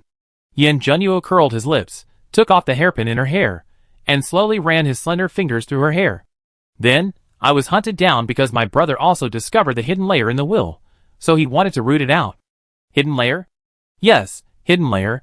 There was a hidden layer between the two pieces of cloth in the will, and the hidden layer contained the additional conditions of the will. Xiangjila took a breath and looked up at him. It's so complicated, and there are additional conditions? Yin Junyo straightened her head. Don't move, or you scratch your scalp. When Xiangjila nestled in his arms obediently, he continued, it's not complicated, the additional conditions on the will only have 6 words. No merit, no regent. But for me, if I don't serve as a regent, I have no way out. The will says that the king cannot punish the regent. Isn't that a death warrant? It says that the regent cannot be punished, but it doesn't say that the virtuous king cannot be punished. Speaking of this, the corners of his eyes turned red. Everything is just for self-protection. If I don't fight for something, others will fight for it. If I don't fight for it, others will fight for it. I have no power and influence, so I will definitely become the prey of others. There has never been any family affection in the royal family. Chapter 193. This was the time when Yin Junyo spoke to Xianggjila the most. His voice was very calm, and his tone was very light. It seemed as if he was talking about something insignificant. However, she knew that it had never been easy for him to get here. She was right. The late emperor had been calculating Junyo from the beginning to the end. First, he pushed him to the forefront, and then left a will to force him to grow up. If he could become regent, it would mean that he had grown strong enough to protect dahuang, and then this son would survive.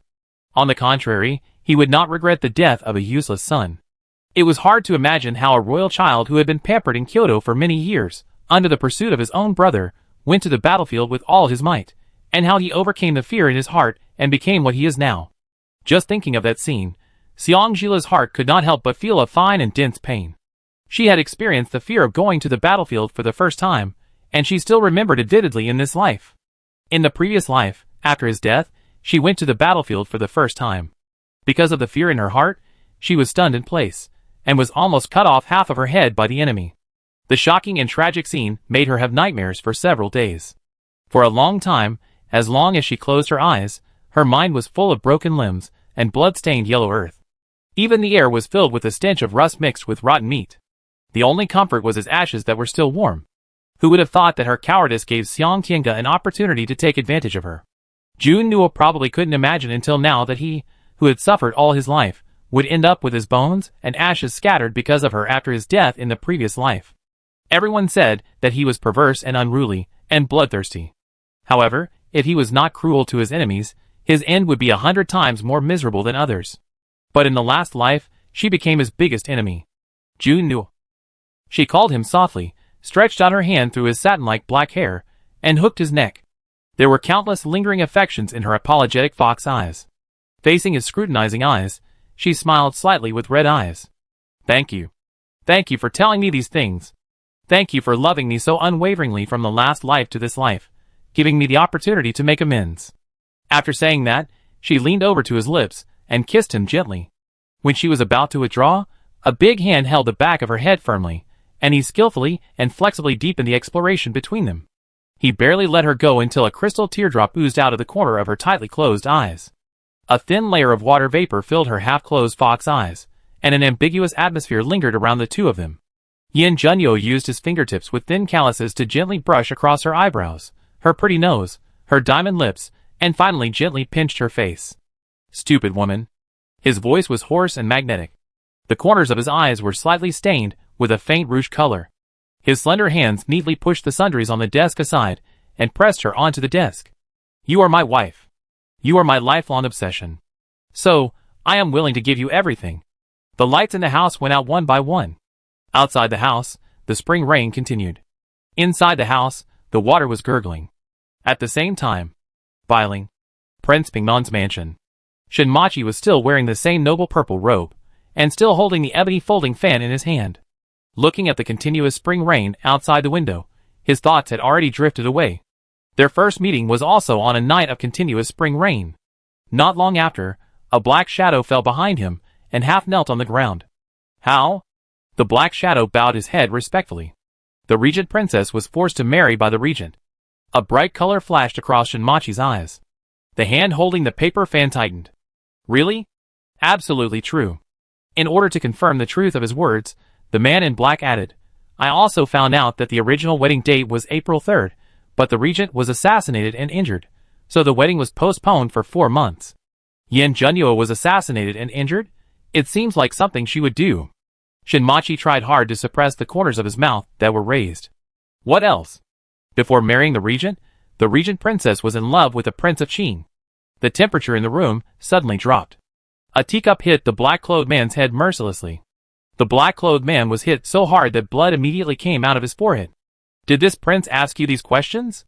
I know my crime. Any other news? The Regent princess's temperament changed drastically after she got married.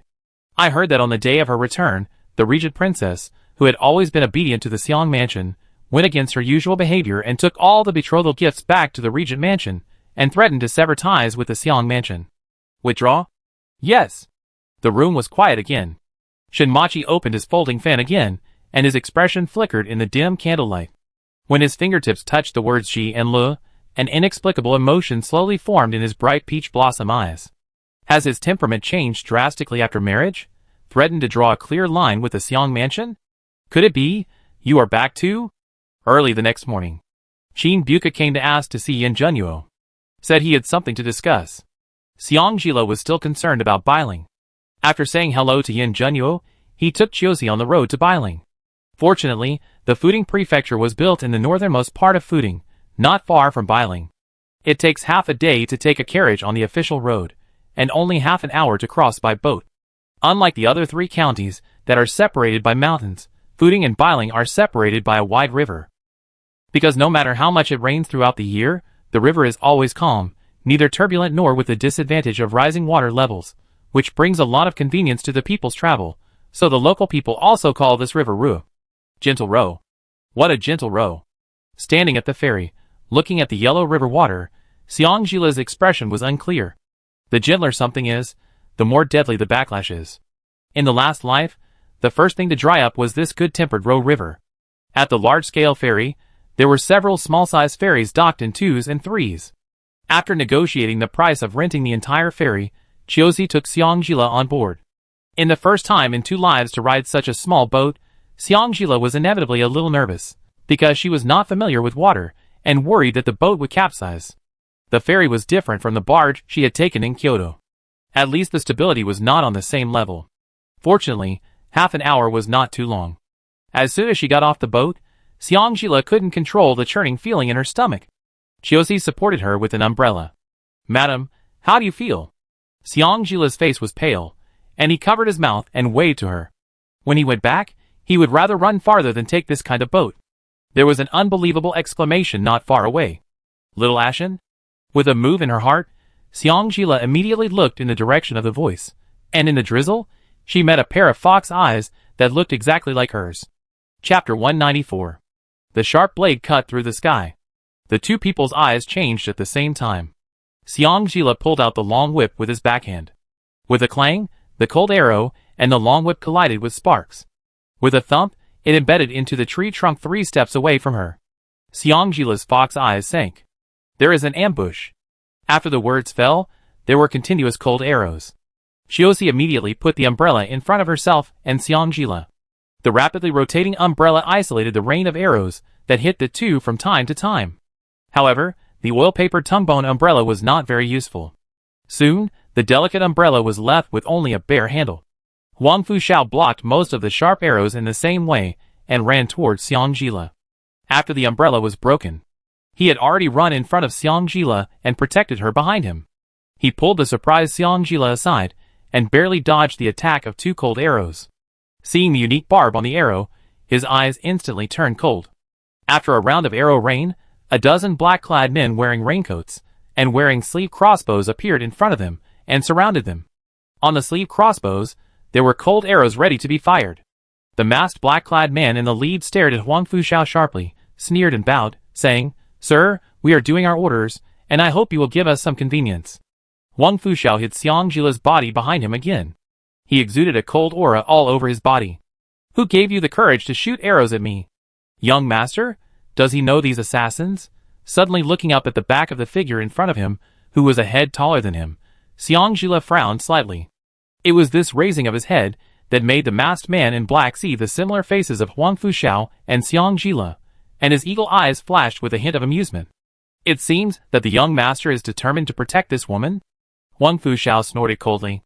"If you have the ability, try to touch her?" The black-clothed man's eagle eyes flashed coldly.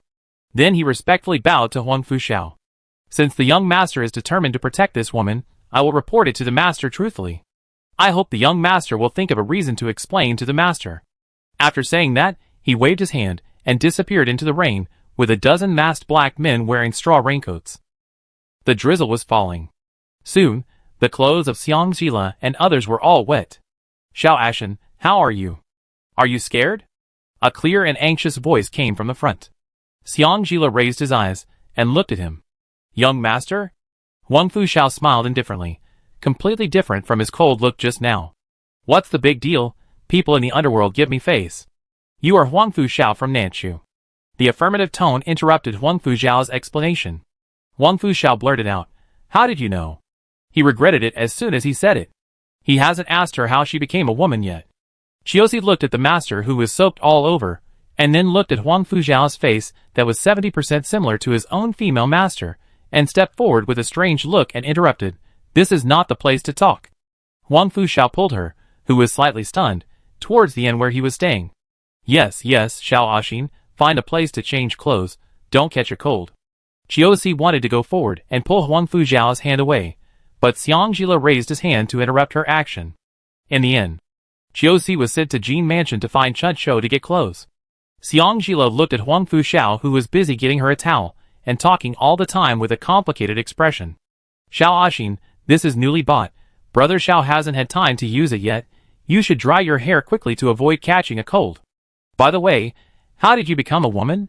No, you should have always been a woman, and you were forced to dress as a man, right? Tell me, Brother Xiao, did Yin Junyo force you to give yourself to him?" At this point, he exuded a cold aura all over his body, and even his tone became much heavier.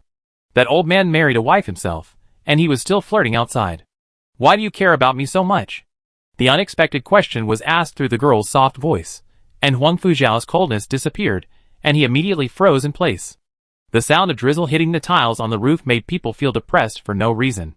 Xiang Jila took a quick glance, and could even see the blush behind his ears.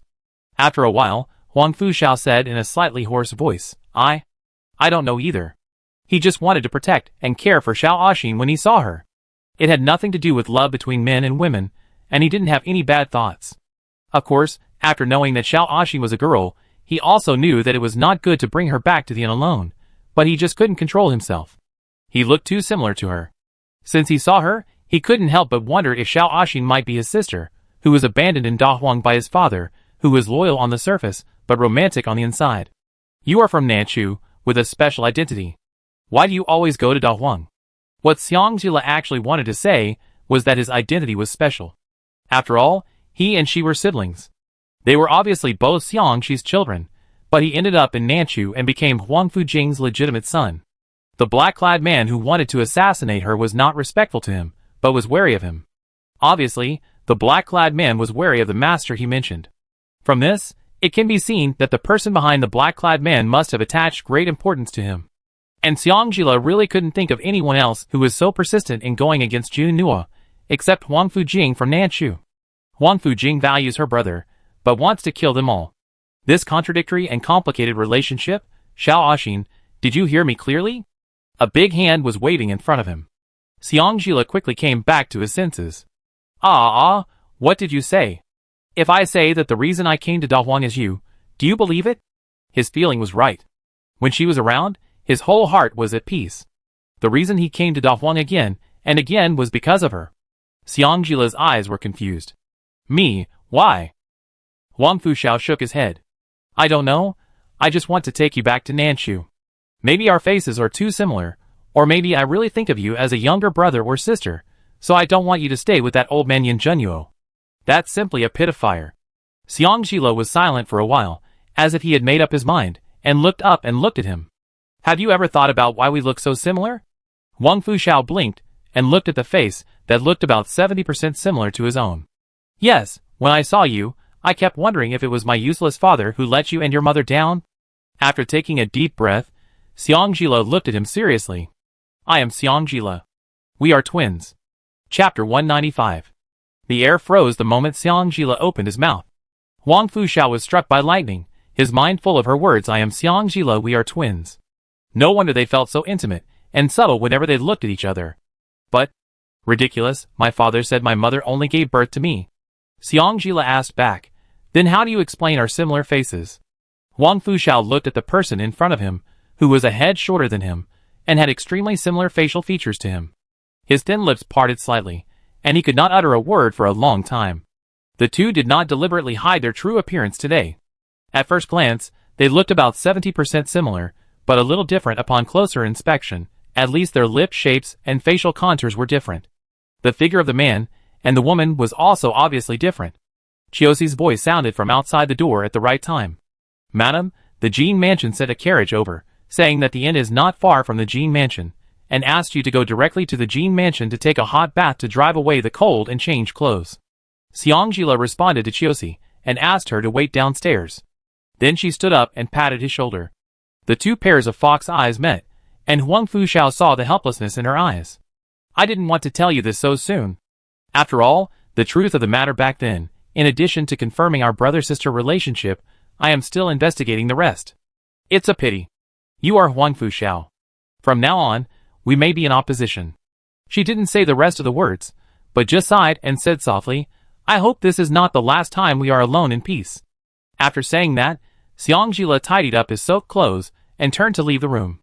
After hearing the sound of Xiang Jila closing the door, Huang Fujiao swept the cloth he had just given to Xiang Jila to wipe the water to the ground, and lay weakly in front of the table with his eyes blank. No wonder. Whenever she appeared, he always wanted to get close to her and protect her involuntarily. He did not resist the fact that Xiang Jila was his twin sister. However, once he accepted this fact, then the problem became complicated. Either she was originally from Nanchu and drifted to Dahuang, or he was from Dahuang and drifted to Nanchu. The former, everyone is happy. The latter, that means he is not his father's biological son. As soon as this thought came out, he stopped immediately. Impossible. His father's only heir now is himself. If he is not his biological son, how to explain why his father has not married and had children until now? It's simply ridiculous. After ruling out this possibility, he changed his mind. Xiangjila isn't the Regent Princess Xiang. No wonder.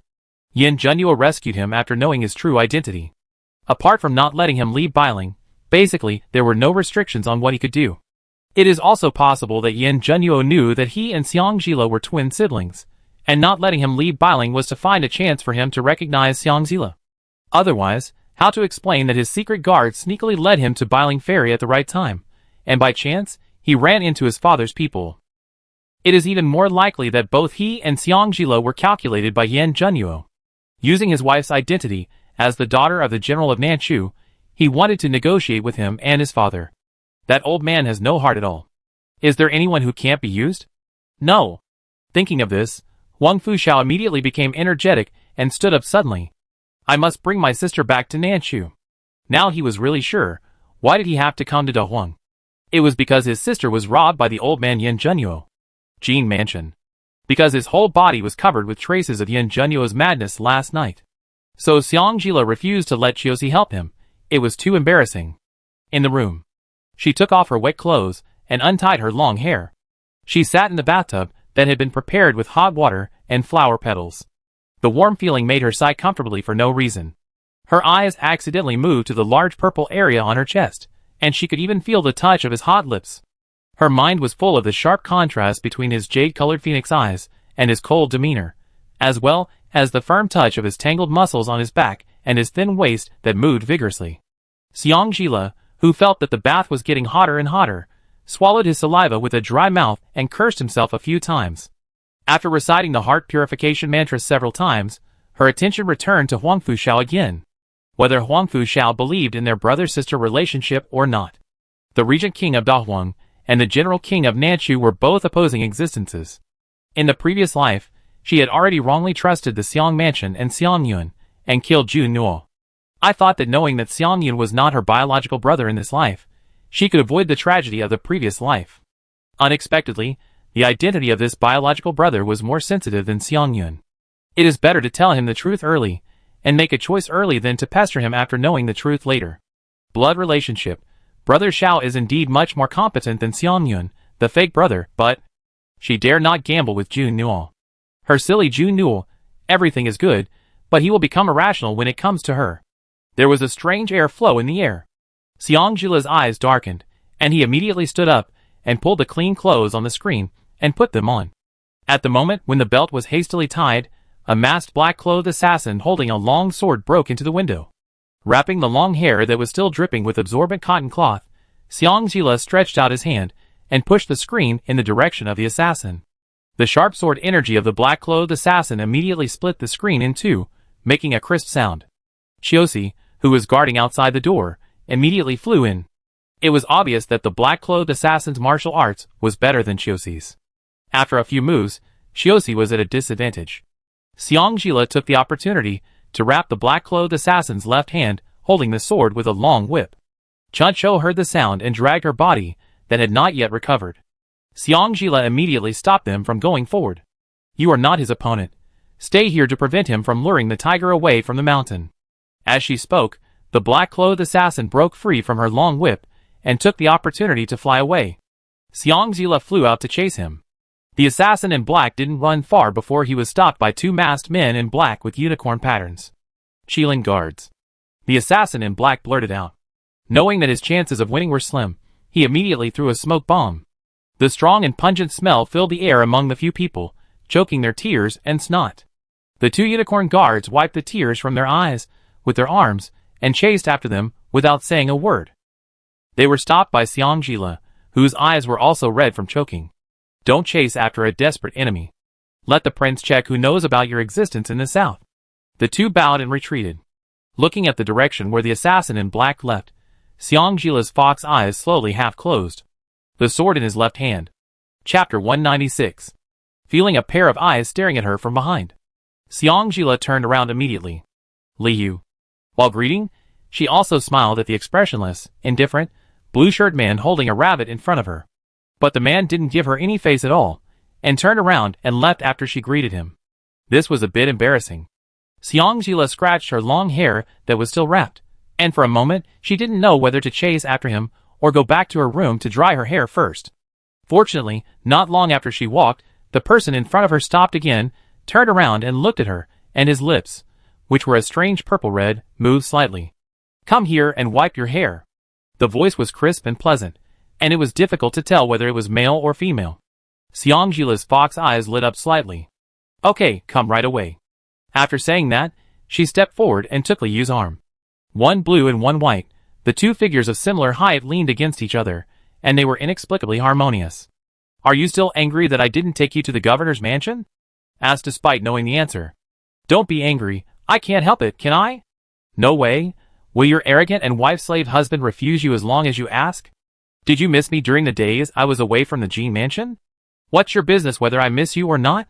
A shameless and talkative woman. After my Jun Nua has dealt with everything here, we will return to Beijing and take you with us. Forget it, just talk a lot, it's lively." Since Jinhua's funeral was settled, everything in the mansion has returned to the way it was before. Everyone tacitly agreed not to mention Jinhua. Jinyu can get out of bed and walk around. After hearing that an assassin had just entered the mansion, he insisted on waiting for her in the front hall despite Chuncho Chiosi's dissuasion. Seeing Jinyu with gray hair and a figure not as plump as before, Xiangjila, who had washed and dressed up, smiled at her with red eyes. "Aunt, I'm back to stay for a few days." Jinyu's lifeless eyes lit up slightly. "Silly child, this is your home, you can stay as long as you want." After exchanging pleasantries with Jinyu, Xiangjila asked Chiosi to send Jinyu back to rest, and called Chuncho, who was standing aside and much quieter than before, to come to him. Looking at her seriously. "Have you really decided to stay in the south?" Chuncho's eyes flickered slightly, thinking of the man who appeared by her bed from time to time these days. "I have thought it through." Xiangjila did not miss her evasive eyes, stared at her for a long time, and then asked softly, "Does Chushan know?" Chuncho's body stiffened slightly. "I don't need him to know. This is my decision. No one can influence it." Remembering that Yan Junyo had mentioned to her a few days ago that Chushan had been paying more attention to Chuncho recently, Xiangjila nodded.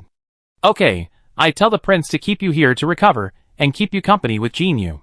The matter of setting up a network in the south must be done carefully and confidentially." "I understand." Early the next morning, Xiangjila changed into men's clothes, prepared a generous gift, and knocked on the door of the Pingnan Palace with Chiosi. "Mr. Mu?" Hearing the servant's report, Shinmachi frowned and glanced at the bruise on his left wrist. The gatekeeper bowed his head respectfully. "Yes, that's what the man said." Lu Yun stepped forward respectfully. "Sir, do you need me to send him away?" Shinmachi raised his hand to interrupt Lu Yun's words, his mouth slightly raised, but his smile didn't reach his eyes at all. "No need, this prince has always made friends widely, maybe it's really an acquaintance." The front hall of the Prince of Pingnan's mansion. Chiosi stood respectfully behind Xiangjila, always alert to any unexpected changes. Xiangjila sat at the lower right of the main seat. While looking at the hot tea still smoking beside her, she looked outside the door several times without making a sound. When she used the whip to entangle the enemy, she would habitually use hidden strength. The bruises would appear the next day, and would not disappear for 3 to 5 days. Left-handed sword. The left-handed sword was highly skilled in martial arts. In her memories of both lives, there was no one else except Shinmachi. In his previous life, Shinmachi had superb swordsmanship. Whether he used his left or right hand, a long sword could make him powerful. Although the black-clothed man's moves were deliberately hidden. But after all, she had worked with him for nearly a year, so she knew some of his moves. The little habit of putting away the sword cannot be learned by others.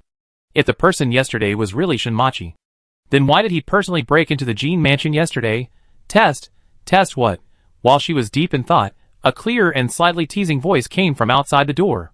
Shin was wondering which old friend came to thank you. It turned out to be the princess. The last time she asked him for help was in Jian's villa, so it was normal that the gatekeeper of the Biling Pingnan Palace did not recognize her this time. Xiangjila stood up, his eyes swept to his left hand covered by his sleeve, and nodded to him politely. "Chishitsi. Princess." Shinmachi returned the greeting. As long as she appeared in his sight, he could not help but look at her intact right face a few more times. What did she go through in her last life that caused her right face to be so badly damaged? Xiangjila's eyes naturally fell on the gauze that was exposed when he bowed. Is the prince's hand injured? Shinmachi's eyes flashed, and he hid his left hand behind his back, smiling naturally. I accidentally got burned when I was making tea last night. As he said that, he glanced outside the door and changed the subject. It's rare that there's no rain today. Since the princess is here, why don't you go out for a walk with me? Xiangjila's eyes dimmed, and he smiled politely and refused. No need, Jila came here this time to thank the prince for helping him last time. Since the gift has been delivered, I won't bother you too much. In that case, then, princess, please. Shinmachi stood up and calmly extended his left hand to make a pleased gesture. Xiangjila glanced at Shinmachi's left wrist again without leaving a trace. When he walked to the door of the front hall, a servant came hurriedly with dessert. He accidentally bumped into Shinmachi, and the sticky lotus root powder soup not only stained his luxurious purple robe, but also stained the bandage on his hand. The servant immediately knelt down and begged for mercy. Luyun immediately stepped forward and scolded, "Didn't you see the guest? You are so reckless." Shinmachi's eyes were slightly cold. Take him away and be punished. After saying that, he turned to look at Xiangjila. I am sorry that the princess laughed at me. If the princess doesn't mind, I will change my clothes and send the princess out, okay? Xiangjila's attention was now on the soaked gauze. Under the mess, some blood could be vaguely seen oozing out. The prince's hand. Shinmachi suddenly realized, turned around and ordered the guards around him. Luyun, invite the court doctor over, the wound needs to be changed. Chapter 197.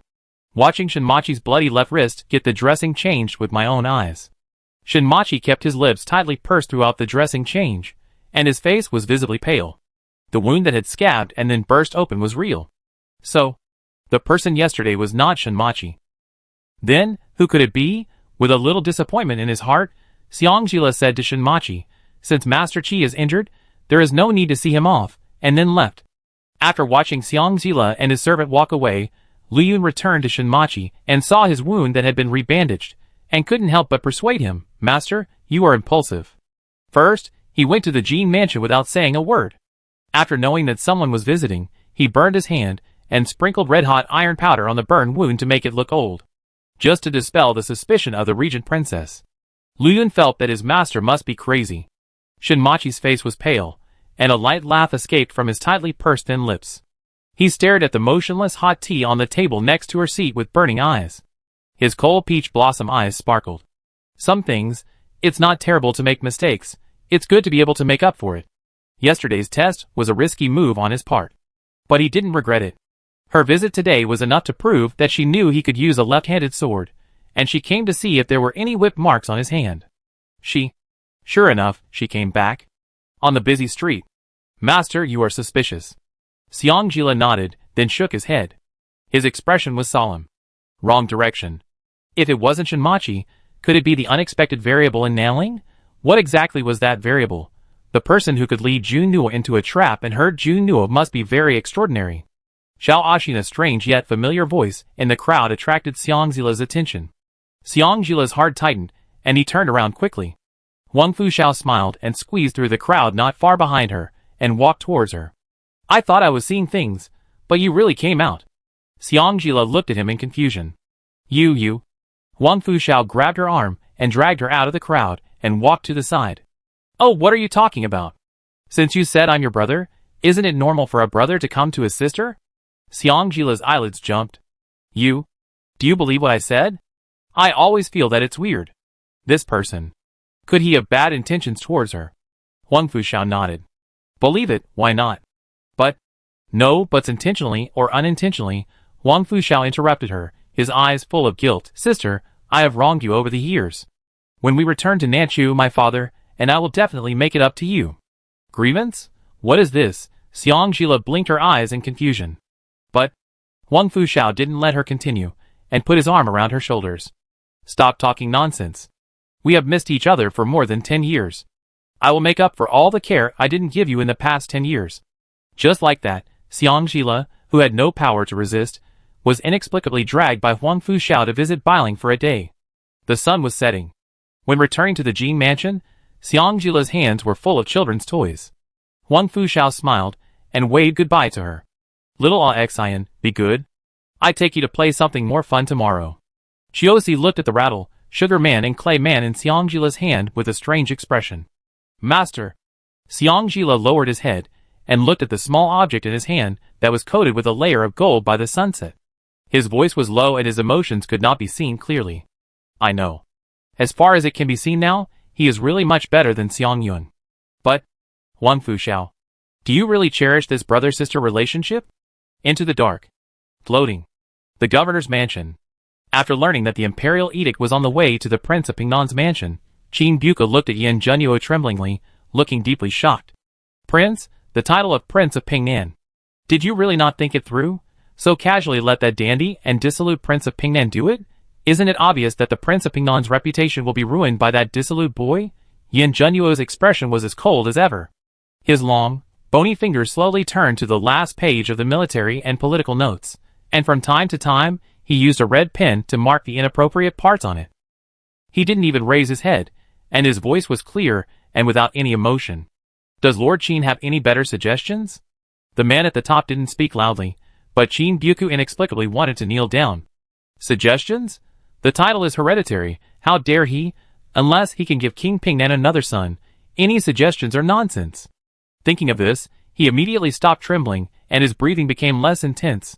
He lowered his head quickly. I dare not.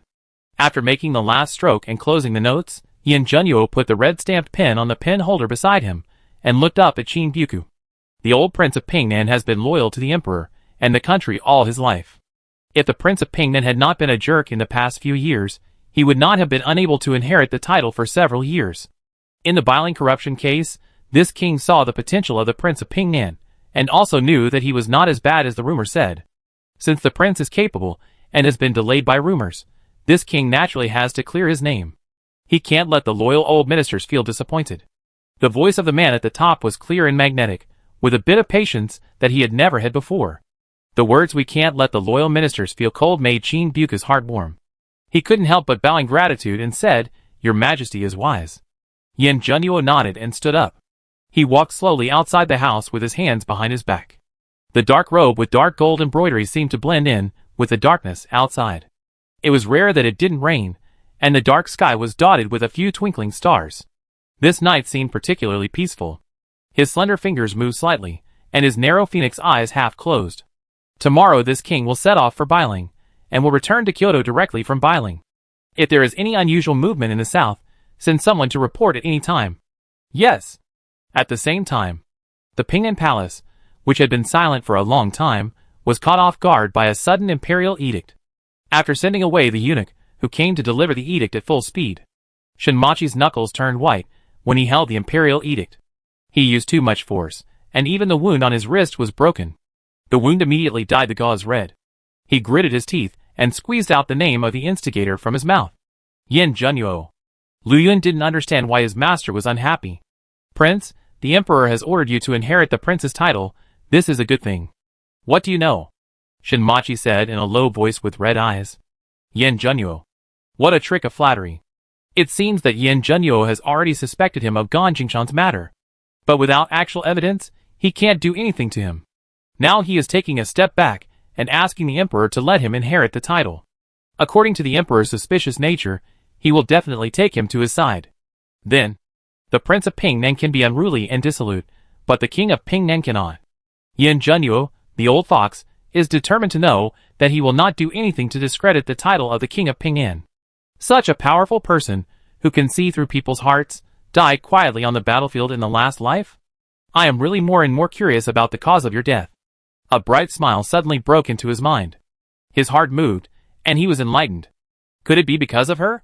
Chapter 198. Origin.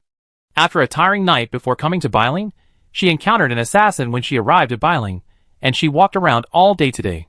Xiangjila felt that she had no strength to toss and turn anymore. After having a meal and taking a bath, she got into bed early. Before she fell asleep, Gongying number 3 was still very persistent in establishing communication with her. Host, you have been angry for so long. Are you done with it? Do you miss the lovely Xiao 3? Host, you haven't done the task for a long time. If you continue like this, Xiao 3 will not be able to suppress the memory hairpin, and let the Regent recover the memory of the previous life, which will be bad. Hearing that Yin Junyo would recover his memories from his previous life, Xiangjila suddenly lost all his sleepiness. Dog system, are you blackmailing me? Xiao 3 can't do anything about it. The host cut off contact with Xiao 3 for so long in a fit of anger, so the system has no place to use. Maybe it will go back to the old path of the previous life. The old path of the previous life? Xiangjila gritted his teeth, lifted the quilt, and flashed into the space. The pink little robot egg fluttered its wings and landed happily in front of Xiangjila. Host Xiangjila picked it up with a cold look in his eyes. Tell me, what on earth are you? Sly. Not only will he cheat her, he will also threaten her. Gonging number 3's machine eyes flashed. Little 3 is just a system, not something else. Xiangjila sneered. You're lying. For some reason, the temperature of the egg suddenly rose. Look at you, the whole eggshell is hot, you must have been exposed for lying. The dog system has become more humane recently. As soon as he finished speaking, Xiangjila threw it casually, and Gonging number 3 immediately flapped its wings, and took 2 steps away from Xiangjila. Host, I have my reasons. What reasons? You are a dog system. You haven't told me a single truth so far. Xiangjila didn't want to listen to its quibbling, and walked to her functional field. Seeing that the small piece of land was still dry and barren, she curiously scooped some water and poured it into the soil. After a long drought, a downpour. The soil, which was dry and dusty just now, immediately became moist, but this moisture probably only lasted for 3 breaths, and it returned to its dry and dusty appearance. Gonging number 3 fearlessly approached Xiangjila. This time the water lock lasted a breath longer. It seems that the Regent worked very hard. The tone even had a hint of gossip. Why do you, a system without any emotions, learn to gossip so much? Xiangjila blushed and slapped it away. Our business is not over yet. Host unless at this point. Xiangjila paused deliberately. She didn't know if it was her illusion, but she seemed to hear a heartbeat other than her own. Tell me the truth. How did you get here? Gonging number 3's machine eyes flashed, and just as he was about to answer, Xiangjila immediately raised his hand to interrupt. Don't tell me that it's a rebirth gift package that brings me benefits. So far, I don't have much benefits, all of which are Yin Junyo's benefits. Based on Gonging number 3's previous record of not telling the truth, Xiangjila has every reason to believe that the reason for the appearance of this dog system is also fabricated. After a moment of silence, Gonging number 3 made a soft and tender voice. Then, Xiao 3 tells you the truth. Will the host believe it? Xiangjila crossed his arms. It depends on your performance. Gonging number 3's tone was unusually well-behaved. Xiao 3 is definitely very well-behaved. Yeah, Xiangjila closed his eyes and hugged his chest and nodded, then just tell the truth. Flying around Xiangjila for a few circles, Gonging number 3 seemed to have made a great decision and stopped in front of Xiangjila. The host guessed right, Xiao 3 was indeed not developed by future generations, but by the host to compensate the Regent. Hearing this, Xiangjila's cheeks turned red, and he immediately refuted. Nonsense, I'm not that perverted. Gonging number 3 was anxious, and even his tone became more sincere. Really, the host has no impression, mainly because your current memory is incomplete. Those unique little things and strange tasks were all collected and set by the host in advance.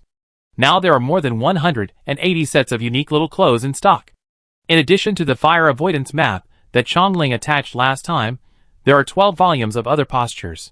In addition, there are 3 volumes of Love Talk collection, all prepared according to the preferences of the Regent, waiting for the host to complete the task as a reward. Nonsense, absolutely nonsense. Xiangjila said stubbornly with red ears. What about the last time you let me hear Jun Nua's voice, and the nonsense you told me to do more tasks to help you upgrade as soon as possible, so that I can know the truth as soon as possible? Is it true or false? It's all true, because before the host was reborn, he had a bad relationship with the Regent in another world with another identity. The host pursued the Regent all the way with his sincerity, but the Regent mistook it for guilt, so?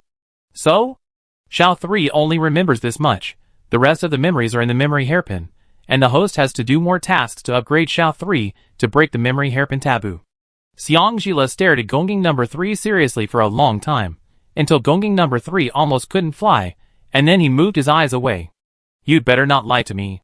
Gonging number 3 begged for mercy from the bottom of his heart. I dare not. I really dare not, host. Xiangjila hummed a few times, and it was considered to be the end of the matter. With a change of mind, she opened the familiar task panel. Don't let the Regent get too cocky. Hack him and make him call you daddy when he's in ecstasy. Xiang Jila said TSK, and looked at Gongging number 3 with disdain. Are you sure he won't strangle me to death in bed if I do such a task? Last time, she almost couldn't get out of bed because of him when she turned over and became the master. This time, let Yin Junyo call her daddy? It's more like she calls Yin Junyo daddy. Dog system, no form. Actually, the master. Ahem, the master husband is a very gentle person. At least, when it had spiritual consciousness, he was a gentleman, gentle and elegant like jade. Xiang Jila smiled coldly. You may have some misunderstanding about gentleness. Do you know how he strangled people to death? Speaking of this, Xiang Jila did not forget to show the action to Gongging number 3. Just like this, one hand clamped the neck, twisted it, and with a click, the neck broke, and the breath was also cut off. If you are not careful, and use too much force, your head will be twisted off. Gongging number 3's machine eyes flashed. Ha ha ha, the host is so humorous. Xiang Jila, Anyway, all those life-threatening missions such as turning over and becoming the master, cancel them all. She still wants to live a few more years. It can't be cancelled, host, these are all your thoughts deep in your heart. For example, at this moment, your thoughts are all about the feelings during the life extension mission with the Regent, and you are very eager to seek more exciting experiences with him, such as... Shut up. When Xiang Jila slapped Gongging number 3, his face was already red. Seeing that the topic was successfully changed, Gongging number 3 secretly breathed a sigh of relief. Chapter 199. Early in the morning of the next day, Wang Fuxiao came to Jin Mansion to find Xiang Jila again. After leaving the space last night, Xiang Jila's mind was full of the bad fate mentioned by Gongging number 3. He felt so upset that he tossed and turned until almost dawn before falling asleep. As a result, not long after he fell asleep, Wang Fuxiao came to his door. Brother Xiao, I didn't expect you to come so early. In the front hall, Xiang Jila yawned elegantly, and the dark circles under his eyes could not be covered even by foundation. Wang Fuxiao cautiously suggested, if you are really tired, let's make an appointment another day. No need, since you're here, don't make a wasted trip. After breakfast, there were various snacks. Xiang Jila warmly invited Wang Fuxiao to eat some, and she also ate happily. After tossing and turning, it was almost noon at the end of the sea hour, and she finally went out with Chiosi and Wang Fuxiao leisurely. Liu seemed to have expected Xiang Jila to go out. She waited at the door when Xiang Jila was having breakfast. When she saw several people go out, she also followed them silently with the rabbit in her arms. Wang Fuxiao took her outing today. On a not-too-steep mountain outside Bailing City, a few couples were flirting with each other. Seeing this, the group of people stood there awkwardly.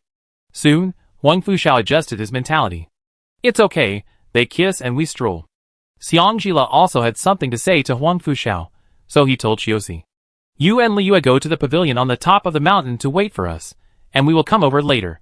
Chiosi, who guessed the relationship between the two from their appearance, walked quickly to the top of the mountain with Liu without saying anything. During this time, Liu glanced at Wang Fuxiao with hostility. The brother and sister walked side by side.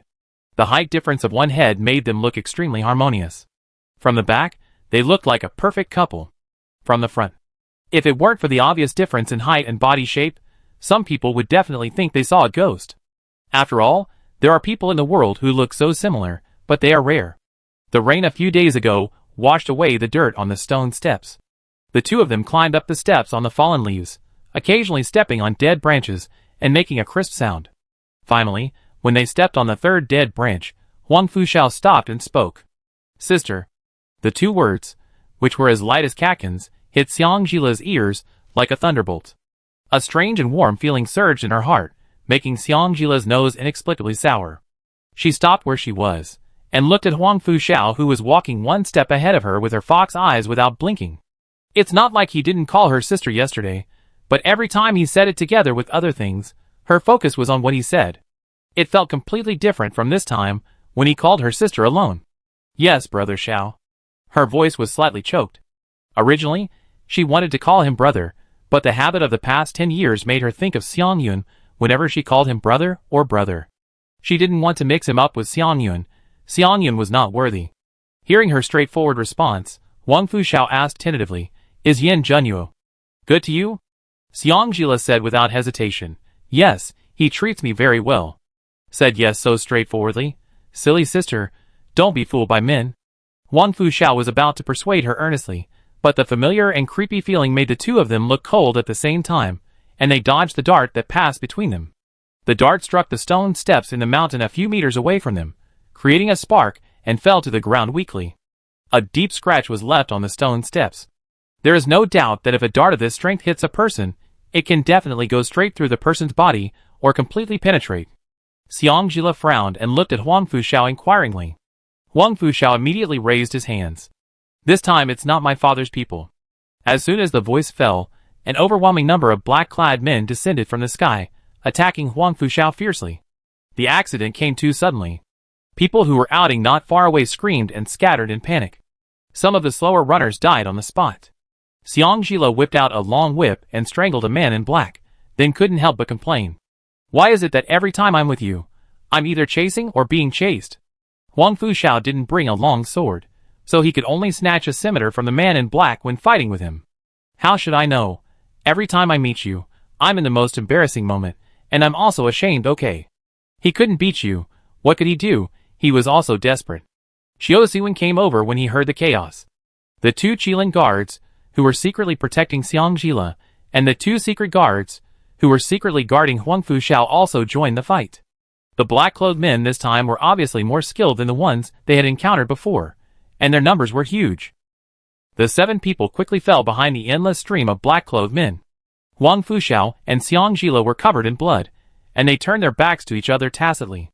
They both felt the unstable breath of the other. Sister, these people are coming for me. I will lead them away later. Just run to a safe place and don't look back. Xiang Jila interrupted unhappily. What nonsense are you talking about? After she finished speaking, she joined the fight again with murderous intent. The other party sent out such a powerful assassin at once, obviously intending to kill Huang Fuxiao here. After a hard fight, 2 secret guards died. Qiusi and the 2 Qilin guards gradually began to have wounds of varying degrees, and Huang Fuxiao also had wounds on his back and left arm. In the bushes on the right side of Xiang Jila, a cold light reflected a mirror image in the sunlight, which was discovered by Huang Fuxiao's sharp eyes. Xiang Jila just turned around and strangled the necks of the 2 assassins in one breath, with her back to the cold light, and she didn't notice the danger behind her. Seeing that the number of men in black was still increasing, Xiang Jila focused on finding a way out. Soon, she found a nest on the right, and there was another path under the nest. Right. As soon as she opened her mouth, she felt that she was hugged into a thin and warm embrace, and a strong impact made the person holding her stagger. With a sudden dull pain in her heart, Xiang Jila's fox eyes widened and met the fox eyes that looked at her tenderly. Chapter 200. Since she knew that Xiang Yan was not her biological brother, Xiang Jila had imagined countless times what it would be like if she met her biological brother. Would the 2 siblings cry and hug each other? Or would they go to Xiangxi and Su to confront each other, and then destroy Xiang Mansion? Who knew fate would play such a trick on them? The special identities of the 2 meant that this brother-sister relationship was destined to be impure. So, she didn't dare to give her true feelings to this twin brother, as she did to Xiang Mansion, fearing that her momentary affection would harm Jun Nu in turn. Therefore, when Huang Fuxiao coaxed her like a child, she was dealing with it cautiously. If he was sincere to her at least 70%, then she could only respond with 100%. It seems that the hardened heart can hardly be touched except when facing the news of Jun Nuo and Jin Hua's death. However, this hardness is at this moment. After feeling him leaning on her shoulder helplessly, with black blood constantly flowing from the corner of his mouth, the pair of fox eyes, with a gentle look, slowly closed and slowly melted away. The pair of eyes that looked like her mother's looked at her so gently, as if telling her that in this world, besides her mother, there is another blood relative who is willing to protect her with his life. But, does she really deserve it? There was no time for her to think too much. Xiang Jila hurriedly pressed several acupuncture points on him to protect his heart meridian. Without caring whether he would be exposed, he hurriedly established contact with Gongjing number 3. Shao 3, detoxification pill, quickly. As soon as the voice fell, a black pill appeared out of thin air in her hand. Xiang Jila forcibly opened Huang Fuxiao's mouth and stuffed the pill in. Gongjing number 3 reminded, Host, this is not a deadly poison, it is a goo poison. The detoxification pill can only delay his poisoning and temporarily prevent him from dying so quickly. Xiang Jila ignored him. Her heartbeat was disordered, and her hair was a little messy due to the fierce fight. Her vision was blurry, and all she could see was a large patch of black and red blood on his back. It somehow overlapped with the scene before Yin Junyuo's death in the previous life. She clenched her fists, and her half-closed eyes were bloodshot.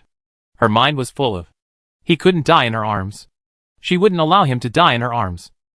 Liu didn't know when she got from a group of assassins to Xiangjila's side. The little white rabbit that she had always held in her hands was now quietly nestling in her arms. The moment he saw Liu, one of the masked black-clad assassins' eyes instantly widened in horror and disbelief. While no one was paying attention, he pulled away from the black-clad assassins without hesitation. Until Liu silently helped Huang Fushao from Xiangjila's hands, Xiangjila's half-closed eyes were still bloodshot, tightly holding the long whip in his hand, as if he had lost his soul. It seemed that Xiangjila's mental state was not right. The black-clad assassins tacitly asked people to entangle Chiosi and Qilin guards, and the few people who approached Xiangjila in the chaos raised their knives and slashed at Liu, who was supporting Huang Fushao at the same time. Instinct prompted Xiangjila to turn over and stand up quickly, stretched out her hand, and swung the long whip as if it had life. At the moment when the black-clad man approached with a knife, she mercilessly entangled the hands of several people together. Her eyes were red, she gritted her teeth and exhausted all her internal strength, and tore off the hands of several black-clad men holding knives. The bright red and hot blood did not spray on her body. In front of her, a tall black figure appeared. The owner of the figure held her tightly in his arms, as if he wanted to rub her into his bones and blood. The voice, that was always clear and calm, trembled a little. "Sorry, I'm late." The sweet scent of osmanthus mixed with the smell of blood made the two hearts with panicked heartbeats stick together again. Xiangjila's murderous aura disappeared. As if she had found an outlet to vent, she nestled in his arms and whimpered aggrievely, "Jun Nua, they bullied me." As soon as she finished speaking, the murderous intent of destroying the world made everyone's heart tremble inexplicably. "Kill!" A calm command instantly reversed all the situations. As soon as the Qilin guard appeared, all the assassins were terrified. The number of black-clad assassins was no longer increasing, and the assassins who had joined the battle were trying to find a chance to escape. However, before they escaped for long, they were chased back by another group of secret guards. Under the attack from both ends, the black-clad assassins were quickly wiped out. King versus king, it was so sudden. When Huang Fujing, who had arrived with a dusty face, saw his beloved son with black lips and closed eyes being held in the arms of a young man in a green shirt with strange purple-red lips, his beautiful eyes suddenly turned red, and he raised the crescent blade to kill the young man. Xiangjila came back to his senses and immediately swung out a long whip to wrap around Huang Fujiao's right hand, holding the knife. "What are you going to do?" "What do you do?" Huang Fujing turned his head and looked at Xiangjila with his beautiful eyes wide open. He was about to speak, but the angry scolding on his lips turned into a surprised sentence. "Ruer? Like. Too much like. Almost looks exactly like Ruer." Long-lost memories suddenly came to him, and he seemed to see a woman with a charming smile standing not far away, calling him sweetly, "A Jing." During his stunned moment, his sight was immediately blocked by Yin Junyuo. "Have you seen enough?" Huang Fujing immediately came back to his senses, and tried to look behind Yin Junyuo again. However, Yin Junyuo blocked him more tightly than before, so he had to wave his hand, and let his men go forward to grab Huang Fushao back first. Seeing his intention, Yin Junyuo raised his chin, and the masked men wearing dark black Qilin patterned clothes blocked Liu. Huang Fujing frowned. "Yin Junyuo, what do you mean?" Yin Junyuo snorted coldly. "If you want him to die on the way back to Nanshu, just do it." 3 days later. Filing in. The teacup fell to the ground with a clang sound, accompanied by Huang Fujing's angry curse. "Yin Junyuo, you bastard, you have to come to bother me, right?" 3 days ago, when he knew that the girl who looked exactly like Roar when she was young was Shower's twin, he was ecstatic. Yes, she looked so similar to Ruar and Shower. Who would believe that they were not related by blood? At that time, he had already forgotten the conspiracy theory in his mind, and all his previous suspicions were overturned. However, when he knew that Xiangxi's eldest daughter, whom Yin Junyuo married, was Ruar's daughter, his face was not good and his temper was not stable. Who would have thought? Ruar's daughter. His Shower's biological sister. The soft and tender little Jila. Just like that, she was taken away by Yin Junyuo. She was taken away by the beast Yin Junyuo without any warning. How could he calm down? Chapter 201. Daily being tricked. Ignoring Huang Fujing's occasional repeated curses these days, Yin Junyuo, dressed in a dark uniform, sipped his warm tea slowly with a cold face. Those who can't eat grapes can only shout. Anyway, No matter how much he shouts, it can't change the fact that the stupid woman is his princess. I never thought that the two commanders of the two countries, who had fought against each other, would be such a harmonious scene together. Chu Shan stepped forward and reminded, General, the teacup that your highness just smashed is the thin-bodied colored glaze that my prince brought from Kyoto. It is worth a fortune in Kyoto. In addition, the tea leaves in the teacup are top-grade yunjian, which is harvested once every 10 years and belongs to the imperial tribute tea. Wang Fujing felt that he could not help but want to swing his fist as big as a clay pot at Yin Junyuo's calm little white face. But in order not to make Xiao Zhila sad, he held back. He took a deep breath and almost squeezed out the voice from his teeth. How much is it this time? These are precious treasures that are hard to come by, but the prince considers that they are all family members, and the two countries may establish diplomatic relations in the future, so the prince means that he will just accept a neat 880 taels of silver from you, which is also a good meaning. Just a cup of tea? 880 taels? It's worse than robbery. A family? Who is a family with this bastard? Keep the account. Wang Fujing's face was as black as the bottom of a pot. Since he was left in biling by Yin Junyuo 3 days ago, he has spent money every day. Up to now, in just 3 days, he has owed Yin Junyuo, the bastard, 123,672 taels of silver. This bastard. Are these things so valuable? It's obviously revenge for the assassination of Xiao Zhila. He hasn't settled the account with him for having people chase Xiao Er. Bah, shameless. If Xiao Er hadn't just woken up yesterday, it wouldn't be appropriate for him to travel so hard now. He clenched his fists and took 2 deep breaths. His beard trembled with the trembling of his facial muscles. Yin Junyuo, who was sitting opposite him, ignored his lively facial expressions. He gently put down the teacup, sneered at first, and then said casually, Since I knew about the relationship between my princess and Huang Fuxiao, I have started to investigate what happened back then. Hearing Yin Junyuo's intentional or unintentional emphasis on the words my princess, Wang Fujing's fists, which had just relaxed, became stronger again. He decided that when he returned to Nanchu, he must take Xiao Zhila back with him to prevent Yin Junyuo, the bastard, from showing off in front of him. Yin Junyuo, who was not disturbed by his mental activities, was still recounting the events of the past. Strangely, General Qin intended to marry his only daughter to his adopted son. The two of them were childhood sweethearts, close friends and lovers, but in the end they parted ways and became opponents. At this point, he looked at Huang Fujing with a scrutinizing look. This point, I want to hear the party's statements in person. What do you think? Qin Shaojing, Deputy General Qin. As soon as the name Qin Shaojing came out, Huang Fujing's body froze. His murderous intent suddenly became apparent. Outside the door of the inn's wing room, several well-trained guards stood upright around.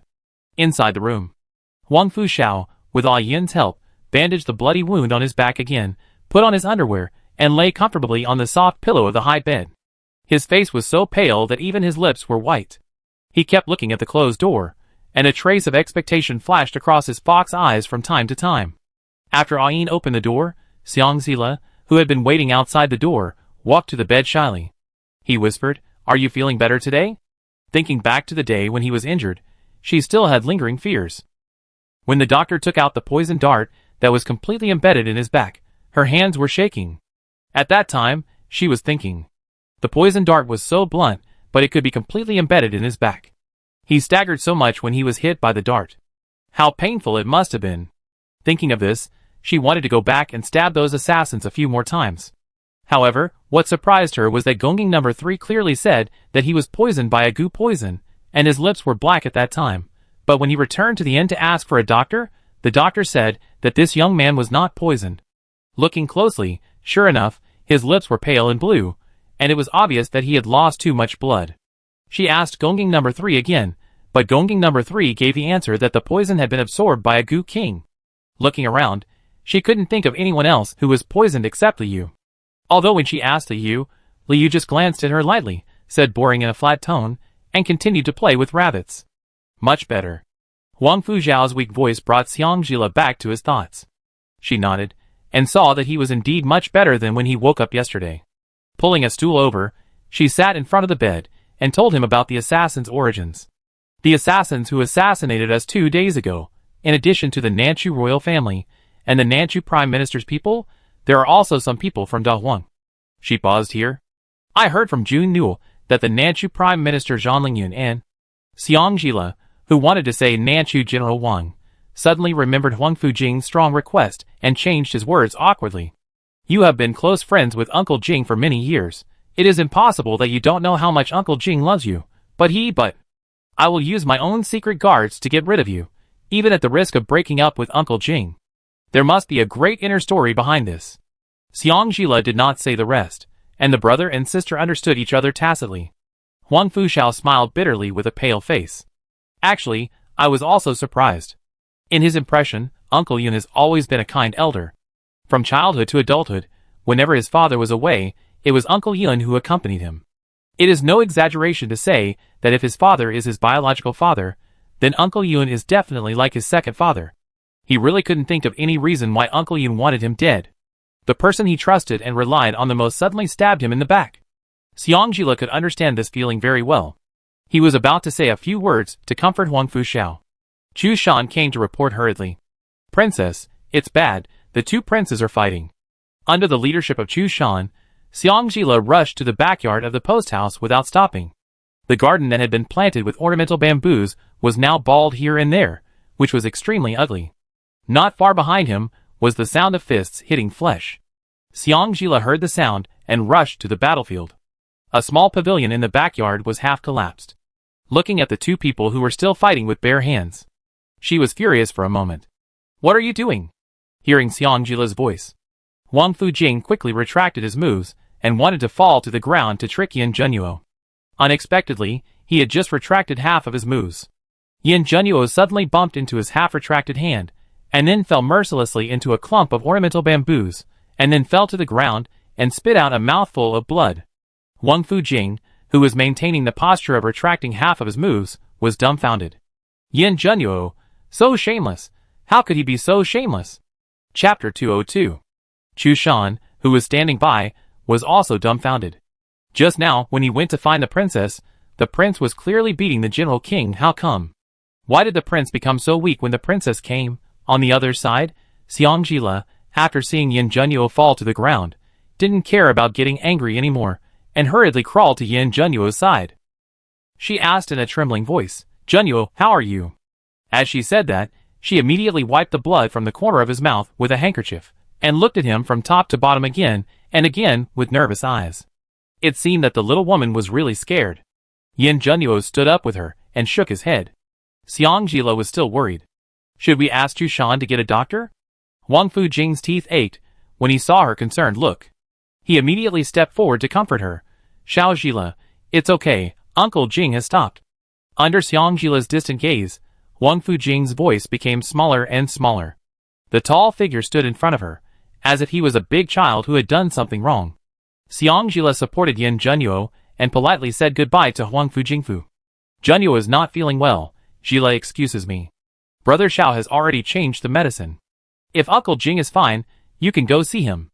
After saying that, she supported Yin Zhenyuo and turned to walk towards the room where she stayed. From beginning to end, Yin Zhenyuo did not say a word.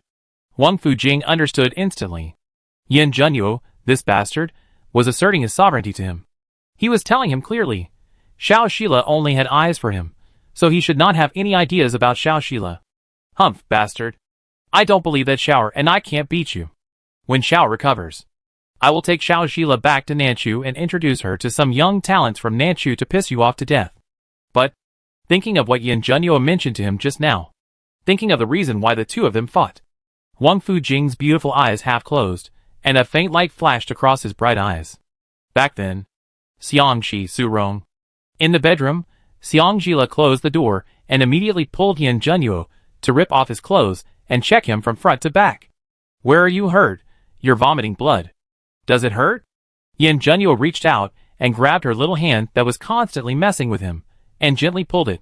He buried his head in her neck. The voice was cold and emotional. Why, you don't have to accompany your brother? Ah? Xiang Jila was stunned. He reacted immediately. Silly Zhenyuo. She pushed him with a smile. Yin Zhenyuo groaned. Xiang Jila immediately straightened him up and touched him again. How is it? Where does it hurt? He suddenly reached out and grabbed her rebellious little hand and held her horizontally. Xiang Jila screamed and hugged his neck. Blushing, he buried his head in his shoulder. He whispered a reminder. Zhenyuo, It's daytime now. Yan Zhenyo snorted coldly. What a mess you have in your mind. After saying that, he threw her on the bed and bullied her. He raised her hands to her head from above and looked at her seriously. Don't forget you are. Yan Zhenyo stared at the little woman, who was restrained with her hands, but could still put her lips to block his mouth. When their eyes met, he could even see the cunning in her eyes. After a while, she fell back on the bed, her bright fox eyes filled with smiles. Yes, yes, I am your wife, you are my husband, my God, Lele must put you first in everything. It turned out that she still remembered that he was her husband. Foolish woman, not too forgetful. With this discovery, Yan Zhenyo felt that the depression he had felt in the past few days when he saw her busying around for Huang Fuxiao was instantly gone. Trying to suppress the corners of his mouth that were raised, he let her go, sat up, and snorted coldly. A married woman should obey her husband, and the husband is the leader of the wife, don't mess it up. Xiang Jila sat up, nodded repeatedly in front of him, waved his hand, patted his chest and promised, That's a must, my silly Zhenyo is so good, if I don't obey him, who should I obey? If I don't take him as my God, who can I take as my God? In short, as long as I have a chance, I will tell everyone that Xiang Jila belongs to Yan Zhenyo alone. A glimmer of light flashed across his silent phoenix eyes, and he turned to look at her, his sword eyebrows slightly raised. Is everything you said true? Of course it's all true. Xiang Jila, who had no idea that he was about to fall into a trap, fearlessly leaned against him, put his thumb on himself, and glanced at him. You wait, when we return to Kyoto, I will find a chance to tell all the dignitaries in Kyoto that I, Xiang Jila, am afraid of foreigners. The mood was so wonderful that it was about to bloom. Yan Zhenyo sneered and pressed her head into his arms, not letting her see the corners of his mouth that turned up. Remember what you said? Fear of foreigners. It sounds good. Tonight he asked Chu Shan to write to Uncle Li, and ask Uncle Li to prepare a welcoming banquet for him, and entertain the dignitaries in Kyoto. Well, it was so tiring after the journey, so a welcoming banquet would be held to wash away the bad air along the way. A few more days passed. Huang Fuxiao's wounds healed well, and he could walk a short distance with the help of Ayin. During this time, a young man in a green shirt, holding a little white rabbit, with strange purple lips, always looked at him from a distance. Finally, after the young man stared at him for 5 days, Huang Fuxiao couldn't help but go and say hello to her. You have something to do? Giving him a clear look, the young man in a green shirt turned around and left with the rabbit in his arms without saying a word. Huang Fuxiao touched his face inexplicably. Muttered to himself, I don't seem to look that scary. Ah, Ian echoed, that's right. If looking like the young master is scary, then there are probably few men in the world who are not scary. Hearing this, Huang Fuxiao immediately perked up. How does the young master compare to that old man Yan Zhenyo? Ah Yin immediately choked and coughed a few times. Seeing that his master was still staring at him, he blushed for a long time before he managed to say something. Young master, you are still young. Still young? Huang Fuxiao looked at himself back and forth. How is he small? Tisk, Ah Yin is a traitor who betrays his own people. Isn't this telling him that Yan Zhenyo is more attractive than him? Having come to this realization, Huang Fuxiao muttered in a dull tone. Go back. After the master and servant disappeared at the end of the corridor, Li Yu turned out from the corner at the other end, looking at the direction where the master and servant left. A trace of disgust and entanglement rarely appeared on his usually expressionless face. Can't you just take a look at you, a fool, if you have nothing to do? Do you think I want to come? Isn't it because the Gu King in your body fell in love with your poisonous blood and always asked me to find opportunities to let you bleed? But you are not poisoned now, and your blood is not very useful to the Gu King. If you are willing to poison me, it's not impossible. However, if Xiang Jila, that noisy woman, knew about it, she would definitely be angry and might even break up with me. Forget it. Chapter 203. Jin Mansion. Xiang Jila agreed. After almost all the injuries on her body were healed, Chun Shou began to learn to keep accounts with Jin Yu, whose body was also slowly recovering. In the study. After closing the account book, Jin Yu looked at Chun Shou with a smile. Dachuan, I feel that the name Shaoqing is more suitable for you, or I will call you Shaoqing from now on. Chun Shou's hand holding the pen moved slightly, the corners of her mouth raised slightly, and a trace of sadness flashed in her eyes. Okay. Before she was 7 years old, Chu Shan also called her that. However, after she was 7 years old, he never called her Shaoqing again. Instead, it was Chun Shou. The name of the secret guard was just a code name. Chun Shou could be her or someone else. It turned out that at that time, He had already begun to distinguish the relationship between superiors and subordinates. "Madam, my cousin asked Mr. Chu to bring some supplements, which are now in the front hall." Since the matter of Jinhua was resolved, Chu Shan had warned all the servants in this mansion to shut up and not say anything nonsense. Chu Shan has always been good at controlling his subordinates. In addition, after seeing how ruthlessly Xiang Jila taught a traitor a lesson, they had every reason to believe that the other big shot with his own aura would definitely teach a traitor a lesson more ruthlessly. Therefore, even though they knew that Xiang Jila and Yin Junyuo had moved out of the Jin mansion, no one dared to reveal a word. Because Xiang Jila claimed to be the niece of Jin Yu Jinhua before, they habitually called her Miss Cousin whenever she came to the mansion. The only difference is that they all thought the cousin was approachable before, but after a series of things happened, and they knew that this cousin was of great importance, they were more or less in awe of Xiang Jila. Jin Yu glanced at Chunshou, who seemed not to have heard the servant's report, and was still practicing accounting with her head down. He patted her arm and said with some embarrassment, "Xiao Qin, I can't help but want to run away when I see those murderous military officers. How about you accompany me to greet them?" Although they had met several times, every time she saw the military officer surnamed Chu, she couldn't help but shudder, as if she had been subjected to the sequelae of lynching. A drop of thick ink fell on the draft paper, and Chunshou responded softly, "Okay." Chu Shan, who was waiting in the front hall, was a little restless at the moment. He picked up the teacup in his hand, but put it down before he drank half a sip. His eyes drifted to the door of the front hall from time to time. Not long after, a plain figure appeared at the door. Chu Shan seemed to see the sun shining all over the earth, reflected in his eyes. Chunshou. He couldn't help but raise the corner of his mouth, and immediately stood up to greet him. Chunshou took a step back. He bowed politely to him. "Commander Chu." Chu Shan choked, and the smile turned into a bitter smile. "Do we have to be so distant between you and me?" Chunshou replied seriously, "This is the rule." Seeing that the lively Chunshou became more and more calm after being injured, Chu Shan's heart seemed to be pinched hard by a big hand. After the sudden dull pain, there was a sour and swollen feeling, which was indescribable. After a moment of silence, he spoke softly, "The prince and the princess will leave for Beijing in a few days. Are you really not leaving?" I don't know if it was her illusion, but Chunshou seemed to hear a slight tremor in Chu Shan's voice. She couldn't help but secretly glance at him. Found that his face didn't look good. She couldn't help but reflect on herself. Did she do something excessive to him? It seems that she didn't do anything excessive. Could it be that her attitude was bad? Thinking of this, Chunshou's tone became a little softer. "My subordinate's body has not recovered yet. The princess is considerate, and specially asked me to stay in the south for a while longer." "Stay for a while longer? How long is that? If you haven't recovered yet, you don't have to stay in the south." In a moment of excitement, Chu Shan almost said, "I can take care of you."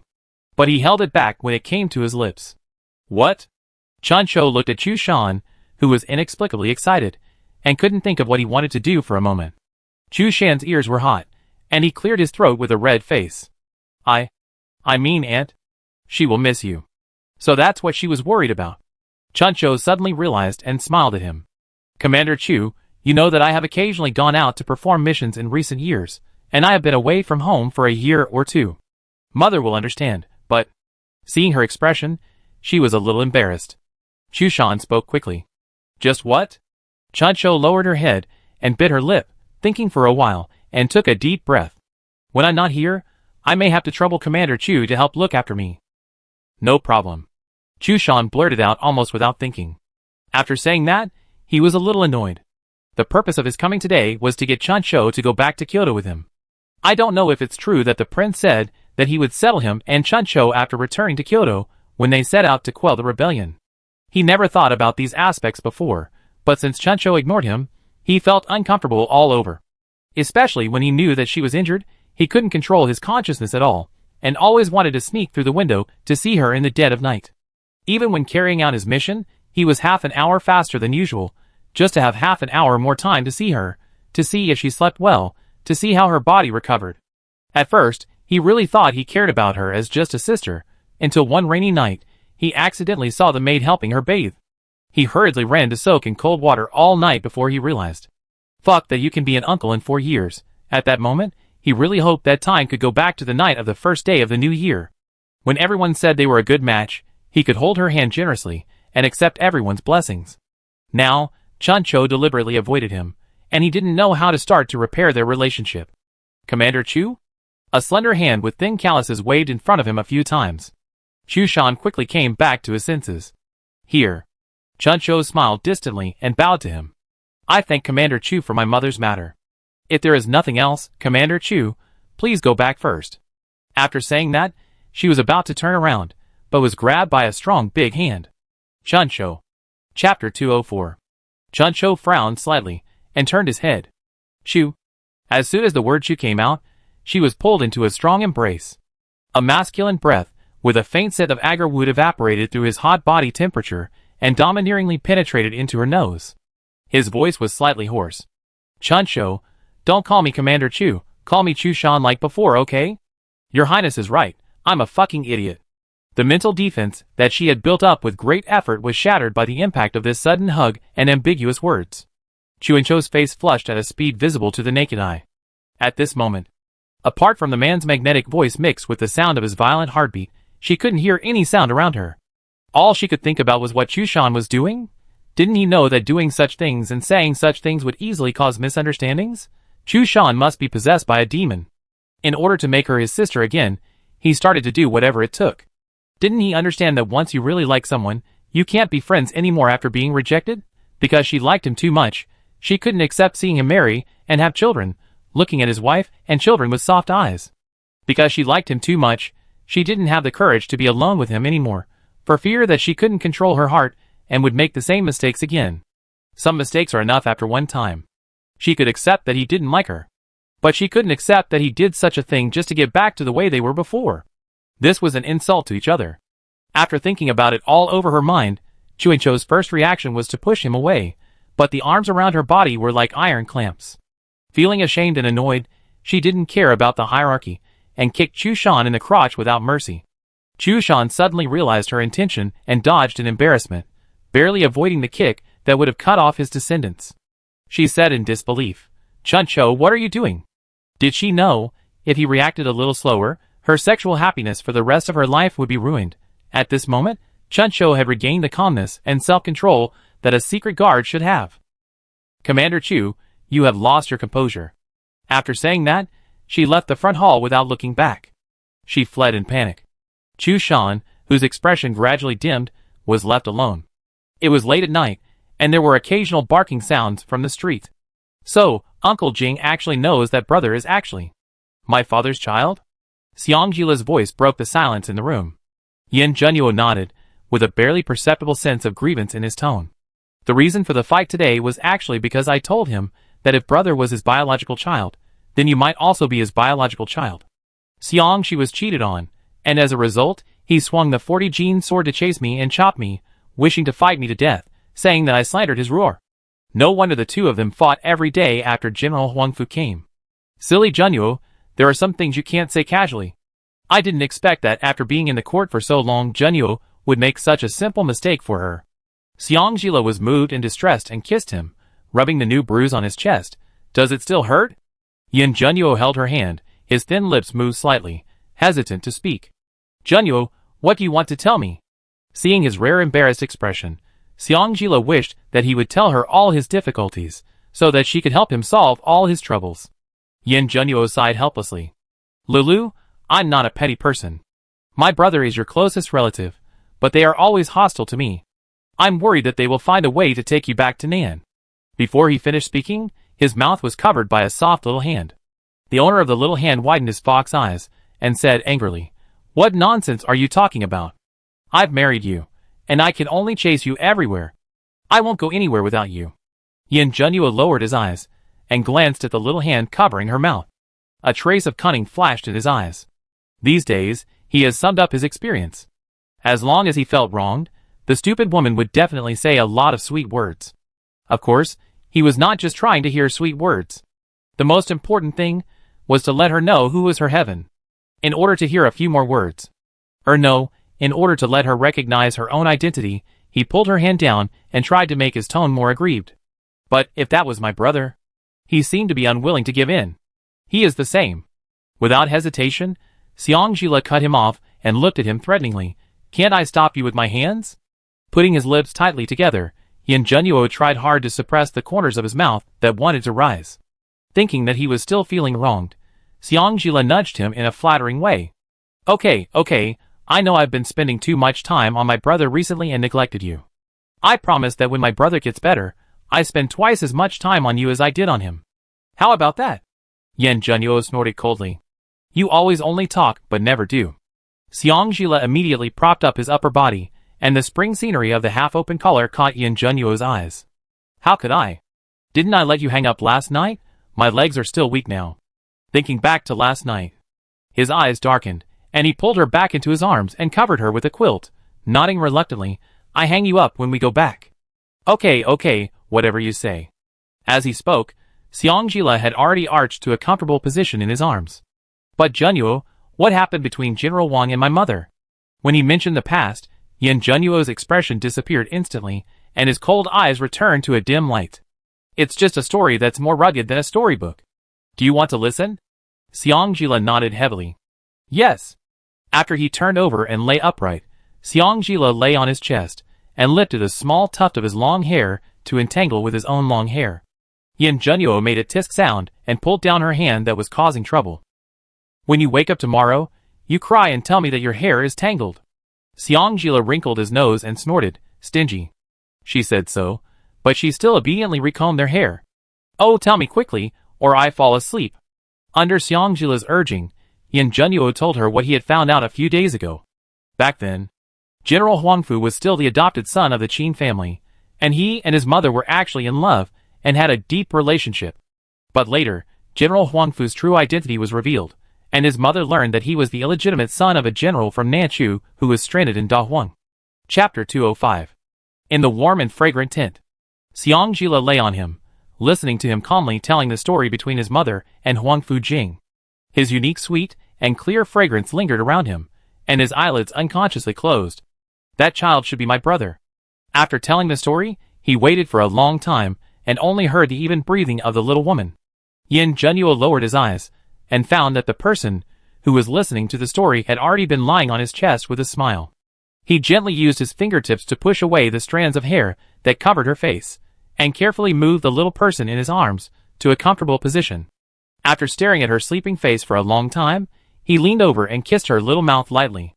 As if that was not enough, he kissed her cheeks again.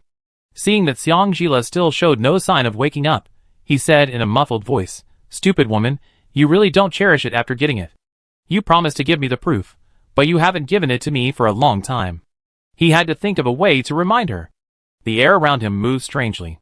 Yin Junyo looked stern, put on his clothes and stood up. Outside the door, a black figure stood straight. After seeing Yin Junyo, he immediately bowed respectfully and presented a letter with both hands, and then flew away without saying a word. The whole process was so quiet that it seemed as if the sound was muted. After the black figure left, Yin Junyo returned to the room and slowly unfolded the letter. After reading the entire letter from top to bottom, a cold light suddenly appeared in his eyes. Then he walked to the window and rubbed the letter into his palm, urged his internal force to grind the letter in his hand into powder, and let it fly away with the wind. The next day, the warm sunshine lazily filled every corner of the yard. After Xiang Jila supervised Huangfu Xiao to take a nap after taking medicine, he met Huangfu Jing in front of the corridor on his way back to his residence. She politely stepped forward and greeted him. "Uncle Jing." Huangfu Jing seemed to have been waiting for her in the corridor for a long time. When he saw her, a trace of restraint flashed across his beautiful eyes. At Xiang Jila's signal, Shiosi retreated 3 meters away. The tough man on the battlefield, half bent over, stood in front of the little girl, who was 2 heads shorter than him, looking as helpless as a big child. The voice was no longer as loud as before. "Back then, I didn't know your mother gave birth to twins. If I knew. What if he knew? What if he knew? Would he take her away from Xiangxi at all costs in Dahuang?" Xiang Jila looked at the tall man in front of her, but what she thought about was the fate of the father and son in the previous life. Unfortunately, her heart and eyes were full of Yin Beimo at that time, and she knew almost nothing about everything in the south. It was not until later that she gathered Yin Junyo's old subordinates to start an army and use the south as a base that she accidentally inquired and found out that Huangfu Jing and his son had failed in the mutiny 2 years before Yin Junyo's death and were sentenced to death. In the end, there was not even anyone to collect the body. Faced with Xiang Jila's sudden daze, Huang Fujing was even more at a loss. Xiao Jila, what's wrong with you? Did Uncle Jing scare you by talking too loudly? It's all Yan Zhenyuo's fault. He tried very hard not to fight him, but he had to irritate him. And he always let Xiao Jila see him beat him until he vomited blood. He was really good at using deception to perfection, and every time he flew over and fell out. It was so shameless and childish. I don't know what Xiao Jila would misunderstand. Xiang Jila came back to his senses, and met the middle-aged man's beautiful eyes full of concern, and a little bit of helplessness. The concern was so strong that her heart felt a little blocked. Why, after she came to the south, everyone she met was so nice? They were obviously not related by blood. Why, the father of Xiang Mansion, who was thicker than blood, showed less concern for her than an elder, who had no blood relationship with her. No, Uncle Jing is very good. She shook her head, her eyes slightly red. After a pause, she lowered her head and choked. Thank you, Uncle Jing, for treating my brother like his own child over the years. Huang Fujing's voice choked. You know? Yes. Xiang Jila nodded straightforwardly, his bright fox eyes full of mockery. Although some of the things I said were very rebellious, but Xiang Shi was a profit-seeking villain. If I was not his biological child, how could he be willing to raise me? Huang Fujing was stunned for a moment, and then he was furious after being betrayed. Xiang Shi was not good to you and your mother? Judging from this tangled look, there must be something else going on. Thinking of Jun Nua's story that she hadn't heard yesterday, Xiang Jila didn't know why Huang Fujing didn't fight for his mother, but judging from his love for Huang Fuxiao, his feelings for his mother were definitely deeper than they had guessed. Okay. Everything in her past and present life flashed through her mind quickly. Xiang Jila, who wanted to expose Xiang Shi's true face in front of Huang Fujing, gritted her teeth and said, if Jun Nua hadn't insisted on marrying me, I'm afraid I would have become a stepping stone for Xiang Shi and Su to pave the way for their children. What? That day, no one knew what Xiang Jila and Huang Fujing talked about, and no one knew what Huang Fujing said people to do. However, Huang Fujing's attitude towards Yan Zhenyuo had obviously changed. 2 days passed quietly. The day after tomorrow, they would set off to return to Kyoto. When they arrived at the dining room after dealing with chores for half a day, it was almost noon. The dining room was filled with the aroma of food. Yan Zhenyuo's cold expression softened a little. As soon as he reached the door, the little woman in the dining room greeted him with a smile. Jun Nua, wash your hands and come to eat when you are done. He nodded gently and was about to step into the front hall, but he didn't expect that 2 afterimages on the left and right were faster than him. When they passed by him, they raised a gust of wind with a smell of medicine, and even his black hair that fell to his waist was lifted up. His face sank. It was these 2 lingering bastards again. But a certain lingering bastard not only occupied his exclusive seat, but also smiled at him with a face that deserved a beating. No, it was a face full of care. Brother-in-law, what are you doing standing at the door? Why don't you come over? Yan Zhenyuo slowly closed his eyes and clenched his fists. This idiot can't take a punch from me now. If I kill him by mistake, the stupid woman will definitely not forgive him. I can only keep a record of it. As he hinted to himself, when he opened his eyes, the expression on his face had returned to its usual calmness. He sat down opposite Xiang Jila with an expressionless face. Huang Fuxiao and Huang Fujing secretly exchanged a small smug look. Huang Fuxiao, who has recovered after these days of recuperation, under the instigation of Huang Fujing. Huang Fujing's analysis of the pros and cons. The father and son unanimously decided to retreat in order to advance and maintain a very friendly attitude towards Yan Zhenyuo in front of Xiang Jila, intending to take them by surprise and let nature take its course and take Xiang Jila back to Nanshu when they were about to leave for Kyoto. Chapter 206. Facing Yan Zhenyuo's inquiring eyes, Xiang Jila smiled and was about to speak, but Huang Fuxiao on the side took over the conversation with a smile. Brother-in-law, we have been together for so many days. You won't be so stingy that you won't even have a meal with your brother-in-law and father-in-law, right? That smile, how much it deserves a beating, how much it deserves a beating. Yan Zhenyuo didn't even raise his eyelids. Xiang Jila diligently moved a stool to Yan Zhenyuo's side, took Yan Zhenyuo's right arm, and said to Huang Fuxiao with a look of disapproval, don't flatter Zhenyuo in front of me. Zhenyuo is not that kind of person. After saying that, she turned around and smiled at Yan Zhenyuo. You're right, Zhenyuo. The little woman's subconscious closeness to him made Yan Zhenyuo feel much better. The cold and hard arc he showed when facing Huang Fujing and his son also softened. He turned his head and looked at her, his mouth slightly raised, and he said him softly. That smile that ignored everyone was undoubtedly a provocation to Huang Fujing and his son. The alarm bells in their hearts immediately rang. Damn it, does Xiaoxila have to be so partial? Can't say a word? The father and son exchanged glances without leaving any trace and implemented Plan B. A harmonious lunch began. Huang Fujing, who believed that if you don't drink alcohol when you eat, your life is in vain, wanted to drink some wine, but since Huang Fuxiao had just recovered and Yin Zhenyo was ordered by Xiaoxila not to drink because of his bad stomach, it's really boring to drink alone. I just don't drink. I thought that eating without drinking alcohol is like cooking without salt, but Xiaoxila's cooking skills are really good. What is this dish? It seems that Nanchu doesn't have any. When we go back, I will ask someone to bring some back. Huang Fujing stuffed a few large pieces of potatoes into his mouth vaguely. Xiaoxila's fox eyes quickly sank. During the days in Nanbailing, as long as he was with Yin Zhenyo, Xiaoxila never asked anyone else to prepare Yin Zhenyo's meals. Originally, it was the same today. He only cooked enough for Yin Zhenyo and her to avoid waste. Unexpectedly, after seeing it, Huang Fuxiao said that he had never tasted his sister's cooking skills and wanted to bring his father and sister and brother-in-law to have a meal. The food preparation methods in the southern and northern kitchens are different. The northern kitchens focus on stockpiling food for 1 or 2 days, while the southern kitchens focus on freshness. When the food is used up, they prepare less food for frequent use. Coincidentally, when Huang Fuxiao said these words, there was only 1 fish and half a chicken left in the kitchen. Huang Fujing was a military commander, and his appetite must be amazing. That little food was not enough to fill his stomach. In order to fill him up, he could only cook some potatoes. However, the way to grow potatoes must not be known to Huang Fujing. Noticing that Yin Zhenyo's eyes were also on him, Xiaoxila put the fish meat with the bones removed into Yin Zhenyo's bowl and said with a smile, "This is a specialty of Bailing. It doesn't last long and it's out of season. These are the last few stocks. If you like it, Uncle Jing, come to Dahuang if you have a chance. Lei will make you something else to try. Will this be too much trouble, Xiaoxila?" While saying this, Huang Fujing's beautiful eyes narrowed into crescents because of happiness. No trouble. While speaking, Xiaoxila picked up a few more potatoes for Yin Zhenyo. Seeing Yin Zhenyo secretly looking at him provocatively before eating the fish, Huang Fuxiao suddenly felt that the fish in his chopsticks was no longer fragrant. Stretching out his long legs, he kicked the person opposite him. Huang Fujing immediately understood and gave him a look that said, "Leave it to me," put down his chopsticks, picked up the soup bowl at hand, and smiled at Yin Zhenyo.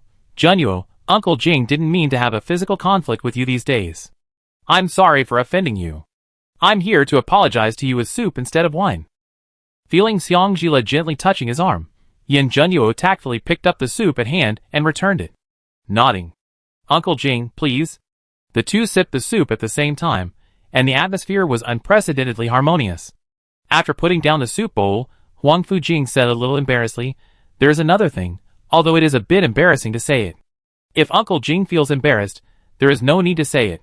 Without giving him a chance to continue, Yin Zhenyo interrupted calmly, "Embarrassing things are not good things. Uncle Jing, as the person involved, may have said it for our amusement, but if Lei sees the gap between her husband's family and her own family, it will not be good. Yin Zhenyo, you bastard, you completely misplaced your focus, okay." But when he heard the words huge disparity, Huang Fujing swallowed the words that were on the tip of his tongue. "That's right. I was so busy complaining to Xiaoxila that Yin Zhenyo had cheated him out of hundreds of thousands of taels that I almost forgot. If Xiaoxila knew that he was calculating even for hundreds of thousands of taels, would he think he was poor and stingy? With Xiaoxila's considerate personality, he would definitely try his best to save money for them at that time. No, Ruer's daughter deserves the best, and saving Xiao is better than saving Xiaoxila." After his thoughts turned a few corners, Huang Fujing smiled awkwardly. "Yes, Zhenyo is right." A smile flashed across Yin Zhenyo's eyes. "Idiot.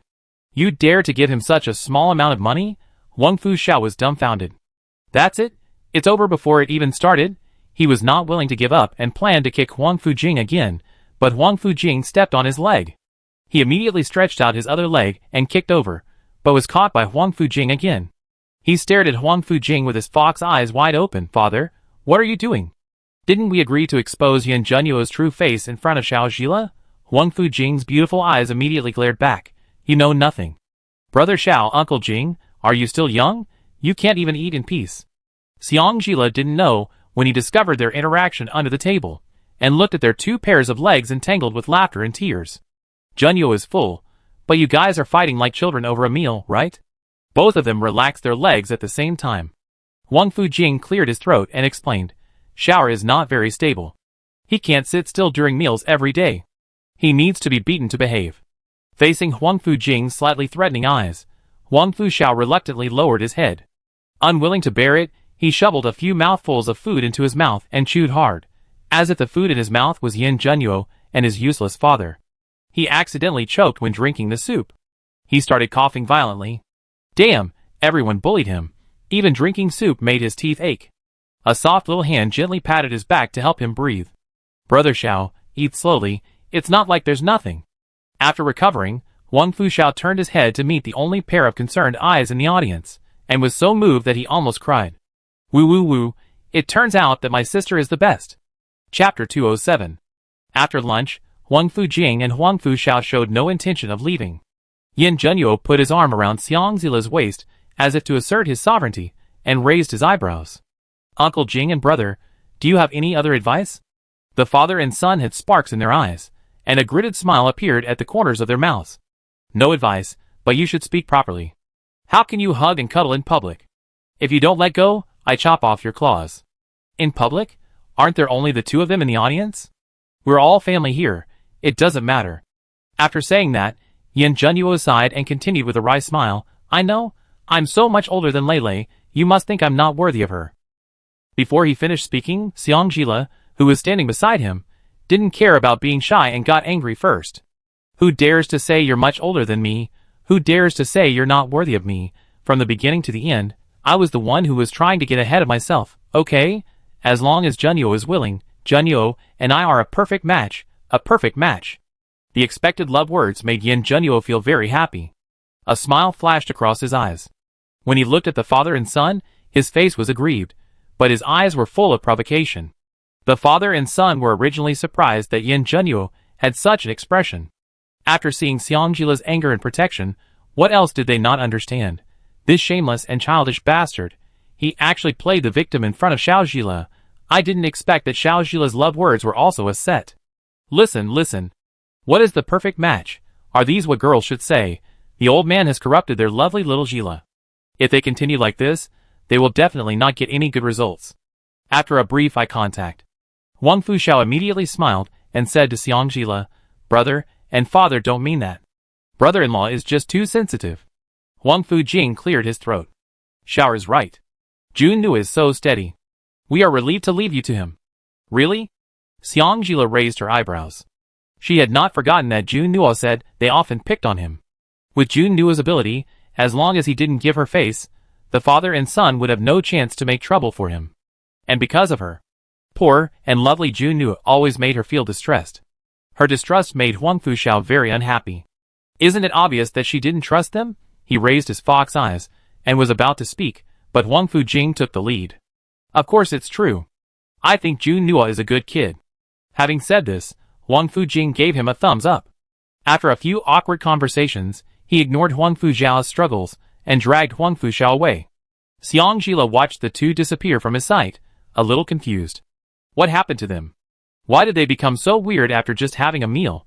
Yin Junyo tightened his grip on her waist. Who knows? Want to kidnap his woman? No way. Father, why did you drag me so fast? Back at his residence, Wang Fuxiao broke free from Wang Fujing's hand. That old man is obviously. Wang Fujing glared at him unhappily. Silly boy, you can see it, but your father can't? Wang Fuxiao choked. What should we do? Are you not going to take my sister back? Wang Fujing laughed. Listen to what nonsense this brat is saying. It's as if he doesn't want to take Xiao Jila back to Nanshu. Do you think she is willing to go with us? Or do you think Yin Junyo will let us go if we kidnap her directly? Let's take a step back. If we really take her back to Nanshu, do you think she will be angry and refuse to recognize you as her brother? This is the key. Wang Fuxiao was speechless. Now it seems that the relationship between the 2 is really good. At least the little Jila he saw was happy, and she would mention the old man Yin Junyo in front of him from time to time. When talking about their relationship, her bright eyes were like stars. But he hated it. My sister got married before she even got to know him. Which bastard decided to marry her lovely sister to an old man like Yin Junyo? But that's not right. I'm her brother, and you are her father, right? Why does she still call you uncle? Thinking of Xiang Jila's mention of going back to Xiang Mansion to seek justice, Wang Fujing resisted the urge to slap him on the head. Do you want to go to Kyoto to have a look? Wang Fuxiu's eyes lit up. Can I? Look at his useless appearance. Wang Fujing looked at him with disdain. Don't embarrass me then. Father, when has your son ever embarrassed you? Wang Fujing waved his hand in response. Okay, pack up and prepare to go back first. Go back? Father, are we going to Kyoto? Go to Kyoto? Wang Fujing smiled coldly. Don't forget, we are not in a proper position to enter Dahuang now. When Yin Junyo returns to Beijing, without his cover for us, do you think we can still joke around as easily as we do now? Playing a joke? Wang Fuxiao fearlessly approached Wang Fujing and touched his right arm with his shoulder. Father, so you also think we are like a clown now? Oh father, don't hit your head, you won't grow taller. Wang Fujing retracted his left hand and snorted coldly. If you can't talk, just shut up. Silly boy, you haven't learned a single bit of your sister's tactfulness. Not long after Wang Fuxiao and his son left, Yin Junyo also went out for something. Xiang Jila was about to take a nap. Xiaoxi walked steadily to her side and whispered, Princess, the king of Pingnan sent someone to deliver a letter to you. Shinmachi delivered a letter to her, thinking of Yin Junyo personally returning to Kyoto to ask the emperor to give him the title of king of Pingnan. She always felt that things were not that simple. In addition, the left-handed sword before, no matter how she speculated, she could always get back to him. Xiang Jila, who intuitively determined that Shinmachi could not be a close friend, immediately gave up the idea of bringing him to Junyo's side. People who hide their true power are indeed very useful, but the risks to be taken are definitely much greater than those of ordinary people. She couldn't take any risks with Jun Nuo. She took the letter Qiuxi handed to her. After seeing the invitation address, her eyes darkened. Zuyufang? Flower boat? If she remembered correctly, Zuyufang, the largest brothel in Bailing, was an intelligence point in his previous life. Unlike the conservative Nanling, Bailing is famous for its love of paper and money. What surprised her was that the corruption and tax evasion case a few days ago did not affect the brothel in Bailing at all. She didn't think he was just taking her to visit the flower boat on a whim. That's right, it's a flower boat. Unlike the rooms in ordinary brothels, Zuyufang is ingenious and uses exquisite flower boats as the place for girls to receive guests. No one knows that she is not good at swimming in this life. In the previous life, she was ambushed while catching rebels and accidentally fell into the water. She was rescued by Shinmachi, so she revealed the secret that she was not good at swimming. In this life, he invited her to the flower boat. Was it accidental or intentional? Chapter 208. Before Xiang Jila could sort out the matter of Shinmachi, another guard came outside the door and reported that the eldest son of the governor's mansion came to pay a visit to the prince. The eldest son of the governor's mansion, isn't that Qin Pei, paying a visit to Jun Nuo? Now that Yin Jun Nuo had gone out, Xiang Jila lowered his eyes and thought for a moment. Please ask him to go to the front hall. In the front hall, Qin Pei sat at the bottom and looked at the door of the front hall from time to time. Hidden in the sleeves, it can be vaguely seen that he was holding something. The Qin elder son, who was always so calm and composed in front of people, now looked like a child peeking at the teacher in a private school to see when he would come to teach. Xiang Jila saw such a funny scene when he entered the door. He first had someone serve him tea, and then he clasped his hands in a friendly manner. Don't be so reserved, Qin elder son. The prince is out. If you have any urgent matters, you can tell me first, and I will tell the prince later. Seeing that the person coming was Xiang Jila, Qin Pei's gentle eyebrows relaxed a little. He glanced at Qiuxi behind Xiang Jila unnaturally. He stood up and bowed to Xiang Jila respectfully, saying, I came here to see the princess. May I ask if the princess can have a word with me? See her? Xiang Jila glanced at the person who bowed respectfully in front of him and told Qiuxi. You leave first. After Qiuxi left, Xiang Jila looked at him. Young Master Qin, if you have something to say, please speak directly. Before, at the governor's mansion, he was busy planning for Chuncho to set up a network in the south, and he had forgotten about looking for Qin Pei. Now he came to her on his own. Xiang Jila was still thinking about how much truth she had learned from others about Qin Pei's astrology and fortune-telling skills in her previous life. Qin Pei on the other side had already bowed to her. Mr. Qin, What do you mean? Xiang Jila hurried forward to help him up. Qin Pei followed her help and stood up, his back straight, looking at Xiang Jila with eyes full of gratitude. I learned that the princess is about to return to Beijing, so I came here to thank the princess for saving my father and the Qin family from disaster. Thank her? You must have got the wrong person. Xiang Jila corrected. That's the prince's wisdom. I will pass on your thanks to the prince. Qin Piraeus smiled, and a mysterious light flashed in her warm eyes. The prince's wisdom is part of it, but it is because the princess is back that everything has become different, isn't it? The word back made Xiang Jila's heart beat for no reason. She tried to maintain a natural expression on her face, and put away her smile. What does Master Qin mean by this? Qin Pei smiled gently, walked to the table next to Xiang Jila, and placed the 2 purple glowing fortune-telling coins in his hand on the table. I can't say much about the rest, but what I can tell the princess is that on the night of August 3rd, the princess came back because of an obsession. From the moment the princess came back, everything changed completely. The princess has a special fate, so please think twice before making a decision. Hearing this, Xiang Jila's face became even gloomier. It's just nonsense. She hadn't told anyone about her rebirth. Could it be that he was good at astrology, as he said in his previous life? Qin Pei was not frightened by her gloomy face, but became more sincere. Princess, I never talk nonsense. Before he could finish, Xiang Jila shouted angrily to the door, Chiosi. It was the first time that Chiosi saw Xiang Jila get angry because of an outsider. Her eyes looked at Qin Pei with a little coldness. Xiang Jila, who saw her intention, slowed down his tone, send Master Qin out properly. The princess didn't let her do it? Chiosi's eyes dimmed. Master Qin, please. Qin Pei bowed respectfully to Xiang Jila and followed Chiosi out of the front hall. Xiang Jila was the only one left in the huge front hall. She set her sights on the 2 divination coins Qin Pei had left just now, her eyebrows slightly frowned. The lowly voice of Gongjing number 3 sounded in Xiang Jila's mind at the right time. Host, the owner of this divination coin is quite capable. The dragon energy on the divination coin is so strong. Dragon Chi? Have you seen the purple Chi on the hexagram coins? Yes. That is Dragon Chi. Usually, Dragon Chi can appear on hexagram coins. Either the Dragon Chi is in the person himself, but this possibility is not high. Or, the person or thing he deduced is entangled with the Emperor's true Dragon Chi, so there is such a strong purple Chi. He deduced such a strong Dragon Chi without being backlashed. What this person said can be taken seriously. Xiang Jila's eyes changed when he looked at the 2 hexagram coins. Really? The spirit of a true dragon. Could it be Jun Nuo? In front of the inn, Qin Pei, who was pushed out of the door by Chiosi, secretly breathed a sigh of relief.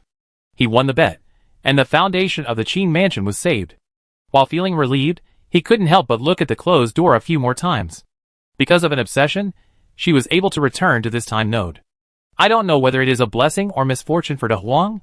Reborn from the ashes, the phoenix bones contain dragon marrow. This princess will definitely be invaluable in the future. Ji River, also known as Feihu. It is a natural saltwater lake at the foot of Sanshan Mountain in Bailing, and it is named because the lake water is not drinkable. Because the lake is as narrow as a river, and there are brothels on both sides, the water used by the girls in the brothels is poured into the abandoned lake. Over time, a faint fragrance of powder has appeared on the lake. So the people also called it Jifan River. Later, I don't know who even omitted the powder and just called it Jiha. It has been used until now. Standing at the Jiha pier, Xiang Jila saw so many brothels gathered together for the first time. Going along the river, there are exquisite big red lanterns with their respective building numbers written on them. At a glance, there are still 20 or 30 houses. It is now close to dusk, and the big red lanterns have been lit up one after another. An exquisite flower boat is parked at the pier, and the one who is rowing the boat is Lu Yun. He is wearing a wide-brimmed bamboo hat, and his cold and handsome face has no expression. After stopping the boat, he bowed to Xiang Jila and made a pleased gesture. Xiang Jila hesitated for a moment, jumped on the boat, and the boat swayed slightly, causing ripples on the water. Chiosi was about to catch up, but was stopped by Lu Yun. Xiang Jila glanced at Lu Yun and told Chiosi, "Find a place nearby to wait for me." Chiosi, who understood the hint in Xiang Jila's eyes, nodded and bowed to retreat. As the oars were pushed to the pier, the flower boat slid smoothly along the Ji River to the center of the river.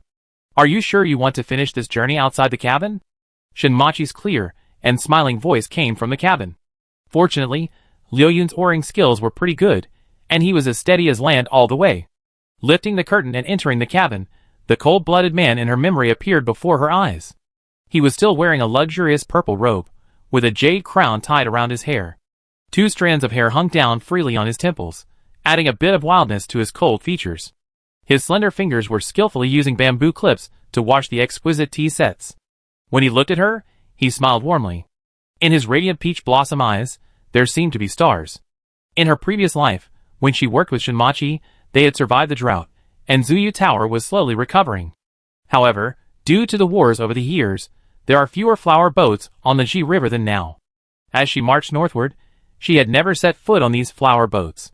She only knew about Zuyufeng when she occasionally heard Liyun mention it. So, he had started planning so early, the tea aroma filled her nose, and she looked around the small cabin inconspicuously. The cabin was only half the size of a room, but it had everything, including chairs and desks. I thought the girl would have a bed in the cabin where she was receiving guests. However, in addition to a set of exquisite tea sets, this flower boat also has a mahogany table, next to which is a chess game, and next to the chess game are some exquisite snacks. It is completely different from the brothel full of feminine smell in her impression. Rather than saying it is a vulgar flower boat, it is more like an elegant private room. Princess, I will not eat people, just sit down. Xiangjila straightened his back, and sat on the cushion prepared in advance. Just as she adjusted her sitting posture, an exquisite colorful thin-walled teacup with fragrant tea was pushed in front of her. Princess, please. Xiangjila listened to the sounds in her mind vigilantly. After waiting for a long time without hearing Gongging No. 3's reminder, she politely picked up the teacup and took a sip. I have to say that the tea brewed by Shinmachi, the fake playboy, is really good. It tastes slightly bitter at first, but becomes mellow and sweet after entering the throat. After drinking it, the fragrance in the mouth is rich and lasting. Good tea. After taking another sip, Xiangjila reluctantly put down the teacup. I wonder why the prince invited me this time. Shinmachi naturally filled her cup of tea to 7/10. His smile was elegant and playful. Can't you ask the princess to meet when you have nothing to do? The prince and the princess are indeed a perfect match. Xiangjila raised his eyebrows. This princess is already a married woman. As a playboy, you should act like a playboy, be romantic but not vulgar, and stay away from married women. The little girl not only had a lively expression, but also spoke very skillfully. The smile on Shinmachi's lips deepened a little. I decided not to be a playboy since I took over the title of King of Ping'an. Since I can invite the princess to come, it's natural to discuss a cooperation. Shinmachi took the initiative to discuss cooperation with her? Xiangjila's heart became alert. What cooperation? How about giving you a kingdom? After the words fell, Xiangjila suddenly looked up and met his smiling peach eyes. Since we fought for the kingdom together, I will give you half. The kingdom is useless to me. The content of the last conversation between the two in the previous life is still ringing in his ears. Xiangjila's fox eyes suddenly widened. As expected? You? Before she could finish her words, Shinmachi nodded without hesitation. Yes. The cabin suddenly fell into silence. Outside the cabin, there was the sound of the bamboo pole occasionally hitting the edge of the boat when Liyun was rowing, and the sound of ripples caused by the bamboo pole. Finally, Xiangjila broke the silence. How did you know that I was back? The secret was suddenly revealed in front of people, which felt very bad.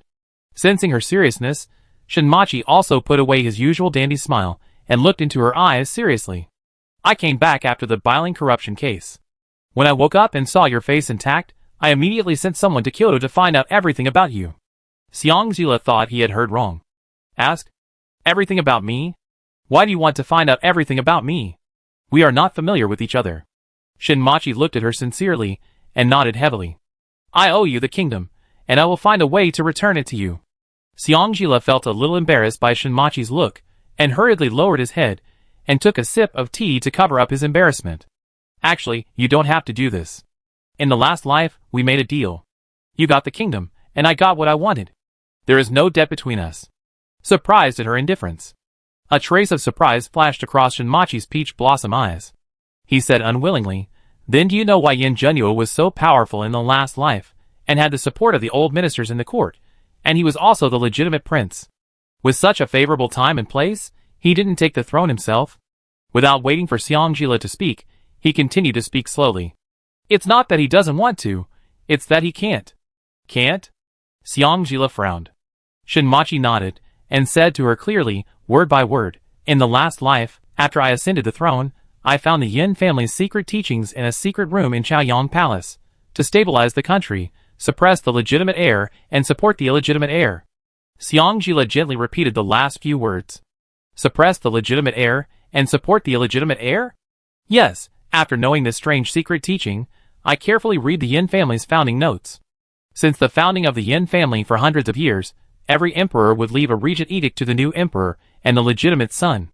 The new emperor is almost always the eldest son of a concubine, and every legitimate son of the emperor needs to establish military merits before he can be regent. However, not every legitimate son of the emperor can have the good luck to come back from the battlefield. Among the 12 monarchs of the Yin family, only 3 regents came out. Yin Junyo is the third. Compared with the previous 2 regents, who were not very prominent, he is the most powerful and smartest one. In order to prevent the regent from expanding his ambitions and encroaching on the country, the Yin family also established a very mysterious organization specifically for cleaning up the family. The first 2 regents died quietly at the hands of that mysterious organization because they wanted to replace them.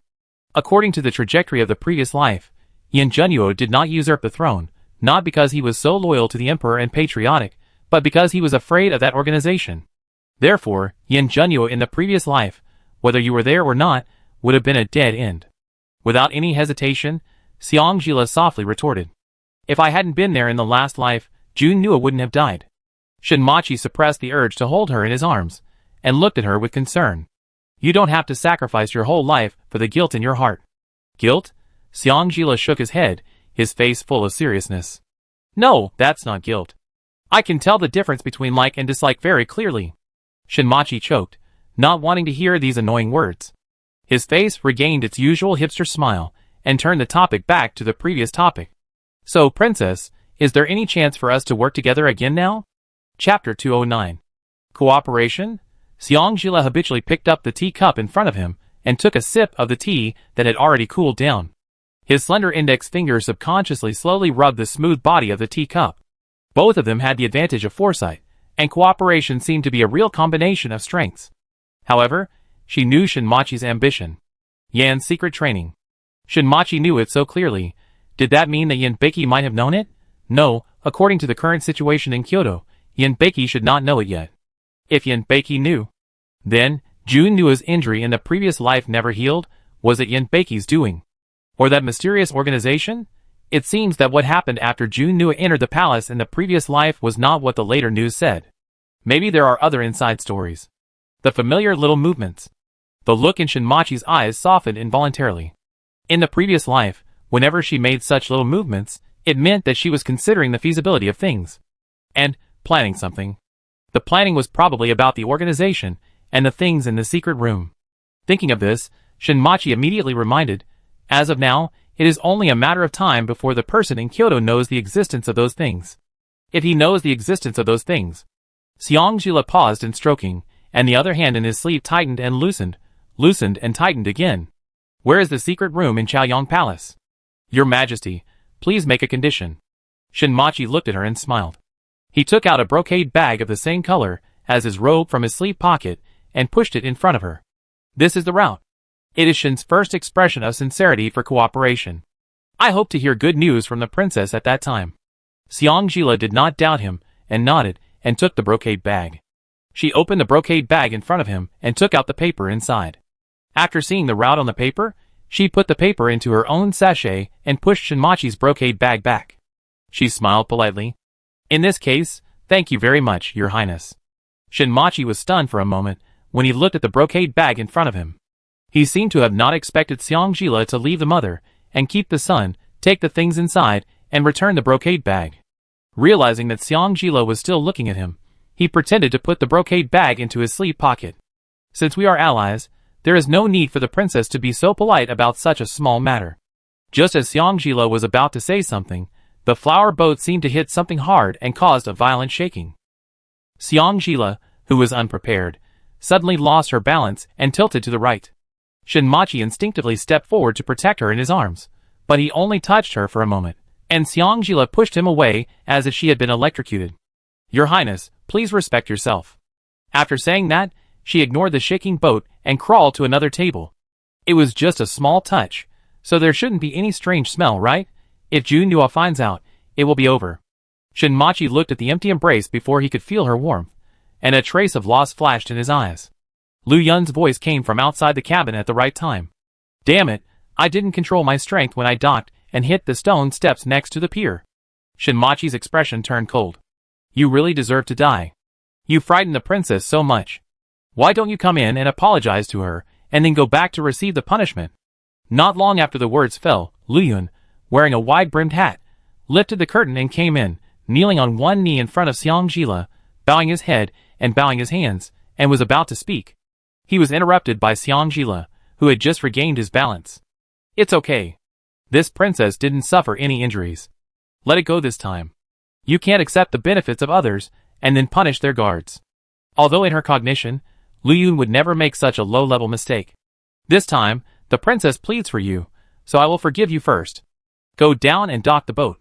After being forgiven by Shinmachi, Lu Yun quickly got up and left the cabin.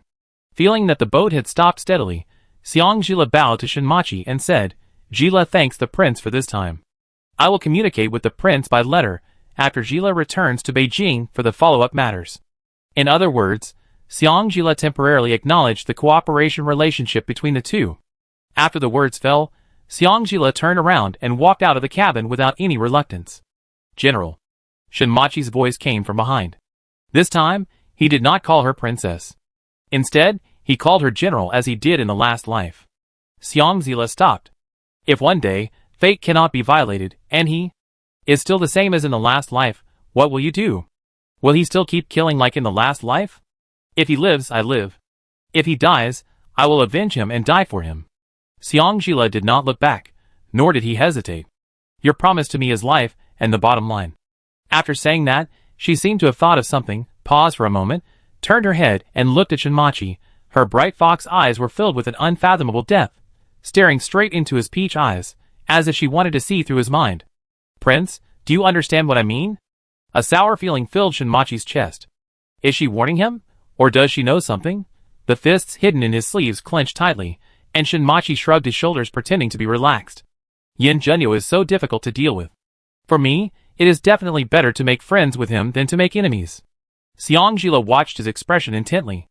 After watching for a long time without seeing anything unusual, she said softly, There is no such thing as getting something for nothing in the world. Now that you have shown such sincerity, I am very suspicious of your intentions. If you want to take, you must give first. Shinmachi must have a big plan. This girl is still as cautious as in the last life. Don't worry, because of our friendship in the last life, anyone in the world may hurt you, but I will never do that. Maybe Shinmachi's attitude was too sincere, or maybe the unreserved love that the Jin sisters and Huang Fujing and his son had given her recently softened her defenses. Xiang Jila chose to trust Shinmachi once. Temporarily. She nodded to Shinmachi and smiled sincerely. Then, I hope we can still be allies in this life. After that, she jumped ashore lightly. Chiosi had been waiting for her at the pier. The master and servant talked about something. Xiang Jila held his forehead with one hand and looked up at the sky, and followed Chiosi back with a sad face. Shinmachi stood at the bow, holding the folding fan that he had always kept with him, watching the dejected little figure walk away, and a hint of madness slowly appeared in his bright peach blossom eyes. In the last life, you provoked me first and wanted to cooperate with me. In this life, I want to cooperate with you, one person at a time, it's even. Even if I kill Yin Zhenyu and take you in the future, it's not too much. People are always saying that the world is a dilemma. Sneer. Only the weak will hesitate to choose between two. He wants both the country and the beauty. Chapter 210. Your Highness. Lu Yun stood behind him with his head down, like a child who had done something wrong waiting for punishment from his elders. Shinmochi came back to his senses, hiding the paranoia and madness in his eyes, and waved his hand at him. You have done very well. No need to blame yourself. According to the original plan, he was going to arrange a round of assassinations, take the opportunity to drag her into the water, and create an opportunity to be alone. But she was not good at swimming at all. If something happened during the fall into the water, he did not dare to take such a risk. He had to change his mind temporarily, and let Lu Yun perform on the spot. Although it was a little different from what he expected, at least he got her, right? The evening breeze brought the scent of powder from the river, and he seemed to smell the sweet-scented osmanthus mixed with the fragrance of his daughter. He immediately turned back, and walked towards the cabin. To his disappointment, she left without even leaving a handkerchief. Seeing his master's rare loss, Lu Yun couldn't help but persuade him, "My lord, even if you want to punish me, I still have to say that with your appearance and status, you can have any woman you want." "Why do you have to?" "Have to. You want to covet the regent's woman" was like a thorn in his throat, and he couldn't say it no matter how he said it. Fortunately, Shinmachi was not angry this time.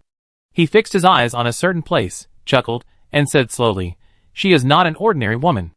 The voice was so light and scattered that Lu Yun thought he had heard it wrong. "Your Majesty, what did you say?"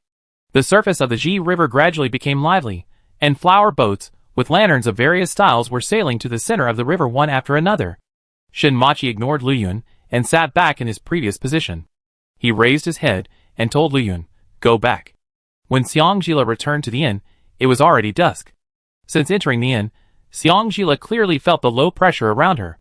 The trusted guards at the gate looked at Xiangjila with an expression that told her to take care of herself. Xiangjila became even more uneasy. "It seems I haven't done anything bad." Chiosi looked at her sympathetically. That's how she explained it to the Qilin guards. The Qilin guards didn't believe it and insisted on delivering a letter to the prince because they were worried about the princess's safety. She couldn't stop them. In the front hall, Yan Zhenyo sat in the main seat with a big sword and a golden horse. When Chushan saw Xiangjila coming in, he immediately winked at her. "The prince is a little angry. Why don't you hide first?" Xiangjila rolled his eyes at him. "Can you hide?" Chushan, whose eyes were almost cramped from blinking, was frightened by the sudden cold shout and his neck shrank. "I'm here. Take Chiosi and get out." The 7 words like hail almost killed Chushan, and Chushan took Chiosi and walked out without saying a word. Yes, I and Chiosi will get out immediately." As soon as Chushan and Chiosi left, the front hall became so quiet that you could hear a pin drop. Xiangjila smelled herself guiltily to make sure there was no other smell. She then moved to Yan Zhenyo's side with difficulty. Before she could speak, Yan Zhenyo spoke first. "You went to see Shinmachi?" Xiangjila, who didn't expect him to speak so directly, choked and paused before nodding honestly. "Yeah. You didn't let Chiosi follow you, and you were alone?" "No, there's Lu Yun."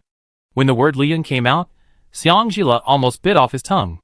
"Why say it so easily? It's easy to call someone else's subordinate." Yan Zhenyo snorted coldly. "You are not allowed to see him in the future." "Why?" Xiangjila blurted out a protest. Yan Zhenyo raised his eyes and said it as a matter of course. "Because I don't allow it." Being stared at like this, Xiangjila inexplicably felt a little guilty. She coughed lightly. "I didn't do anything else. I just drank 2 cups of tea." "Drank 2 cups of tea and still said I didn't do anything else? Stupid woman." Yan Zhenyo was so angry that he laughed and waved at her. "Come here." Xiangjila quickly took a big step back. "I just laugh like this every time. You were angry. I don't want to be annoying at this time." "Then I go over there." Yan Zhenyo stood up immediately. Xiangjila quickly stretched out his hands to block him. "Don't move." Yan Zhenyo's face became darker. "I'm not going to hit you. Why are you blocking me? Put your hands down." "If you really hit me, I can't beat you, so I can only get beaten. How can I get anything?" Xiangjila muttered unhappily and reluctantly put down his hands. Yan Zhenyo raised his eyebrows. "Are you sure?" "What?" Xiangjila responded unhappily. Yan Zhenyo spoke again. "Are you sure you can't beat me?" Xiangjila looked at him in confusion. What else? If she could beat him, she wouldn't be the one being exploited. Yan Zhenyo lifted her hand. "Try to hit him." Xiangjila looked at him like a fool, sneered, and slapped his chest casually. Yan Zhenyo didn't move at all, and awkwardly put his hand to cover his chest, and said to her expressionlessly, "It hurts, I lost." After being amused by his serious look, Xiangjila, who had intended to take the initiative to get angry, immediately lost her temper. She resigned herself to his side, and was about to give in, but before she got close, she was already disliked by someone. "What's that smell on you? It smells bad." A scent of powder mixed with a very faint ambergris. "It's not his smell." Xiangjila sniffed her arm and shoulder again. "No smell." Yan Zhenyo pulled her over with a cold face, sniffed her again, and turned his head away again with disdain. "Take off this dress and throw it away." Xiangjila said tsk, and was about to speak. Yan Zhenyo covered his chest and looked at her expressionlessly. "You just hurt me, it hurts." Okay, go back to the room and change, go back to the room and change." As she said that, She hooked his finger and led him back to the room. But someone was as stiff as a log. Xiangjila turned around and looked at him unhappily. What's wrong again? You are not allowed to see Shinmachi again. You just heard. Okay, no see you. I will lock myself in the room from now on and not go anywhere, okay? Actually, you don't have to force me. I'm not a particularly bossy person. No, not at all. The husband is the leader of the wife, and the wife regards the husband as the sky. This is normal. This time, a certain injured person was finally satisfied. In addition to getting a satisfactory answer, he also practiced a set of experience again. When negotiating with stupid women, you should retreat in order to advance, and you can't confront them head-on. Xiangjila, who didn't have as many tricks as him, just wanted to go back to his room to change clothes and get over this matter. Unexpectedly, as soon as he stepped out of the front hall, he saw Huang Fujing and his son lying on the side and eavesdropping. Uncle Jing, Brother Xiao, what are you doing? I heard that Yin Zhenyu was angry, and I thought the two would have a big fight. Therefore, Huang Fujing, who planned to come with Huang Fu Xiao to take the opportunity to persuade Xiangjila to go to Nanchu, touched his beard, raised his head, and pointed at the sky covered with dark clouds, and laughed dryly. I'm too full, digest the food, and enjoy the moon. As he said this, he didn't forget to kick Huang Fu Xiao. Huang Fu Xiao understood, and when he looked at Yin Zhenyu, he grinned with gritted teeth. Yes, digest the food. Just watching the old man kidnap his sister just now made him feel so full that he didn't even need to eat tomorrow. Isn't it to digest the food? Chapter 211. Digestion? Mostly for fun. Feeling the fingers in her hand gently pinching her fingertips, Xiangjila cleared her throat and smiled at the two of them. Then you can do whatever you want, Ahem.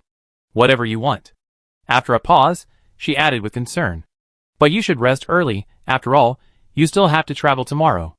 After saying that, she hurriedly dragged Yin Zhenyu and ran away. Huang Fujing stood there, watching the two people walking briskly, and in his mind, Xiangjila's figure overlapped with the figure that haunted his dreams. On that bright spring day, under a fallen tree, the girl changed her military uniform into a bright red dress, and even let down her long hair that was usually tied up high. Her bright smile was bold and beautiful, which was not typical of a lady in Beijing. Her sparkling fox eyes were full of him. Jing, when I become your wife, will you treat me well for the rest of my life? The scene flashed. The girl was a little older, and the color of her clothes was much lighter. The bright smile disappeared, replaced by a haggard face and indifference. It was as if she had undergone a huge change overnight, and suddenly grew up. Mr. Huangfu, Prajna wishes you a bright future and hope you can find your soulmate as soon as possible. Huang Fujing felt as if his heart was stabbed by a sharp blade, and he suddenly found it difficult to breathe. The empty corridor in front of him began to blur without knowing when. Xiaoshila really is. She doesn't want her brother and father anymore when she has an old man. The sour muttering of the unfilial son came to his ears. He immediately raised his head and hid the tears in his eyes. This subtle movement did not hide Huang Fujiao's sharp eyes. He looked at Huang Fujing with concern. Father, what's wrong with you? Was he right? Did his father cry just now? Huang Fujing lowered his eyes to meet Huang Fujiao's eyes that looked like hers, and his eyes softened a little. He snorted coldly and slapped the unfilial son on the head with a backhand. Don't say that to your sister. A familiar pain came over his forehead. Huang Fujiao, okay, he's meddling. Holding his head, he protested in dissatisfaction. Father, I'm almost 17. Can you please stop beating me? It's embarrassing. Especially now that Xiaoshila is still here. His sister always sees him being beaten. Doesn't he have any face? Stinky boy, don't even mention you're 17. Even if you're 70, I'm still your father. After he finished speaking, he slapped him in the face again. Huang Fujiao, Since he recognized his sister, he always had an illusion that his father had begun to dislike him. The next day, before dawn, Xiangjila got up and was busy. While preparing breakfast for Yin Zhenyu, he also made some meat buns for the father and son to take with them on the road. Yin Zhenyu looked at the little woman's busy figure with a cold face, and for the first time, he questioned his ability. He worked harder yesterday just to prevent her from getting up to see the father and son off. So why did she get up so early today? Can I still make dry food for the father and son? Jun Nuo, you haven't eaten much noodles in the south these days. You must miss this one, right? The little woman brought the freshly baked, steaming buns in front of him. Her bright fox eyes narrowed into a line with a smile. He withdrew his thoughts. First, He glanced at her lightly, and then his eyes slowly moved from her face to the meat buns on the table in front of him. It looks delicious. His Adam's apple rolled. Eat it while it's hot. Uncle Jing and Brother Xiao don't have it, so I made it especially for you. As he was talking, another bowl of shredded chicken porridge appeared in front of him. The shiny porridge was covered with a light sheen of oil, and the aroma of rice mixed with the freshness of chicken rushed to his face, constantly arousing his appetite. He wanted to look away again, but sadly found that today's breakfast had been seducing him relentlessly. Forget it, he would not waste the sincerity of the stupid woman. Although he was a little angry that she cooked for another man. But she took the initiative to cook breakfast for him. The breakfast he ate was not even worthy of the father and son who were in the way. If he got angry again, he would appear to be stingy. Well, this time he will reluctantly forgive her. After Yan Zhenyu had breakfast, the father and son packed up and came to say goodbye. When they saw Xiang Zhila carrying a large bamboo food basket in front of them, the father and son's eyes lit up at the same time. A little flattered. This is... Xiang Zhila nodded with a smile. I bring it to you for a snack on the road. Taking the large food basket, Huang Fuxiao looked at Yan Zhenyu provocatively. As if to say, see, my sister made it specially for me. Yan Zhenyu crossed his legs and leaned back lazily. I'm full, and what you eat is what I left. This childish guy. Xiang Zhila turned his head and warned him with a tisk sound, then smiled at Huang Fujing and his son. Don't listen to his nonsense. Since his sister had spoken, Huang Fuxiao naturally smiled sincerely. My brother-in-law has been naughty for a long time. As an elder brother, I naturally have to be generous and tolerant of this ignorant brother-in-law. After saying that, he did not forget to show his presence to Huang Fujing on the side, turned his head, and looked at Huang Fujing with a smug smile. Father, you are right? Right? You are afraid that Xiao Zhila doesn't know that you are flattering Yan Zhenyu in front of her, right? Huang Fujing didn't even bother to roll his eyes at the silly boy. When he turned his head to look at Xiang Zhila, there was a little more kindness in his beautiful eyes. Uncle Jing has sent someone to find out what you told him before. After we go back this time, we can meet in Kyoto soon. If it is true as Xiao Zhila said that Xiang Shi already had a concubine, then he should seek justice for Roar and her mother. Xiang Zhila nodded. After secretly glancing at Yan Zhenyu and finding that he was resting with his eyes closed, she stepped forward and pulled Huang Fujing aside, whispering to him, Uncle Jing, there is another thing that Zhila mentioned to you before, and Zhila hopes you can listen to it. This? Huang Fujing glanced at Huang Fuxiao, with a hint of embarrassment in his eyes. Some things, once the bow is drawn, there is no turning back. Otherwise, Uncle Jing saw his hesitation. Xiang Zhila pulled his sleeve, and his face became more cautious. I believe you must also know that the people who assassinated Brother Xiao came from several forces. If you continue to act so stubbornly, Brother Xiao's situation will only become more and more difficult. Is this the situation you want to see? Moreover, judging from the failure in the previous life, the Nanchu royal family may have already prepared a response method, but Uncle Jing had already entered the game and could not see the situation clearly. Thinking of this, Xiang Zhila glanced at Yan Zhenyu again and found that he was still closing his eyes.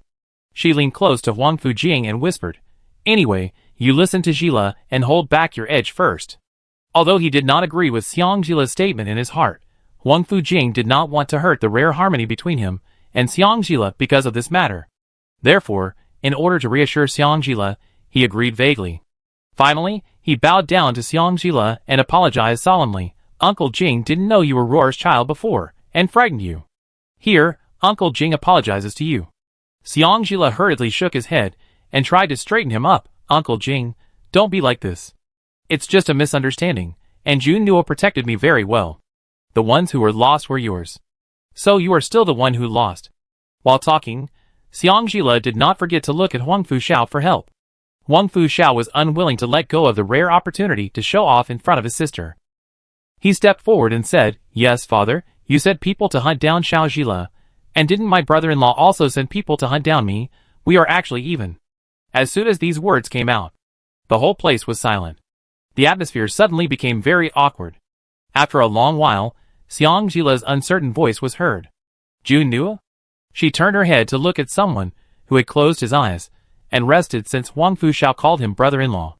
This time, Yan Zhenyu finally responded. He just lifted his eyelids slightly and looked at Xiang Zhila calmly. Reciprocity. The other party has touched his people. Could it be that he will not be allowed to fight back? There was a hint of innocence in his tone. Innocent, you big head ghost. Xiangjila was immediately at a loss. He really was a man who would not suffer any loss. Come on, after all, it was actually the flood that washed away the Dragon King Temple. Outside Bailing City, Huang Fuxiao reluctantly told Xiangjila a lot of words to take good care of herself, and then he followed Huang Fujing and the small group of people they brought with them on the way back to Nanchu. Xiangjila watched the small group of people gradually disappear from her sight, and she couldn't tell what she felt in her heart. It was just blocked and bitter. She had just known Brother Xiao for a short time. Her waist tightened, and Yin Junyuo, who had been standing beside her with his hands behind his back, walked to her side without knowing when, and put his arms around her slender waist. We are also ready to go back. Xiangjila took his hand that was on her waist, and gently stroked the back of his hand with her fingertips. Before I go back, I want to go to the Jin Mansion again. I go with you. Jin Mansion. When seeing Xiangjila and Yin Junyuo appear together, without any followers, Jin Yu and Chuancho's mouths were in the shape of zero. Prince? Lord, madam, why did you come here suddenly? And they came so quietly that they were not prepared at all. Xiangjila went forward and took Jin Yu's hand. When he found that her finger joints were still very stiff, a trace of sadness flashed through her eyes, but soon returned to the usual brightness. We are going back to Beijing, so come and sit down before we go back, otherwise we don't know when we will go south next time. After Yin Junyuo took a seat, Jin Yu hurriedly asked someone to serve tea, fearing that he would neglect him. Seeing Chuancho's face, hesitant to speak, Xiangjila looked at the person sitting in the main seat in the front hall with his legs crossed, and was about to speak. The person on the main seat was one step faster than her. You can chat, but don't run too far. After getting Yin Junyuo's approval, Xiangjila dragged Chuancho out of the front hall. As he said, they didn't run too far. They stopped at a corridor that could be seen in the front hall. Chuancho respectfully reported to Xiangjila what he had done in the past few days. These days, the shop is almost ready. After the 100 Flowers Festival, it can be officially opened. In addition, the farm is currently planting large areas of potatoes and sweet potatoes according to the princess's wishes. I plan to wait until the first harvest, and then follow the princess's previous plan, with Anjian as the main diffusion point, leading to Sichuan and Jincheng, and then to Anqing and reaching Saibei. Xiangjila nodded and said, while ensuring that sufficient food can be led out to the northern frontier, be careful not to leave any evidence behind. In addition, the Southern Martial Arts Alliance seems to be on the top of Qinshan Mountain in Anqing. There will be many people from the martial arts world coming to the September Martial Arts Conference around mid-June. You should pay more attention to those with good skills, and try to recruit them. For those who are recruited, you don't have to pay too much attention to them at first. Just give them enough money, and sign a life and death contract with them. You can arrange what you should do on weekdays as usual. At this point, Xiangjila changed his mind and pretended to take out a thick scroll of the plan he had prepared in advance from his sleeve pocket and handed it to Chuancho.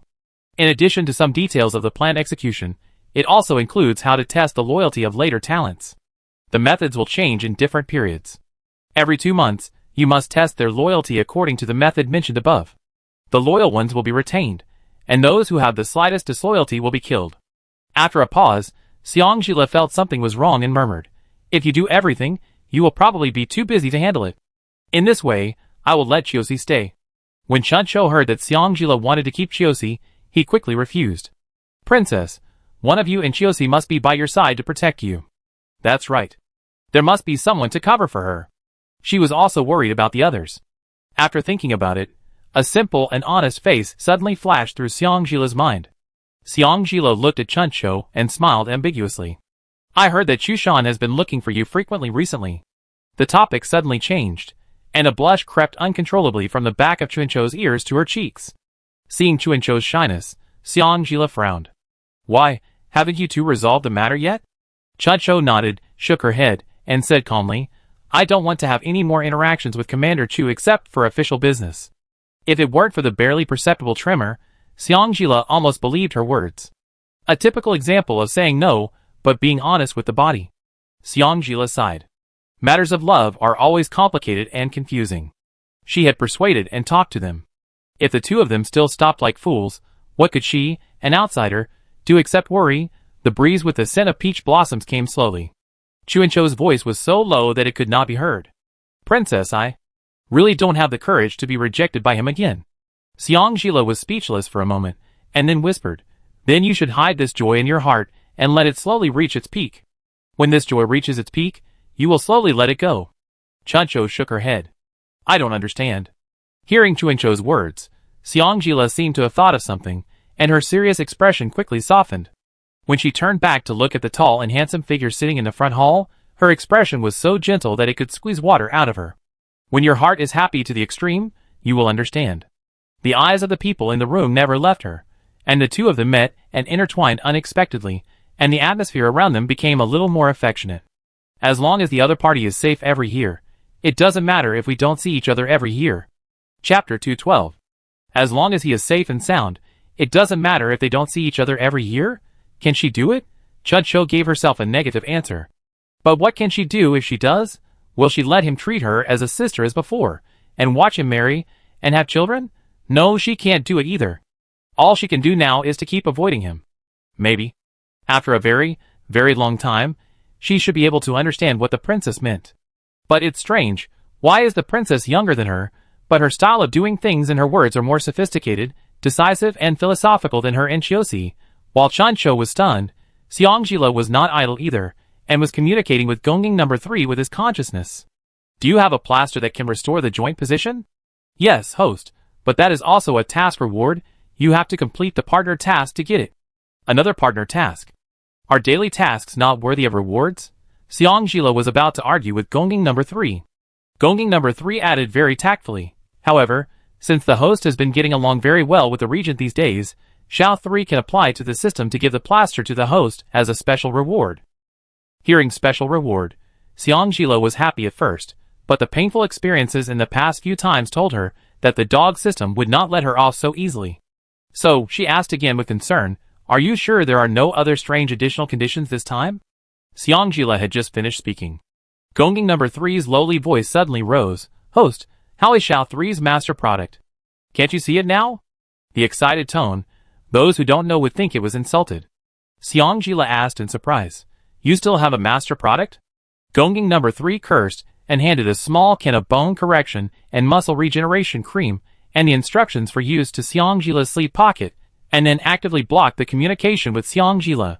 "Oh, you still have a temper?" The scene of Gongjing number 3 flapping its wings and desperately watering her functional soil in space suddenly appeared in his mind, and Xiangjila couldn't help laughing.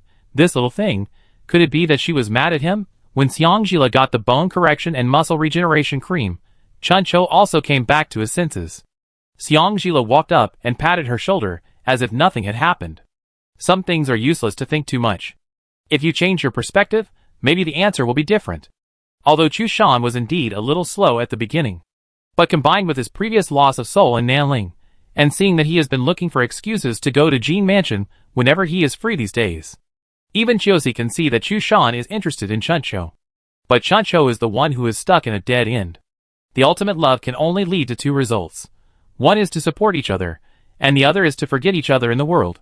Regarding the tragedy caused by Chu Shan's late awakening, she has helped as much as she can. Next, it will take time for their feelings to settle. She didn't bother Chuncho too much about the affair. She told Chuncho about her plan. "Considering the uncontrollability of the people in the martial arts world, I will privately ask Chu Shan to pick 1 or 2 confidants to stay here to help you. I am absolutely convinced of the power of Chushan's drug, so, when necessary, you will still have intersections with Chu Shan, but you are currently..." Chuncho quickly said, "As long as it is a serious matter, I can do it, princess." Xiangjila nodded and said nothing more. Because the couple came suddenly, the Jin Mansion had not prepared a banquet to entertain the distinguished guests. Jin Yu was so anxious that she was in a panic. Xiangjila grabbed her and comforted her for a long time before she gave up. After a simple lunch, Jin Yu stole a glance at Yan Junyo several times. After making sure that there was no displeasure on his face, she slowly put her mind at ease. Before leaving, Xiangjila also stuffed the bone-setting and muscle-regenerating ointment that he had obtained from Gongjing number 3 into Jin Yu's stiff hands, along with the instructions for use. "This is the plaster I have been looking for a long time. And Jin, if you don't use it, I will ignore you." Jin Yu, who had no hope for her hand, took the small porcelain jar from Xiangjila's hand and teased with a smile. "I know, you little housekeeper. I don't know how the general can stand your nagging." A light laugh came from behind. The the laugh was very light and short. If you are not careful, you will miss it. Xiangjila looked back at the man who still had no expression on his face, and made a warning TSK. After politely declining the boxes of biling specialties that Jin Yu had brought over, the couple left Jin's house at noon. The sun in the south is much hotter than that in the north, especially at noon. There were only 2 or 3 pedestrians wearing hats on the street, hurrying home. Seeing a thin layer of sweat on Xiangjila's forehead, Yin Junyo left a large ingot of silver and took an umbrella and a folding fan under the stunned gaze of the street vendor. The umbrella cast a shadow that covered the two of them, blocking the hot sun. Xiangjila couldn't help but turn his head to look at the person next to him. The man was wearing a plain-colored casual suit today, with a waistband with an animal head of the same color. His black hair was half tied up with a hair band of the same color. His waist-length hair was as smooth as satin. His outstanding facial features and cold white skin added a bit of coldness and dignity to his outfit. At this time, this cold and noble young man was holding an umbrella for her with one hand and fanning her with the other hand. Xiangjila had never thought that this pair of slender hands, with distinct joints, that seemed to only be able to hold a sword or a pen could be so pleasing to the eye when doing such trivial things. Maybe it was because the weather was too good, or maybe she had eaten too much in the Jin mansion. In short, she was very happy now, and even the corners of her mouth could not help but curl up a soft smile. "What are you laughing at?" Yin Junyo glanced at her, his voice as cold as usual. Xiangjila stretched out his hand to hold his arm, and his fox eyes were full of undisguised love for him. "I laugh, of course, because I am happy." Yin Junyo did not speak again. Stupid woman, she only knows how to laugh foolishly every day. But it's good this way. As his wife, she should stay by his side wholeheartedly and happily, without worrying about anything. Just as they were about to return to the inn, they ran into Chu Shan, who was looking for Yin Junyo. "Master, urgent news." Hearing the inappropriateness in Chu Shan's tone, Yin Junyo's expression immediately turned colder. Seeing this, Xiangjila immediately took the paper umbrella from his hand. "Junyo, you go ahead, I go back and pack my bags, and go out with Chiosi and Liu later to see if there are any specialties that need to be brought back to Kyoto." Yin Junyo looked back at the street, where there were not too many people, and nodded. "Be careful." Xiangjila wrinkled his nose at him playfully. "I know." After Xiangjila completely entered the inn, Yin Junyo motioned Chu Shan to follow. After the master and servant quickly turned into a quiet alley, Yin Junyo looked at Chu Shan with a cold face. "Why are you so flustered?" Chu Shan's face was very ugly.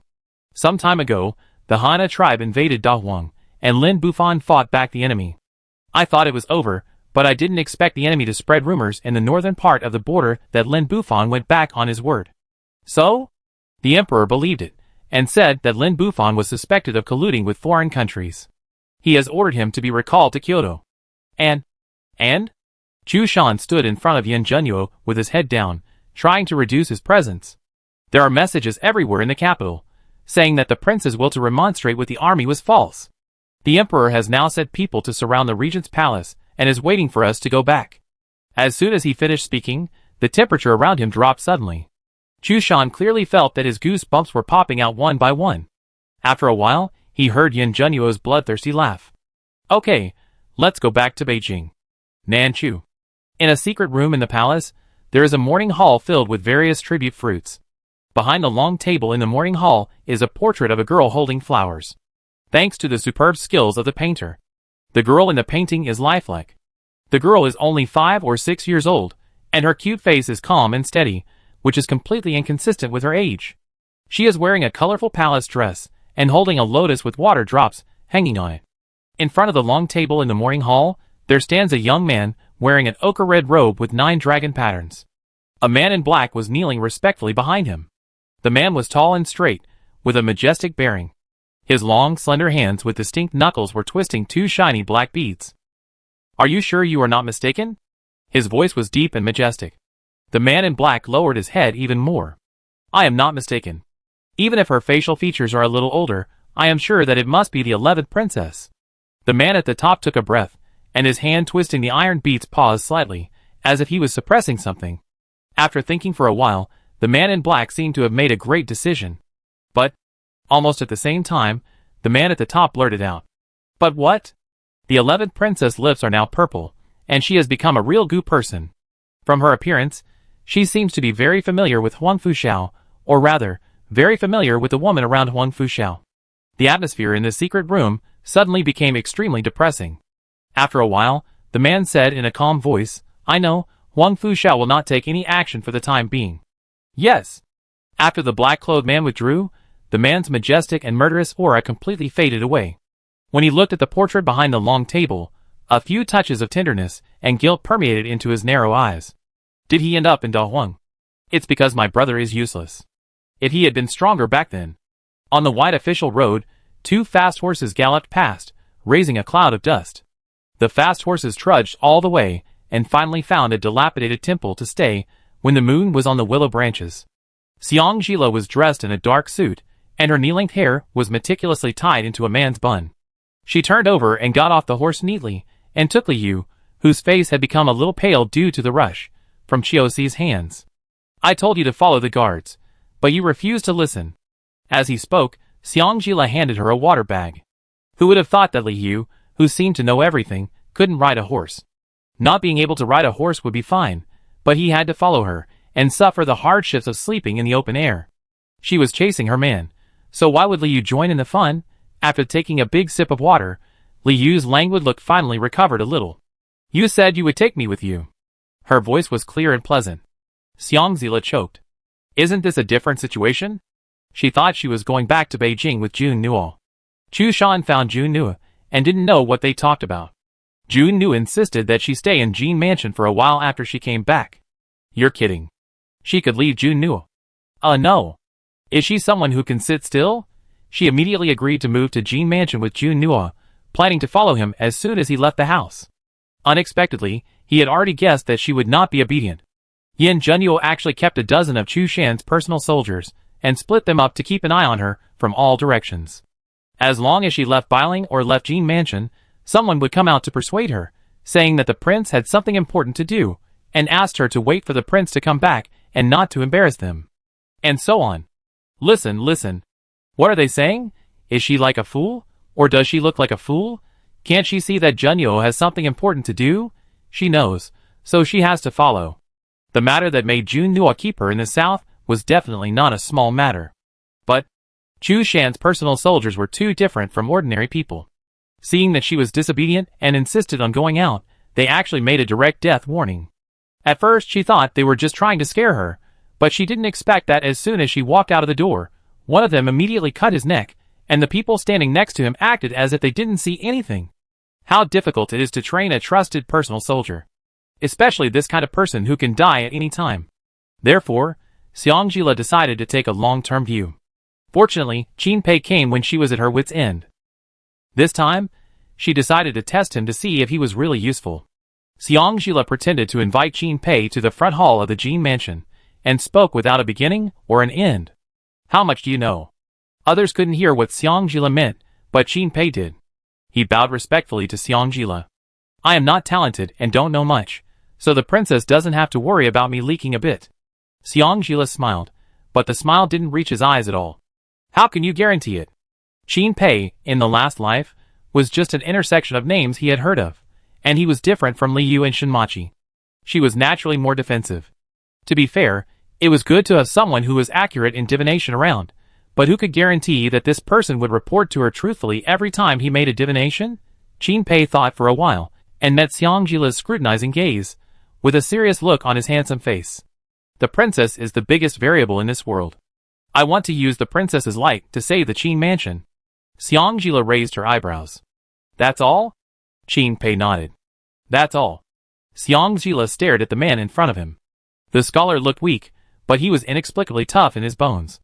Maybe he was not as fragile as she thought in his previous life. After living a new life, she found that there seemed to be a hidden story behind everyone's tragic end. Chapter 213. You keep chasing after your man, and you be scolded again when you return to Kyoto. In front of the dilapidated temple. Liu's emotionless voice brought Xiang Jila back to his thoughts. Xiang Jila said pooh to her, and laughed and scolded. Can't you expect me to be good? I hope I be scolded every day. The water bag was thrown into her hand, and Liu didn't even bother to roll her eyes at her, and turned to Qiuxi.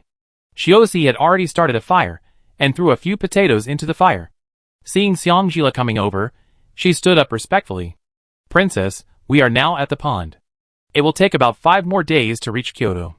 Xiangjila nodded. Okay. I will go to the forest to hunt some more game. After saying that, Chiosi picked up a few small stones on the ground casually. Just as she was about to pass by Xiangjila grabbed her arm. Hush. She held her breath and listened to the movements around her, then looked at Chiosi. Have you noticed that the surroundings have suddenly become quiet? The three of them fell silent at the same time, holding their breath and listening. In the starless night, except for the occasional beep sound of firewood, there was only the rustle sound of the evening breeze blowing through the forest. Sure enough, the silence was very strange. Liu quietly stuffed the snow-white and furry rabbit in her hand back into her clothes. A cold light flashed. Xiangjila pushed Chiosi to the side. With a flexible donkey roll, she dodged a sharp sword energy. Where she stood with Chiosi just now, there was a deep and neat dent. Xiangjila glanced at the left hand of the man in black holding the sword, and his beautiful fox eyes half squinted. Left-handed sword again? The man in black didn't seem to be very interested in Liu and Chiosi. Every move was aimed at Xiangjila. Not long after, more than a dozen men in black fell around.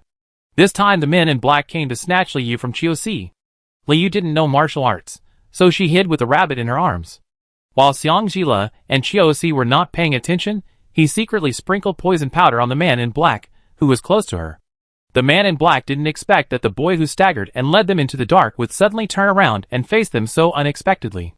They wanted to thrust out their swords without hesitation, but found that the swords fell to the ground uncontrollably. Even their heartbeats stopped uncontrollably. They could only stare at the boy with wide eyes in horror.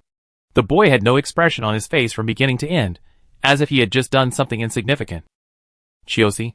When calling Chiosi's name, Xiangjila had already killed a man in black with the whip. Just one look.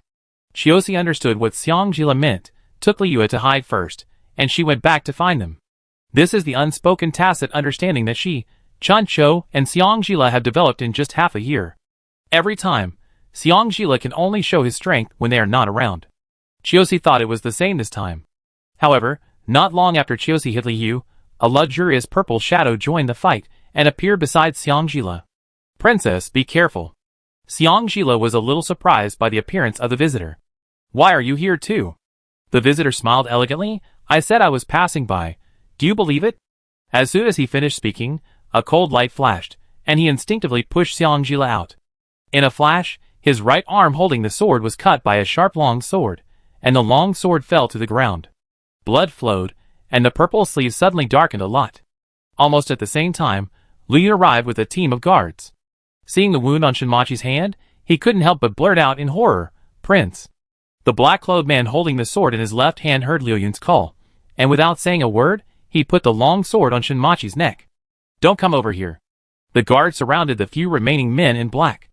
The man in black holding a sword in his left hand grabbed Shinmachi's throat with his backhand, and looked at Xiangjila with a vicious look and a hoarse voice. Everyone, step back, or your prince will die. When did Shinmachi become so weak? This was the first thought that flashed through Xiangjila's mind. She raised her eyes to the eyes of the man in black, and just as she was about to speak, she felt a pain in the back of her neck. She immediately turned her head and looked behind her. A strange fragrance filled her nose, and the reminder of Gongging No. 3 came to her mind. However, it was too late. Xiangjila could not hear what Gongging No. 3 reminded her, and she lost consciousness before she even had time to see the person who attacked her. Before she fainted, she felt that she fell into an embrace filled with a strong smell of blood. The sky gradually brightened. In a grand flower building in Shibuya City, Shinmachi was still wearing a luxurious purple robe. The wound on his hand had been treated. At this time, he was sitting motionless on the bed, and on the bed was a woman with her eyes closed. The woman was wearing a set of brightly colored clothes that was only slightly more conservative than those worn by women in brothels, with her long hair scattered. Around her head, there were a few tiny silver needles emitting cold light. It's really not easy to let you stay by my side so quietly. The corners of his eyes were slightly red, and a gentle smile appeared at the corners of his mouth. His cold fingertips carefully traced her intact right face and her beautifully slender neck. The touch as thick as cream made him love it. In the past, he lingered in the flowers, but never touched a leaf. Even though he had 3,000 beauties in his harem in his last life, he had never been so moved as he was now. Except for her, other women were just tools for him to have children. What is so good about Yin Junyo that makes you so devoted to him in 2 lives? As he spoke, His slender fingers moved from her delicate collarbone to her closed eyes, then to her nose, and then to her lips. Because of a night of coma, her lips were less moist than when she was awake. His Adam's apple moved slightly, and he gently leaned over to her lips. The woman's orchid-like breath intoxicated him, and her pair of radiant and affectionate peach blossom eyes slowly closed. Just as he was about to touch her lips, his mind suddenly flashed with the look she gave him in her last life. Cold and emotionless. The beautiful heart was instantly chilled. He sat up straight immediately. No, he couldn't take advantage of someone's misfortune. But Yin Junyo could do it, why couldn't he? Chapter 214. Once this thought came out, it was like a beast out of the gate. Once it emerged, it could no longer be stopped. The corners of his eyes turned red, and a crazy look slowly permeated his eyes. His slender fingers gently touched her right cheek again, then from her right cheek to her small earlobe, then to her thin neck, and then to her round and soft shoulders. Shoulders like a knife, waist like a woman, probably like this. His heartbeat became more and more chaotic, and finally he withdrew his hand, as if he had been electrocuted. It seemed like he was struggling, or trying to convince himself. The person on the bed was still unaware, breathing steadily and long. His eyes gradually darkened, and his voice became hoarse. If you don't say no, I assume you're willing. Reason eventually lost to emotion. Your Majesty. Outside the door. Liu Yun's voice instantly brought back his briefly lost reason. Shinmachi's eyes gradually regained clarity. What's the matter? Except for the slightly hoarse voice, Liu Yun couldn't hear anything unusual. The young man with the black scar won't let our people get close to him. Shinmachi glanced at the person on the bed. If he killed the person Yin Junyo gave her, she would be very angry. But if he didn't kill him, he would be an eyesore. He wanted to wait for her to accept him. But he was afraid that she wouldn't accept him like she did in her last life. Should he break this layer of paper, or not for the time being? A slight force pushed out some of the silver needles on Xiangjila head. Shinmachi seemed to have noticed something, staring at Xiangjila for a long time, and didn't find anything unusual, so he was a little relieved. He reluctantly reached out his hand, and touched her right cheek again, then stood up and left the room. Outside the room, there were 2 female guards dressed as maids. Serve well, don't let anyone get close. Yes, Your Majesty. After Shinmachi left, the bracelet on Xiangjila's hand flashed red. Gonging number 3 continued to use all his strength to force out all the silver needles on Xiangjila's head, and tried very hard to establish a connection with Xiangjila's consciousness. However, Xiangjila seemed to be possessed. Blocking any interference from the outside world, she was completely immersed in the memories of her previous life. In the memories, she was like a bystander, watching her previous life and Yin Beimo having a secret meeting. In the box of Baitsue building, Yin Beimo was wearing plain clothes, with a deep smile on his lips, but his phoenix eyes, which looked very similar to Yin Junyo, were cold and indifferent. He gently said to Xiangjila in front of him, Lulu, I know it's unfair for you to cook for that devil Yin Junyo next time, but I promise you that this is the last time. When it's done, I will ask my brother to grant you a marriage and give you a status. As he said that, he pushed an oil paper bag in front of her. Xiangjila looked at the person in front of her. A trace of panic flashed in her eyes. This is... Yin Beimo reached out and grabbed her hand, affectionately, and his voice became more gentle. This poison is called heart-eating. When you serve him a meal, take the opportunity to put this in his food. Put it in his food. Recalling the look in Yin Junyo's eyes when he looked at her with emotions that she couldn't understand, Xiangjila hurriedly shook her head. No, that devil will definitely not fall for it. If he finds out, he will lock me up with chains. Thinking she was worried, he gently assured her, Don't worry, this poison is colorless and tasteless, he can't feel it, and it won't kill him immediately. After being poisoned, his symptoms will be like stomach disease. At that time, you just need to make him angry a few more times, make him depressed, and vomit blood a few more times, and he will be close to death. Death? Will that devil-like bloodthirsty person really die? Xiangjila bit her lip and asked timidly, What about after he dies? Yin Beimo took her hands and promised solemnly, After he dies, I will give you the title of concubine. You are no longer a virgin, so it is impossible for you to be my wife. Giving you the title of concubine is my greatest effort. Lulu, we should not be bound by such vain things as titles. Looking at Yin Beimo's affectionate face, Xiangjila gritted her teeth and accepted the oil paper bag he pushed in front of her. I will do my best. Yin Beimo was overjoyed and put her hand on his chest, with a hint of warmth in his eyes. Lulu, I believe you, you can do it. Her cheeks felt a little hot under his gaze, and Xiangjila lowered her head shyly. As a bystander, Xiangjila saw the interaction between the two. She wanted to angrily snatch the oil paper bag from Xiangjila's hand, but it didn't work at all. The scene changed. Yin Junyo was in the study, reviewing official documents with a cold expression. Chu Shan's vigilant voice sounded outside the door. "Princess, the prince doesn't have time now. So I can't come to see the prince now?" Hearing the voice of the speaker, Yin Junyo's phoenix eyes lit up slightly, and then quickly dimmed. Chu Shan was still very responsible in blocking Xiangjila from the door. "Princess, please don't make it difficult for me." Xiangjila took a step back and said without any emotion, "Yin Junyo, I made soup for you. Do you want to drink it or not? If you don't want to drink it, I will throw it away." Xiangjila, who was standing aside, clearly felt that the aura around Yin Junyo had changed, and it was no longer so difficult for people to approach. He seemed to find it hard to believe, and muttered to himself, "Really? Will you make soup for me? Am I qualified to drink the soup you made for me?" Xiangjila, who was standing by, nodded quickly. "Junyo, you are qualified. You are the most qualified in the world." However, the person in the memory did not hear what she said. She stood by, her heart aching, watching him drink up the soup she handed him without leaving a drop. She also saw with her own eyes the ecstasy and confusion that flashed in her eyes when she left in her previous life. After Xiangjila left, Chu Shan immediately stepped forward and looked at Yin Junyo with concern. Just as he was about to speak, Yin Junyo's breathing suddenly became rapid. After a few low coughs, he felt a dull pain in his chest, and then, without any warning, a trace of blood flowed from the corner of his mouth. Chu Shan was filled with murderous intent. That woman, how dare she? He turned around and was about to walk out. Yin Junyo shouted angrily, "Come back to me. If you dare to hurt her, never show up in front of me again." Chu Shan paused and turned to look at Yin Junyo with an unbelievable look on his face. Yin Junyo slowly wiped the blood from his mouth with a handkerchief. After looking at the blood on the handkerchief for a while, he smiled bitterly. "She really hates me." The trembling "she really hates me" made Xiangjila's heart ache. She wanted to hug him in her previous life and tell him that it was not like that. A piercing pain came over her. Xiangjila suddenly opened his eyes. Heart eating. It turned out that Yin Junyo's body in his previous life became weaker and weaker, and he often vomited blood. It was not caused by stomach disease. But she gave him a heart-eating spell.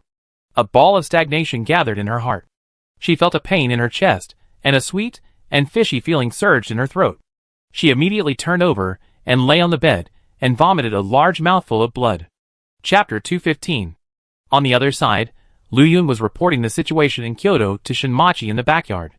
At last, he glanced at Shinmachi's injured right hand and said hesitantly, "Prince, is it worth paying such a high price just for such a night of companionship? Using such a clumsy way to lead the Regent back to Kyoto, and also losing a group of secret guards, just to let the Regent Princess be alone." He thought about it, and couldn't understand the prince's motive for doing such a thing. The Regent is not the kind of person who will suffer losses. If he solves the matter in Kyoto and turns around to touch them, they will not get any good at all. Moreover, since the prince brought the Regent Princess back, he has been very cautious. He probably stayed with the Regent Princess for most of the night and did nothing else. This is not like the prince's free-spirited style. Shinmachi's peach blossom eyes were half closed, and it was unknown what he was thinking. After a long while, he whispered to himself, "It's not the right time yet." He was still too impatient. He should cultivate feelings with her first, and then slowly enter her heart. But he was unwilling to accept it. Why could Yin Junyo force her to marry him? But he couldn't. Seeing his master's unconfident and tangled look, Lu Yun was even more confused. "My lord, I really don't understand. Why is that woman worth your efforts?" He really didn't understand. Everyone said that the lord was a playboy who only knew how to linger in the flowers, but only he knew that the lord would never touch the concubines in the mansion in private, except for necessary physiological needs. However, since the lord woke up in September last year, he has changed. He no longer likes to spend the night in the brothel, and has become less interested in women. What made him even more surprised was that since he woke up, the prince seemed to regard the regent as an enemy who must be eliminated as soon as possible. Not only did he dismiss all the concubines in the mansion, he dealt with a group of servants in the mansion in a swift and decisive manner, and also began to deploy the key link of Gan Jingshan. What made him wonder was why the regent was poisoned and could act like nothing happened. A slight sigh interrupted Liu Yun's thoughts. He seemed to hear a sentence from the prince, with an inexplicable emotion. All women in the world are unlucky, only she is different. When he said this, Shinmachi's peach blossom eyes were extremely gentle. Her stubbornness and loyalty engraved in her bones were the reasons for his fall. There was a burst of hurried footsteps behind him, and the gentleness in Shinmachi's eyes disappeared completely. The person who came was one of the maids, who had just been guarding Xiang Yila's door. "Your Majesty," the princess vomited blood. "What?" Inside the room, Gongjing number 3 was trying to establish contact with the crazy Xiang Yila. "Host, your emotions are very unstable now. Your heartbeat is very fast. You can't think about this kind of thing anymore." Xiang Yila ignored him. She hugged her knees with her hands. Her eyes were empty and unfocused, and she kept muttering to herself. "So, in the last life, I was the one who pushed Jun Nuo into the abyss with my own hands. The military stick was just an opportunity for him to be seriously injured. If I hadn't poisoned him, why would he be so miserable in the last life? If he wasn't so miserable in the last life, wouldn't he have died that time? So, his death was caused by my own hands. I am dirty and vicious. How can I be worthy of such a good man? How can I be worthy of staying by his side? Host, you are possessed. Host, wake up. I am not worthy, I am not worthy." The door was kicked open rudely. Shinmachi walked to the bed in 2 steps, and saw her lifeless eyes. His heart ached. Ignoring the difference between men and women, he went forward and hugged her tightly. "Princess, what's wrong with you? Are you feeling unwell?" Xiang Yila's body stiffened at the sudden hug. The strength of the hug was wrong, and it didn't smell like Jun Nuo. This person was not Jun Nuo. With this realization, she finally came back to her senses. She pushed the person who was hugging her away as if she had been electrocuted. Shinmachi was caught off guard by this sudden push and almost rolled off the bed. She felt cold all over. Xiang Yila lowered her head quickly. When she found that she was wearing a translucent crimson gauze dress, and her underwear was faintly visible, she immediately wrapped herself tightly with a quilt, revealing only her face. "Shinmachi, why are you here?" This time she didn't call him Prince politely like before, but looked at him vigilantly. Even if she was slow to react, she understood. The men in black were all agile and well-trained, and they were basically the secret guards kept by the rich and powerful. Thinking back to the coincidence of his appearance, the cooperation of the men in black, and the surprise of the person who knocked her out. "What do you mean by passing by unintentionally?" This was clearly premeditated. Realizing that the silver needle on her head for calming the mind was missing, Shinmachi glanced at the 2 gatekeepers without leaving a trace. Facing Xiang Yila's vigilant eyes, he smiled slightly. "Princess, maybe there is a misunderstanding between us." "Fuck your mother's misunderstanding."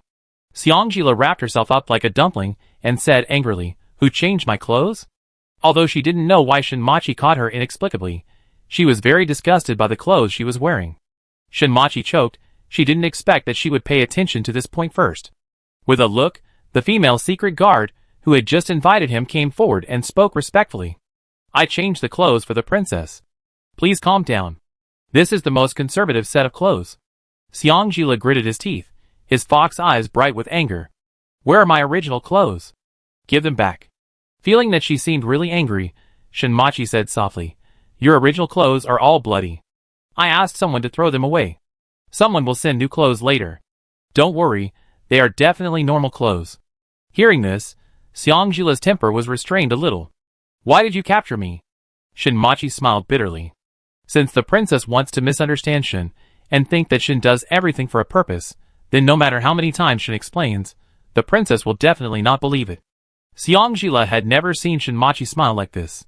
Thinking back to when he provided her with information not long ago, she looked at him seriously. "Shinmachi, I don't want us to become enemies in this life." Shinmachi nodded. "I know, you must think I want to kidnap you and do something to Yin Junyo." When he said this, Shinmachi looked at Xiang Yila's reaction, and saw that she lowered her eyelids and didn't look at him. He continued to speak softly. "Although I don't understand why you always think that I will hurt Yin Junyo, but since he is someone you cherish, I will definitely not hurt him at all. But if other people hurt him, he can't care. Yin Junyo, as long as he is alive, is a powerful opponent." Chapter 216. "Remember what you said?" Xiang Yila looked at him with deep eyes. The corners of his mouth slightly raised, his expression became colder. "Maybe in your eyes, I am just a fool who can only charge into battle, but if anyone touches my reverse scale, no matter who it is, I will make him pay the price." Perhaps her eyes were too scary. Shinmachi felt a chill on his back. He knew that she would always do what she said, even if it meant dying together with the enemy. This kind of her made him sink more and more into her. He tried to suppress the urge to put his hand on her head, and nodded to her with a smile. I understand. You take a rest. When you are well rested, I will have someone send you back to Kyoto. Xiangjila lowered his eyes, and thought for a while. My people should also be guests here, right? Shinmachi paused and nodded. Yes, they are looking for you, so I will place them in other villas. I will also have someone bring them here later. Xiangjila held the quilt and politely leaned to him. In this case, I trouble you, your highness. Shinmachi was speechless. I thought we had a friendship in the last life, so we wouldn't be so distant. What do you think, princess? Xiangjila was stunned for a moment, then smiled. Sheila is happy to make friends with your highness, but your highness, have you really done so much just to make friends? Hearing this, Shinmachi suddenly bent down and came in front of Xiangjila, and her figure was all in his sparkling peach blossom eyes. He looked at her sincerely. I am serious about you. Too close. Xiangjila instinctively leaned back to distance the two of them. The room suddenly became quiet. Xiangjila even heard the steady, but chaotic heartbeat of the man in front of her. She frowned slightly. Your Majesty, don't say such frivolous words in the future. I am the Regent Princess. You are disrespecting me by saying such things. Shinmachi choked, followed by a sour feeling. If Yin Junyuo said this to you, would you be ecstatic? So, what do you love about Yin Junyuo? Disappointment flashed across his eyes, and Shinmachi straightened up. Princess, you are right. It was Shin who lost his composure. After saying that, he turned around and was about to leave. Before leaving, he turned his back to her and said sadly, as Shin said just now, Shin really regards the princess as a friend. If the princess always doubts Shin's motives, Shin can only say that everything will be proven by time. After saying that, he strode out of the wing room. Xiangjila looked at his back as he left, and a trace of inexplicable emotion flashed across her fox eyes. Lying back on the bed helplessly, she reconnected with Gongjing number 3. Xiao 3, how long will it take for my functional soil to be conditioned before it can give birth to vitality? Host, you finally took care of Xiao 3. I was really scared just now. The voice of Gongjing number 3 cried in her mind for a while, until she found that Xiangjila had no intention of comforting it for a while. Gongjing number 3 slowly said, the specific functional soil depends on the host's daily cooperation and the diligence of the regent. There was a sudden silence in her mind. Gongjing number 3 seemed to be offline. Not long after, the voice of Gongjing number 3 sounded in her mind again. Xiao 3 just went to see it. According to the current progress, if the host continues to actively cooperate with the conditioning will be completed in 1 to 2 years. Okay, I know. Host, do you have the idea of having a child with the regent now? Gongjing number 3 asked very carefully.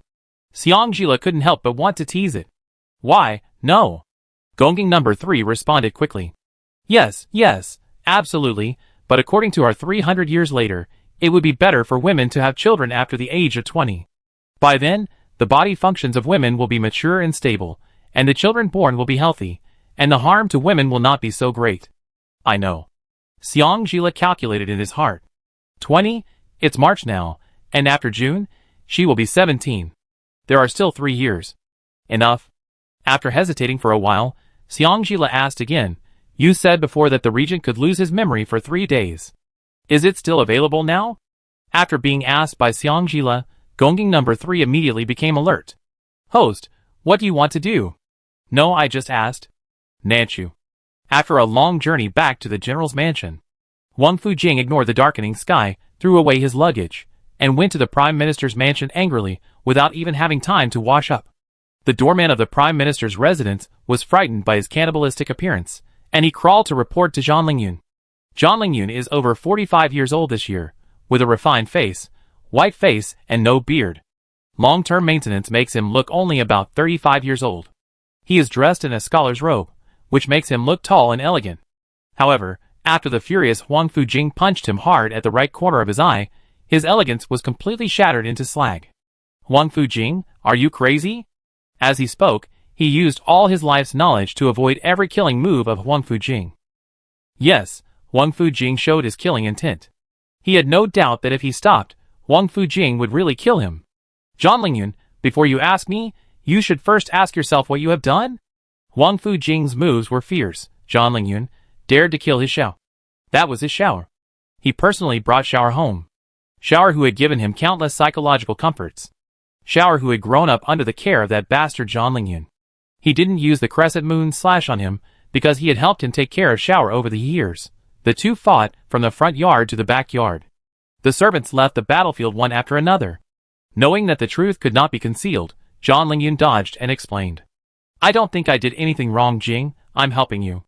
Huang Fu Jing didn't listen to a word. Go to hell with helping me. Shower means a lot to me. You and I have known each other for so many years, don't you know? Seeing that Huang Fu Jing's killing moves were getting more and more fierce, John Lingyun could no longer bear it and roared. Huang Fu Jing, are you fucking sick? That's just an adopted son, born to Xiangxi by the woman who betrayed you. Is it worth it to sacrifice the future of the entire Huang Fu family for a bastard? After a roar, the whole world seemed to be quiet. Huang Fu Xiao, who followed closely behind and was about to fly up to Huang Fu Jing and hug his thigh to stop the fight, immediately froze in place, and even the expression on his face that was about to persuade his father with great grief froze. Chapter 217. Huang Fu Xiao could no longer hear what the two people behind him were arguing about. He didn't even know how he got back to the general's mansion. Ah Yin rarely saw her master so distraught, and hurried forward with concern. Young master. Huang Fu Xiao's fox eyes were cold and expressionless. He looked at him and stretched out his hand to push him aside. At this moment, his mind was full of John Lingyun's words, he is just an adopted son. After living for nearly 17 years, this was the biggest joke he had ever heard. How could he be an adopted son? Father loves him so much. How could he not be his father's son? But if he is really not his father's son, then why did his father not marry for so many years? Almost at the same time, Xiangxi brought Chiosi and Liu back to Bailing before sunset. Since the evening, she has had an inexplicable feeling of depression in her heart. This feeling of being unable to breathe makes her very uncomfortable. She didn't know where this inexplicable feeling of wanting to cry came from. Qin Pei stood straight beside the stone lion, wearing a scholar's robe, as if he had expected it. When he saw Xiangxi, he was not surprised at all. Xiangxi raised his eyebrows. You knew this would be the result? Qin Pei smiled elegantly. I have to let the princess see my strength. Xiangxi pulled the corners of his mouth coldly, pretending that he had already laughed. Charlatan. He is so good at acting. I guess he was pretending when he saw Yin Junyuo's expression as if he had seen a ghost. The purpose was to attract her attention. Knowing his identity from Yin Junyuo, she could figure out that she was a return person, and naturally she could figure out that there was some causal relationship between them. Seeing that Qin Pei had nothing else to say, Xiangxi turned sideways and passed by him. When she was about to step into the gate of the Jin mansion, Qin Pei's voice came from behind. What happened last night is over, and I hope the princess will think twice before making any decision. What you think is the best arrangement may not be what the prince wants. Xiangxi paused, then strode into the Jin mansion. Chiosi and Liu, who were following behind her, looked at each other in tacit understanding. Both of them saw confusion in each other's eyes. Last night?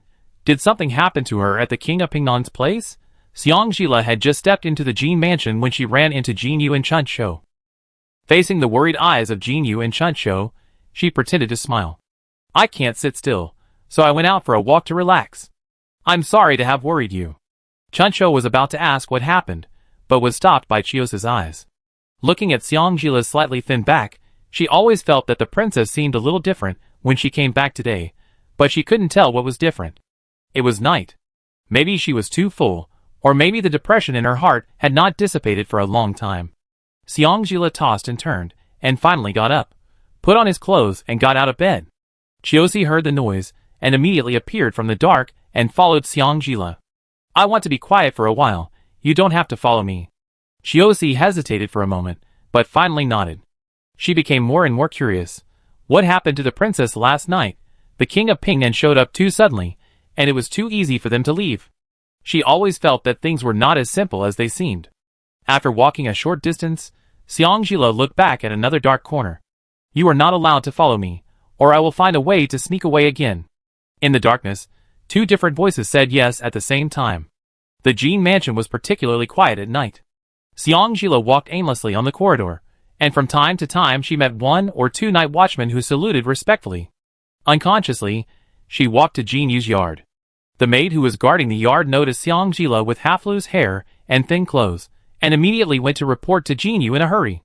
Jin Yu, who had just put down her hair and was about to rest, hurriedly put on her clothes and took her to the side hall of her yard.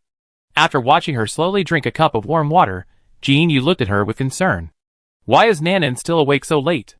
Seong-Jila gently placed the teacup on the table, lowered her head, and whispered, I can't sleep. Can't sleep? Jin-Yu teased her. Missing the general? Under the dim light, she saw a layer of pink slowly coating Seong-Jila's fair cheeks. She couldn't help but joked, Auntie Jean understands, young people are always prone to dry wood meeting raging fire, as long as a woman has sex. Seong-Jila quickly interrupted her fierce words, Auntie Jean. What's the connection?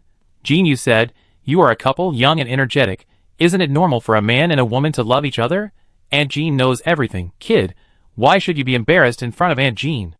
The more he talked, the more outrageous it became. Seong-Jila sighed. Aunt Jean, it's not what you think. Not like that? Jin-Yu's teasing smile choked for a moment, and she frowned. Then what is it? Seong-Jila leaned on the table listlessly, and said weakly, Aunt Jean, you say? If a man is tired of a woman, is 3 years enough? Men get tired of women. It depends on the nature of the man. A philandering man may get tired of her in 10 days, or half a month.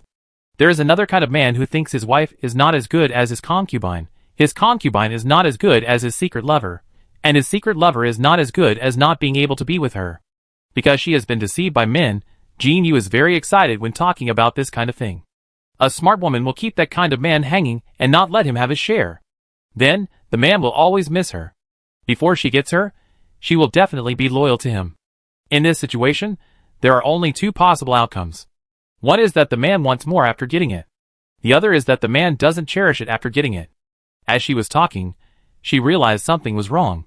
No, you suddenly asked this question today. Could it be the general? Seong-Jila immediately sat up straight and defended. It's not him, it's me. Jin-Yu's eyes widened immediately. Have you changed your mind? As soon as she said this, Seong-Jila immediately covered her mouth with his hand. No, don't talk nonsense. Jin-Yu nodded quickly. She remembered clearly that there were more than a dozen generals who stayed in the mansion to protect Nanan. It would be bad if someone heard it and misunderstood it. After Seong-Jila let go of the hand covering her mouth, Jin-Yu lowered her voice and asked, What's wrong with you now? Why ask such a question out of the blue? Did the young couple have a quarrel? With a light sigh, Seong-Jila returned to his gloomy look. Actually, I can't say why. I just think he's too good. I don't deserve him. Her voice was very soft, as if she was talking to Jin-Yu, but also as if she was talking to herself. She was surrounded by people he left behind to protect her. She was now in a state of confusion, with many random thoughts popping up in her mind. She wanted to find someone to give her some advice, but she was afraid that it would reach Yin Junyuo's ears. After thinking about it, it seemed that only Jin-Yu was more reliable. As for Li Yu, she felt that if she asked her for advice, she would definitely say that she was boring again. Her forehead was gently tapped, and Seong-Jila looked at the person who tapped her forehead. She saw that the person was looking at her with a frown, and said 2 words to her in a serious tone. Nonsense. Chapter 218. In the past, Jin-Yu always looked at her with a smile and a little kindness. This was the first time Seong-Jila saw Jin-Yu so serious. I feel so bad for the general when you say that. Seong-Jila looked at Jin-Yu. A trace of confusion flashed in his eyes. I mean, I'm not worthy of him. Why is he so bad? Jin-Yu said it as a matter of course. You're already married, and you bewitched her. Isn't it too late to think about whether you're worthy of her now? Also, you slept with her, didn't you? Seong-Jila was about to speak, but Jin-Yu raised her hand and interrupted with an expression that said, Listen to me. Sleeping with someone means taking advantage of them. After taking advantage of them, you just said you felt you were not worthy of them and wanted to run away. What did the general do wrong? Isn't it just that he is more handsome and holds a higher position? With such superior conditions, he can't even trap his wife. If he is not upset, who is upset? Seong-Jila continued to refute, but Jin-Yu waved her hand as if she didn't want to listen to her. Forget it, chatting with you will make me angry to death. I'm going back to sleep. Do you want to squeeze in with me here tonight? This tone sounded familiar, but it was definitely not something Jin-Yu could say. Seong-Jila frowned. Aunt Jean, your tone is a little wrong. Jin-Yu paused, glared at her coquettishly, and softened her tone. Isn't it because you are angry? You have to believe in the general's vision. Since he chose you, it is because you are worth it. Really? Is she worth it? Jin-Yu's last sentence seemed to have magic, soothing most of Seong-Jila's anxiety. The confusion in his heart gradually dissipated. Yes, since he thought she was worth it, she shouldn't let him down. Looking at the dark sky, Seongjila called the nanny who had just been guarding the gate of the yard and asked her to help send someone to tell Chiosi that she would stay at Jinyu's place tonight. The two of them lay on the bed in their clothes. Jinyu yawned tiredly. Anyway, don't think too much. According to how much the general loves you, I guess you can't run away even if you want to. Seongjila looked at Jinyu with a little surprise. How did she know that she had such an idea? Ignoring Seongjila's surprise, Jinyu continued vaguely, if one day the general really doesn't want you, you come back to the south, and the Jin mansion will always be your home. After that, the sound of Jinyu's even breathing came from Seongjila's side. Falling asleep so quickly, Seongjila raised her body to look at Jinyu. She didn't know if it was her illusion, but she seemed to see a flash of red light under Jinyu's closed eyelids. Perhaps the depression in her heart was relieved a little, and a feeling of fatigue came over her, and Seongjila's eyelids also started to fight. Not long after, she also fell asleep beside Jinyu. The room was silent, and a red light quickly drilled back from Jinyu's forehead to the bracelet. Compared to the peaceful days in the south, in Kyoto, everyone was panicking. It was already the second half of the night. However, the Jinwon Hall was still as bright as day. In front of all the officials, Yin Beiki, who was wearing a bright yellow dragon robe and a golden crown with two dragons playing with pearls, was looking majestically at Yin Junyo, who was standing in the center of the hall with his hands behind his back, wearing a black three-clawed golden dragon court robe and a golden crown. Uncle, you openly disobeyed the order and hijacked the prisoner. Don't you plan to give me an explanation? Yin Junyo's narrow phoenix eyes slightly raised, and a cold smile appeared on the corner of his mouth. Your Majesty thinks that I am idle? Teacher Zhong standing beside him immediately criticized him harshly. How dare you, Yin Junyo, be rude to the emperor in the palace? Yin Junyo turned a deaf ear and didn't even look at him. Looking at Yin Beiki on the dragon throne, he spoke again in a cold voice. Why did the Haina tribe invade? How could the emperor not know the reason? A small herdsman tribe dared to offend our great phoenix. Do I say he is stupid, or does he have someone to rely on? Teacher Zhong snorted coldly. I'm afraid someone is colluding with that small tribe. TSK. A chuckle came from the officials. Everyone looked in the direction of the sound and saw Jia Daoheng trying to purse his lips. Seeing that he attracted all the attention, Jia Daoheng did not feel guilty at all, but looked innocent. What are you all looking at me for? Everyone turned their eyes back to the people in the hall with black lines on their heads. Before Yin Junyo could speak, another general in the hall looked at Master Zhong, as if it was hard to believe that the words without any depth just now came from Master Zhong's mouth. I don't know many truths like Master, but I still know how to weigh the pros and cons. If you were Master walking on the street, and a civilian child asked you for money and punched you, and then you sent someone to catch the child and beat him up, and the child went back and told others that Master, you broke your promise and had already recognized him as your son, but you turned your face away. Regardless of the credibility of this statement, if a civilian child didn't have someone to instigate him, how could he dare to approach you who is surrounded by guards and in a high position?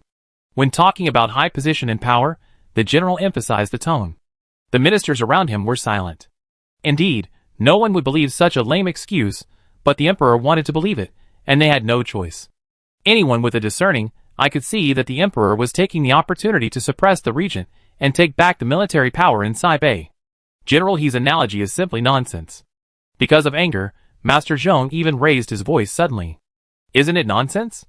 Yin Junyo in the palace looked at Yin Beiki. His deep eyes seemed to see through Yin Beiki, making Yin Beiki feel uneasy. If the emperor wants to take back my military power, just say it directly. Why joke with the lives of the soldiers in the northern part of the border? The tone was still cold and unchanging. I didn't expect Yin Junyo to say what the emperor was thinking so directly. For a moment, the faces of all the officials turned red. Uncle, what you said is wrong. Lin Bufan has colluded with foreign enemies. This is one thing. Second, your regent edict. Chapter 219. Did the emperor see it with his own eyes? Yin Junyo's voice was not panicked. Yin Beiki's eyes were half closed. What does the emperor mean? Lin Bufan colluded with foreign enemies, and I forged the regent's edict. Did the emperor and all the officials see it with their own eyes? The civil servants behind Master Zhong, who were separated by 3 people, came out of the line with jade symbols and bowed respectfully to Yin Beiki, saying, the prisoner Lin Bufan had confessed everything on the day he was detained. I can have someone report the confession to the prince for review. Yin Junyo didn't even turn his head. He recognized the man's voice. He was one of Master Zhong's disciples. He was originally a lecturer in the Imperial Academy. He married Master Zhong's concubine daughter in August last year and rose to prominence since then. Due to the change of people in the court, he was promoted to the third rank in half a year, from a lecturer in the Imperial Academy to a junior official in the Dali Temple. Regardless of the rationality of this promotion, the number of unjust cases in the Dali Temple has increased significantly in the past 6 months. Before Yin Junyo could speak, the white-haired Meng Xiao, who stood in front of Master Zhong, also stepped out and said in a vigorous manner, "Since you want to submit a confession, why not bring the prisoner up and confront him together?" After saying this, he bowed respectfully to Yin Beiki. "Your Majesty, what do you think?" Yin Beiki nodded. "Mr. Meng is right. I will do as Mr. Meng says, but..." At this point, he looked at Yin Junyo with difficulty. The meaning was self-evident. Yin Junyo followed suit. "Since your Majesty has spoken, I will cooperate." After saying this, he clapped his hands twice. Chu Shan, carrying the wounded Lin Bufan, landed beside Yin Junyo as if he had fallen from the sky. All the civil and military officials in the court gasped. Although Yin Beiki looked calm and composed on the dragon throne, his phoenix eyes, that looked like Yin Junyo, had already widened due to shock. The civil and military officials in the court gasped, because they were frightened by Lin Bufan's appearance that was no longer human. Yin Beiki was surprised at Chu Shan's lightness and concealment.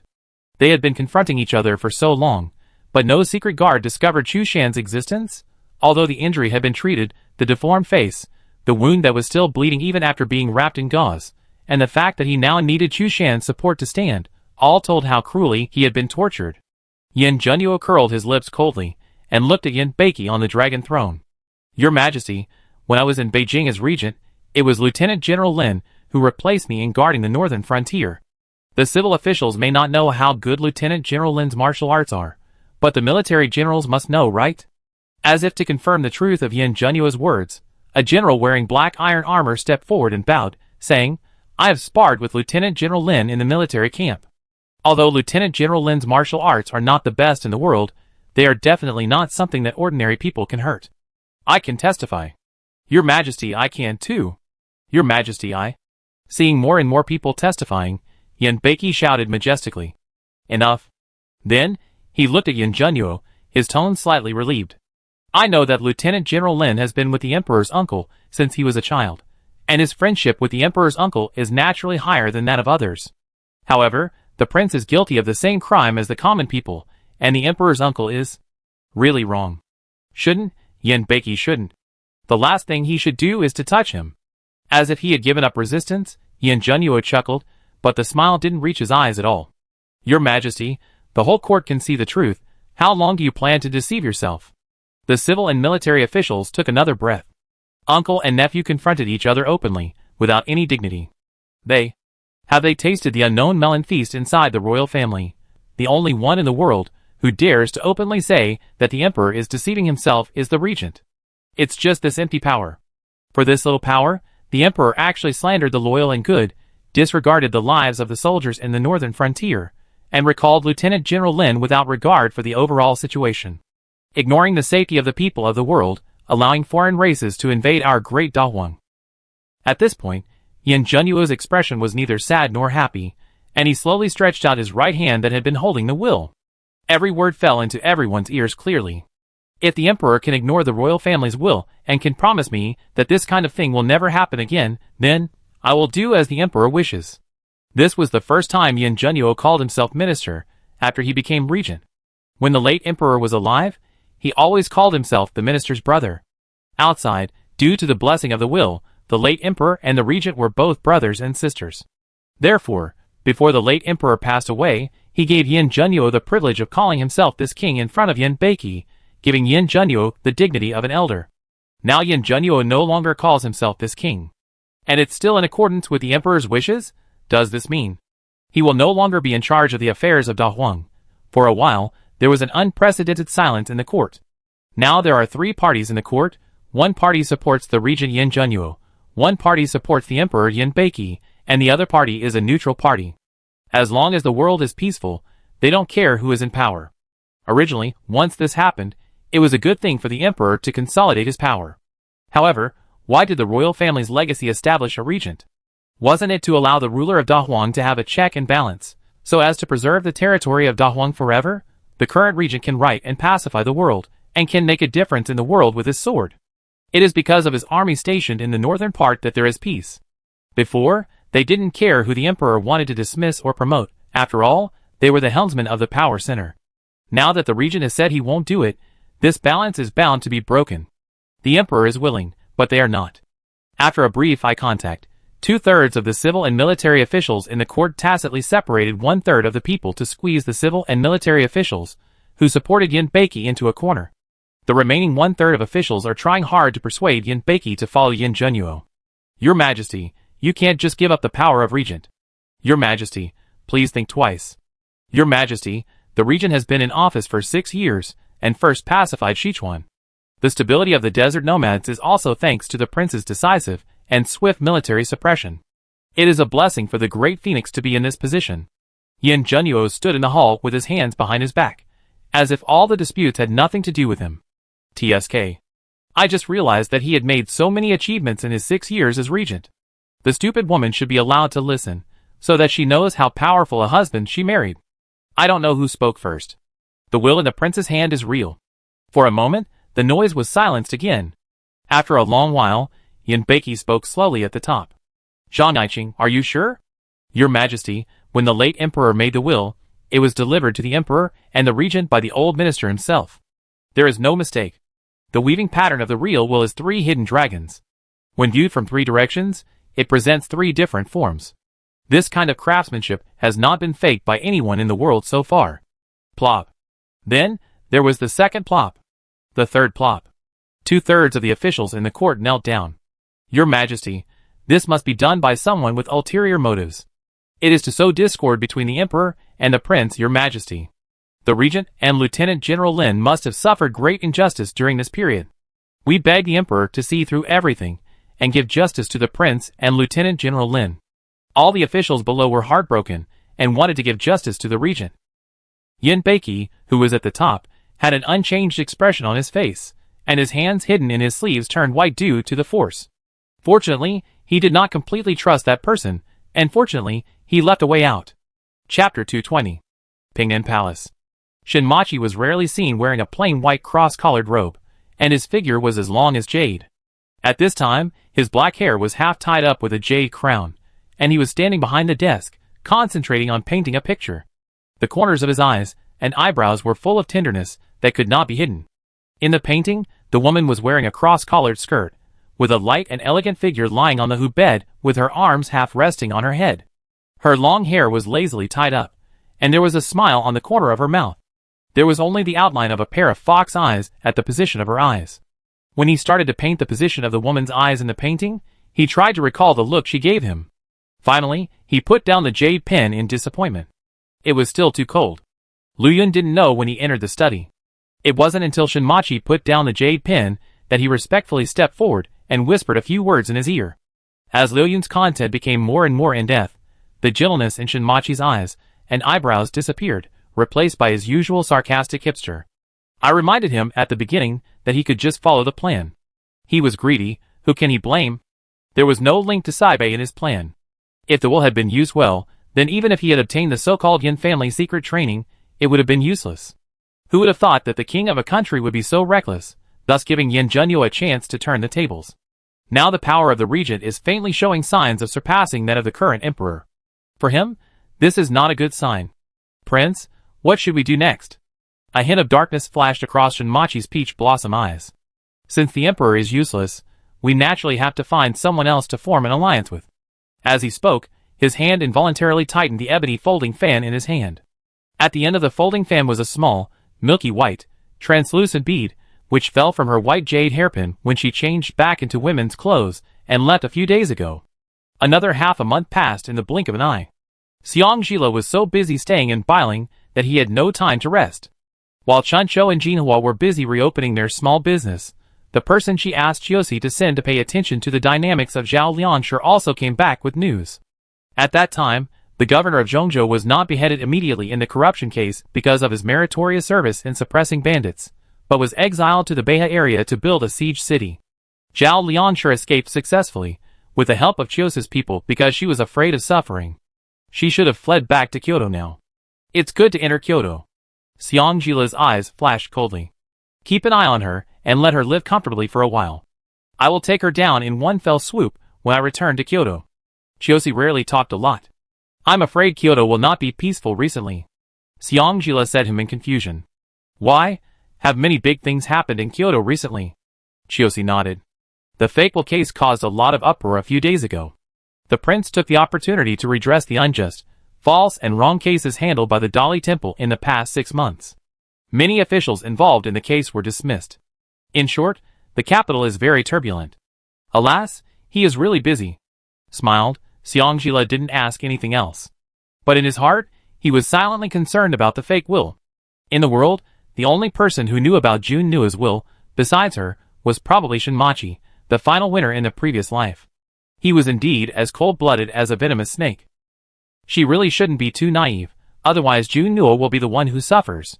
In order to make his plan more feasible, Seongjila specifically asked Chin Pei about the easiest places to find thugs in the south. Thugs? Chin Pei frowned at first, then relaxed. Not that there aren't any.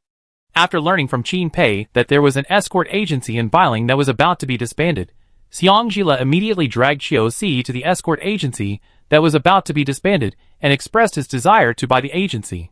Strangely, when Seongjila explained her purpose, the old escort inside drove her out without hesitation. Master, how about this subordinate? While speaking, Chiyose even made a gesture of wiping her neck. Seongjila stopped her with a smile. Okay, if you don't want to sell it, we will look for another one. We don't have to buy this one. She said so, but Seongjila still carelessly left her address.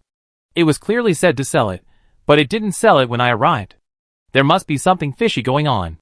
The next day, the sun was shining brightly. In the pavilion of the Jin mansion, Jin Yu, Chuncho, Chiyose, Liue, and Seongjila were playing Tsushui Liushang. After playing for a while, Seongjila probably felt bored and stood up and stretched first. Jin Yu's hands had gradually become less stiff under the miraculous effect of the ointment these days.